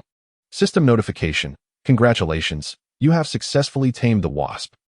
I hastily opened my pack, revealing the wasp's attributes in full detail. Wasp, level, 1 attack, 5 agility, 6 stamina, 3 health, 5 growth rate, attack, defense, health, agility. After a brief calculation, I noted that the initial cumulative stat points totaled 19, which is the legendary BN value, a measure of a pet's potential. The 2 standards for evaluating a pet's quality are growth rate and initial stat points. Each category of pet has a distinct growth rate, yet within the same category. The growth rate remains consistent while initial points vary. Generally, the higher the initial points, the stronger the pet will become, hence the origin of the BN value. However, the wasp I had just captured possessed a BN value of 19, leaving me somewhat speechless. Thus, I sent a message to Linison. I have a wasp with a BN of 19. What do you think? Linison replied, Quite impressive. Train it. I felt a twinge of anxiety and inquired, what makes it impressive? Lin Eason sent a smiley emoji and replied, with such low initial stats. Training a pet like this will make it much easier for me to defeat you in the future. Of course, it's not ideal, damn. Turn off the communicator. What a pity. This wasp turns out to be worthless. What should I do? Throw it away? I'm reluctant to part with it. But if I aspire to become a formidable master, I cannot afford to be burdened by such a mediocre pet. That would be tantamount to courting disaster. As Linnison pointed out, if I train a pet like this, she could easily overpower me. In the game Tianzong, the rules state that players receive their first pet at level 30, and as they advance in levels, they can acquire a second pet with a maximum of 3. However, only one pet can be summoned to battle at a time, and if a pet perishes, it cannot be recalled for 10 minutes. This heightens the requirement for the pet's capabilities. The little wasp flitted around my chest, buzzing excitedly in circles. I was in distress and about to leave when suddenly, I heard voices from my right. Damn, this kid has caught a level 1 wasp. Turning around, I saw none other than the duo, Dominator Knight and Dominator War God, both fixated on my little wasp. Their eyes glinting with avarice, a gaze reminiscent of Dong's was upon first encountering Diao Chan. Chapter 44. The Queen Bee's Lair. The occurrence rate of level 1 monsters is undeniably low. The members of the Dominance family have wandered through the poison bee forest for several hours without encountering a single level 1 wasp. Upon witnessing my successful sealing of one, their hunting instincts were ignited. Dominance Knight and Dominance Warlord approached, weapons in hand. Undeterred, I stood with my little wasp, gazing at them calmly, and remarked with a smile, "Esteemed warriors, what brings you here?" Dominance Knight was momentarily taken aback and responded with a chuckle, "Oh, nothing much. Have you managed to capture a pet? Dagger of the Sands?" "Indeed," I replied, affectionately stroking the little wasp's head. "Behold, this 4.5-star attacking wasp boasts an agility of the same caliber. It is truly a paragon of offensive prowess. Moreover, I've been fortunate, for its BN value is 35. Quite impressive, wouldn't you agree?" Instantly, the eyes of Dominance Knight gleamed with envy. A BN of 35? Truly astonishing. Dominance Warlord stepped forward, a cold smirk on his face, and inquired, "Might Dagger of the Sands be interested in selling this BN 35 wasp?" I resolutely shook my head. I cannot part with it. I need to train it myself. "Is that so?" A sinister grin crept across Dominance Warlord's face. "I am willing to offer 5 gold coins for that wasp. Perhaps you would consider selling it to us as a gesture of goodwill between our Dominance family and the Annihilation Guild?" I persisted in my refusal. Not a chance. A BN 35 wasp is worth at least 50 gold coins. Do you take me for a fool? Very well, then. Do not blame us for being ungracious. With a swift motion, Dominance Warlord unsheathed his sword, sneering, "You can either trade the wasp to us or face death here 7 or 8 times. The Dominance family has no qualms about guarding your corpse for days on end." Heh. I couldn't help but chuckle. Their true nature had been so easily revealed. At that moment, Dominance Blade, accompanied by 2 archers and a priest, arrived, bellowing, "Warlord, what are you doing?" I've said before, Dagger of the Sands is our ally. With gritted teeth, Dominance Warlord muttered, "Boss, he has captured a wasp, a super rare one with a BN of 35. Dominance Blade's expression turned grave. His face an array of shifting emotions, clearly torn between valuing our friendship and the allure of the BN 35 wasp. Ultimately, I found myself pitifully abandoned. Dominance Blade, brandishing his long knife, smiled, "Brother Dagger, I am willing to offer you 50 gold coins for your wasp. Will you accept?" I got straight to the point. "If I decline, will you guard my corpse and erase my ID from Frozen Ice City?" Haha. Well, Dominance Blade trailed off, tacitly agreeing. Meanwhile, Dominance Knight interjected, "Boss, there is no need to hesitate. Let us eliminate this brat, just as we did with the Blazing Sun a couple of days ago." Humph. What are the top 10 experts on the leaderboard? I'll guard his corpse day and night and see if he can still make it to the leaderboard. I was momentarily taken aback, suddenly recalling that Su Yang had indeed been on the leaderboard just a couple of days ago, only to vanish without a trace. It turns out this group was responsible for his disappearance. "Did he offend you?" I inquired. The Dominator of the Steed sneered. That insolent fool brought this upon himself. He refused to join our God-slaying guild, clinging instead to that third-rate guild, Ancient Sword Soul Dream. Umph. Those who fail to recognize the times must meet their demise. A surge of anger welled up within me, my eyes turning crimson. Ancient Sword Soul Dream and he were entities I held dear. How could I allow them to be desecrated? The rustling of grass signified my sudden disappearance, and in the next moment, I materialized before the dominator of the steed. The Bloodfire blade shimmered with a crimson glow as I infused it with necromantic power. I unleashed a standard attack aimed directly at the center of his chest armor, followed swiftly by another strike to his neck. 412. 447. Both attacks struck true, exploiting his weaknesses. The dominator of the steed's eyes widened in disbelief as he stared at me. Completely unprepared for my brazen assault in front of the Batian blade and several members of the dominator family. Drawing the bloody Bloodfire blade with deliberate slowness, I declared, "Ancient Sword Soul Dream is no mere third-rate guild. Perish." Thud. The body of the dominator of the steed collapsed into the underbrush. Only then did the Batian blade and the others regain their senses. At once, the dominator war god erupted with fury, charging towards me with a thunderous roar. "You wretched cur, how dare you harm my brother?" With a mighty leap, the dominator war god executed a devastating blow. A signature move of a level 30 warrior that not only boasted immense power, but also had a chance to stun the target for a second. I gazed up at my airborne adversary and suddenly smiled, gracefully maneuvering to evade his attack with a perfect arc. In the same motion, my Bloodfire blade struck twice. The first was a mercy strike, and less than half a second later came the executioner. Miss. 1097. The dominator war god could hardly believe he had been dispatched so effortlessly. Thud. Another body fell to the ground. Two masters from the leaderboard had been vanquished in the blink of an eye. Simultaneously, I felt a sharp pain in my armpit and back, realizing with shock that my health had dwindled significantly. Ding. Battle alert.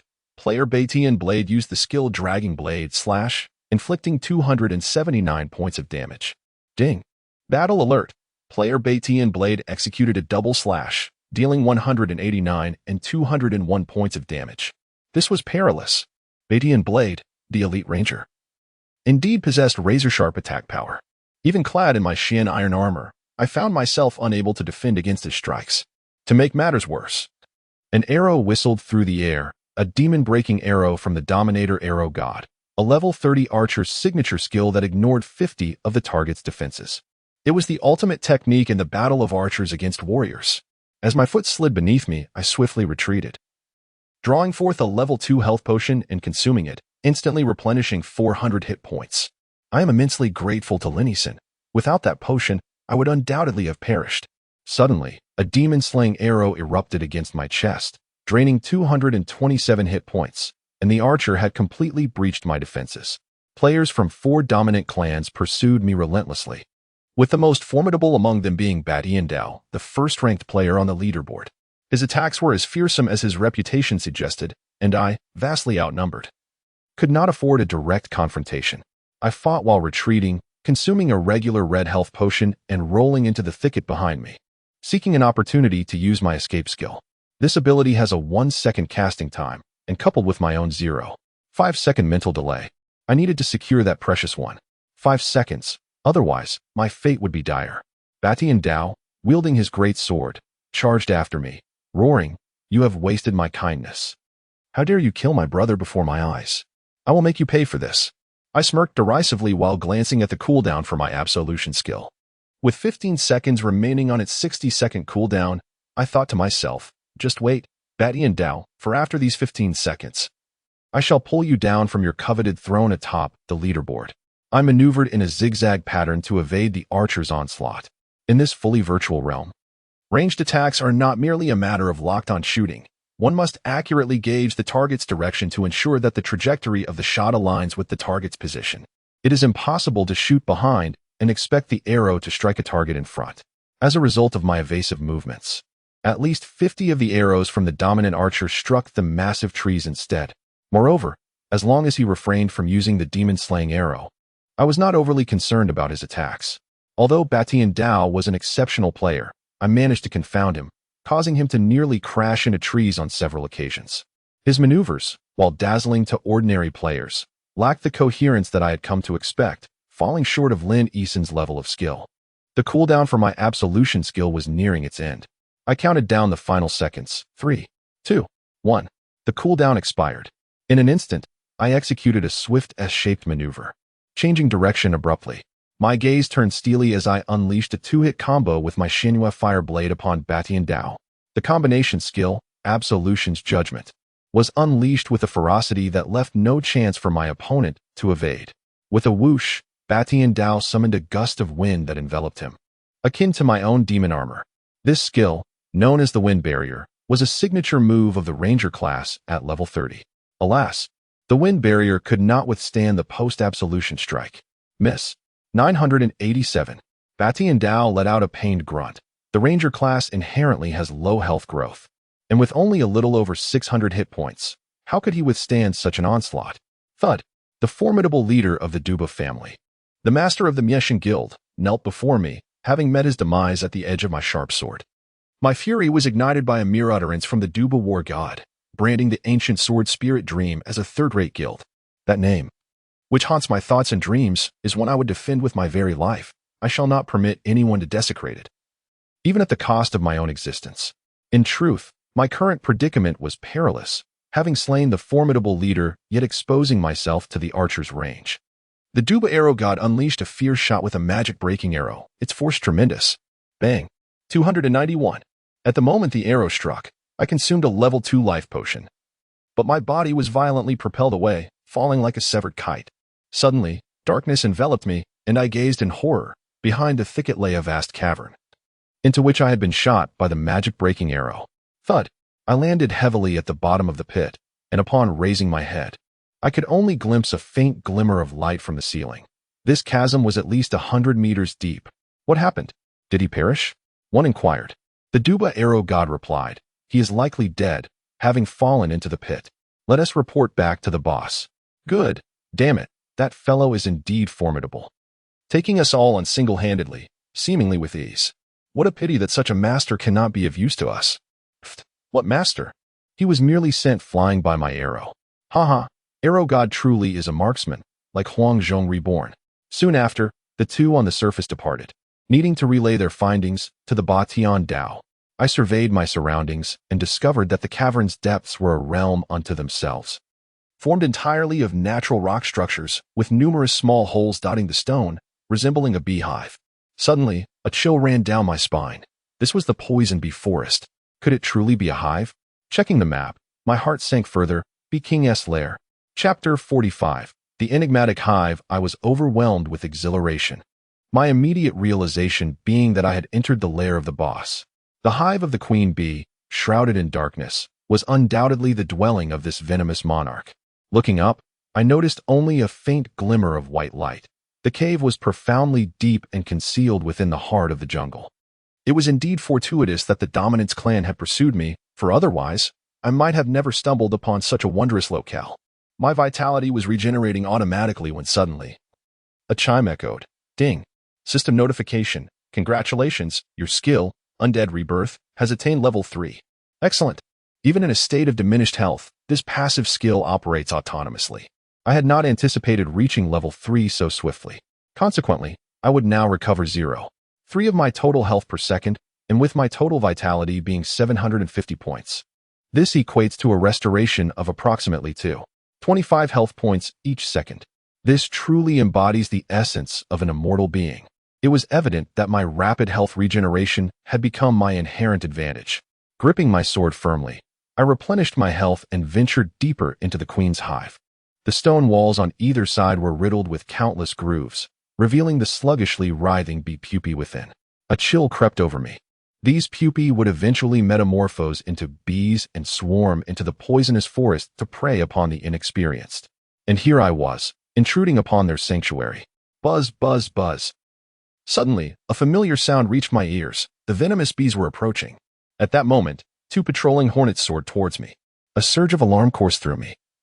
These hornets differed significantly from the yellow jackets outside. With their round, bulging heads adorned with venomous barbs, they resembled the heads of ferocious tigers. They were aptly named tiger hornets, level 37, a formidable breed of venomous bee. I gripped my sword tightly and charged forward without hesitation, seizing the initiative. I feigned a strike, unleashing a dazzling miss, followed by a crushing blow of my level 3 blade of judgment. 1,489. Alas, I had barely managed to inflict half of the hornet's health. Such a level 37 creature was excessively powerful. Whoosh whoosh. A pair of sharp sounds pierced the air as both tiger hornets launched their assault on me.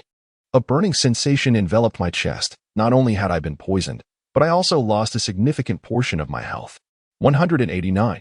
197. This was dire. I needed to conclude this battle swiftly. The flames of the blood blade enveloped my weapon, boosted by a 15 increase in attack power from my level 3 necromantic force. Additionally, the Blood Guardian ring augmented my dark attack power by 3. With a flurry of strikes, I unleashed 3 consecutive blows, each exceeding 400 points in damage, exceedingly lethal. 447. 459. 451. The total health of the Tiger Hornet hovered around 3,000 points, and after my tempestuous onslaught, it was left severely weakened. However, in its dying retaliation, it managed to siphon away 200 points of my health. Thud. I can only consume a level 2 potion, which instantaneously restores 400 points of health.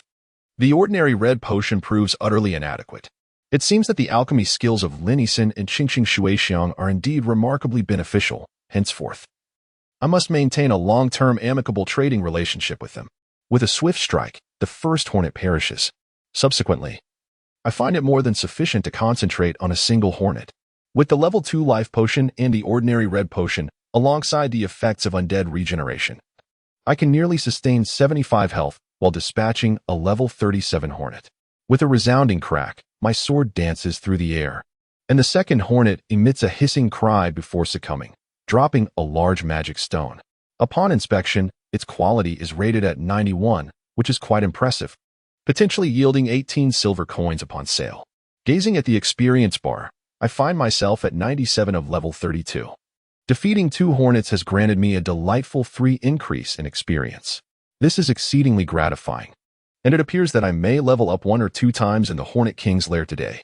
Naturally, eliminating a boss would be even more splendid, as the experience and drop rates from a boss far surpass those of a hornet. With a heart full of joy, I venture forth and soon encounter a second group of hornets, 2 in number once again. I expend 1 level 2 life potion to defeat them and, once more, unearth a large magic stone of quality 88, which translates to 17. 6 silver coins when sold. Given that the current market rate is 1 gold coin for 100 renminbi, this magic stone is valued at 17. 6 renminbi, enough to purchase a plate of affordable fish-flavored shredded pork. The passage within the Hornet King's lair is dim and profound. After traversing for over half an hour and vanquishing numerous hornets, my experience has climbed to 25 of level 33. At this moment, the rankings on the leaderboard have shifted. Ba Tian Dao falls to my blade, allowing Lin Yisin to ascend once more to the pinnacle. 1. Fengsei Huanxiang, level 35 profession, Radiant Ranger 2. Zhijichen Sha, level 33 profession, Necromancer Swordmaster 3. Ba Tian Dao, level 32 profession, Warrior 4. Fan Yun Fu Yu, level 31 profession, Magic Knight 5. Dan Shu Tai Chi, level 31 profession, Warrior 6. Du Ba Chi Shun, level 31 profession, Magic Knight 7. Du Ba Fa Shun, level 31 profession, Mage 8. Du Ba Zhan Shun, level 31 profession, Warrior 9. Du Ba Jian Shun, level 30 profession, Archer 10. Qingqing Shuixiang, level 30 profession, Archer. I find myself in second place, silently admiring Lin Yisin's rapid ascent. Where could she possibly be leveling up so quickly? In the blink of an eye, she has gained 2 levels. Could she have encountered a boss-level creature? I ponder this for a moment and decide it is of little consequence. After all, level does not wholly define one's strength. At that moment, a notification chimes, and Lin Yisin sends me a message. Hee hee, little trickster, what are you up to? Dealing with hornets, I reply tersely. Lin Yisin responds, I have something wonderful to show you. You mustn't leak it. What could it be? In a fleeting moment, a pet encyclopedia notification appeared in my friend's messages, revealing that Lin Yisin had captured a pet named Fireblade. Level 1, Attack 10, Defense 7, Health 10, Agility 7, Growth, Attack, Defense, Health, Agility. I was utterly astonished. This Fireblade is truly exceptional. The maximum values for each attribute are 20 points, totaling 80 points. Yet this Fireblade boasts an astonishing initial value of 34 points, particularly at this early stage of the game, when pets typically hover around 15 points. This Fireblade stands out remarkably. Jealousy surged within me, turning my gaze green with envy as I replied, What do you want by showing me this? Lin Yisin, likely in fits of laughter, responded, "Hee hee, it's just to make you unhappy. Your displeasure brings me joy." Frustrated, I switched off the communicator. I could no longer engage with this mesmerizing beauty whose luck seemed to defy reason. If I continued this conversation, I might just bleed out from frustration. It seemed that my earlier deception of swindling Lennyson out of 15 gold coins had indeed left a mark on her tender heart, a shadow that lingered. Haha. I resumed leveling up, pushing further into the queen bee's lair. Soon, a poisonous bee swooped down, a new species altogether, with golden, translucent wings and a bluish body. Its stinger glimmered ominously with venom, and its size was comparable to a basketball, indicating a formidable attack potential. Killer bee level, 39 attack. Defense. Health? Unfortunately, my level was too low to discern the monster's specific attributes. Nevertheless, I had no choice but to charge in. I had come here prepared for battle, with no intention of retreating. With a swift stroke, the blade of my weapon, imbued with the power of absolution, struck the killer bee squarely on its azure forehead, inflicting a substantial damage of 1578. Upon leveling up, my attack increased by 5 points, seemingly enhancing my lethality. The killer bee's total health was approximately 3,300 points. With a single strike, I had diminished its health by half. After it counterattacked once, I unleashed a flurry of swift strikes, ultimately slaying it without needing to use a level 2 health potion, saving a considerable amount of gold in the process. As I observed the experience bar surge significantly, the bounty of experience from a level 39 monster was exhilarating. One could imagine countless players across the icebound city battling 20-plus level wild bears in the frosted forest, while I had advanced into this boss-level territory. Confronting a level 39 killer bee. How blissful it was. Continuing onward, the fourth killer bee dropped a high-quality magic stone rated at 99 points. Today's luck had truly erupted. I estimated that selling these stones would yield a substantial profit. Just then, a notification pinged. Giguzi had sent me a message. "Boss Gigi, there is something I wish to consult you about." Go ahead.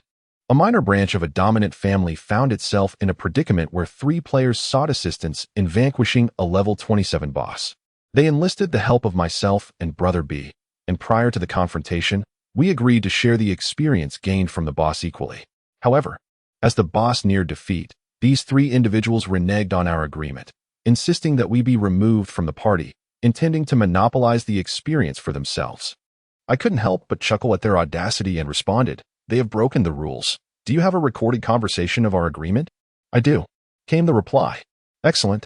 At the moment of the boss's demise, you should exit the party, slay the boss, and claim the experience and any loot without leaving them a single item.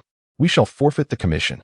I was already inclined toward that, and your approval only strengthens my resolve. With a fierce strike, I plunged my sword into the body of a killer bee. From the moment I formed the Crimson Mercenaries, I vowed that we would never be bullied.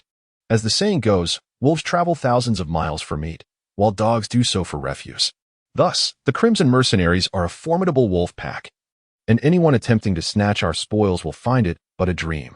Over 3 hours passed as we relentlessly dispatched numerous killer bees, and my experience points surged to 75 of level 33. I had spent nearly 5 hours within the lair of the Bee King and finally reached the end of the small map. Ahead, the area opened up to reveal an expansive hall. The game music intensified, signaling that the boss's lair was near. Filled with excitement, I brandished my sword and entered the Bee King's chamber.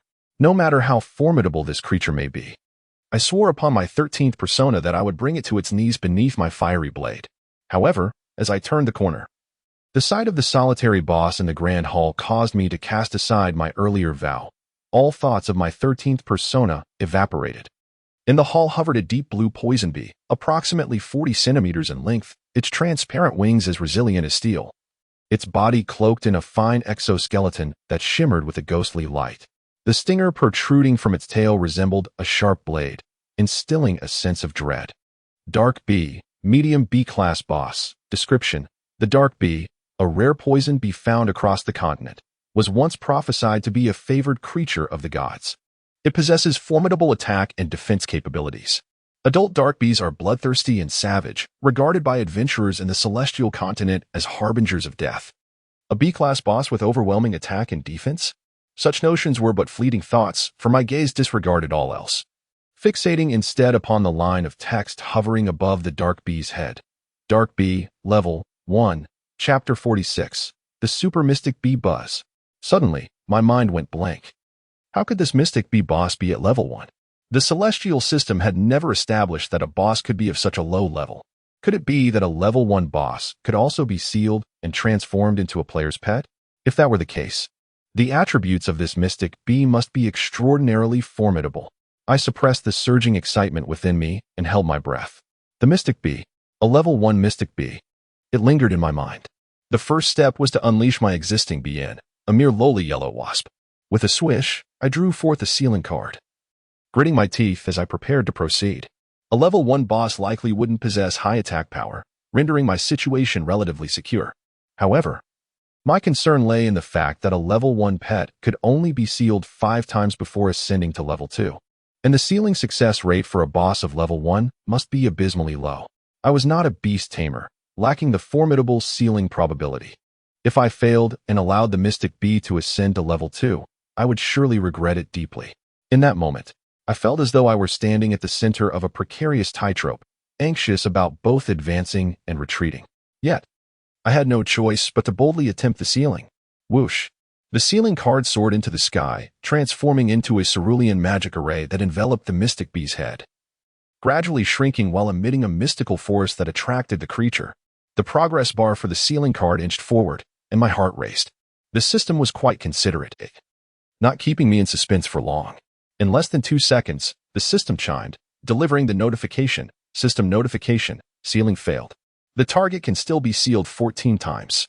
A flicker of surprise coursed through me. 14 times? Bosses truly were extraordinary. With 14 attempts, my chances had significantly improved. I pressed on, retrieving a second sealing card. Thankfully, I had purchased many, unlike certain stingy beast tamers who only brought 10 cards on their ventures. If they encountered such a level 1 boss, they would surely be left lamenting their folly. Whoosh! The sealing card ascended once more, spiraling above the Mystic Bee's head. Ding! System notification, sealing failed. The target can still be sealed 13 times. Damn it, another failure. I would try again. Thus, I repeatedly hurled the sealing cards. But the Mystic Bee continued to flit about, utterly indifferent to my sinister intentions as an undead creature. The relentless notifications echoed in my ears, and my heart gradually shattered into fragments. Ding! System notification, sealing failed. The target can still be sealed 12 times. Ding! System notification, sealing failed. The target can still be sealed 11 times. Ding! System notification, sealing failed. The target can still be sealed 3 times. Ding! System notification, sealing failed. The target can still be sealed 2 times. In the blink of an eye, I had failed 14 times, leaving me with but one final opportunity. As I held the sealing card, tears streamed down my face. I raised the card to my lips and whispered, "He, my leader, grant me strength."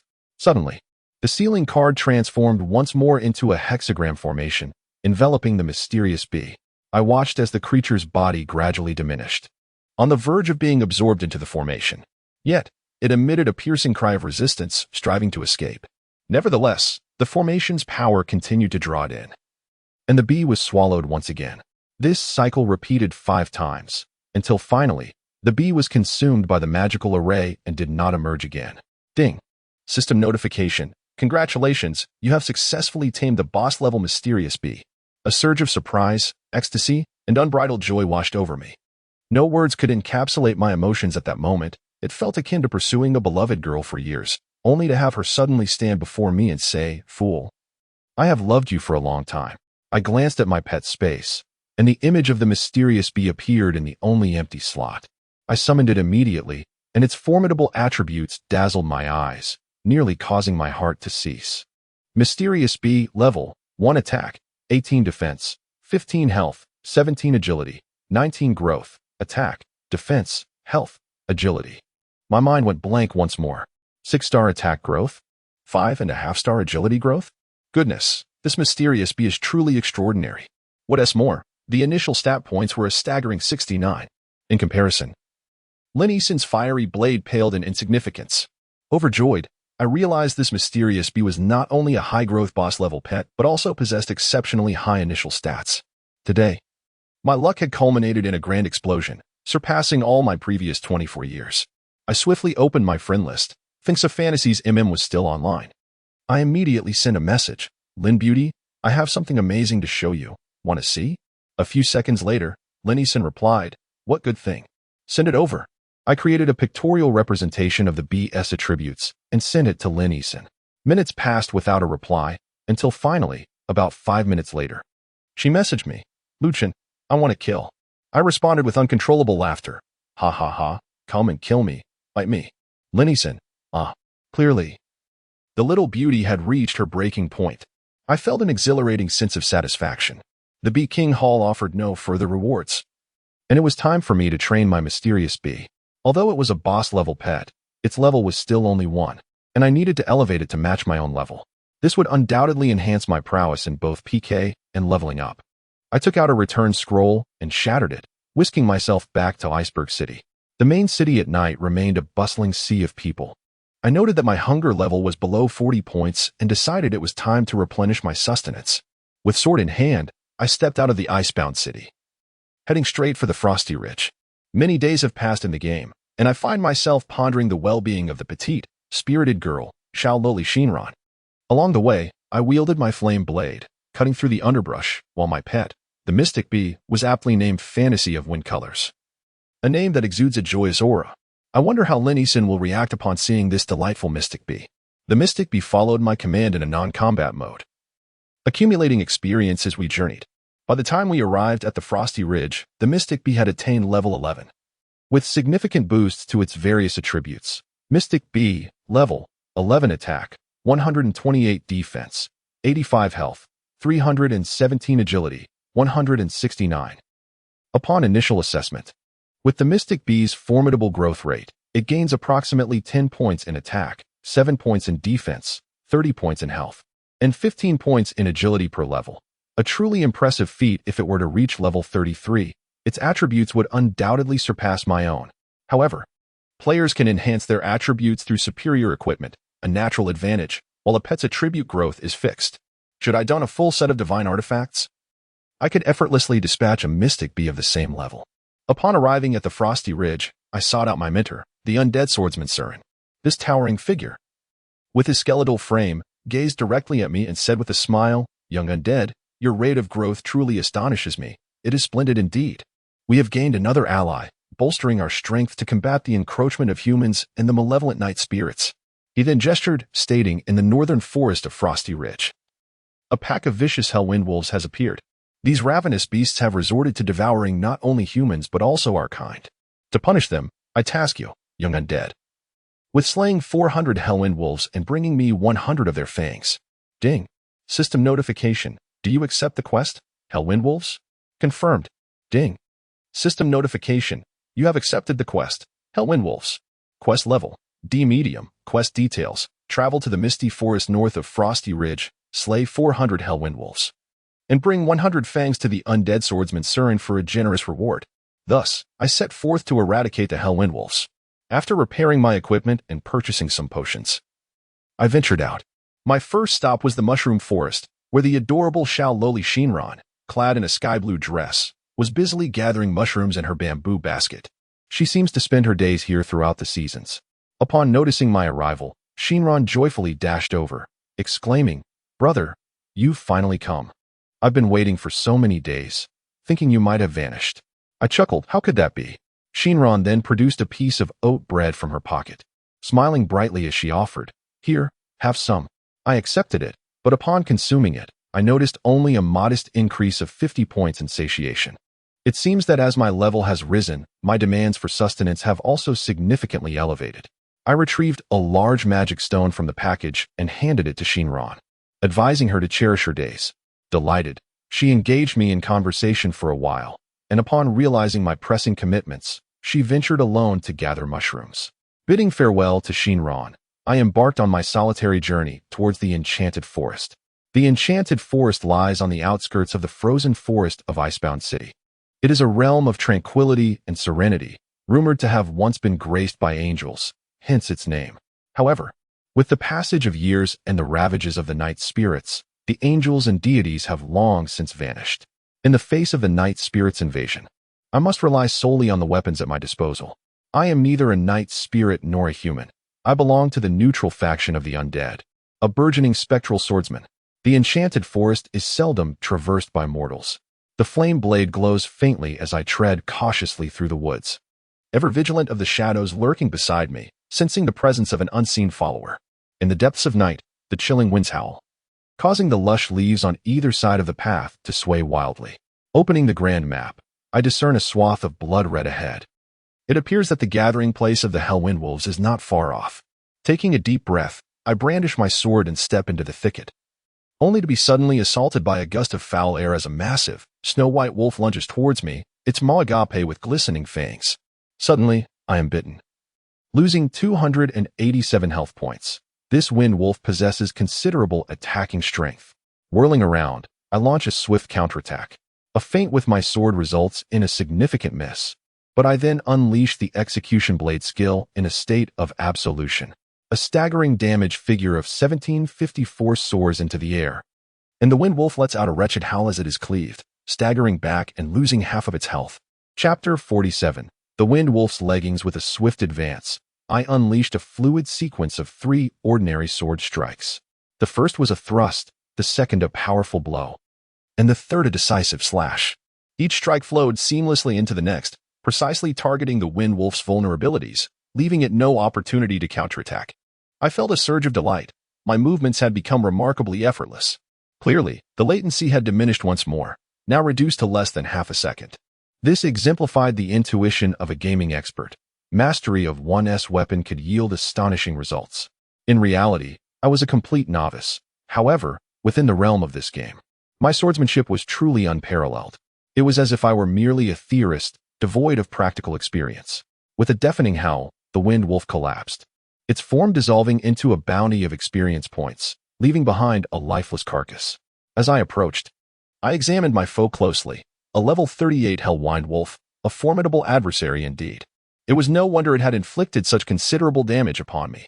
Clad in my azure flame cloak, adorned with the Phantom Gale armor, and crowned with the Beast Face Gale helmet, I possessed an exceptionally rare ensemble. Yet, even so, the Hellwind Wolf had managed to bite away nearly 300 points of my health. Had an ordinary warrior player faced it, they likely would have been felled in a single blow. With a flourish of my fingers, I bellowed at the wind wolf. Seize. A radiant flash ensued, and in the palm of my hand appeared a splendid white wolf pelt, the very hide of the wind wolf. Its fur was strikingly pristine, undoubtedly an exquisite material for crafting high-end leather goods, akin to brands such as Gucci or LV. Of course, such commerce was impossible within this game. Yet a skilled tailor could transform it into superb leather armor. Hellwind Wolf Pelt, quality, 81. Level 3 leather material, suitable for crafting leather armor. Indeed, this pelt was classified as a level 3 material, promising a lucrative windfall. The necromancer's grasp skill, seemingly trivial at first glance, had proven to be my secret weapon for early game prosperity, particularly effective against beast-type monsters. Skinning and extracting resources had become my forte. Having secured the wind wolf's pelt, I pressed onward. Above my shoulder, the phantom beast surged with a substantial influx of experience from the wind wolf, soaring to an impressive 11 levels and 15 experience. If I continued to hunt wind wolves throughout the night, the phantom bee could easily reach around level 20, significantly enhancing our combat synergy. With a single hand raised, I commanded, "Arise, O fallen." Suddenly, the corpse of the Hellwind Wolf, previously claimed, began to tremble. In an instant, bones erupted from the remains, and a skeletal wind wolf, towering at half my height, emerged before me. Hellwind Wolf, minion, level 30 attack, 150 to 225 defense, 150 health, 1000. I was pleasantly surprised. My death summoning skill had indeed advanced to level 3, allowing me to summon a minion of level 30. This wind wolf possessed commendable attack power, slightly inferior to my own, but its defense and health surpassed mine, making it a formidable offensive shield. Let us go? My phantom wind wolf. With the skeletal wolf and the mysterious bee by my side, I pressed forward with unwavering confidence. With this unique combination of companions, I felt assured that I could tackle even 2 wind wolves simultaneously. Just as I contemplated this, 2 wind wolves appeared before me. I promptly commanded the skeletal wolf to engage one while the mysterious bee assisted in battle, leaving me to confront the other alone. Absolution. Blade of extermination. With swift precision, I dispatched the first wind wolf in a flurry of 5 strikes. Turning around, I was delighted to see the skeletal wolf fiercely battling its former kin. While the mysterious beast danced in the air, suddenly darting forward to pierce the wind wolf's neck with its stinger, delivering a vicious upward thrust. Splendid. 117. How impressive its attack power was. My confidence soared as I realized my growing strength. I swiftly delivered 2 more strikes to eliminate the second wind wolf. And after claiming my reward, I obtained 2 pristine wolf pelts. Observing the skeletal wolf, I noted its health was nearly depleted. So I disbanded it and summoned a new one, resulting in yet another magnificent skeletal wolf. However, this summoned creature demanded a considerable amount of my magical energy. The death summon consumed 50 points of magic, a feat even more taxing than a mage's abilities. Fortunately, I had brought along several portions of spicy meatballs, which replenished my magic entirely. After all, they were my own creations, so I had no qualms about using them. Thus, my leveling progressed smoothly. The enchanted forest was nearly overrun by hellish wind wolves, their presence ubiquitous, and I reveled in the slaughter. Not only did these creatures yield abundant experience, but their drop rates were also quite generous. About 1 stone appeared for every 10 wind wolves slain. Given my level advantage, selling these stones alone could prove lucrative. The Crimson Mercenaries now boasted 3 core members, united in purpose and determination, yet they lacked one vital resource: currency. If we couldn't amass more funds, the founders of the Crimson Mercenaries risked starvation. In solitary pursuit of experience, I continued to slay, drenched in sweat as the numbers of defeated foes and collected wolf teeth exceeded the mission's requirements. Yet I remained resolute in my quest for wind wolf pelts. I had sworn not to return to the icebound camp until I reached level 35. In the midst of my fervent endeavor, a notification chimed. Ding. System alert. Player Murong Mingwei requests to join your friends list. Do you accept? I froze momentarily. Did Murong Mingwei recognize me? What could this mean? Glancing at the clock, I noted it was already 9 a.m. Logically, she had just logged in, so why had she sought me out? After a brief contemplation, I concluded that if I were to refuse her request, her keen intellect would surely discern something amiss. Ding. Another message arrived, sinking into the sands of time. May I ask you a question? Certainly. Are you Luo Cheng? No. Oh, is there nothing else? Indeed, there is. Murong Mingwei replied. I heard that you and Gaguzi have established a mercenary guild. Coincidentally, a friend and I have accepted a task to slay a level 32 boss. If it's convenient for you, could you assist us? The commission is negotiable, 10 gold coins. What do you think? I promptly responded, a level 32 boss? No problem. Please wait for me at the bridge by the east gate of Icebound City. I will bring my team right away. All right. I patted my chest, suppressing the frantic beating of my heart. It must be that Murong Mingwei and Su Yang took on the task. I absolutely cannot afford to show any signs of weakness. Otherwise, he would track me down. Given my current state, neither human nor ghost, how could I face her? Moreover, I secretly resolved that I might never return to the realm of ancient sword soul dream in this lifetime. Therefore, I shall protect it under the name of Blood-Red Mercenaries, lurking in the shadows to safeguard he and our shared dream. Crack. The sword's edge veered, severing a wolf's head. Whoosh. I successfully leveled up to 35. Yet my rank fell to 3rd in Icebound City. The first was Linison at level 36, and the second was Badian Dao, whom I had just caused to lose a level. That fellow must have someone assisting him in leveling up. His speed of progression is truly astonishing. I dashed back to Frosty Ridge, arriving at Mentor Su Luan's location to submit my quest items. Su Luan immediately burst into hearty laughter, exclaiming, "Well done, little skeleton. Your strength is truly impressive. Here, this is your reward." Ding. System notification. Congratulations, you have completed the quest, Hell Wind Wolf, earning 7,200 experience points, 120 reputation points. And the quest reward, Wind Wolf Leggings. Wind Wolf Leggings? I was filled with joy and astonishment. Mentor Su Luan is incredibly generous. I had spent 4 hours hunting wind wolves, collecting over 400 wolf pelts without acquiring a single piece of equipment. I never expected to receive a piece of gear upon submitting the quest. Opening my bag, I found a pair of deep teal leggings quietly resting in the corner.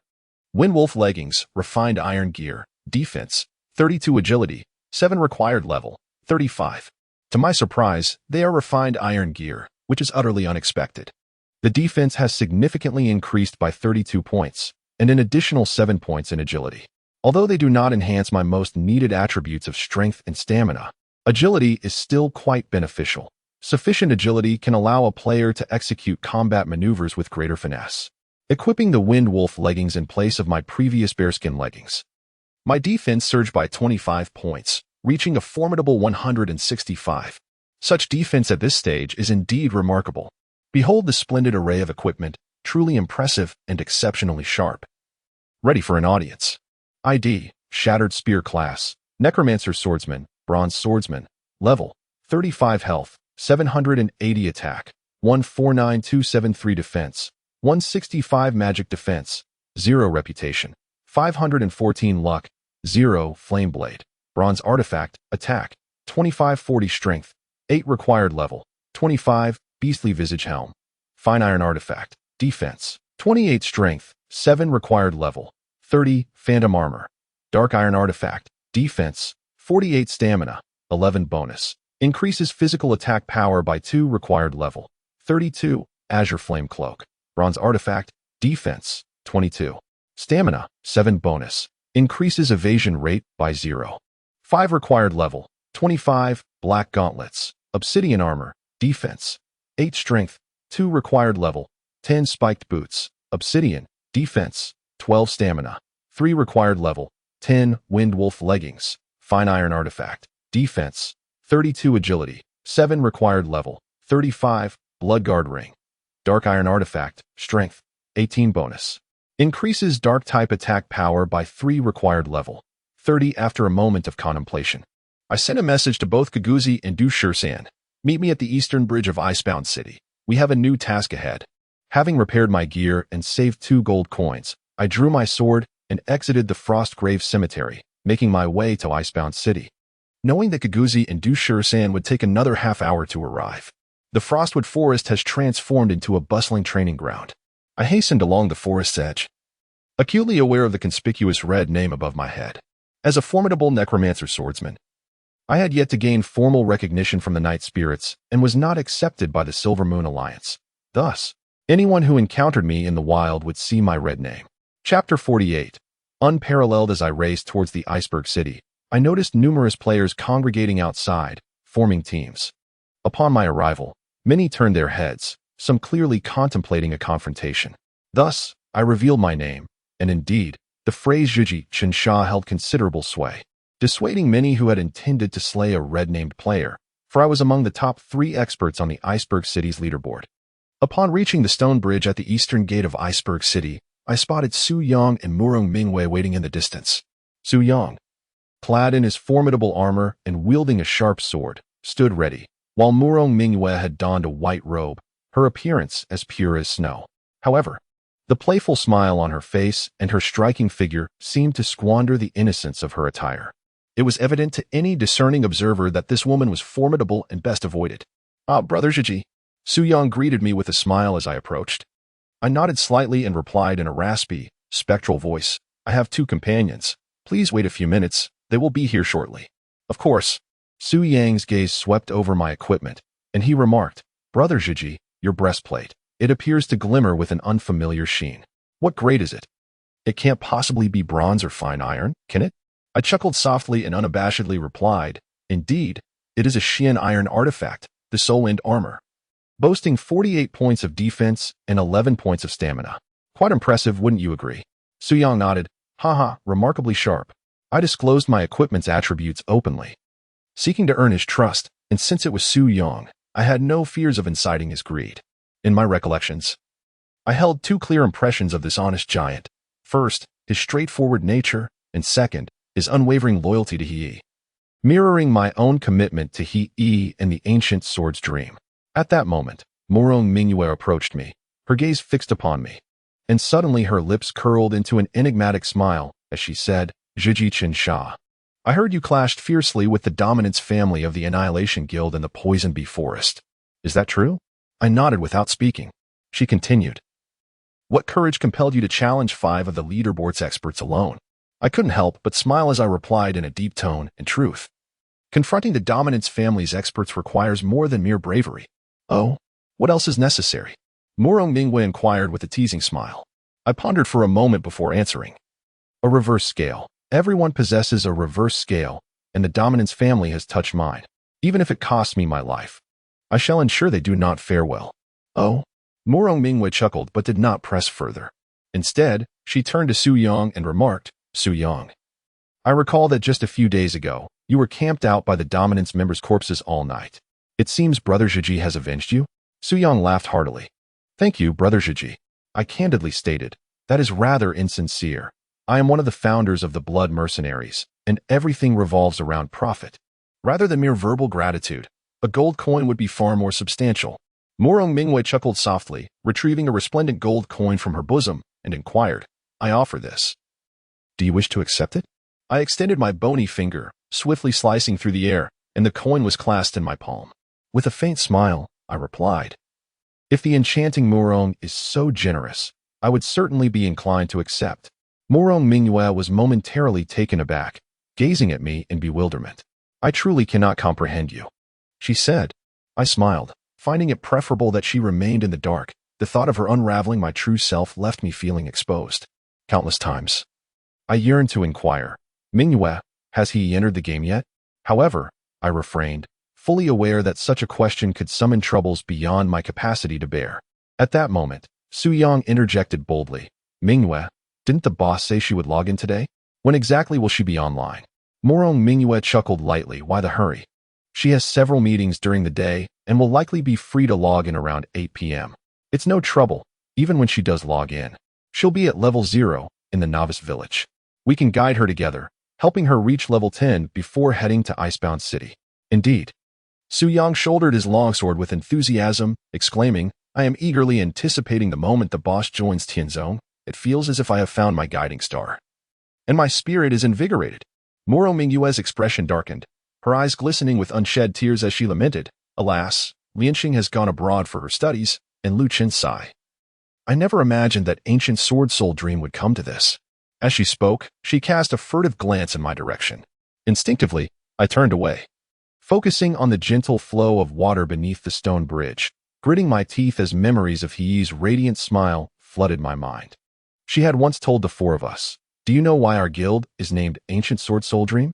It signifies our commitment to safeguarding our dreams and our warrior spirits with our very lives. Dreams and warrior spirits after countless battles. Su Yang and I had fought valiantly for over a year, deserving of the title of warrior spirits.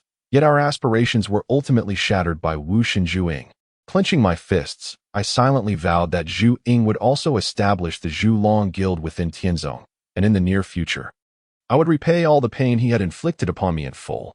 A few minutes later, 2 more individuals arrived, revealing themselves to be Du Shisan and the infamous Giguzi. Su Yang looked momentarily astonished and jested. Is the defining characteristic of blood-red mercenaries simply having red names? Giguzi grinned ominously. Big guy, your flesh must be exceptionally tough. It would be quite a challenge to chew through. Su Yang lifted his sword, retorting, if it affects the flavor, I can only offer my sincerest apologies. Du Shisan and I burst into hearty laughter, while Murong Mingwei urged, let us attend to business. Come. Let us depart.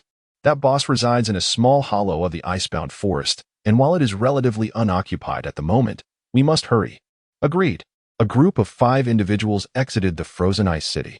Su Yang remarked, we possess 4 offensive players. It would be prudent to include a strategist who can provide the inspire and forge aura. I shook my head, dismissing the suggestion. The 5 increase in attack power is negligible. Let us advance and swiftly eliminate the boss. Upon entering the icebound forest, our party was perfectly formed and notably powerful.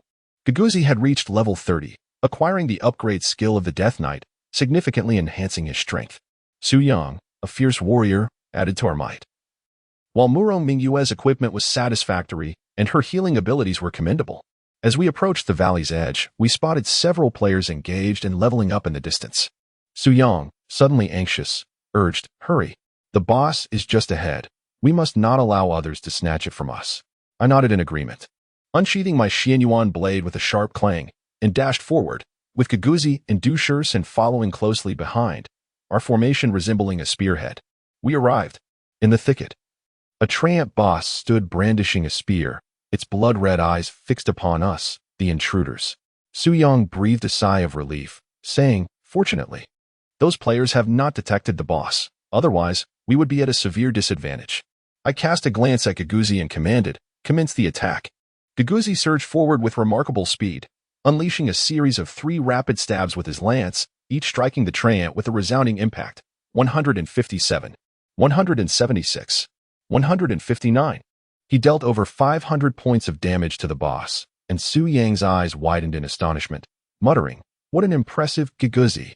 This was the Death Strike, a signature technique of the Death Knight, executing 3 consecutive blows, each inflicting damage equivalent to 50 of standard damage. As the skill level escalated, so too would the damage output.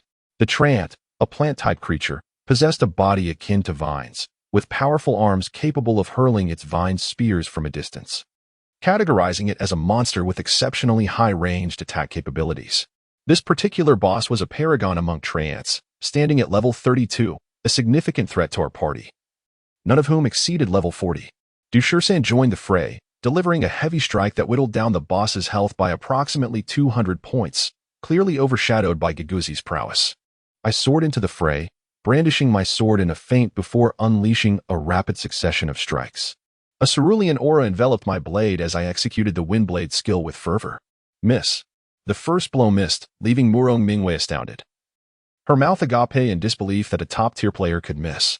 The second strike, however, landed with formidable force, inflicting a staggering 1,500 points of damage, leaving her utterly speechless. Unable to fathom that such damage could be dealt by a human, Su Yang let out a thunderous roar, charging into the boss with a level 30 warrior skill. Sudden Strike, which had a chance to stun the opponent. Miraculously, his blow succeeded in stunning the boss, and Giguzi and I seized the opportunity to unleash a relentless assault. In less than half a minute, the boss's health had already been reduced by half. Murong Mingwei waved her magic wand repeatedly, casting radiant beams that replenished our vitality. After such a long absence, Sister Mingwei remained as bountiful as ever.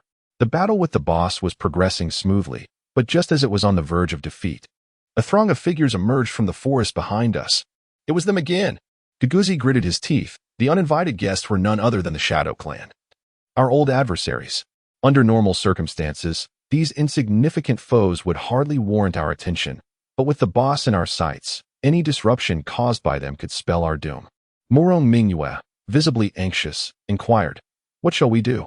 I brandished my sword to repel the treant and replied in a firm voice, "Xiao Gui, Shursan.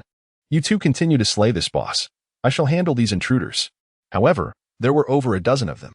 Giguzi hesitated, not out of concern for my well-being, but rather due to the thrill of impending combat igniting his warrior's spirit.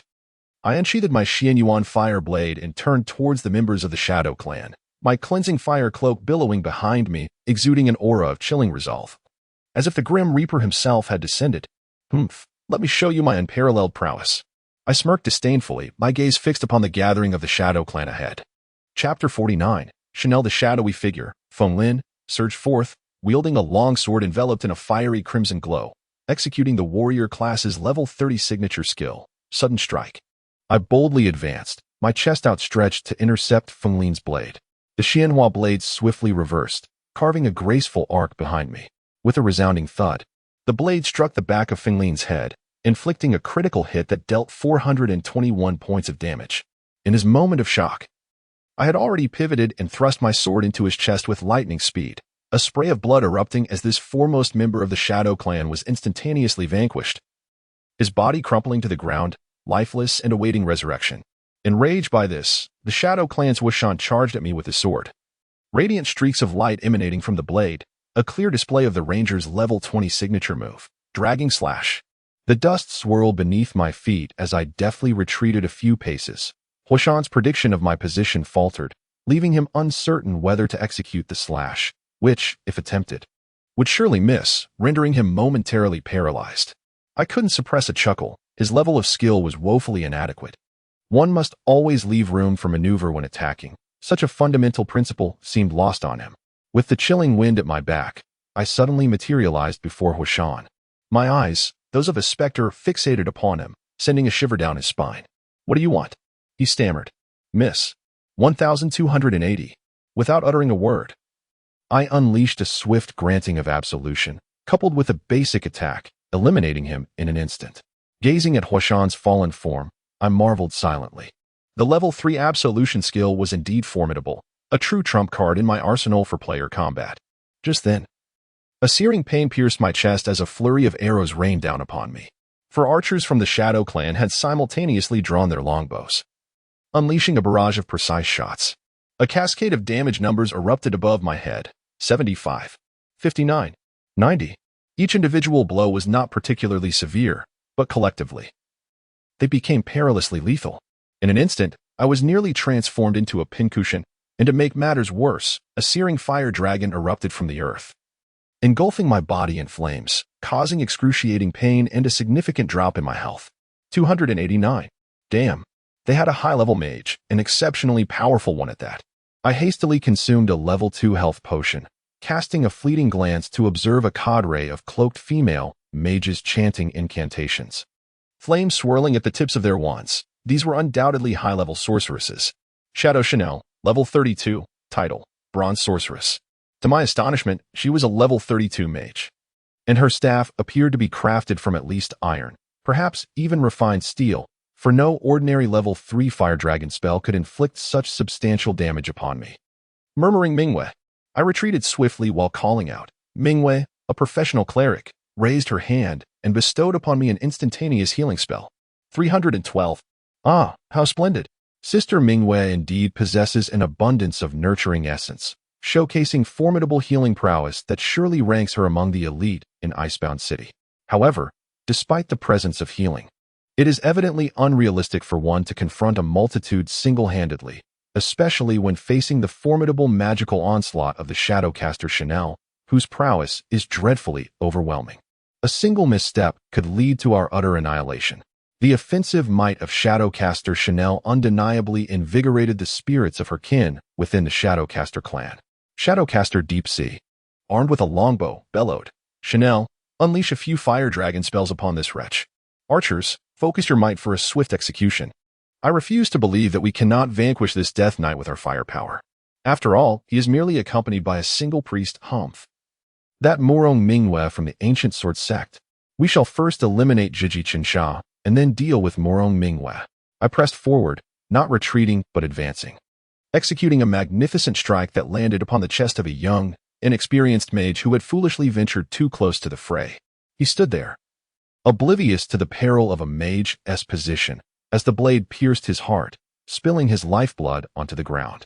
Shadowcaster Chanel, biting her crimson lip in fury, exclaimed, "Perish! Ice rain!" Suddenly, a cascade of small ice shards descended from the heavens, a powerful spell of a level 30 mage, a basic area of effect attack. The strikes landed with damage readings of 75, 77, and 71. Evidently, the potency of this ice rain was rather lacking, proving less effective than a targeted fire dragon spell. With determination, I dashed to Shadowcaster Chanel's side, shouting, "Blade of Judgment!" A burst of azure light erupted, my most potent attack descending. Yet, to my surprise, Chanel wore a scornful smile, and in an instant, a golden shield enveloped her, her level 30 mage's life-saving spell, the Magic Shield. With a soft thud, my Blade of Judgment struck against the shield, failing to shatter it, though it did reduce its durability significantly, for my strength is not to be underestimated. Swiftly, I swiped horizontally, and with a resounding crack, the magic shield shattered. Taken aback, Shadowcaster Chanel hastily retreated, launching an instant ice spike. With a crack, my movements were hindered, severely slowed, as arrows pierced my chest, causing my life force to plummet rapidly. Recognizing the peril, I retreated urgently, realizing that single-handedly dealing with this horde had become an insurmountable task. At that moment, a gratifying voice resounded. Boss Treant let out a final wail before succumbing. Su Yang triumphantly hoisted a fragment of the Trent's vine, exclaiming, "Brother Jiji, the mission is complete." Guguzi, having transformed into an ethereal silhouette, launched a surprise assault on the Shadowcaster clan from the flank, his spear swirling as he executed a lethal combo, swiftly dispatching Shadowcaster Deep Sea. He then pivoted like a whirlwind, sweeping away 2 more adversaries. Indeed, this lad has grown ever more powerful. He truly embodies the prowess of our blood-red mercenaries. As Su Yang wielded his long sword and charged forward, I found myself rejuvenated under the triple restoration of Murong Mingwei's healing spell, a level 2 life potion. and the level 3 resurrection of the undead. My vitality surged as I pressed on, targeting the formidable mage, Chanel of the Shadow Clan, whose threat to us was exceedingly high. Should she choose to, she could easily eliminate Murong Mingwei with a swift double cast of her spells. Fortunately, she refrained from doing so. The Shadow Clan is not particularly renowned. It pales in comparison to the dominant families, and is even inferior to the likes of the Mad Dragon Guild. Only Chanel stands out as a formidable presence, while the others can scarcely be considered more than second-rate practitioners, some barely worthy of notice. In my relentless pursuit, Chanel had no opportunity to pause and chant her spells. Any hesitation could lead to her swift demise. She was acutely aware of the potency of my absolution skill and dared not take the risk. However, I could not bring her down, after shattering her magical shield. She was ultimately felled by Su Yang's 2 swift strikes. The others fared no better, as Giguzi wreaked havoc upon them. In the floating ice city, Giguzi had earned his reputation, having once topped the level rankings. His unique PK style, characterized by elegant and decisive movements, coupled with his clean execution, surpassed both Shursan and Su Yang in strength. 5 minutes later, the Shadow Clan lay vanquished, while we emerged with only minor injuries, fully restored under Murong Mingyue's care. Su Yang laughed heartily, exclaiming, "What a delightful victory! The clowns of the Shadow Clan have truly sought their own demise. They attempted to seize our equipment before, and now they come seeking revenge. They deserve their fate." This battle was immensely gratifying. I cast a sidelong glance at him, wishing I could retort as I once did. What a delightful victory, indeed, considering I had nearly perished. However, I refrained, as Su Yang and Murong Mingwei were our employers, and we were merely their hired hands. The customer is king, thus, I maintained my decorum. Murong Mingwei approached and handed me 10 gold coins with a smile, saying, "Thank you so much. This is your reward. Please do not think it too little. Perhaps we shall collaborate again in the future." I accepted the coins with a nod, choosing not to elaborate further. Murong Mingyue was quite affluent, as she served as an assistant to He Yi, the vice president of GGS's Asian region, which assured her substantial wealth. Receiving the coins, I clasped my fists and smiled, "Until we meet again." With that, I exchanged glances with Giguzi and Du Shursan, leading them out of the thicket and towards the floating ice city on foot. Murong Mingwei called out from behind, "Why not use a return scroll to get back?" I turned, my voice low and gravelly, replying with a smile. To save some gold, Murong Mingwei paused, seemingly at a loss for words, and chose not to pursue the matter further. As Giguzi walked alongside me, he remarked, "Boss, it seems we've forged a grudge with the Shadow Clan. What are your plans? We're but 3 against their multitude. They are bound to seek retribution." I cast a glance at him and spoke earnestly, "My dear child, one must not merely observe the surface. Though we are few in number, our hearts are united. The members of the Shadow Clan may be numerous, yet their spirits are fragmented, and their strength amounts to no more than that of second-rate warriors, posing no real threat to us." Giguzi nodded in agreement. I continued, "In fact, I inadvertently offended the Dominance clan of the Godslayer Guild yesterday." Giguzi exclaimed, astonished. I chuckled softly. "It is of no consequence. Some individuals are destined to be our adversaries. No matter how we attempt to evade them, we cannot escape our fates." "Indeed," Giguzi affirmed, clenching his fists. "Regardless of the circumstances, the 3 of us are of one mind. The Dominance clan shall not extinguish our blood-red mercenaries." "Certainly." As we made our way back to Iceberg City, the clock struck 11:30 in the real world. The square was bustling with players, their voices rising in a cacophony.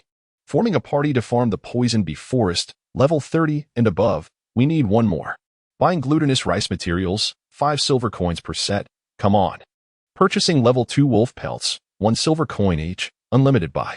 Upon reaching the center of the square, I called out loudly, "Level 3 armor crafting materials.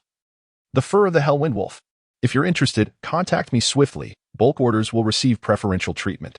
After my shout, an unsettling silence followed. Evidently, there were not many players who had reached level 3 armor crafting. With a sigh of disappointment, I resolved to pack up and continue leveling up. Just as I turned to leave, a voice suddenly rang out. "Brother selling wolf pelts. How much for your level 3 wolf pelts?" Chapter 50.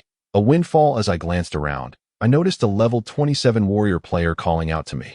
He was a robust figure, reminiscent of a black bear that had wandered astray from the forest, bearing the imposing name of Layskirt.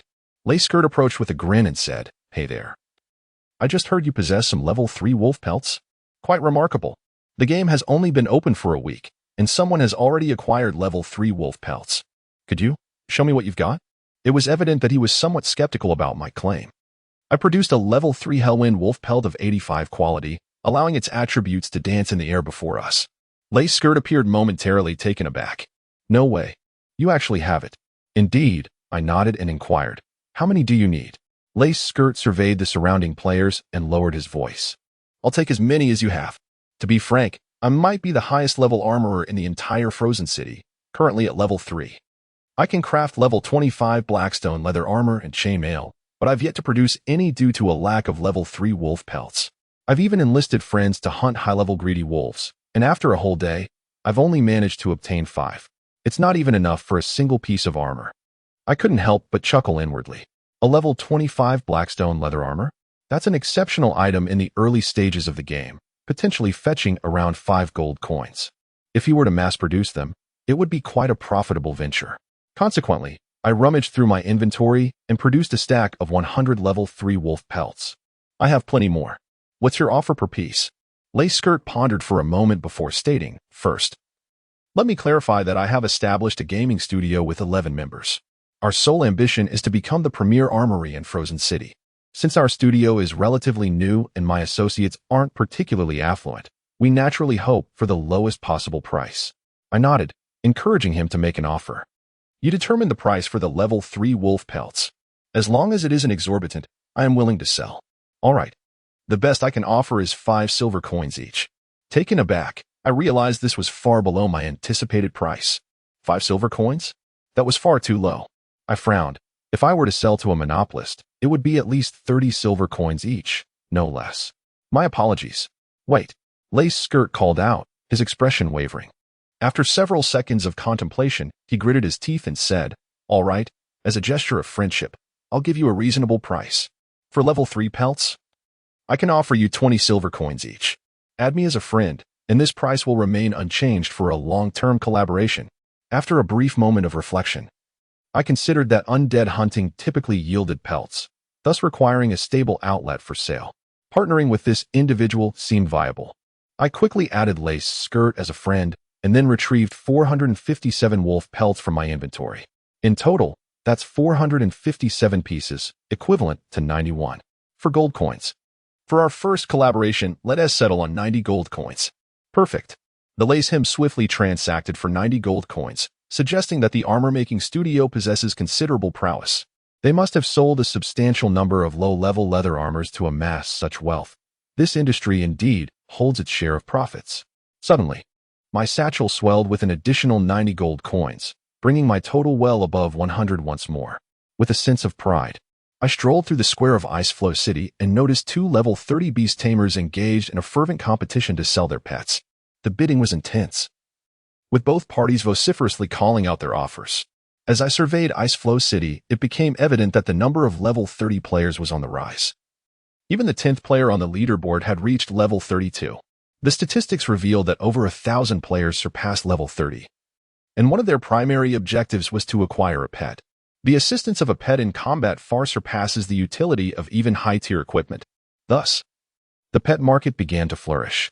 The 2 beast tamers, facing each other, were fervently advertising their wares. A level 1 green mantis, with a stellar attack of 3.5 stars, BN value of 18, yours for just 40 gold coins. Come, all you masters, take a look. And a level 1 wasp, boasting an extraordinary 4.5 stars in attack growth, BN value of 19, only 150 gold coins. I've labored all day to catch just one. Act swiftly. Each beast tamer showcased several pets. One exhibited a trio of mantises, while the other displayed 3 wasps. The BN values of the mantises were 12, 15, and 18, whereas the wasps had values of 11, 14, and 19. Counting them up, the wasp emerged as the most practical choice, albeit at a steep price of 150 gold coins, which I currently could not afford. I shook my head, realizing my initial intention to help Guzi secure a wasp as a pet was thwarted by my lack of funds. I decided to postpone that endeavor. As I turned away, I suddenly noticed a fierce flame erupting on the ground behind me. To my astonishment, it materialized into a floating fiery sword. Its hilt adorned with a pair of crimson eyes, suggesting, Was this a pet? In an instant, clarity washed over me. My gaze slowly ascended, revealing a pair of snowy legs, followed by a shimmering suit of armor, exquisitely designed and elegant. The owner of those legs was breathtakingly beautiful, her deep and enchanting eyes glinting with mischief as they regarded me. In Iceflow City, such a captivating figure with a pet could undoubtedly only be Linison. What is this? I inquired, lowering myself to examine the longsword, adorned with numerous blood-red barbs. Linison replied with a hint of annoyance. This is the fire blade I sent you. It is also a type of pet, boasting an attack power of 4 stars and a vitality of 4.5 stars, a robust and high-damage pet with a BN of 34 points. Quite impressive. Wouldn't you agree?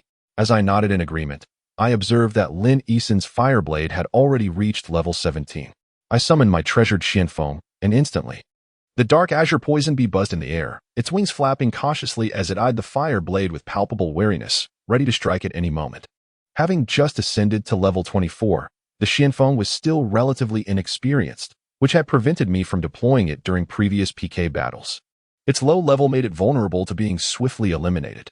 Linison's gaze was immediately captured by the Xianfeng, filled with affection as she smiled and said, "Ah, so this is the boss-level Xianfeng you captured?" "Indeed," I affirmed, pride swelling within me as I declared. "It boasts a 6-star attack growth and 5.5 stars in agility. Quite impressive, wouldn't you agree?"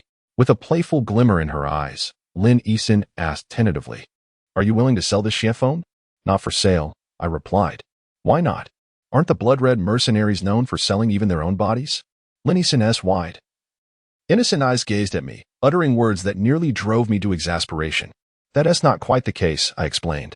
"We, the blood-red mercenaries, are imbued with righteousness. We sell our skills, but not our bodies." "All right, I understand. No need for further explanation," she giggled, covering her mouth.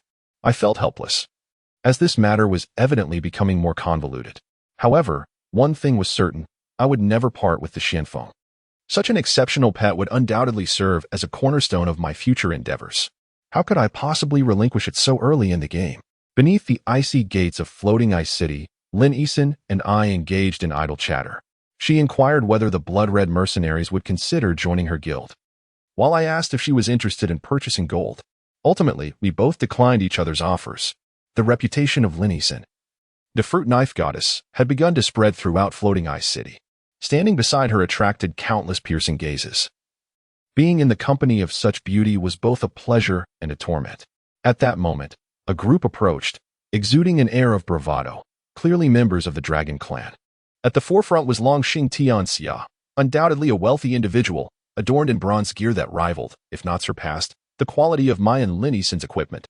It was evident that such gear had been acquired through monetary means. Humph. Lin Eason glanced at Longxing Tianzong with a hint of disdain before turning to me with a smile. "I heard you've severed ties with Ba Tiandao?" "Yes," I nodded. "They've gone too far. The blood-red mercenaries and the Duba family have become embroiled in conflict. When your guild is established, I hope you can lend us your support." "I haven't directly fought with Ba Tiandao," Lin Eason chuckled, clearly showing no intention of aiding me. I sighed. I could no longer rely on this little woman.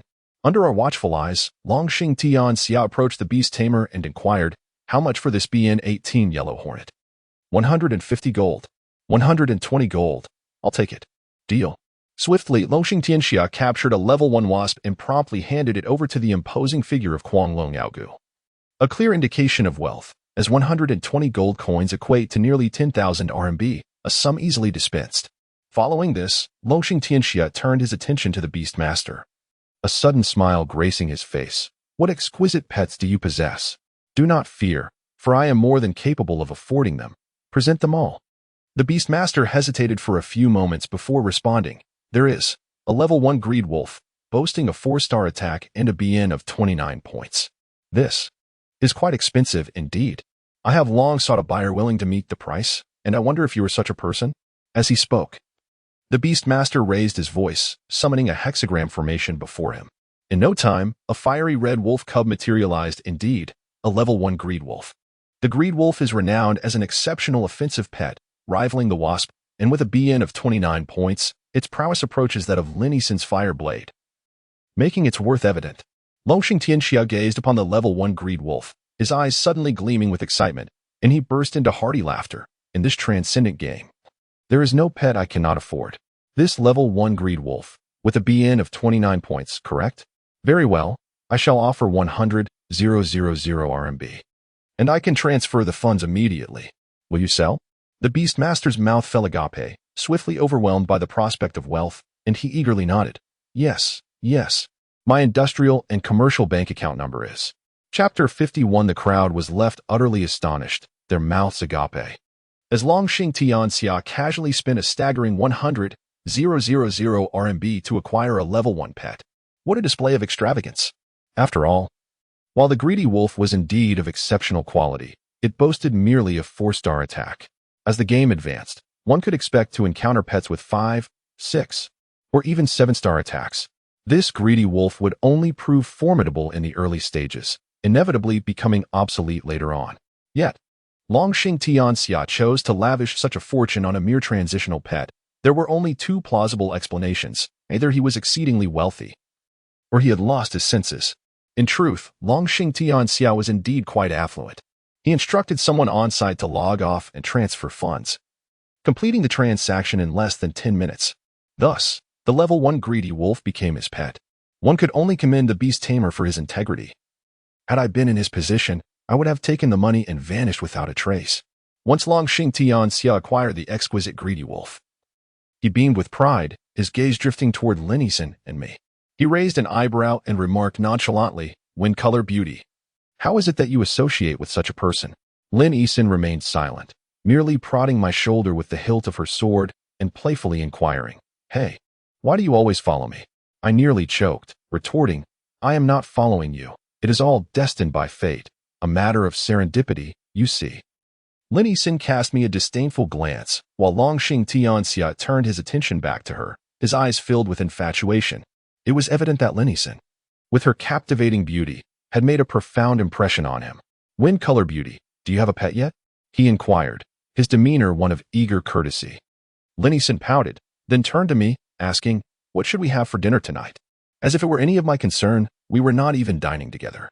I felt a surge of frustration. Longxing Tianxia pointed at the greedy wolf and suggested, "Wind color beauty, if you do not yet have a pet. How about I gift you this one? Its BN is quite high and would assist you in leveling up." I could no longer contain myself and asked Lin Yisan, "Hey, didn't you compete with me for the boss of the Crazy Dragon Guild last time? Why does it seem like you are quite familiar with this person?" Lin Yisan's beautiful eyes narrowed with disdain as she retorted, "You are the one who is familiar with him. Your whole family is." I could only gesture in disbelief. Lin Yisan shot me a glare before her expression turned cold as she glanced at Longxing Tianxia, firmly stating, "I already have a pet, Fireblade, with a BN of 34. In my eyes, your greedy wolf is nothing but trash. Furthermore, you better keep your distance. I have yet to settle the score with you regarding the incident with the Crazy Dragon Guild and Xingqing." It dawned on me then that during our previous encounter with the boss, Lin Yisan had concealed her identity beneath a cloak. Now, having shed that disguise, her stunning visage had indeed left a significant impact on the frozen ice city, attracting the attention of a notorious playboy like Longxing Tianxia. With that, Lin Yisan shot me a knowing look and whispered, "Bone, unleash your mystic bee to show him that many things cannot be purchased with money." I nodded, and with a swift motion of the Xianhua blade across my chest, the hexagram array burst forth, summoning the Xian bee once more. It vibrated its wings with a low hum, its body a deep azure, and the stinger at its tail glimmered like a dagger, unmistakably signifying the extraordinary nature of this venomous creature. Indeed, Longxing Tianxia was momentarily taken aback, exclaiming, What is this?" Meanwhile, Lin Yisan's exquisite face was filled with murderous intent as she declared, "You wretched Lu Chen, why would you name the Xian bee that? Are you courting death?" I paid no heed to the murderous beauty beside me and addressed Longxing Tianxia succinctly. "Xian bee, attack rating 6 stars, defense 4. 5 stars, health 4 stars. Agility 5 stars, and the BN value is 69. Wow, what?" Longxing Tianxia's eyes nearly bulged out in disbelief. "The BN is 69? How? How can that be? You must be lying." I let out a cold laugh, my finger gliding through the air, and instantly, the initial attributes of the Xian bee appeared like a slideshow. Not just Longxing Tianxia, but even the surrounding players, including Lin Yisan, gaped in astonishment. The 69 initial value of the Xian bee was indeed formidable, unparalleled in frozen ice city. Long Xing Tianxia's eyes gleamed with greed as he inquired, "How much for the Xianbi?" "Not for sale." Lin Yisan interjected, "Don't think a few filthy coins make you significant." "Humph. Even if you offered 100 million. I wouldn't sell it to you." Long Xing Tianxia murmured, 100 million. "Would you sell it?" I asked, "Do you have 100 million? Lin Yisan, infuriated, bit her lip and pinched my arm fiercely, saying, "You scoundrel, can't you have a shred of dignity? 100 million, if it could be sold. We'd each have half. You're the one saying it. Can you really afford 100 million? In the end, although Long Xing Tianxia was a wealthy heir, his funds were not as abundant as one might assume, and he had no choice but to retreat with a few loyal followers to level up outside the city. I visited the warehouse and crafted 2 sets of level 3 magical dishes to keep for myself. Upon returning to the square, I found Lin Yisan had not yet departed. She sat cross-legged at one corner of the square, running a stall that showcased several pieces of black stone equipment and a level 25 white bow. Though lacking any additional attributes, its attack power was quite commendable. It seemed she was indeed a resourceful girl, and that was worthy of commendation. Approaching her, I lowered my stance and glared. Lin Yisan glared back at me. "What are you staring at, kid?" I offered a slight smile. "Do you have any potions?" "Yes," Lin Yisan replied, a glint of cunning in her eyes. "However, the potions I brew now are level 3, capable of instantaneously restoring 600 health points with a cooldown of 60 seconds. They are quite expensive." "How much?" 50 silver coins per bottle." "Damn, that's outrageous." I gritted my teeth. Lin Yisan chuckled. "You don't have to buy them, you know." I pondered for a moment, recalling that I had seen someone selling level 2 potions for 30 silver coins outside. Thus, the price of 50 silver coins for a level 3 potion did not seem excessively steep. Thus, I produced 20 gold coins and declared, "Here, bring me 20 bottles." The proprietor was indeed generous. Lin Yisan complimented him, and as she proceeded with the transaction, I marveled at how she managed to carry such an abundance of potions without fear of being overwhelmed. Truly, great skill often accompanies great audacity. I repaired my equipment and ventured forth from the city to level up, setting my sights on the wildfire plains to hunt wildfire greed wolves, aiming to elevate my Xianfeng to level 30 within 24 hours. With sufficient attributes, it would be ready for battle. Additionally, I sought to gather some glutinous rice to advance my culinary skills to level 3, striving to reach level 4 in the near future. For crafting level 4 dishes is the true path to success. I practiced diligently until 6 o'clock in the evening, when Du Shursan and Giguzi urged me to step out for dinner. I found a secluded graveyard at the edge of the wildfire plains, slipped into an unclaimed tomb to rest, and subsequently logged off. In the studio's hall, Du Shursan and Giguzi appeared invigorated. "How was today?" I inquired. Giguzi replied with a smile, "I reached level 31, and Brother B is nearly at 30 as well. Moreover, I completed a few time-efficient tasks for others, and together, we earned 5 gold coins today." I nodded approvingly. "Not bad at all.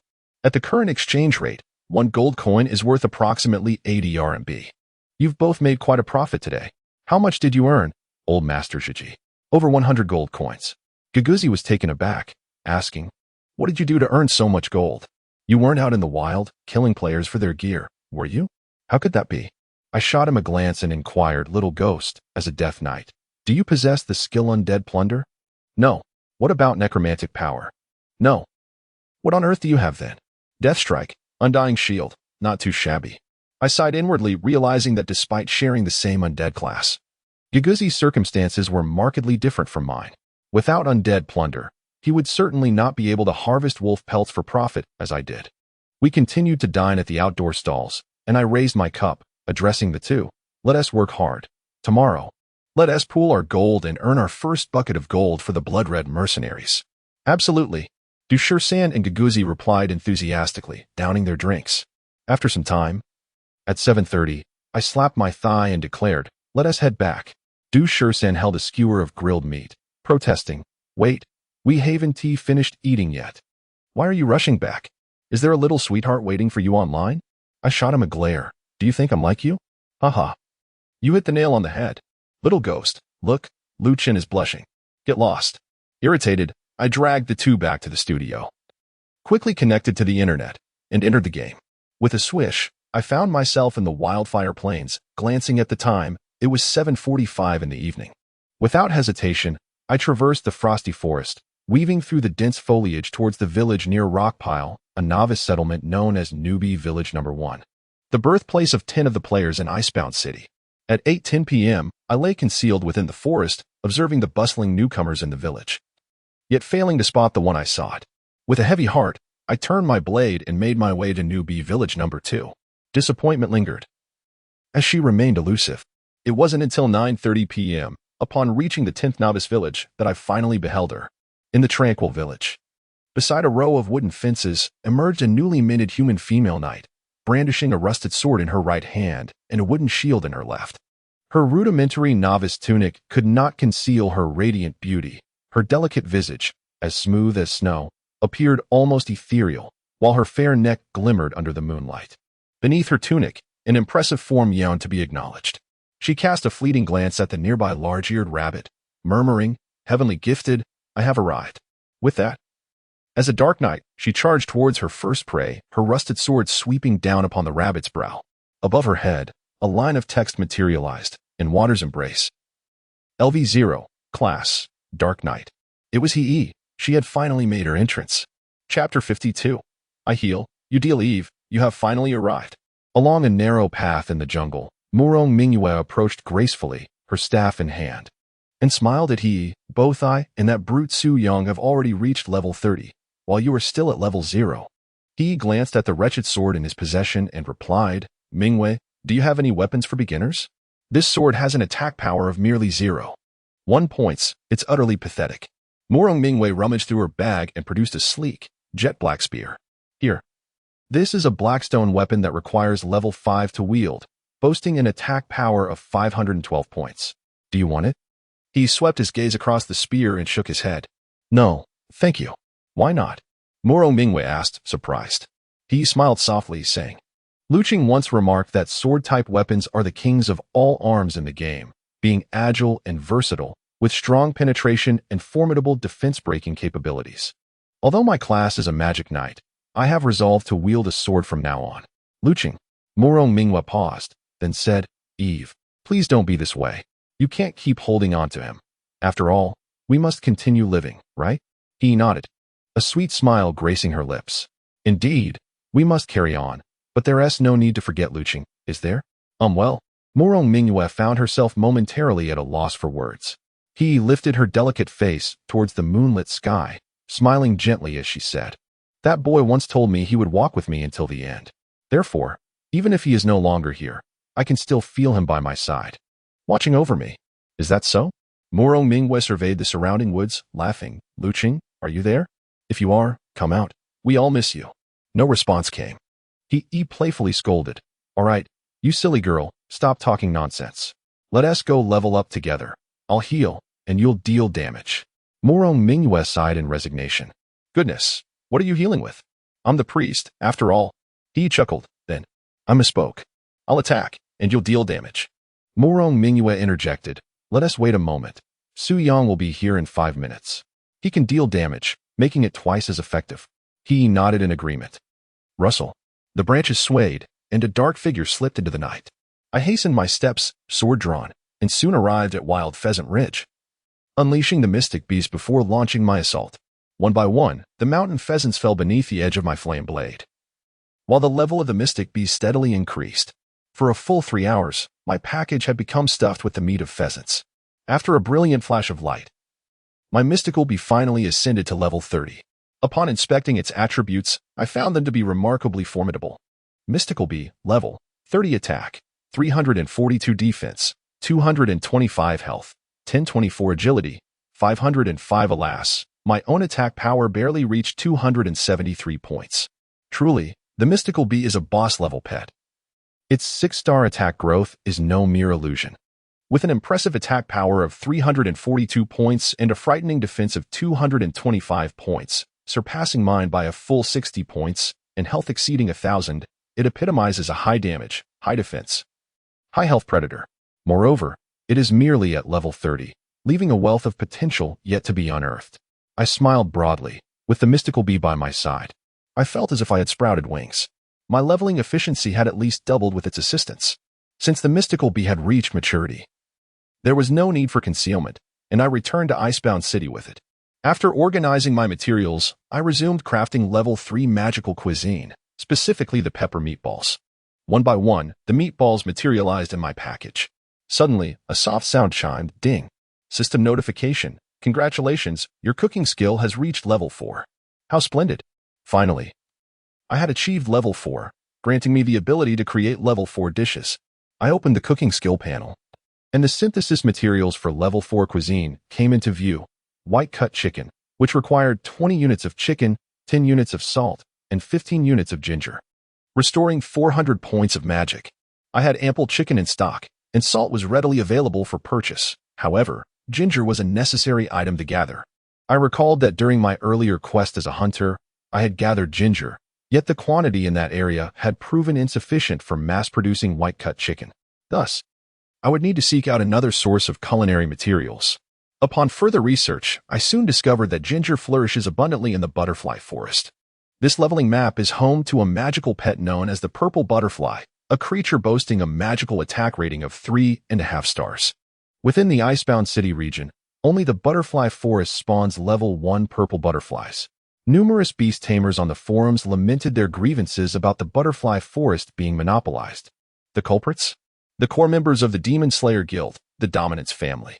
Just 2 days ago, the formidable Bashiando had commanded 3 leveling teams from the Dominance family, totaling 15 individuals, to seize control of the butterfly forest.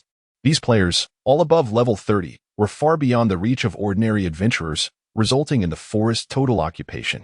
However, as of now, it appears that the Dominance family has yet to capture even a single level 1 purple butterfly. The butterfly forest beckons. I shall make my way there shortly. So the Dominance family wishes to monopolize the area, do they? I decided to engage with them, especially since the blood-colored mercenaries had already severed ties, and Ba Tiandao had declared war on both the blood-colored mercenaries and Zhiji Qinsha on the forum. There was no escaping this confrontation, and I found myself quite looking forward to it. Ba Tiandao and Du Ba Qi Shun were formidable opponents, and at times, having rivals brought a peculiar sense of joy. I sent a message to Du Shursan, come to Floating Ice City. Shortly thereafter, Shursan appeared. I traded him 110 sets of level 3 cooking, saying, go ahead, 40 silver coins each, no haggling.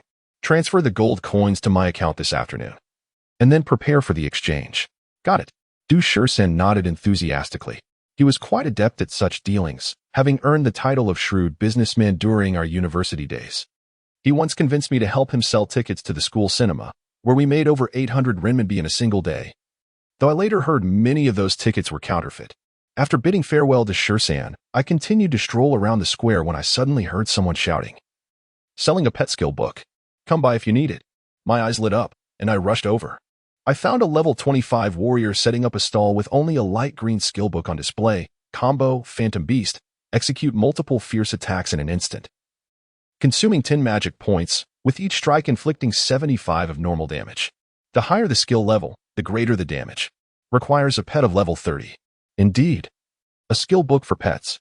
In the Celestial System's rules, pets come with innate skills, but a level 1 pet has only basic skills that they can learn through experience. To acquire additional skills, one must purchase Phantom Beast skill books. Combo seemed like a perfect fit for my Xianfeng, a physical attack specialty. I approached the warrior and inquired, how much for this pet skill book? The warrior looked at me and replied, 50 gold coins. That's exorbitant. Learning skills from a mentor costs no more than 50 silver coins. You want 50 gold coins for a mere pet skill book? Are you trying to swindle me? Then how much do you propose? The warrior appeared somewhat uncertain, for the value of the pet skill book was certainly not worth 50 gold coins. I raised 5 fingers and smiled slightly. This amount. 5 gold coins? No, 5 silver coins. What? The warrior's jaw dropped in shock. That's outrageous. 5 silver coins is absolutely unacceptable. I glanced at him, noting his low-level whiteboard leg guards. I then retrieved my blackstone armor leg guards from my bag, grinning. All right. Then let us make it 2 gold coins, plus this blackstone piece in exchange for your skill book. Upon seeing the blackstone leg guards, the warrior's eyes lit up. After a moment's hesitation, he nodded. Okay, let us make the trade. I won't be needing this skill book anytime soon anyway. The beast tamers are ruthless, charging dozens of gold coins for a worthless yellow wasp. It's a ripoff. I smiled gently and remarked, there is no rush. Soon, a multitude of tamers will ascend to level 30, and naturally, the prices of pets will decline. Essentially, one could train a wasp of BN 15 or higher. With that, the little warrior opened the trading interface, and in the next moment, the transaction was complete. I exchanged a mere 2 gold coins along with a worthless pair of leg armor for a pet skill book. What a delightful bargain. While this tome may not be valued at 50 gold coins, it certainly holds worth of at least 10 gold coins. Upon accessing the pet interface and selecting to learn the skill book vanished, and the skill combo appeared in the skill slot of my Dark Wasp. Curious, I opened it to examine the details, and indeed, it revealed itself to be quite a formidable skill. Combo LV1 inflicts 2 strikes on the target, each equivalent to 75 of normal damage. Combo LV2 inflicts 2 strikes on the target, each equivalent to 75 of normal damage. Combo LV3 inflicts 3 strikes on the target, each equivalent to 80 of normal damage. Combo LV4 inflicts 3 strikes on the target, each equivalent to 80 of normal damage. Combo LV5 inflicts 4 strikes on the target, each equivalent to 85 of normal damage. Combo LV6 inflicts 4 strikes on the target, each equivalent to 85 of normal damage. Combo LV7 inflicts 5 strikes on the target, each equivalent to 85 of normal damage. Combo LV8 inflicts 5 strikes on the target, each equivalent to 85 of normal damage. Combo LV9 inflicts 6 strikes on the target, each equivalent to 90 of normal damage. Lightning Strike inflicts 7 strikes on the target, each at 100 damage. Impressive. While the initial levels of the skill are manageable, upon reaching level 5, it becomes exceptionally sharp, with a chance to unleash 4 attacks, each dealing 85 of normal damage, a staggering 3 for times the damage. This skill is akin to a one-hit kill. Moreover, at level 10, the skill transforms into Lightning Strike, delivering 47 attacks at full damage, should fortune favor me. It could yield a remarkable 7-fold damage output. Fortunately, this is a pet skill. If it were applicable to players, it would undoubtedly serve as a lethal single-target finisher. Of course, only players above level 100 can attain level 10 skills, and I am still in my 30s. The journey ahead is indeed long, accompanied by my Dark Wasp. Equipped with this new skill, my expedition to the Butterfly Grove to hunt and gather ginger will be considerably safer, even if confronted by the members of the Dominance family. At least I will possess the strength to stand my ground. Chapter 53. Together in death in the Butterfly Forest, a realm steeped in the depths of an ancient wilderness. I navigated through the dense foliage, attentively observing the changes on the grand map. The surrounding scenery transformed into a picturesque vista, with butterflies dancing gracefully in the fragrant air, signaling my arrival at the enchanting Butterfly Forest. Amidst the underbrush, I encountered several players from the Dominance family, including the formidable Dominance Knight and Dominance War God. Yet the elusive Dominance Blade was nowhere to be found. However, the intelligence I had received was somewhat erroneous. There were at least 20 players from the Dominance family present, all of whom were at least second-tier players. They were not adversaries I could afford to provoke, boasting a minimum of 5 second-tier archers among them. A volley of arrows would likely turn me into a pincushion. Nevertheless, I harbored no deep-seated enmity towards the Dominance family, and my purpose here was merely to gather ginger. Engaging in vendettas and player killing was the last thing I desired, as it would greatly impede my leveling and earning potential. Thus, I circumvented that section of the forest and entered the Butterfly Forest from a different angle. Suddenly, a gentle rustling broke the silence, revealing a vibrantly colored butterfly fluttering atop a branch, nearly the size of a basin, and certainly not a creature to be trifled with. The colorful butterfly, a level 40 monster, was not to be disturbed unless absolutely necessary. However, I had no choice but to engage, as it obstructed my path. Summoning a mystic bee, I charged forth with my sword, executing a precise and swift dual strike. Miss. 1,749. Not bad at all. The colorful butterfly possessed a mere 3,500 health points, and with a single strike, I had already diminished its vitality by half. Before it could react, the mystic bee darted forward, its stinger piercing the butterfly's body with 2 swift strikes, showcasing the prowess of my combo skills. 508. 622. What a formidable attack. The mystic bee did not disappoint. With a well-aimed swing of my sword, and in perfect coordination with my main pet, the level 40 colorful butterfly was vanquished before it could even retaliate. yielding a substantial amount of experience. Continuing onward, after traversing approximately 10 minutes and dispatching 7 or 8 colorful butterflies, I finally arrived at a lush grove rich with verdant flora, surrounded by familiar plants, level 4 ginger. With my fingers splayed, I activated my hunting skill. And soon I received a system notification. Congratulations. You have hunted and acquired 3 ginger, and your hunting skill proficiency is now at level 4. Quite satisfactory indeed. This level 4 ingredient marks the beginning of my illustrious career as a culinary deity. With fervor, I swept through the ginger-laden region of the butterfly forest like a whirlwind. An hour later, scarcely a single ginger plant remained, while my inventory brimmed with the harvest. 50 pieces stacked into 48 groups, sufficient to create numerous servings of level 4 white-cut chicken. At that moment, a group approached, 2 men and 2 women, among whom I recognized a familiar face, clad in a snow-white armored dress and wielding a dagger. The stunning beauty leading the way was none other than Linison. In the entire iceberg city, only the goddess wielding a fruit knife donned in heavy armor played with daggers. Behind Linison stood the serene archer, Qingqing Shuixiang, her roommate, accompanied by 2 young male players, Zi Chuanyu, a level 31 magic knight, and Duo Mingjian, a level 30 warrior, both of whom belong to the elite ranks of players. Are you certain that level 1 purple butterflies spawn here? Qingqing Shuixiang inquired with a smile. Linison adjusted her ample bosom and replied confidently, absolutely certain. The primary magical pets can only be found in this area of the Iceberg City's map. If you desire a magical companion, you must capture a level 1 purple butterfly. Qingqing Shuixiang nodded thoughtfully. Indeed, as an archer, my physical attacks are sufficient. Yet I require a magical pet to enhance my magical offense. Otherwise, confronting monsters with high physical defenses will prove challenging. Linison waved her moonblade dagger, its menacing brilliance rippling through the air as she smiled lightly. There are no creatures in this world that are completely immune to physical attacks. The inability to penetrate defenses merely indicates insufficient power. My ultimate pursuit is to shatter all forms of protection. Qingqing Shuixiang stuck out her tongue and chuckled. You remain as delightfully fierce as ever. Linison smiled subtly, choosing not to elaborate further. At that moment, 4 or 5 individuals suddenly emerged from the nearby woods, each bearing the prefix Duba.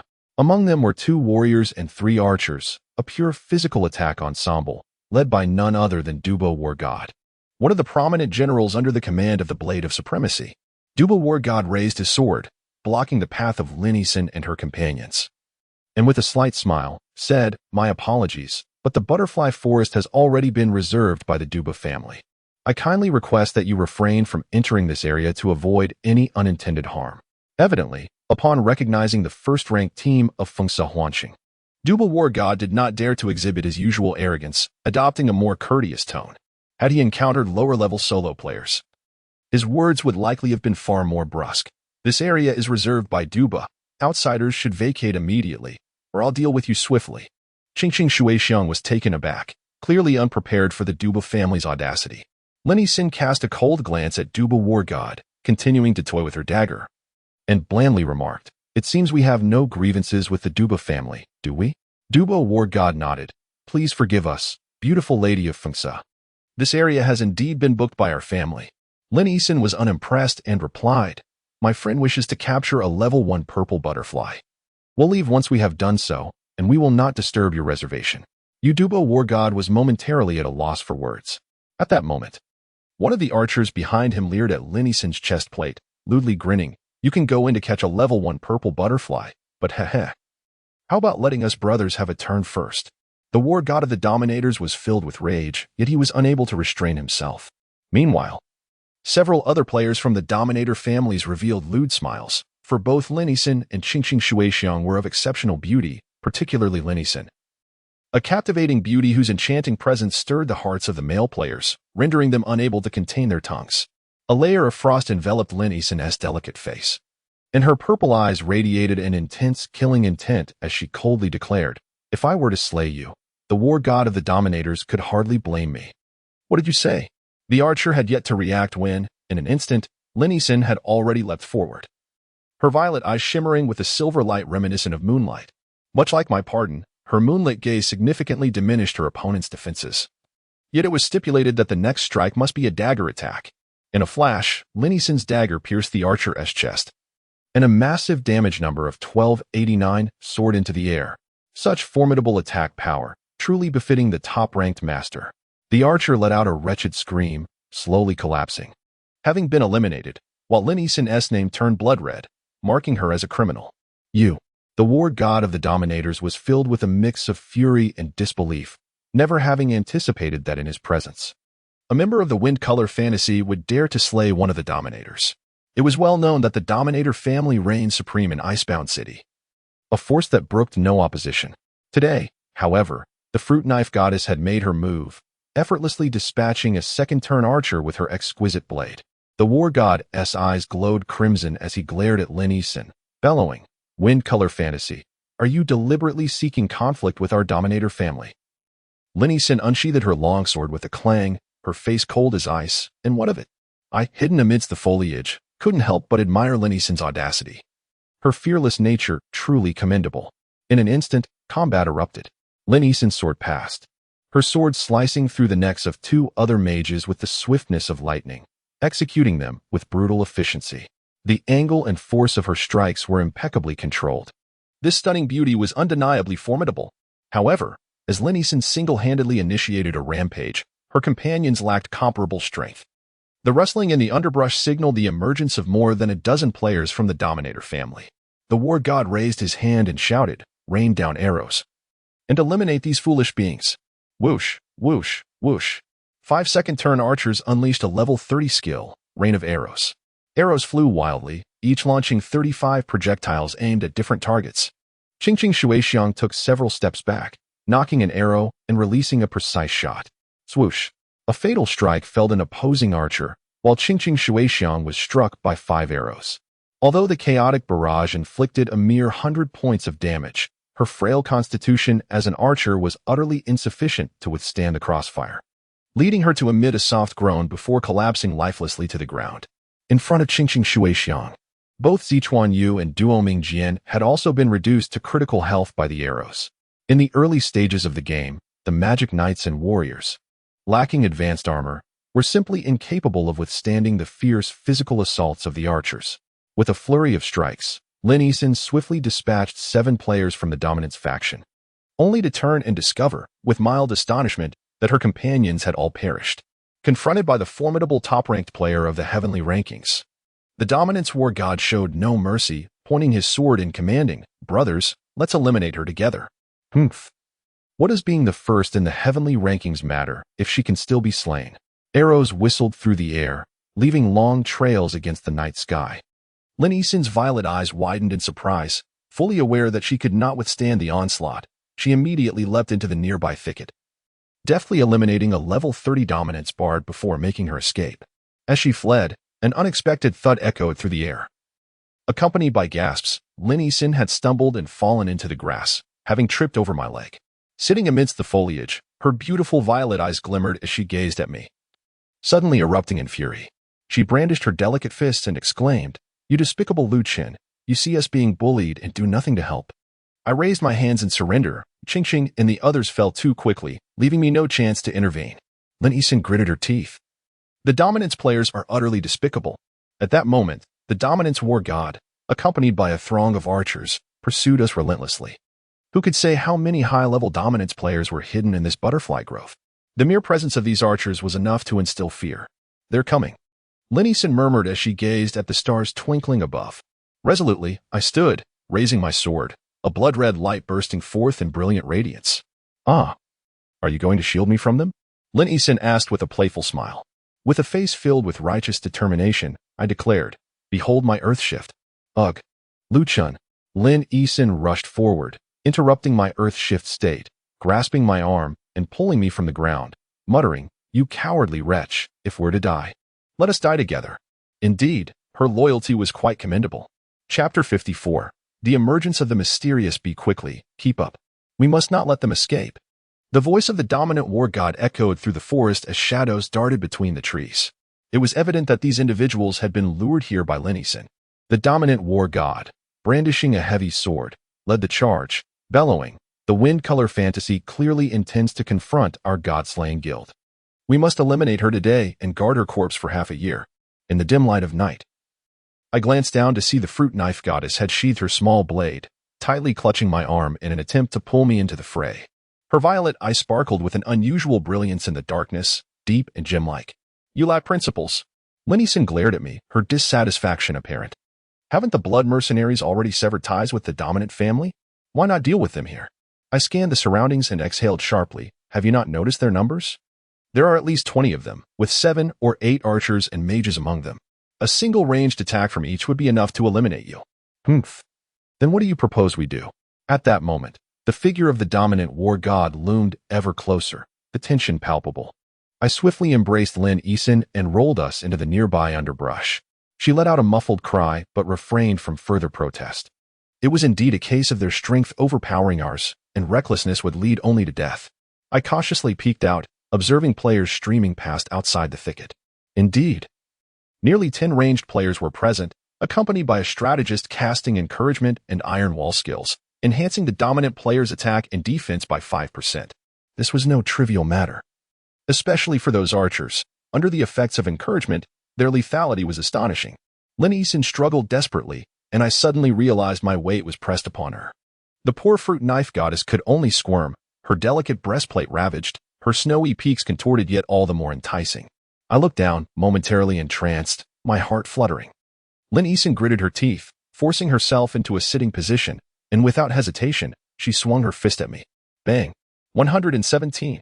Damn, I've drawn blood. This fierce beauty is indeed not to be trifled with. Do you dare to look again? Linnison glared at me, her violet eyes brimming with a mix of shyness and indignation as she brandished her sword. "I truly wish to strike you down." I raised my hands in surrender. "Hey, I was only trying to save you. Look at your impulsiveness." "Humph." Linnison turned her face away, clearly fearful of my gaze lingering on her flushed cheeks. Yet, she tacitly accepted my reasoning. Had it not been for my earlier evasive maneuver, we both would have been turned into porcupines by now. Observing the figures of the dominant war god and his companions not far off, Linnison clenched her silver teeth and declared, "How infuriating. Shall we simply let these scoundrels go? They even managed to take down my dear Ching-Ching." I smiled slightly. "Of course, we cannot let them off the hook. Let us not forget, the principle of the blood mercenaries is to uphold justice and support the weak." "Very well, we shall join forces in a surprise attack and eliminate this band." Linnison clenched her delicate fists, gazing at me with a smile that completely belied her earlier surprise at my ambush. I cast a fleeting glance at her stunningly exquisite visage and couldn't help but chuckle. "Miss Lin, it appears you've forgotten that I am one of the founders of the blood mercenaries. Our services are never rendered for free. Assisting you in eliminating the dominance clan poses no challenge. However, a fee is required." "Fee?" Linnison shot a fierce look in my direction, chiding, "You shameless scoundrel. Do you dare to be any more unscrupulous? 5 gold coins per individual. Are you willing to engage in this transaction?" I offered her a way out, noting that a bounty of 5 gold coins per head was indeed a bargain, given the worth of the dominance clan's elite. A bounty of 20 gold coins for a single head would not be unreasonable, especially considering the risk of offending the Godslayer Guild. After a moment of contemplation, Linnison replied, "That's too steep. Let us settle on 3 gold coins each. You only need to eliminate 8 of them, and I'll pay you a total of 21 gold coins." I observed her countenance for a moment before sighing. "Your arithmetic skills are commendable." Linnison nodded. "You flatter me. Let us set off." I brandished the flame blade, summoning a level 31 spirit bee with a flick of my wrist, then lowered my voice to propose. "How about you summon a pet as well? We'll approach from behind. Within 5 seconds, we must take out their 5 archers and 4 mages. Do you have confidence, Miss Lin?" With a graceful flourish of her fingers, red magic energy surged forth, and in an instant, a level 27 fire blade materialized before us. She smiled slightly. "I'll handle the 3 archers and 2 mages on the right. You take care of the remaining 4. All right, let us prepare." A fierce wind howled as we dashed through the night sky, Linnison and I splitting our paths like 2 razor-sharp blades piercing into the rear of the Dominance Clan-esque squads. I did not conceal myself. I charged straight toward the last archer with the precision of an arrow. With a flick of the flame blade, 2 blossoms of sword light erupted from his back. 451. 378. A single strike of the blade of execution followed by a standard attack was sufficient to dispatch the archer, given my formidable attack power. Only an archer with a mere 5 points in vitality might withstand it. Swiftly, the spirit beast silently flitted behind another archer, unleashing its combo skill in a brilliant display. By the time the archer realized the threat, he was left with but a sliver of health, collapsing onto the grass. I slid forward in a half-C formation, my sword slicing across the throat of a level 31 mage. He attempted to cry out, but no sound escaped his lips. Only the side of his bloodied throat quivered in vain. With a swift pivot, I darted to the side of another archer. He was momentarily taken aback, and before he could react, my double strike descended. Miss. 1279. My skill of pardon, in conjunction with a standard attack, displayed its lethal efficacy. Within the span of merely 5 seconds, I swiftly dispatched 4 adversaries. A glance revealed Lin Yisun's dagger slicing through the air, which she deftly transitioned into a longsword, dancing through the throng like a magnificent butterfly. With impeccable precision, she executed a series of stealthy strikes from behind, having already eliminated 3 foes. While her fiery blade hovered ominously in the air before lunging forward, causing a mage to collapse slowly. The prowess of that fiery companion truly shines when leveled adequately. Wind Color Fantasy, she is behind us. At last, someone shouted, awakening the Dominance family to the fact that their own were being ambushed. 8 lifeless bodies lay strewn across the ground. The Dominance war god hastily turned to retreat, only to find one of his comrades falling. His gaze dimming as a flaming sword was withdrawn slowly from his chest. The broken spear sinks into the sand. It's you. The Dominance war god seethed with fury, charging forward alongside several other knights and warriors. Lin Yisun chuckled lightly. With the mages and archers taken care of, we can proceed without hesitation. I couldn't help but smile. Collaborating with a teammate as formidable and enchanting as Lin Yisun was an unparalleled delight in this game. Brandishing the flame blade, I surged ahead, thrusting my long sword with fierce determination, successfully bypassing a Dominance player's defenses and achieving a clean kill. Furious, the Dominance war god activated his assassination skill and charged at me. However, at that moment, a large azure bee swooped in, delivering 2 swift stabs, causing the war god's health to plummet significantly. 450. 399. Remarkably, after enduring this onslaught, he still stood. I darted forward, witnessing the Dominance war god gulping down a health potion, his face etched with terror and despair, clearly unprepared for the ferocity of a pet's assault. Though he boasted formidable health and defenses, the sheer might of the azure bee shattered his illusions. I advanced, raising my blade, and with the speed of lightning, struck twice. The first attack was a miss, but the second dealt over 1,200 damage, sufficient to obliterate him even at full health. With a thud, the Dominance war god fell, dropping a gleaming green helmet. Seizing the helmet, I raised it high and proclaimed, "The head of the Dominance war god is here. Who dares to defy? Kill without mercy." Yet, they fought with desperation. As the saying goes, a hero is no match for a multitude. 2 fists cannot prevail against 4 hands. Despite Lin Yisun and I possessing formidable equipment and skills, we could not withstand the onslaught of multiple warrior players. Initially, we managed to slay a couple, but soon, 3 level 30-second transformation priests arrived, making the situation untenable. Gulp. I downed a level 3 health potion, regaining 600 health, and shouted, let us retreat."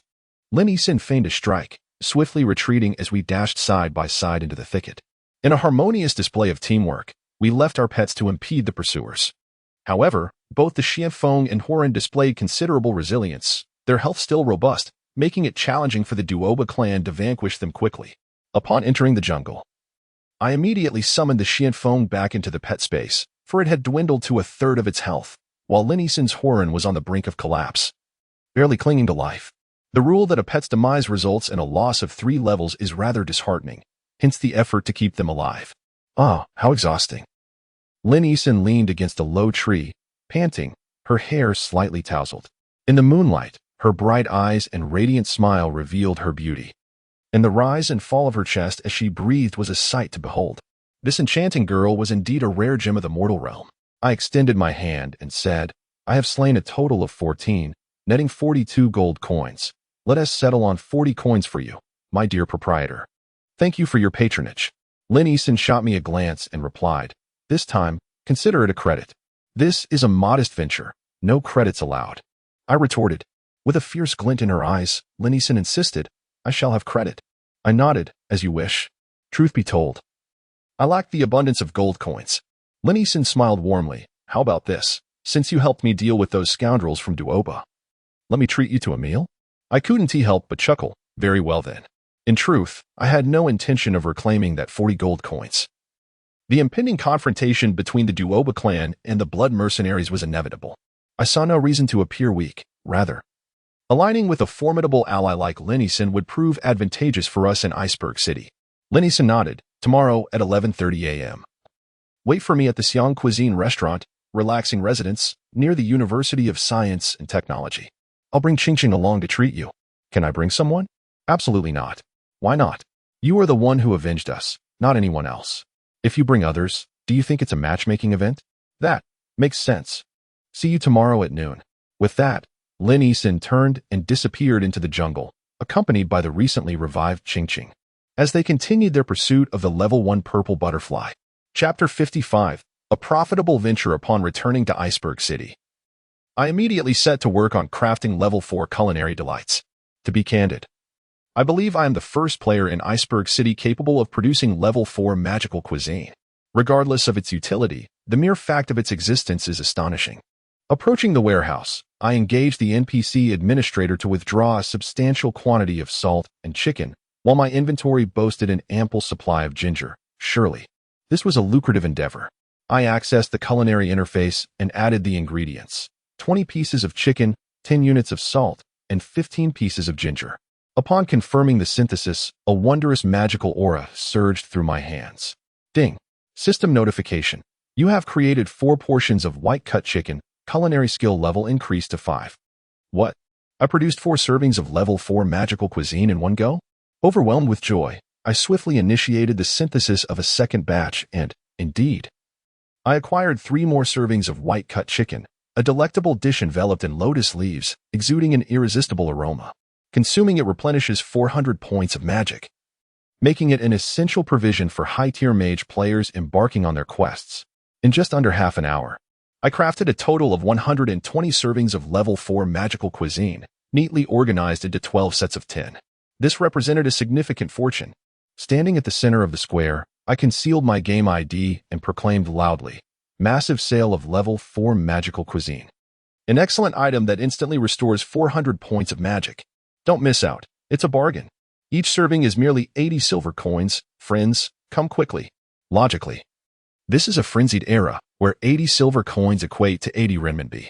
Who would willingly invest such an amount for a single magic restoring dish? Yet, in my realm, the wealthy abound, and many are willing to spend lavishly for a smile from a fair maiden or to procure high-grade culinary items. A throng of advanced players gathered around. A few cautiously purchased 1 or 2 servings, while one individual acquired 5, seemingly preparing to rally companions for a boss battle where such provisions would be indispensable. Indeed, 4 high-tier mage players, particularly priests, a level 3 holy light spell consumes around 30 magic points. Without high-level cuisine, their magic would deplete in mere minutes, leading to catastrophic losses. Amidst the bustling crowd, a voice suddenly emerged beside me. "Brother selling cuisine, we want all your goods. How much do you have left?" Startled, I turned to find 2 high-ranking armored players addressing me, Dan Shu Tai Chi and Fan Yun Fuyu. These 2 were not only renowned figures on Iceberg City's leaderboard, but also the top talents recruited by the Dragon Club, colloquially known as the Twin Stars. I had not anticipated encountering them at the entrance. Though I concealed my ID, my distinctive armor made me easily recognizable, and my cloak could not entirely mask my identity. Dan Shu Tai Chi raised an eyebrow. "So it's you." I smiled. "Indeed, it is I. Will you be purchasing more cuisine?" "Yes, of course." Biting down on his steel teeth, inquired, "How many level 4 cooking dishes do you possess in total?" "Humph. Are you afraid to sell just because we have faced off against each other?" I couldn't help but smile. Vendetta aside, business is business. I certainly am not that petty. As I counted the stock in my bag, I remarked, "I have 95 portions left. Since you wish to buy them all, I shall offer you a special price. 1 level 4 cooking dish for a single gold coin." "What?" Dan Shu Tiechi exclaimed angrily. "Did you not sell those to others for 80 silver coins each? You are different. This is special." I replied nonchalantly, interjected, stopping the irate Dan Shu Tiechi, and stated solemnly, "This is 95 gold coins. Come now, trade me the 95 portions of level 4 cooking." "All right." I readily opened the trading interface, placing the 95 white-cut chickens on the table, while the other party provided me with 95 gold coins. With a chime, the transaction was complete. Dan Shuchechi felt somewhat indignant. After all, I had previously seized the boss they had worked hard to defeat right before their eyes, yet here they were, voluntarily giving me money. Yin Ge, what? What is this? Dan Shuchechi fumed, smiled faintly. The young master has decreed that we must gather a total of 100 portions of level 4 cooking. Let us not linger on this. After all, the gold coins are provided by the young master. Humph. Dan Shuchechi left in resentment, while cast me a warning glance, sneering, business is business. Once you leave Ice Flow City and are no longer in the safe zone, watch yourself. I ignored him and messaged Du Shursan. Hurry to Ice Flow City. I'm preparing to sell gold coins. A few minutes later, Du Shursan arrived, trading me 40 gold coins, chuckling. So now we have a total of 100 gold coins, right? Is 100 worth selling? I extended my hand, revealing a large pile of gold coins. The numbers clearly displaying my current total, 258. Wow. Shursan was taken aback, then burst into laughter, patting my shoulder like a madman. To possess so many gold coins is equivalent to over 20,000 RMB. Ha ha ha. Luchin, I was just fretting with Xiaogue over next season's rent. I cautioned. Don't get too excited. Gold coins are likely depreciating. We need to find buyers quickly. Buyers? Let us sell them on the Forum S trading platform. Oh, there is such a function? Quick, let us go. Thus, I logged on to the official forum and indeed found the trading platform, with PBC acting as the intermediary, charging a 1 transaction fee. Scanning through, I noticed many players selling gold coins, with several thousand pages of listings. The quantities ranged from about 50 coins to just 3 or 5, merely making small profits. The price of 1 gold coin fluctuated between 95 renminbi and 120 renminbi. And this exchange rate would likely decline once most players level up. As for how low it would drop, that remained uncertain. I promptly listed 250 gold coins for sale, each priced at 100 renminbi, which I deemed quite reasonable, unlike certain unscrupulous merchants who list a single coin for 145 renminbi, utterly outrageous. Within 5 minutes of my listing, I was startled by a notification. Dear user, your 250 gold coins have been sold. After deducting transaction fees, a total of 750 renminbi has been deposited into your China Construction Bank account, 662700200873. Splendid. The funds have arrived, netting me nearly 25,000 RMB. The development of the Bloodied Mercenary Studio is progressing exceptionally well, alleviating my pressing financial concerns, allowing my companions and me to enjoy daily meals of stir-fried dishes and a few drinks, while also admiring the lovely ladies passing by. What bliss! Yet, I find myself yearning for more than these modest achievements.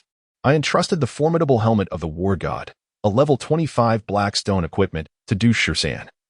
While the helmet of Guguzi is even superior, I strolled around the icebound city square for a while, contemplating new avenues for wealth, which seemed to extend far beyond my previous endeavors.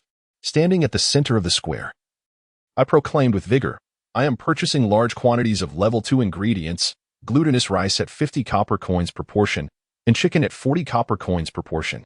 Whatever you have, I am eager to acquire. Friends honing their hunting skills are most welcome.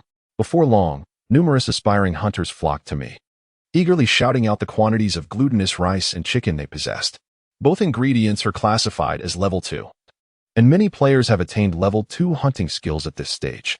However, most solo players find themselves with an abundance of ingredients yet no means of selling them, as they require more experienced friends to assist with cooking, leaving them with no choice but to sell externally.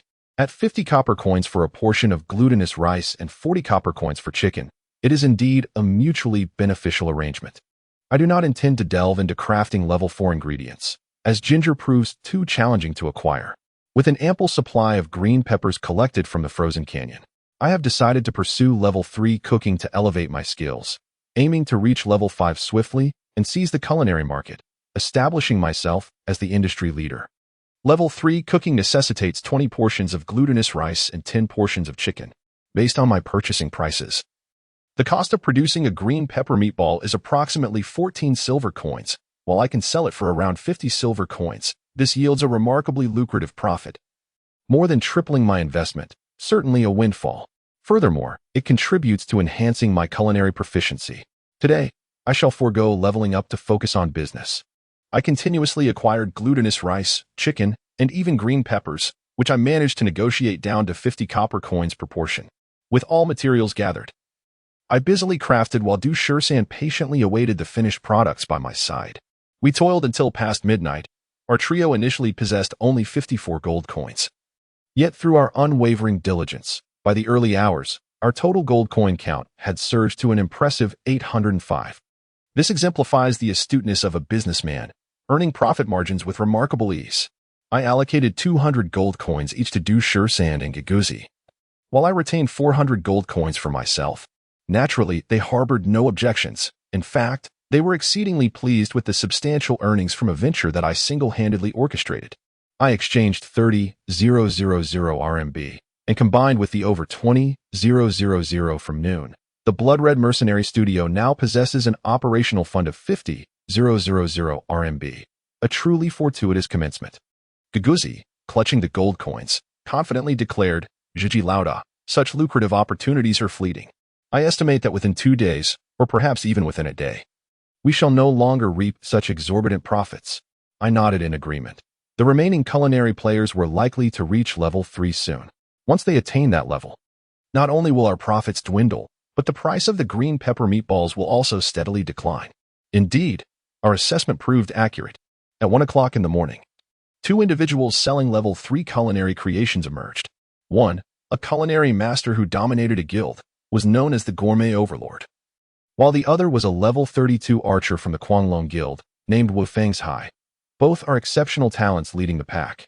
After venturing out to level up until just past 3 in the morning, I finally reached level 36, only to discover that I was on the verge of slipping out of the top 10 of the Iceberg City leaderboard. 1. Fengxi Wangxiang, level 38, profession, Radiant Ranger 2. Batian Dao, level 37, profession, Warrior 3. Dubafa Shun, level 37, profession, Mage 4. Fan Infuyu, level 37, profession, Magic Knight 5. Danshu Tiechi, level 36, profession, Warrior 6. Dabaquishan, level 36, profession, Magic Knight 7. Zhuji Chincha, level 36, profession, Necromancer Swordsman 8. Dabazinshan, level 35, profession, Warrior 9. Dabajianshan, level 35, profession, Archer 10. Qingqing Shuixiang, level 34, profession, Archer Lin Yisin consistently advanced, maintaining a significant lead at level 38, with Batian Dao close behind, and Dubafa occupying 3rd place. The Guanglong twins secured the 4th and 5th positions. The competition in Iceberg City was intensifying. Indeed, my preoccupation with profits had hindered my leveling. I must dedicate tomorrow to a day of relentless advancement.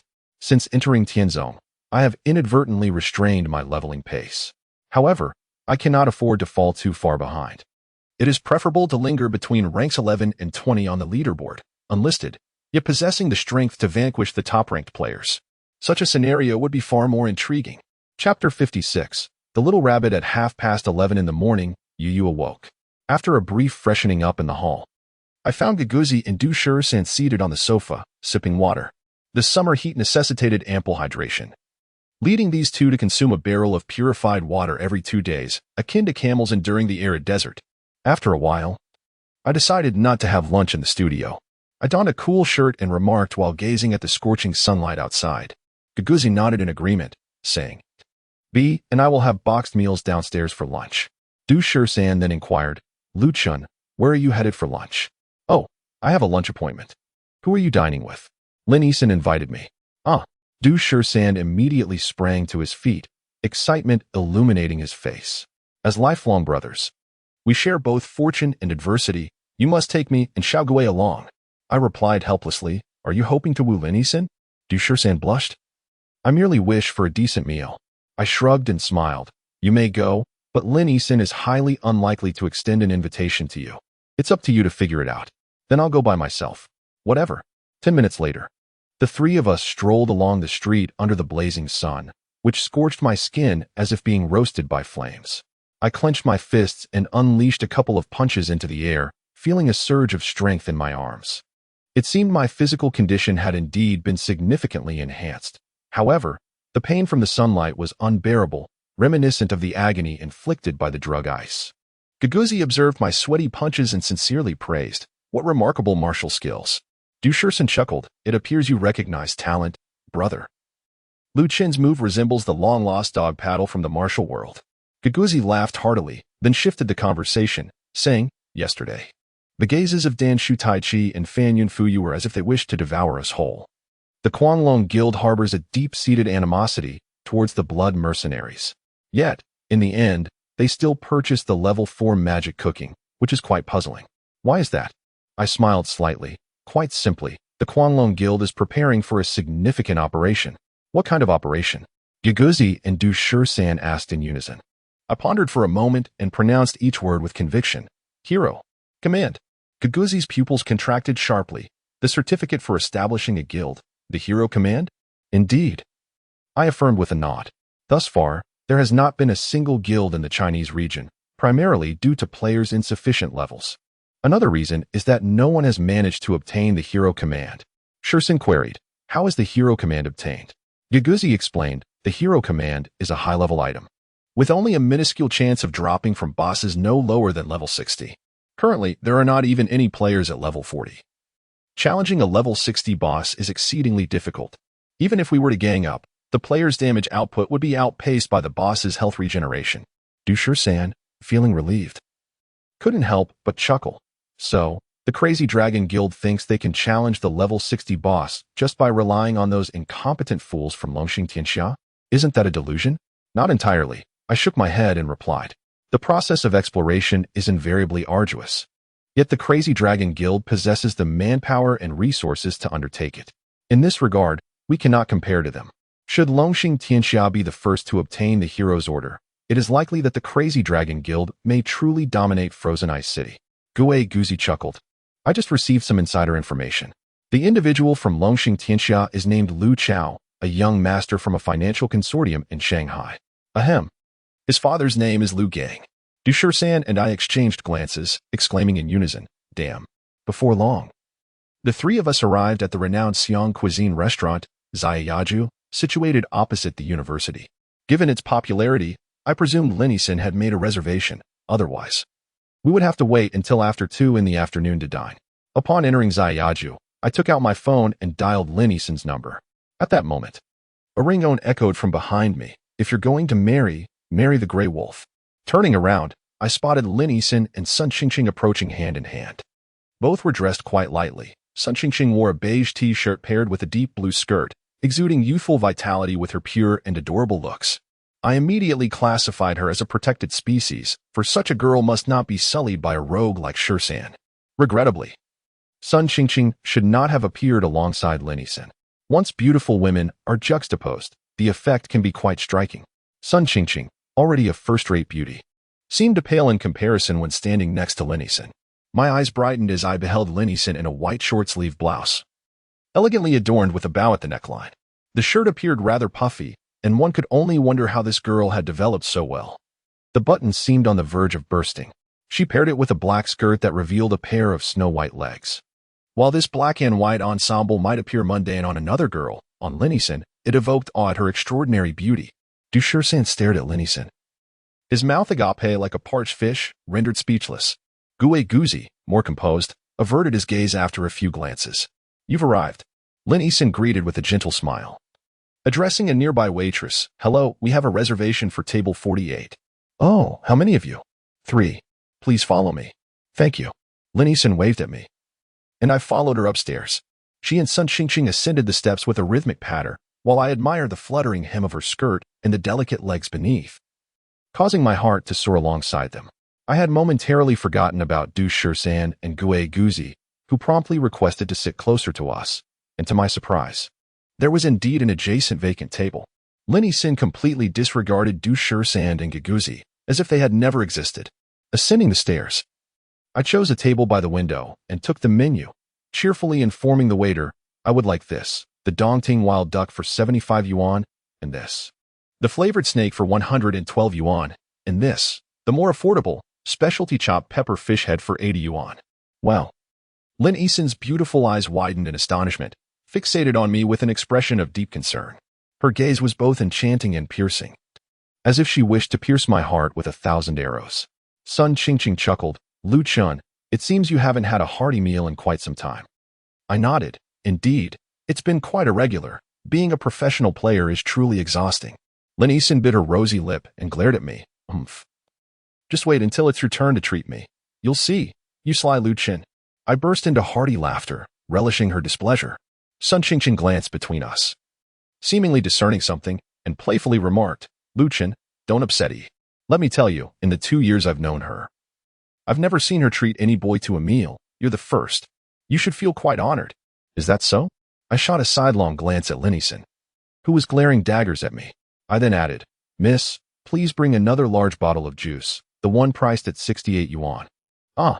Lin Yisin nearly lost her composure, pitifully turning to Sun Qingqing. Qingqing, you still have some instant noodles left, right? Yes. Don't throw them away. I'll eat those next week. Sun Qingqing was at a loss for words and attempted to steer the conversation. Let's talk about the game instead. Yi plans to create a new guild. And with your blood color mercenary group, considering both our guilds have already offended the Duba family, we should ally. Otherwise, the Duba family won't let us have an easy time. I nodded. This requires careful consideration. We need an impeccable strategy to utterly crush the Mieshin Guild. Lin Yisin raised her elegant brows, teasingly smiling. So, does that mean your intelligence is quite high? Indeed, what insights do you have for me? I took a sip of tea, feeling confident. Lin Yisin smiled sweetly. Let me quiz you with a few very simple questions. Go ahead. How many brothers does Aladdin have? I was utterly baffled. Aladdin is Indian. How would I know? Fool. Aladdin has 3 brothers, Aladdin A, Aladdin B, and Aladdin C. Damn. That question was utterly ridiculous. Lin Yisin covered her mouth, giggling. Come on, let us have another one. What was Shenong's last words before he passed away? Lin Yisin's smile grew broader, playfully pinching a chopstick and pretending to struggle for breath. She quipped, This herb is poisonous. Damn. Lin Yisin, riding the wave of victory, laughed and said, Let us proceed to the third question. On the battlefield of Changban, Zhao Yun fought valiantly, cutting through enemies with remarkable prowess. Li Dian exclaimed, My lord. That young general in white has returned to the fray once more. Xiahou Dun remarked, Is this the 7th time? Does he not tire? Cao Cao growled, This rascal. Must he annihilate all my men before he relents? Pray tell, what did Zhao Yun say at that moment? Lin Yisin, sparkling with enthusiasm, cast a sidelong glance and said, Zhao Yun remarked, That rascal Zhang Fei has commanded me to cover the rear. Yet he roared so fiercely that he shattered the bridge at Chang'an. How am I to return now? I was left speechless, marveling at Lin Yisin's vast knowledge. A wonder that transcended both heaven and earth. How do you still question your own intelligence? Lin Yisin gazed at me with a smile. Sun Qingqing, laughing uncontrollably, collapsed onto the table, gasping for breath, while only Lin Yisin and I exchanged glances, the air thick with tension. Shortly thereafter, the dishes were served. Du Shisan and Giguzi were seated nearby, and seizing the opportunity, Du Shisan approached me with a glass in hand, adept at charming the ladies. Gazing out at the picturesque campus of the university, he smiled and said, Lu Chun, do you remember the days when we were still students at the university? How carefree we were. I nodded. 13 continued, Do you recall that final year of our senior studies when we secretly procured a hot pot? We were troubled by the lack of ingredients when lo and behold, a little white rabbit appeared on the grassy lawn of the student dormitory. Oh, the taste was exquisite. Simply delightful. 13 lewdly licked his lips. Sun Qingqing's expression suddenly changed as she turned to Lin Yisin and said, That little white rabbit you raised in your freshman year. At last, the truth is revealed. Chapter 57, The Genius Divine Clan Du Shisan, Ever Perceptive. Swiftly discerned Lin Yisin's altered demeanor and, like lightning, vacated our table. In all my years, I had never witnessed such agility from him. Sun Qingqing, blooming with delight, inquired, Lu Qin, is your friend also from the University of Science and Technology? Indeed, I replied, nodding. However, we graduated 6 months ago. Oh, I see, she responded. I cast a glance at Lin Yisin, who was also observing me, her delicate brows furrowed, radiating a palpable aura of hostility. I promptly redirected my attention to Sun Qingqing, remarking, Qingqing, the sunlight is particularly radiant today. At that moment, Giguzi approached with a glass of beer, grinning as he announced, You two lovely ladies may be unaware, But our formidable Zhiji has quite the reputation from his time at the university. Do you recall the WCG held in Shanghai 3 years ago? That rascal, Zhu Yingwan, represented Korea and vanquished China's 3 StarCraft titans, only to be utterly defeated in 5 consecutive games by a student. That student was Zhiji. Known as the genius of the divine clan, Knight Chun, Sun Qingqing's mouth fell agape in astonishment. Lin Yixin was equally taken aback. She gradually rose, her enchanting gaze locking onto mine, a whirlwind of emotion swirling in her eyes. You are the legendary genius of the divine clan. The former captain of the university team, Knight Chun? Lin Yixin bit her red lip, posing the question. A jolt ran through me. Should I confess or deny?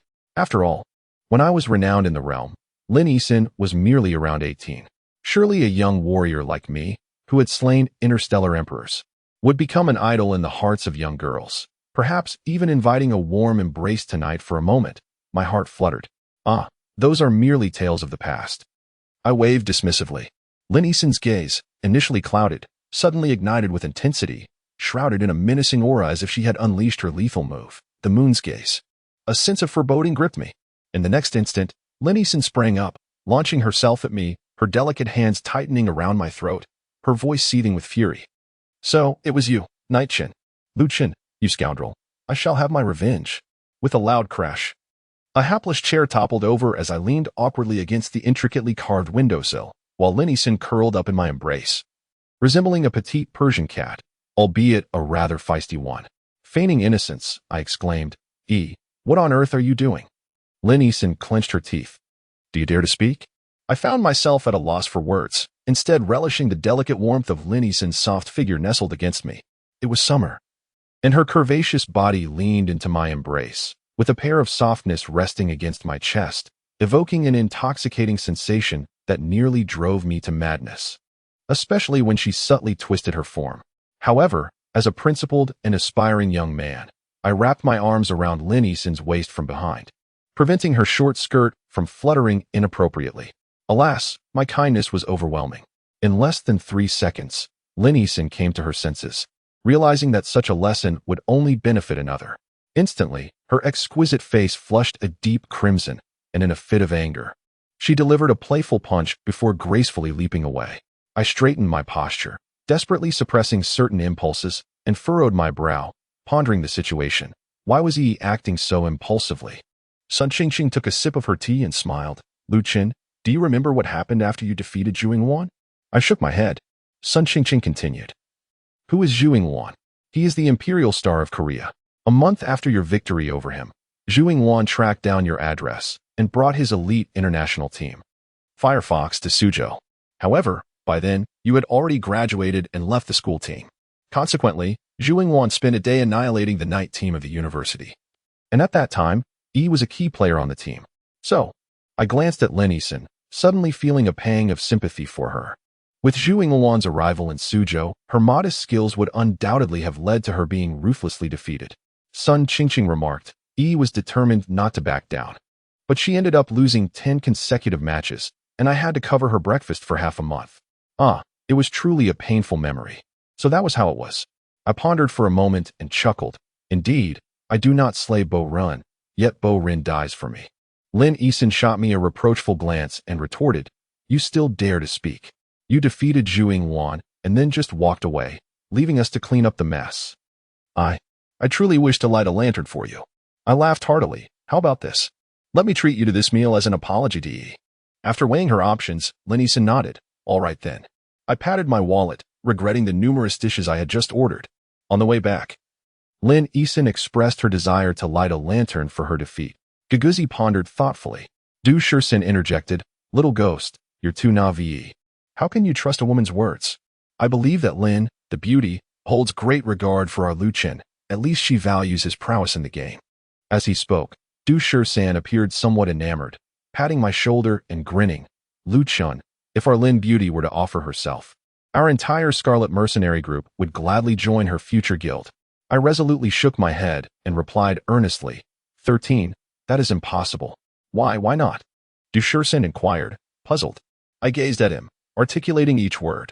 The blood-colored mercenaries is an independent guild, even if one joins another guild. There exists but one guild worthy of the blood-colored mercenaries, and that is the ancient sword soul dream. Du Shursan stared at me blankly, while Giguzi clenched his fists and declared, Lu Chen, I stand by you. I am aware of matters concerning Ling Hong. A soldier dies for a true friend. Should the day come when you return to the ancient sword soul dream, I am willing to follow you and join it. I nodded gratefully. Thank you. Du Shursan interjected. However, this requires careful deliberation. Presently, the ancient sword soul dream has not even a foothold, and its core members seem to be merely Liar and Murong Mingwei. With just the two of them, establishing a guild in Icebound City is utterly impossible. I refrained from responding. Du Shursan was indeed correct. Yet, with my presence, I am confident the ancient sword soul dream shall undoubtedly make its mark in Icebound City. Although my current physical condition renders me incapable of confronting He or joining the ancient sword soul dream, the blood-colored mercenaries and I shall unreservedly protect her and assist the ancient sword soul dream in securing a place in Icebound City. Upon returning to my residence, I logged on. With a swish, the surroundings dimmed slightly, a characteristic effect of being in a grave. I crawled out of the tomb, inhaling the fresh air outside, and could not help but burst into laughter. I then imitated the masters from the films, shouting towards the wilderness and forest, passers-by, do not mourn my death. If I were alive, none of you would survive. After my exclamation, I felt invigorated. Just then, a rustling sound emerged from a nearby tent, and a beautiful figure emerged, elegantly clad in armor that accentuated her voluptuous form. She wielded a sharp sword and held a dagger, her long, raven-black hair cascading down her cloak. And her violet eye stirred one's very soul. It was Lin Yisun, who had audaciously set up a tent at Icebound Post before logging off. How brazen. How dismissive of others. I reached into my pouch and retrieved a card, approaching her directly. With a flick, the card soared into the air, forming a dazzling magic array that enveloped Lin Yisun, the six-pointed stars spinning rapidly beneath her feet. Oh, Lin Yisun parted her enticing lips, gazing in astonishment at the magic array beneath her, and moments later, realization dawned upon her. It was the release effect of a sealing card. Instantly, her cheeks flushed crimson, akin to a ripe apple in autumn. She shot me a sidelong glance, exclaiming, Lu Chun, do you wish to die? You dare attempt to seal me. Do you think I am a mere level 1 pet? I chuckled heartily. Lin Yisun had accurately discerned my thoughts. Truth be told, I truly desired to seal her and have her accompany me throughout the day, assisting in battles while being a visual delight. If that were possible, I would surely be blissfully happy. You came to Icebound Post to find me, didn't you? I inquired. Lin Yisun nodded, offering no further elaboration. What do you seek me for? She blinked her eyes and replied, shall we explore a map together? I wonder if you are interested. I nodded and inquired. Is the monster level in that map high? Very high. She replied without hesitation. No problem, as I need to level up anyway, and besides. I hesitated for a moment before chuckling. It would be nice for us to level up together and deepen our bond. Wouldn't he it? Is that so? Lin Yisun responded with a subtle smile, revealing 2 sharp canine teeth, characteristic of the shadow demon maidens. Though they were fangs, they added a certain charm to her beauty. Yet, I felt a chill. Lin Yisun was as enchanting as a fairy, but when provoked, she could be as mischievous as a little devil, necessitating caution. Otherwise, one might find themselves unwittingly aiding her nefarious schemes. The same could be said for Du Shursan or Giguzi. Du Shursan had an undeniable weakness for beautiful women, while Giguzi was somewhat slow-witted. In Du Shursan's words, he was a bit simple-minded. Giguzi, however, was a prodigy in leveling up. The distinction between genius and talent lies in the added touch of simplicity, which can indeed be advantageous. I asked, which map are you referring to? Please share. Lin Yisun drew me into her party, then elegantly waved her hand, unveiling an ancient, yellow-brown map before us. Her delicate fingers swiftly tapped on it, sending ripples of blue emanating outward, revealing an area distant from Iceberg City, known as Ghost Valley. It seemed that this realm was populated by undead creatures. Clearing my throat, I remarked, my forte lies in necromantic attacks, but I lack enhancements against undead beings. What is it that you see in me for this team-up? The corners of Lin Yisun's mouth curled up as she cast a disdainful glance my way, responding with a playful smile. Stop flattering yourself. It's not you I'm interested in, but rather the attack power of your mystical bee. With it, we shall surely sweep through Ghost Valley within 24 hours. Hurry and repair your gear, stock up on potions, and prepare for our journey. I was somewhat speechless. It appeared that in Linny's and eyes, I was less significant than a mystical bee. With our pre-battle preparations complete, we set forth. Beneath the setting sun's afterglow, the skeletal warrior and the stunning female warrior strode side by side on our adventure. What awaited us ahead? It mattered not. We would simply forge onward. Chapter 58. The purple-robed Marquis. As I traversed the narrow path through the forest, the moonlight cascaded down like white frost upon the ground, casting mottled shadows of the trees. With the Xianyuan fire blade in hand, I advanced with a calm demeanor, while Linnyson walked beside me, her snow-white legs moving gracefully, her boots treading upon my shadow. The mountain breeze blew gently, faintly carrying the howls of wolves and the roars of tigers. A fleeting glance revealed Linnyson's fire blade hovering in midair, moving at a commendable speed. Its attacking power was indeed formidable, likely rivaling that of my Xianfeng. It would not be long before the Wild Dragon Guild would muster a considerable force to confront bosses of level 60 and above. I pondered aloud. It seems inevitable. Linnyson chuckled lightly. Let them be. Do you truly wish to see the Wild Dragon Guild grow powerful in Icebound City? I turned to face her. Linnyson met my gaze and smiled. Isn't your intellect rather sharp? Have you not considered that, within the territory of Icebound City, the ones most opposed to the Wild Dragon Guild's ascendants are not us, but the Annihilation Guild? But Tian Dao and his cohort will undoubtedly not remain passive. Indeed. You make a valid point, I acknowledged, nodding. Shifting the topic, I inquired. So, how many experts have you managed to recruit? Well, Linnyson closed her beautiful eyes momentarily before opening them again, smiling. 3. Qingqing, Zichuanyu, and Duo Mingjian. What about you? 2. Shursan and Giguzi.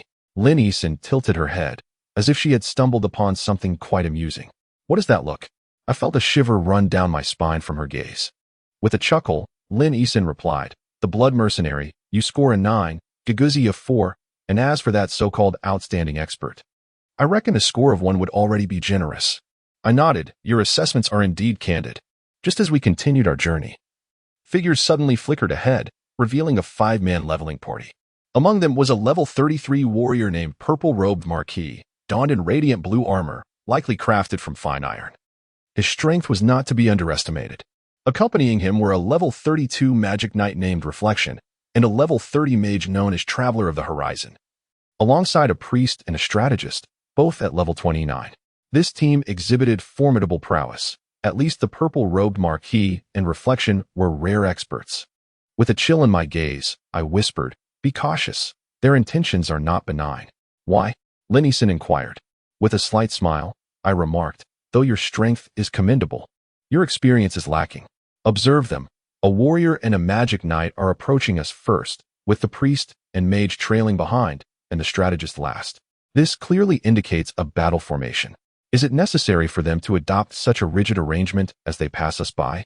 Linnyson nodded slightly, a faint glimmer of murderous intent shining in her beautiful purple eyes.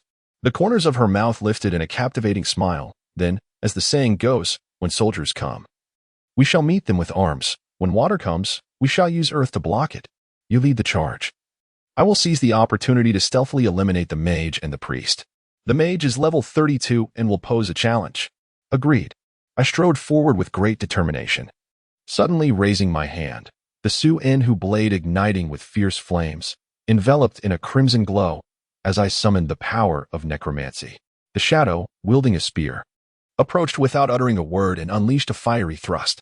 I deftly swung my sword, parrying the spear with a resounding clang, but my body was jolted, losing over 100 health points. The attack power of this dark knight was indeed formidable. Execution blade. I pressed the Su-En-Hu blade down onto the shadow's shoulder, inflicting 487 points of damage. Alas, the shadow's health was still above 800 points, and with half health remaining, he swiftly retreated. At that moment, a chilling wind swept in. The purple-robed duke arrived, brandishing a sharp sword and striking at my waist from an awkward angle. Though I perceived the attack clearly, his speed was astonishingly swift, less than 0.5 seconds, leaving me no opportunity to evade. Thud. 312. Such a fierce attack. Simultaneously, the Wanderer of the Ends began chanting a spell, summoning a fire dragon from the depths of the earth, hurtling towards me. It was the mage's level 20 skill, Fire Dragon's Roar. In an instant, I was engulfed by the fire dragon's onslaught, losing a hefty 301 health points. It was terrifying. I had drastically underestimated my opponent's prowess. The purple-robed Duke's assault was exceptionally fierce. Having landed his blow, he immediately executed a Z-shaped maneuver to my other side, attacking once more with a second strike. Akin to a parasite clinging to its host. Drawing on years of experience in gaming and player-versus-player combat, I had practiced this evasive maneuver countless times. I began to move in anticipation of the Duke's positioning, and as he swung his sword, I had already slid back half a step. Gracefully pivoting in a flowing arc, my fierce strike landing on the Duke's back. Crack! 389. Sparks flew, and my strike visibly affected the Duke. His health was approximately 650 points. Just one more blow would spell his doom. My second strike was already in motion, a part of my carefully orchestrated plan, but unexpectedly. A beam of holy light descended upon the purple-robed Duke. 224. Damn, a healing spell? This priest is quite powerful as well. The mage, Wanderer of the Ends, had initiated a second fire dragon's roar, and I felt a wave of dread wash over me. Taking on 5 opponents was indeed an overwhelming challenge within 5 seconds. I would surely fall. The strategist was casting Inspire and Iron Wall, pivotal factors in determining victory. In the early game, with everyone's equipment being relatively poor, a 5 boost to attack and defense was quite significant. Just then, a silver light streaked across the sky, reflecting twice. Crack! Crack! 2 soft sounds echoed as the mage, Wanderer of the Ends, slowly collapsed. His magical shield shattered, while the priest fell in shock, his expression one of sheer horror, his eyes mirroring a stunning visage. Linison had finally made her move. The 2 mage players fell to the ground, and another strategist, slightly panicked, hurriedly withdrew. Little did he expect. A massive black bee swooped in, delivering 2 swift stings with its tail. The strategist was immediately struck down, his spirit shattered. As 2 large damage numbers soared into the air, 456, 512. Any strike would suffice to vanquish him. The level 30-something dark bee appeared overwhelmingly formidable, with an attack power surpassing my own. I consumed a level 3 health potion, instantly restoring 600 points of vitality, rejuvenating my spirit as I swiftly darted toward the shadow of the Dark Knight. The shadow raised a hand, summoning a pet, a level 27 green mantis. This creature possessed formidable attack and defense capabilities, yet its speed was lamentably sluggish, with a delay of nearly 3 seconds between strikes. With a sharp sound, the mantis's blade grazed my chest plate, accompanied by a resonating hum as a layer of dark armor shimmered around me, faintly echoing with ghostly wails. However, the mantis's assault inflicted less than 100 points of damage upon me, for my innate defense was exceptionally high, bolstered by the level 3 defensive skill, Ghostly Armor. The mantis could not breach my defenses. With a swift motion, my sword fell twice. The first strike was my ace skill, Pardon, followed by my most potent attack skill at this stage, Blade of Execution. Miss. 1503. The shadow's eyes widened in disbelief, unable to fathom that someone could inflict over 1,000 points of damage. Indeed, such figures were a rarity in the early stages of this realm. With a resounding thud, the shadow fell, leaving only the Purple Robe Lord standing. Faced with the onslaught from Linison and me, the Purple Robe Lord remained remarkably composed. Casting a cold glance around as he scoffed, the number 1 on the rankings, Wind Color Fantasy, actually teaming up with the 7th-ranked, Broken Halberd. It seems I shall not be wrong to fall at your hands today. I chuckled softly. Purple Robe Lord, I believe we have no past grievances, do we? Why then did you choose to attack us first? He sneered. Why ask so many questions? Today, it is merely a case of my brothers and I being outmatched. Humph. If it weren't for the strength of your pets, the outcome might still be uncertain. Linison couldn't help but laugh. Is that so? Would you like a fair chance to challenge me one-on-one? Do you dare? The Purple Robe Lord clenched his teeth. Wind Color Fantasy. I originally had no quarrel with you. We merely sought to eliminate Broken Halberd. Why meddle in our affairs? Oh. Linison raised an eyebrow, glancing at me. What history do you share with him? He has wronged my friend, the Shadow Weaver, Chanel. I retorted angrily. Indeed, and henceforth, we are sworn enemies. The Purple Robe Lord glared at me, raising his sword. He declared, Broken Halberd, you are also a hotshot on the rankings. Dare you engage me in a fair battle? Ah, the Purple Robe Lord, recognizing Lin Eason's higher level and significant advantage, has chosen to target me as the easier opponent. Very well, I shall fight without my pet. I nodded, raising my Xianyuan blade. smiling. "Come forth, Purple Robe Lord. Let me see your true capabilities and whether you can avenge your friend from the Shadow Weaver family." "Humph. Here I come." The purple-robed Marquis charged fiercely, his form as straight as an arrow. Yet, when he was merely 5 yards away from me, he abruptly deviated from his intended path. In the next instant, enveloped in a crimson aura, he collided into me from my right side. Executing the unique skill of a level 30 warrior, Sudden Strike.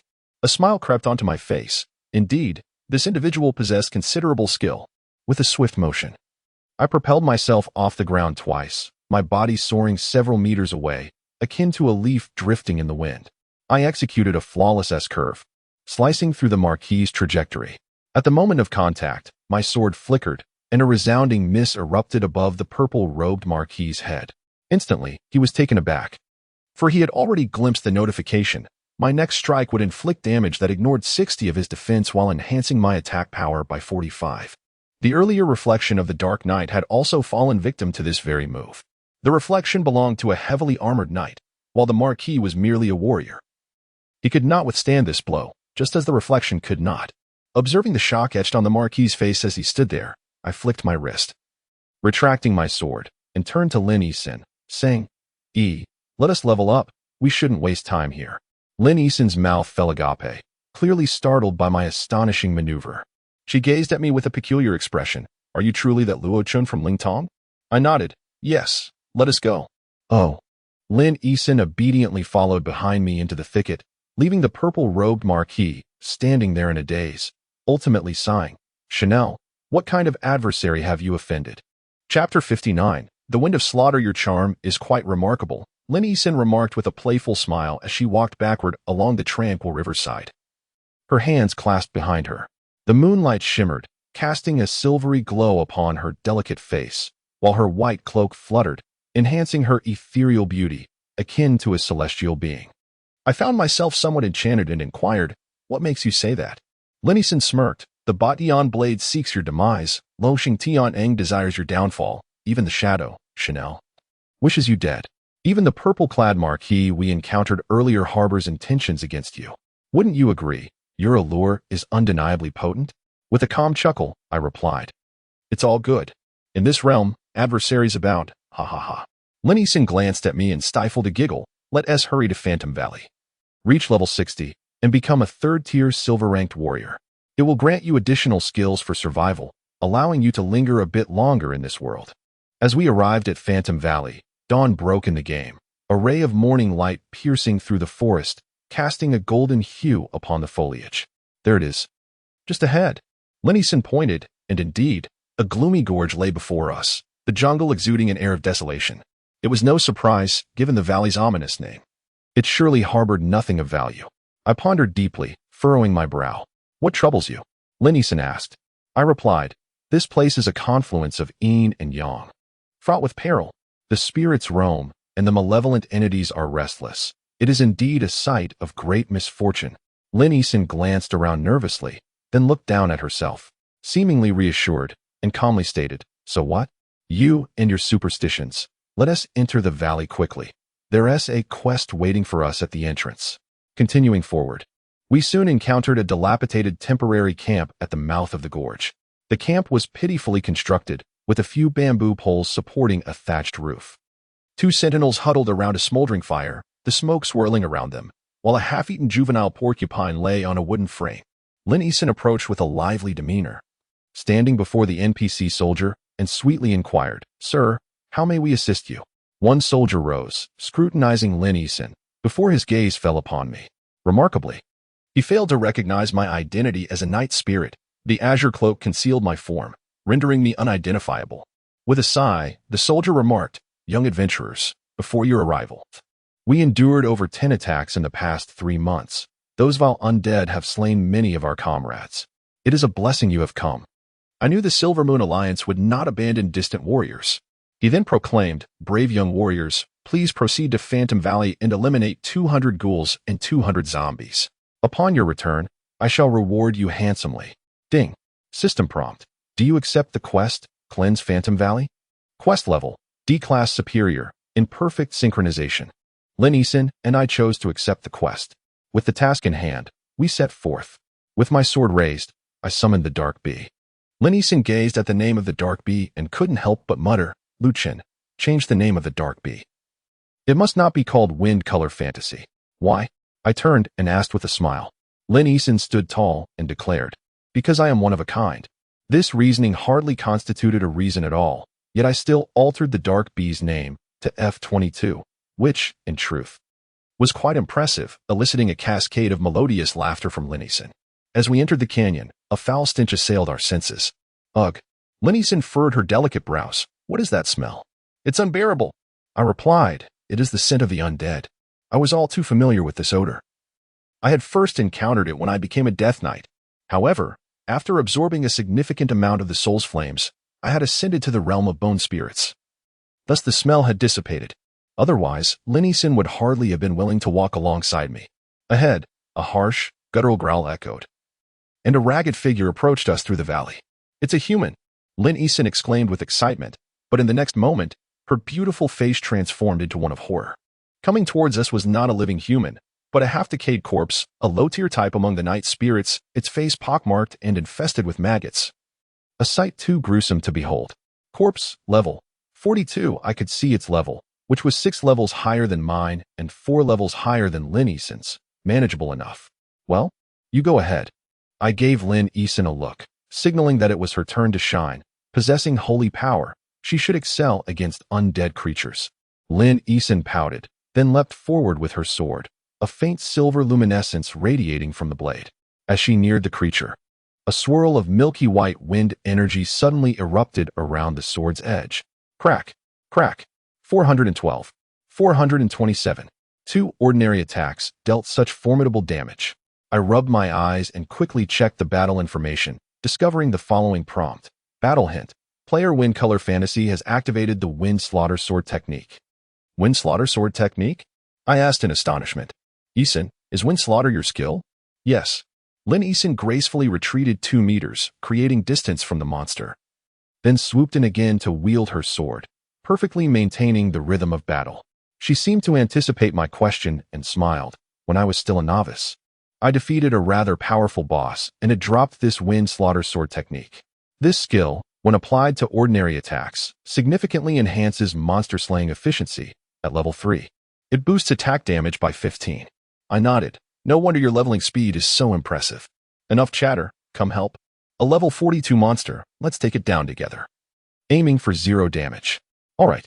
With my sword drawn, I charged forth accompanied by the ethereal bee, swiftly dispatching a creature that lost over 1,000 health points to a well-placed strike.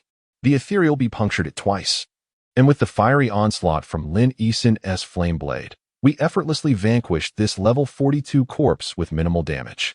Despite sharing the experience, I could clearly observe a noticeable increase in my experience bar, as the rewards from this level 42 monster were indeed substantial. Lo and behold, our first kill yielded a radiant large magic stone. I picked it up and examined it, declaring, it boasts a quality of 91 points. How shall we distribute this? Should we roll for it? Lin Yisun dismissed the notion without a glance, stating, what is the point of rolling? This stone is yours, and the next one shall belong to me. We shall alternate. It's a fair approach. Agreed. I mused at her equitable distribution method. Indeed, rolling could lead to one of us receiving a lesser stone due to poor luck, creating an imbalance in morale. As we pressed onward, the valley began to teem with an increasing number of corpses, initially appearing in small clusters, but soon they amassed in hordes, making the battle quite arduous. With a swift slash, I felled a level 44 corpse before Lin Yisun, her cheeks flushed and breathing heavily, remarked, this is becoming unbearable. The damage from these level 44 corpses is too severe. Let us have our pets absorb the brunt of the attacks. We cannot shoulder this burden alone. If only you had not underestimated the defense of the ethereal bee, I retorted playfully. Hurry up. I directed the ethereal bee to draw the attention of the monsters. The ensuing chaos attracted 5 level 44 corpses, a perilous situation indeed. Charge, I shouted, darting forward. I instructed the ethereal bee to withstand 3 of them, while I wielded my flame blade to assist in the fray. We needed to eliminate one swiftly, while Lin Yisun valiantly held her own against a separate foe. The battle was fierce, and our health diminished rapidly, within mere moments. The ethereal bee's health had plummeted to half, demonstrating the formidable strength of these corpses. Use your health potions. Do not hold back, Lin Yisan urged. Glancing at my health bar, I hastily consumed a level 3 health potion. I was determined to survive, even if it cost half a gold piece. With a combination of my skills, I dispatched 2 corpses and, along with the ethereal bee, felled a third, finally overcoming the immediate threat. Meanwhile, Lin Yisan executed her dazzling wind blade technique. Her combat display was nothing short of breathtaking. An hour slipped by in the blink of an eye, and countless corpses lay at our feet. We had amassed 11 large magic stones, confirming that higher-level monsters indeed offered richer rewards. I reached level 37 while Lin Yisan ascended to level 39, maintaining her 2-level lead over me. Finding respite beneath a tree, I took a moment to recuperate, awaiting the ethereal bee's health to replenish. Suddenly, I turned to find Lin Yisan standing nearby, a collection of level 3 health potions cradled in her hands. "What's this about?" I inquired, feeling a twinge of uncertainty. "Are you not running low on supplies?" Lin Yisan said, "Take it, it's free. Since we are teaming up to level up, we shouldn't be so calculative." I was deeply moved and accepted the 17 bottles she offered, which could fetch nearly 1,000 RMB in the market. I couldn't help but glance at Lin Yisan again, realizing that this charming young lady was quite remarkable. I stood up, brushing off my pants, and approached a decayed corpse to absorb its spectral essence. Lin Yisan furrowed her brow slightly. What purpose does this serve?" I rolled up my sleeve to reveal a patch of bloodied skin, with some areas already regenerating. It seemed I had ascended to the realm of the Bone Spirit Lord.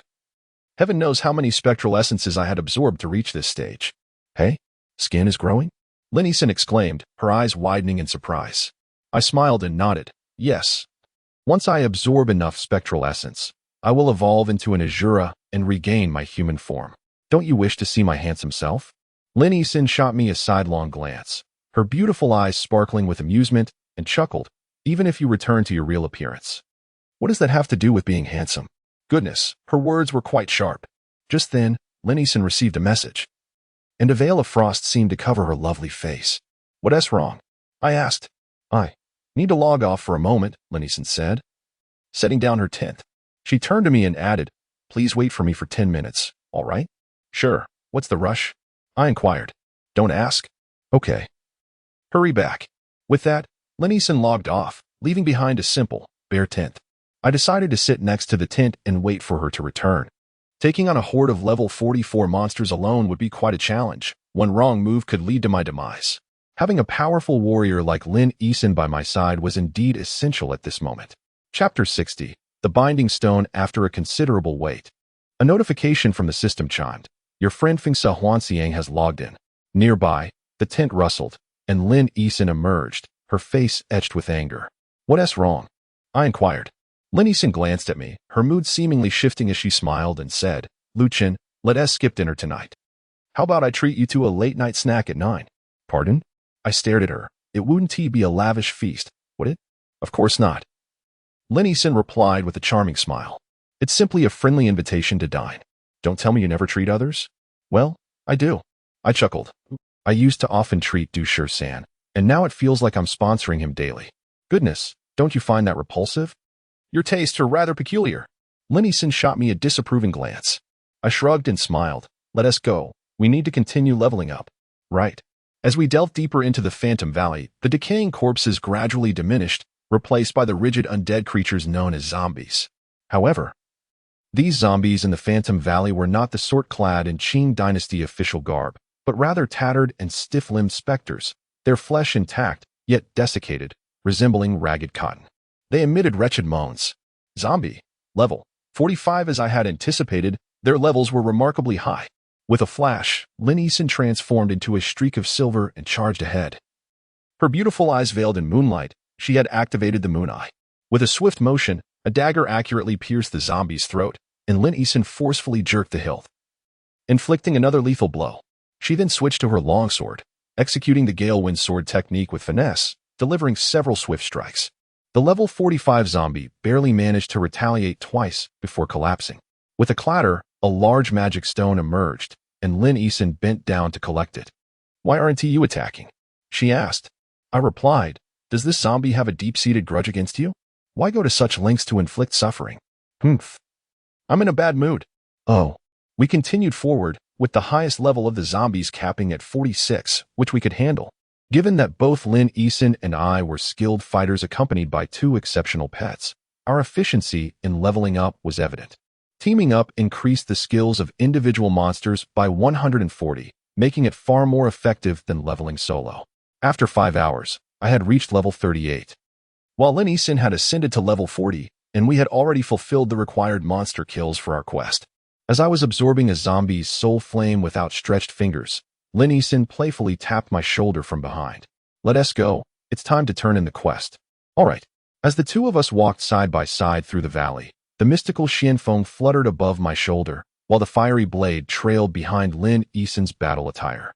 This fiery blade had ascended to level 34, boasting formidable attack power, robust defense, and an astonishingly high health pool, truly a pet worthy of Lin Yisun's admiration. Meanwhile, my Xianfeng had also reached level 36, its attributes impressively elevated. Level 36, attack, 405, defense, 282, health, 1204, agility, 585. It could be said that the Xuanfeng's offensive and defensive capabilities had completely surpassed my own, leading me to ponder whether Lin Yisun was enamored with me or my Xianfeng. Upon inquiring, the answer was rather disheartening. Indeed, she was merely captivated by the prowess of my companion. Upon reaching the mouth of the valley, the NPC soldier engaged in conversation with us, immediately donning a visage of respect. With a stern expression, he proclaimed, "You have proven your strength, young and mighty adventurers. Please accept my humble token of appreciation. Ding.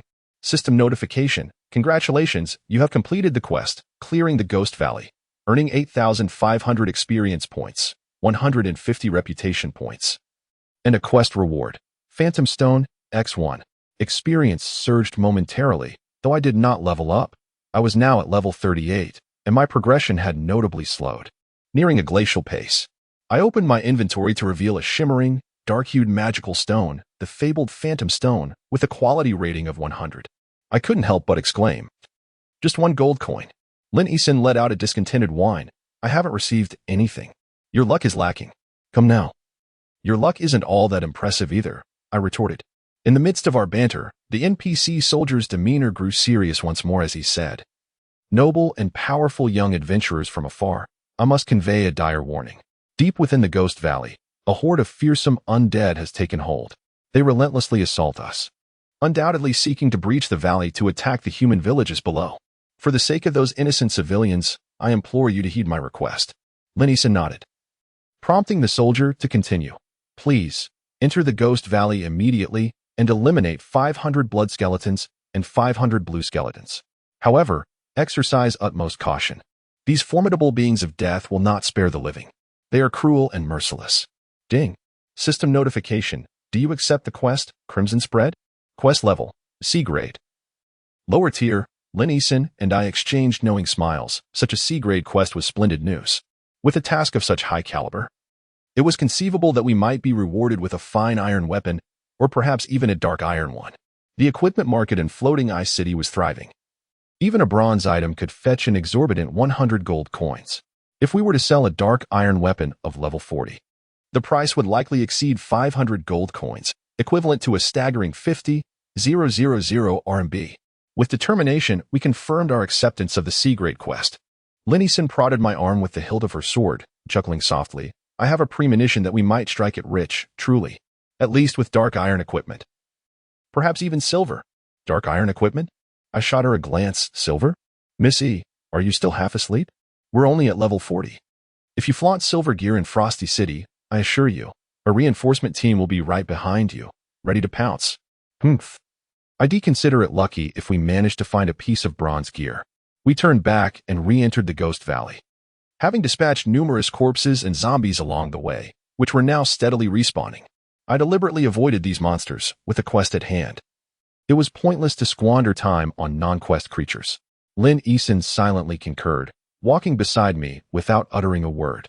Before long, we reached the depths of the Ghost Valley, where the surroundings grew dim and the ground was coated with a layer of blood-red soil. The sound of my battle boots squelching in it was akin to that of sticky flesh, creating an unsettling feeling, particularly for Lin Yisun. While I had grown accustomed to the eerie ambience of the Night Spirit's domain. "Wait, Missy." I suddenly halted. What is going on?" "Monsters are appearing." "Where?" "To the right." Lin Yisun's beautiful eyes scanned the area, and she exclaimed, "Can it disguise itself? Come out, you coward." With a furious swing of her sword, the brush rustled, revealing a blood-soaked skeleton, entirely naked, dragging a verdigris-covered bronze sword. Its eye sockets glowed with a crimson light, letting out a piercing wail as it charged at Lin Yisun. Blood skeleton, level 47. Goodness, such a high level. This monster is already at level 47. 9 levels above me. Facing it alone would indeed be a challenge. I glared at the blood skeleton and remarked, that skeleton seems to be leering at you." Lin Yisun chuckled, "No worries, it's looking at you first. How dare it even look at me? Let the vermin perish." I charged forward with a swift strike, with Xianfeng and Horan joining in the fray. After a barrage of slashes, the blood skeleton's health plummeted, with Xuanfeng's output peaking. Especially with its triple strike skill now at level 3, it occasionally unleashed 3 consecutive attacks, dealing at least 1,000 damage with each hit. Such formidable output made Lin Yisun envious. She vowed to acquire a similar triple strike skill for Horan upon returning to Frosty City. We successfully dispatched the first blood skeleton, and my experience surged significantly. I must admit, the blood skeleton had an extraordinarily high health pool. 47 level monsters boasting 5,000 health points were indeed formidable. If captured as a pet, its vitality and defense would undoubtedly make it a quintessential tank. As we pressed onward, the blood skeletons fell one by one beneath the blades of Lin Yisun and myself. This leveling process was undeniably a source of great joy for me. I relished both the exhilaration of watching my experience points soar and the sight of Lin Yisun effortlessly dispatching monsters, her chest rising and falling rhythmically, a vision to behold. Half an hour later, Lin Yisun wiped the sweat from her brow and smiled. "Lu Chen, how many gold coins do you possess now?" 51, I replied. "Why do you ask? I can sell you something wonderful for 10 gold coins. Interested?" Observing the mischievous grin upon her face, I felt a twinge of caution. Yet my curiosity overcame my hesitation. "What is this marvelous item?" I inquired. "Here." Lin Yisun extended her hand, revealing a purple crystal nestled within her delicate palm. The attributes of the item danced before my eyes, transforming into golden characters that floated in the air. Magic Captivation Stone, capable of imprisoning a level 1 phantom beast. It vanishes upon use. I stared in awe. "What is this?" Lin Yisun chuckled softly. "Fool, its purpose is quite evident. By employing the Magic Captivation Stone, you gain an additional opportunity to seal a level 1 pet. Once sealed, you can sell it along with the stone. Thus, even without being a tamer, you could earn a tamer's profit." Without a moment's hesitation, I declared, "Sell me one for 10 gold coins." "All right." Upon completing the transaction, I asked, "Where did you acquire such a treasure?" "Oh, it's a unique feature of the Light Ranger.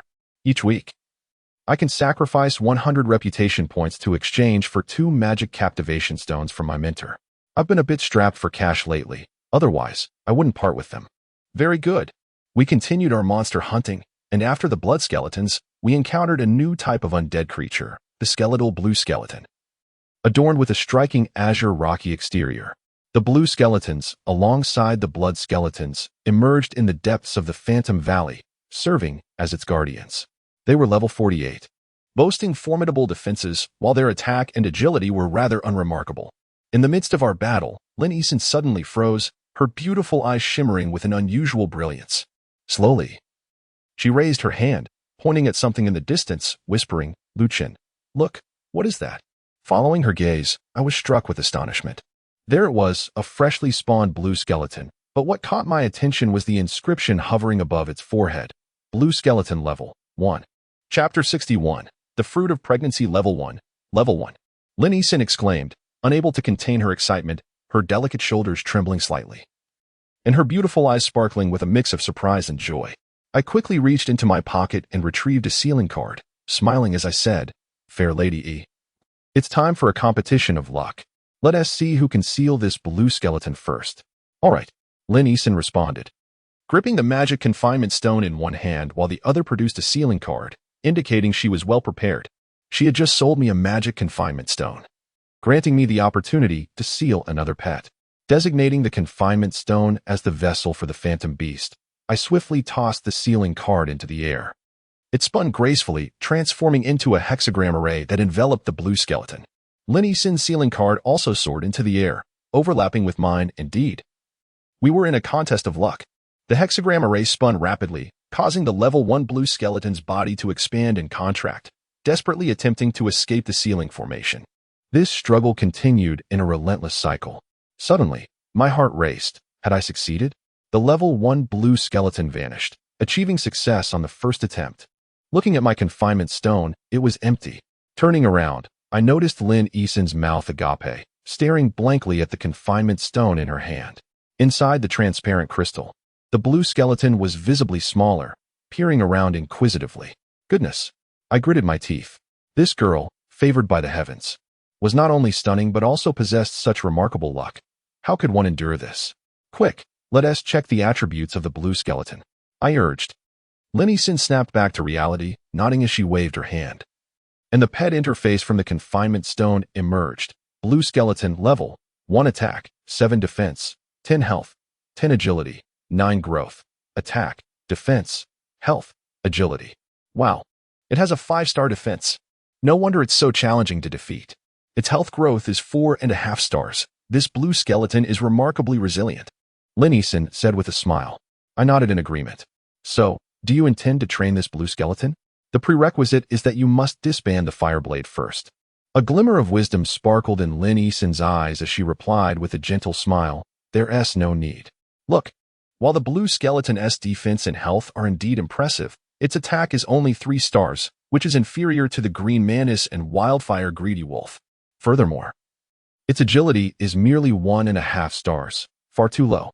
If its attack speed is 3 seconds per strike, we'd be grateful. In the early stages of the game, those who carry such a pet are either foolish or excessively wealthy. Her analysis was astute, and I nodded in agreement, chuckling. Then let us sell it once we return to town. Let us fleece the wealthy. Indeed. Lin Eason lowered her head to glance at my empty demon stone and chuckled.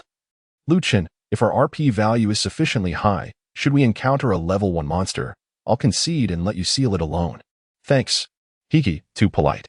We continued to slay monsters. The valley, rife with poisonous weeds, had become Lin Eason's paradise. As a herbalist, her herbal gathering skill had already reached level 4.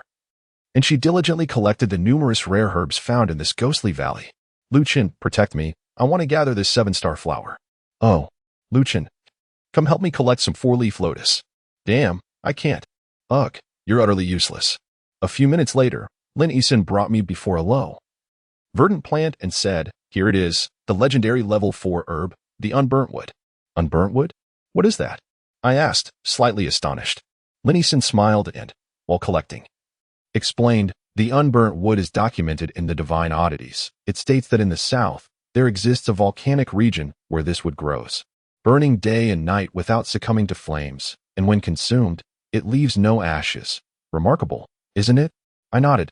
Let's burn one and see. Do you have fire? She teased, gazing at me with mirth. I stole a glance. The enchanting beauty was engrossed in her gathering, her exquisite armor enveloping her snowy peaks, and the alluring curves were captivating beyond measure. Well, I have desire, but no real fire. Upon noticing my dazed expression, Lin Eason's cheeks flushed slightly, and she playfully scolded. I'm hungry. Let's find something to eat. I was taken aback. Food? I didn't buy any. There's bread in Iceberg City to replenish hunger. Didn't you bring any? I never carry any. I rely on what I loot from defeating others. Damn. I checked my hunger level. I still had 35 points. And a warning would come in 3 hours if I didn't eat soon. Lin Eason was in a similar predicament. After gathering her herbs, Lin Eason gazed at the surrounding mountains and remarked, There are fruits in the mountains called 100 herb fruits. They taste sweet and quench thirst. I chimed in. Those are pregnancy fruits. Consuming them will lead to pregnancy. Go away. Lin Eason playfully punched me and said, Let us slay skeletons while searching for food in that forest. It would be embarrassing for the top 3 on the leaderboard to starve here. As we entered the jungle, I swiftly dispatched a level 47 blood skeleton. With a crack, it dropped 2 items, a large demon stone and a card. What? A card? I exclaimed in delight, picking it up and sharing its attributes with Lin Eason. Blood skeleton card increases the user's health by 15, restoring 15 health points per second for 30 minutes. Lin Eason stuck out her tongue and exclaimed, What a treasure. This can be invaluable in battles against bosses or during PKs. I nodded and tossed the blood skeleton card into my bag. With my super recovery skill, Necromantic Resurrection, combined with the effects of the blood skeleton card, my vitality would ascend to an entirely new level. Continuing onward, Lin Yisun withdrew a dagger and began to prod at an ancient tree. A slimy slug was speared on the blade, which she cheerfully handed to me, saying, "In my wilderness survival training, I once saw someone eat this kind of slug. Here, Luchin, I offer you a taste." A wave of nausea washed over me. "I have no appetite. Feel free to indulge yourself." Lin Yisun chuckled. Flicking the slug off the dagger, she certainly had no intention of consuming such a thing. I looked up at the towering trees, where sparrows chirped merrily at the topmost branches. "Let us shoot down a few birds to roast," I suggested. Lin Yisun shot me a sideways glance. "With what? Do you have a gun or a slingshot?" I shook my head. "Neither." "Well, that settles it then," she huffed. "But we could fashion a slingshot." I leaped up and sliced off a branch, crafting a Y-shaped frame, and grinned. With just 2 rubber bands, we could create a highly accurate slingshot.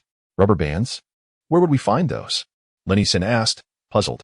I fixed my gaze pointedly on her shoulders and chest, my meaning unmistakable. Women's bras are often made with elastic bands, and a simple cut would suffice. The astute Lin Yisun quickly grasped my implication, her face flushing with anger as she stomped her foot. "Don't even think about it." "I'm not wearing one," I inquired innocently. "Really not wearing one?" Her cheeks turned crimson. "Go to hell. If you ask me again, I'll annihilate you." At that moment, rustling sounds suddenly emanated from the forest, followed by the charge of a bloodthirsty porcupine. This creature, a level 45 beast, was covered in sharp quills. With thick skin and tough flesh, thriving in the necromantic ghost valley where only such beings could survive. Dinner had arrived. I darted forward, swinging my sword, and the executioner's blade struck the porcupine's forehead. The phantom bee joined in, delivering a swift series of strikes. The level 3 combo was devastatingly efficient. The porcupine let out a wretched howl before collapsing. I extended my fingers, death grasped. With a swift motion, I obtained a porcupine hide bristling with quills. The creature's carcass was rich in succulent meat, far more valuable than the pigs raised in farms. I busied myself, constructing a wooden frame to hang the porcupine, gathering dry twigs nearby, preparing to start a fire. Fire. My thoughts suddenly halted. Damn it. Without fire, how could I roast anything? Just then, Lin Yisun burst into laughter. "Step aside. Watch me." She stepped forward, her hand raised, and a ball of flame flickered into existence as she murmured, "Fireball." With a crack, the dry twigs ignited. I stared in astonishment. How do you know the fireball spell? You are truly foolish." Lin Yisun cast a sidelong glance at me. Chuckling, "In Ice Flow City, there exists a place to learn the basic fireball spell. It is a public skill accessible not only to mages, but also to priests and warriors, though one can only master it up to level 2. "Oh, I see. I shall endeavor to learn it later." I mused. Heh. Let us commence the barbecuing. Lacking oil, salt, scallions, ginger, and cumin. Yet the porcupine is a pure, natural delicacy without hormones. Before long, an enticing aroma wafted through the air.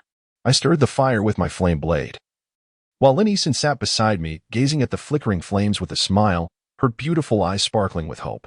At last, when the meat was sufficiently cooked, Lin Yisun sliced off a piece with her dagger, tasted it, and remarked, "It's charred." "Well, the burnt bits are quite crispy. Let us indulge." I tore off a large chunk of meat and began to chew vigorously. Naturally, I am a rather reserved individual, shielding my visage with my arm as I ate, akin to Lin Dayu rinsing her mouth. However, my modesty was not born from shyness or elegance, but rather from the fact that my current skeletal appearance was far from graceful. One can easily imagine the sight of a half-skeleton devouring meat, and I had no desire to frighten Lin Yisun away. Having finally found such a powerful and beautiful companion, I certainly did not wish to scare her off, as it would hinder our leveling efficiency. As my hunger gradually subsided, I stood up and declared, "We are truly formidable. The 2 of us have consumed an entire pig." Lin Yisun regarded me with exasperation. "Let us continue leveling and slay some more blood skeletons in preparation for our return to complete the quest." Indeed, re-entering the leveling grounds, we were immediately confronted by a blood skeleton, growling ferociously. In an instant, Lin Yisun and I were petrified. Was today truly our lucky day? The tiny skeleton wobbled away, a line of text floating above its head. Blood skeleton, level 1.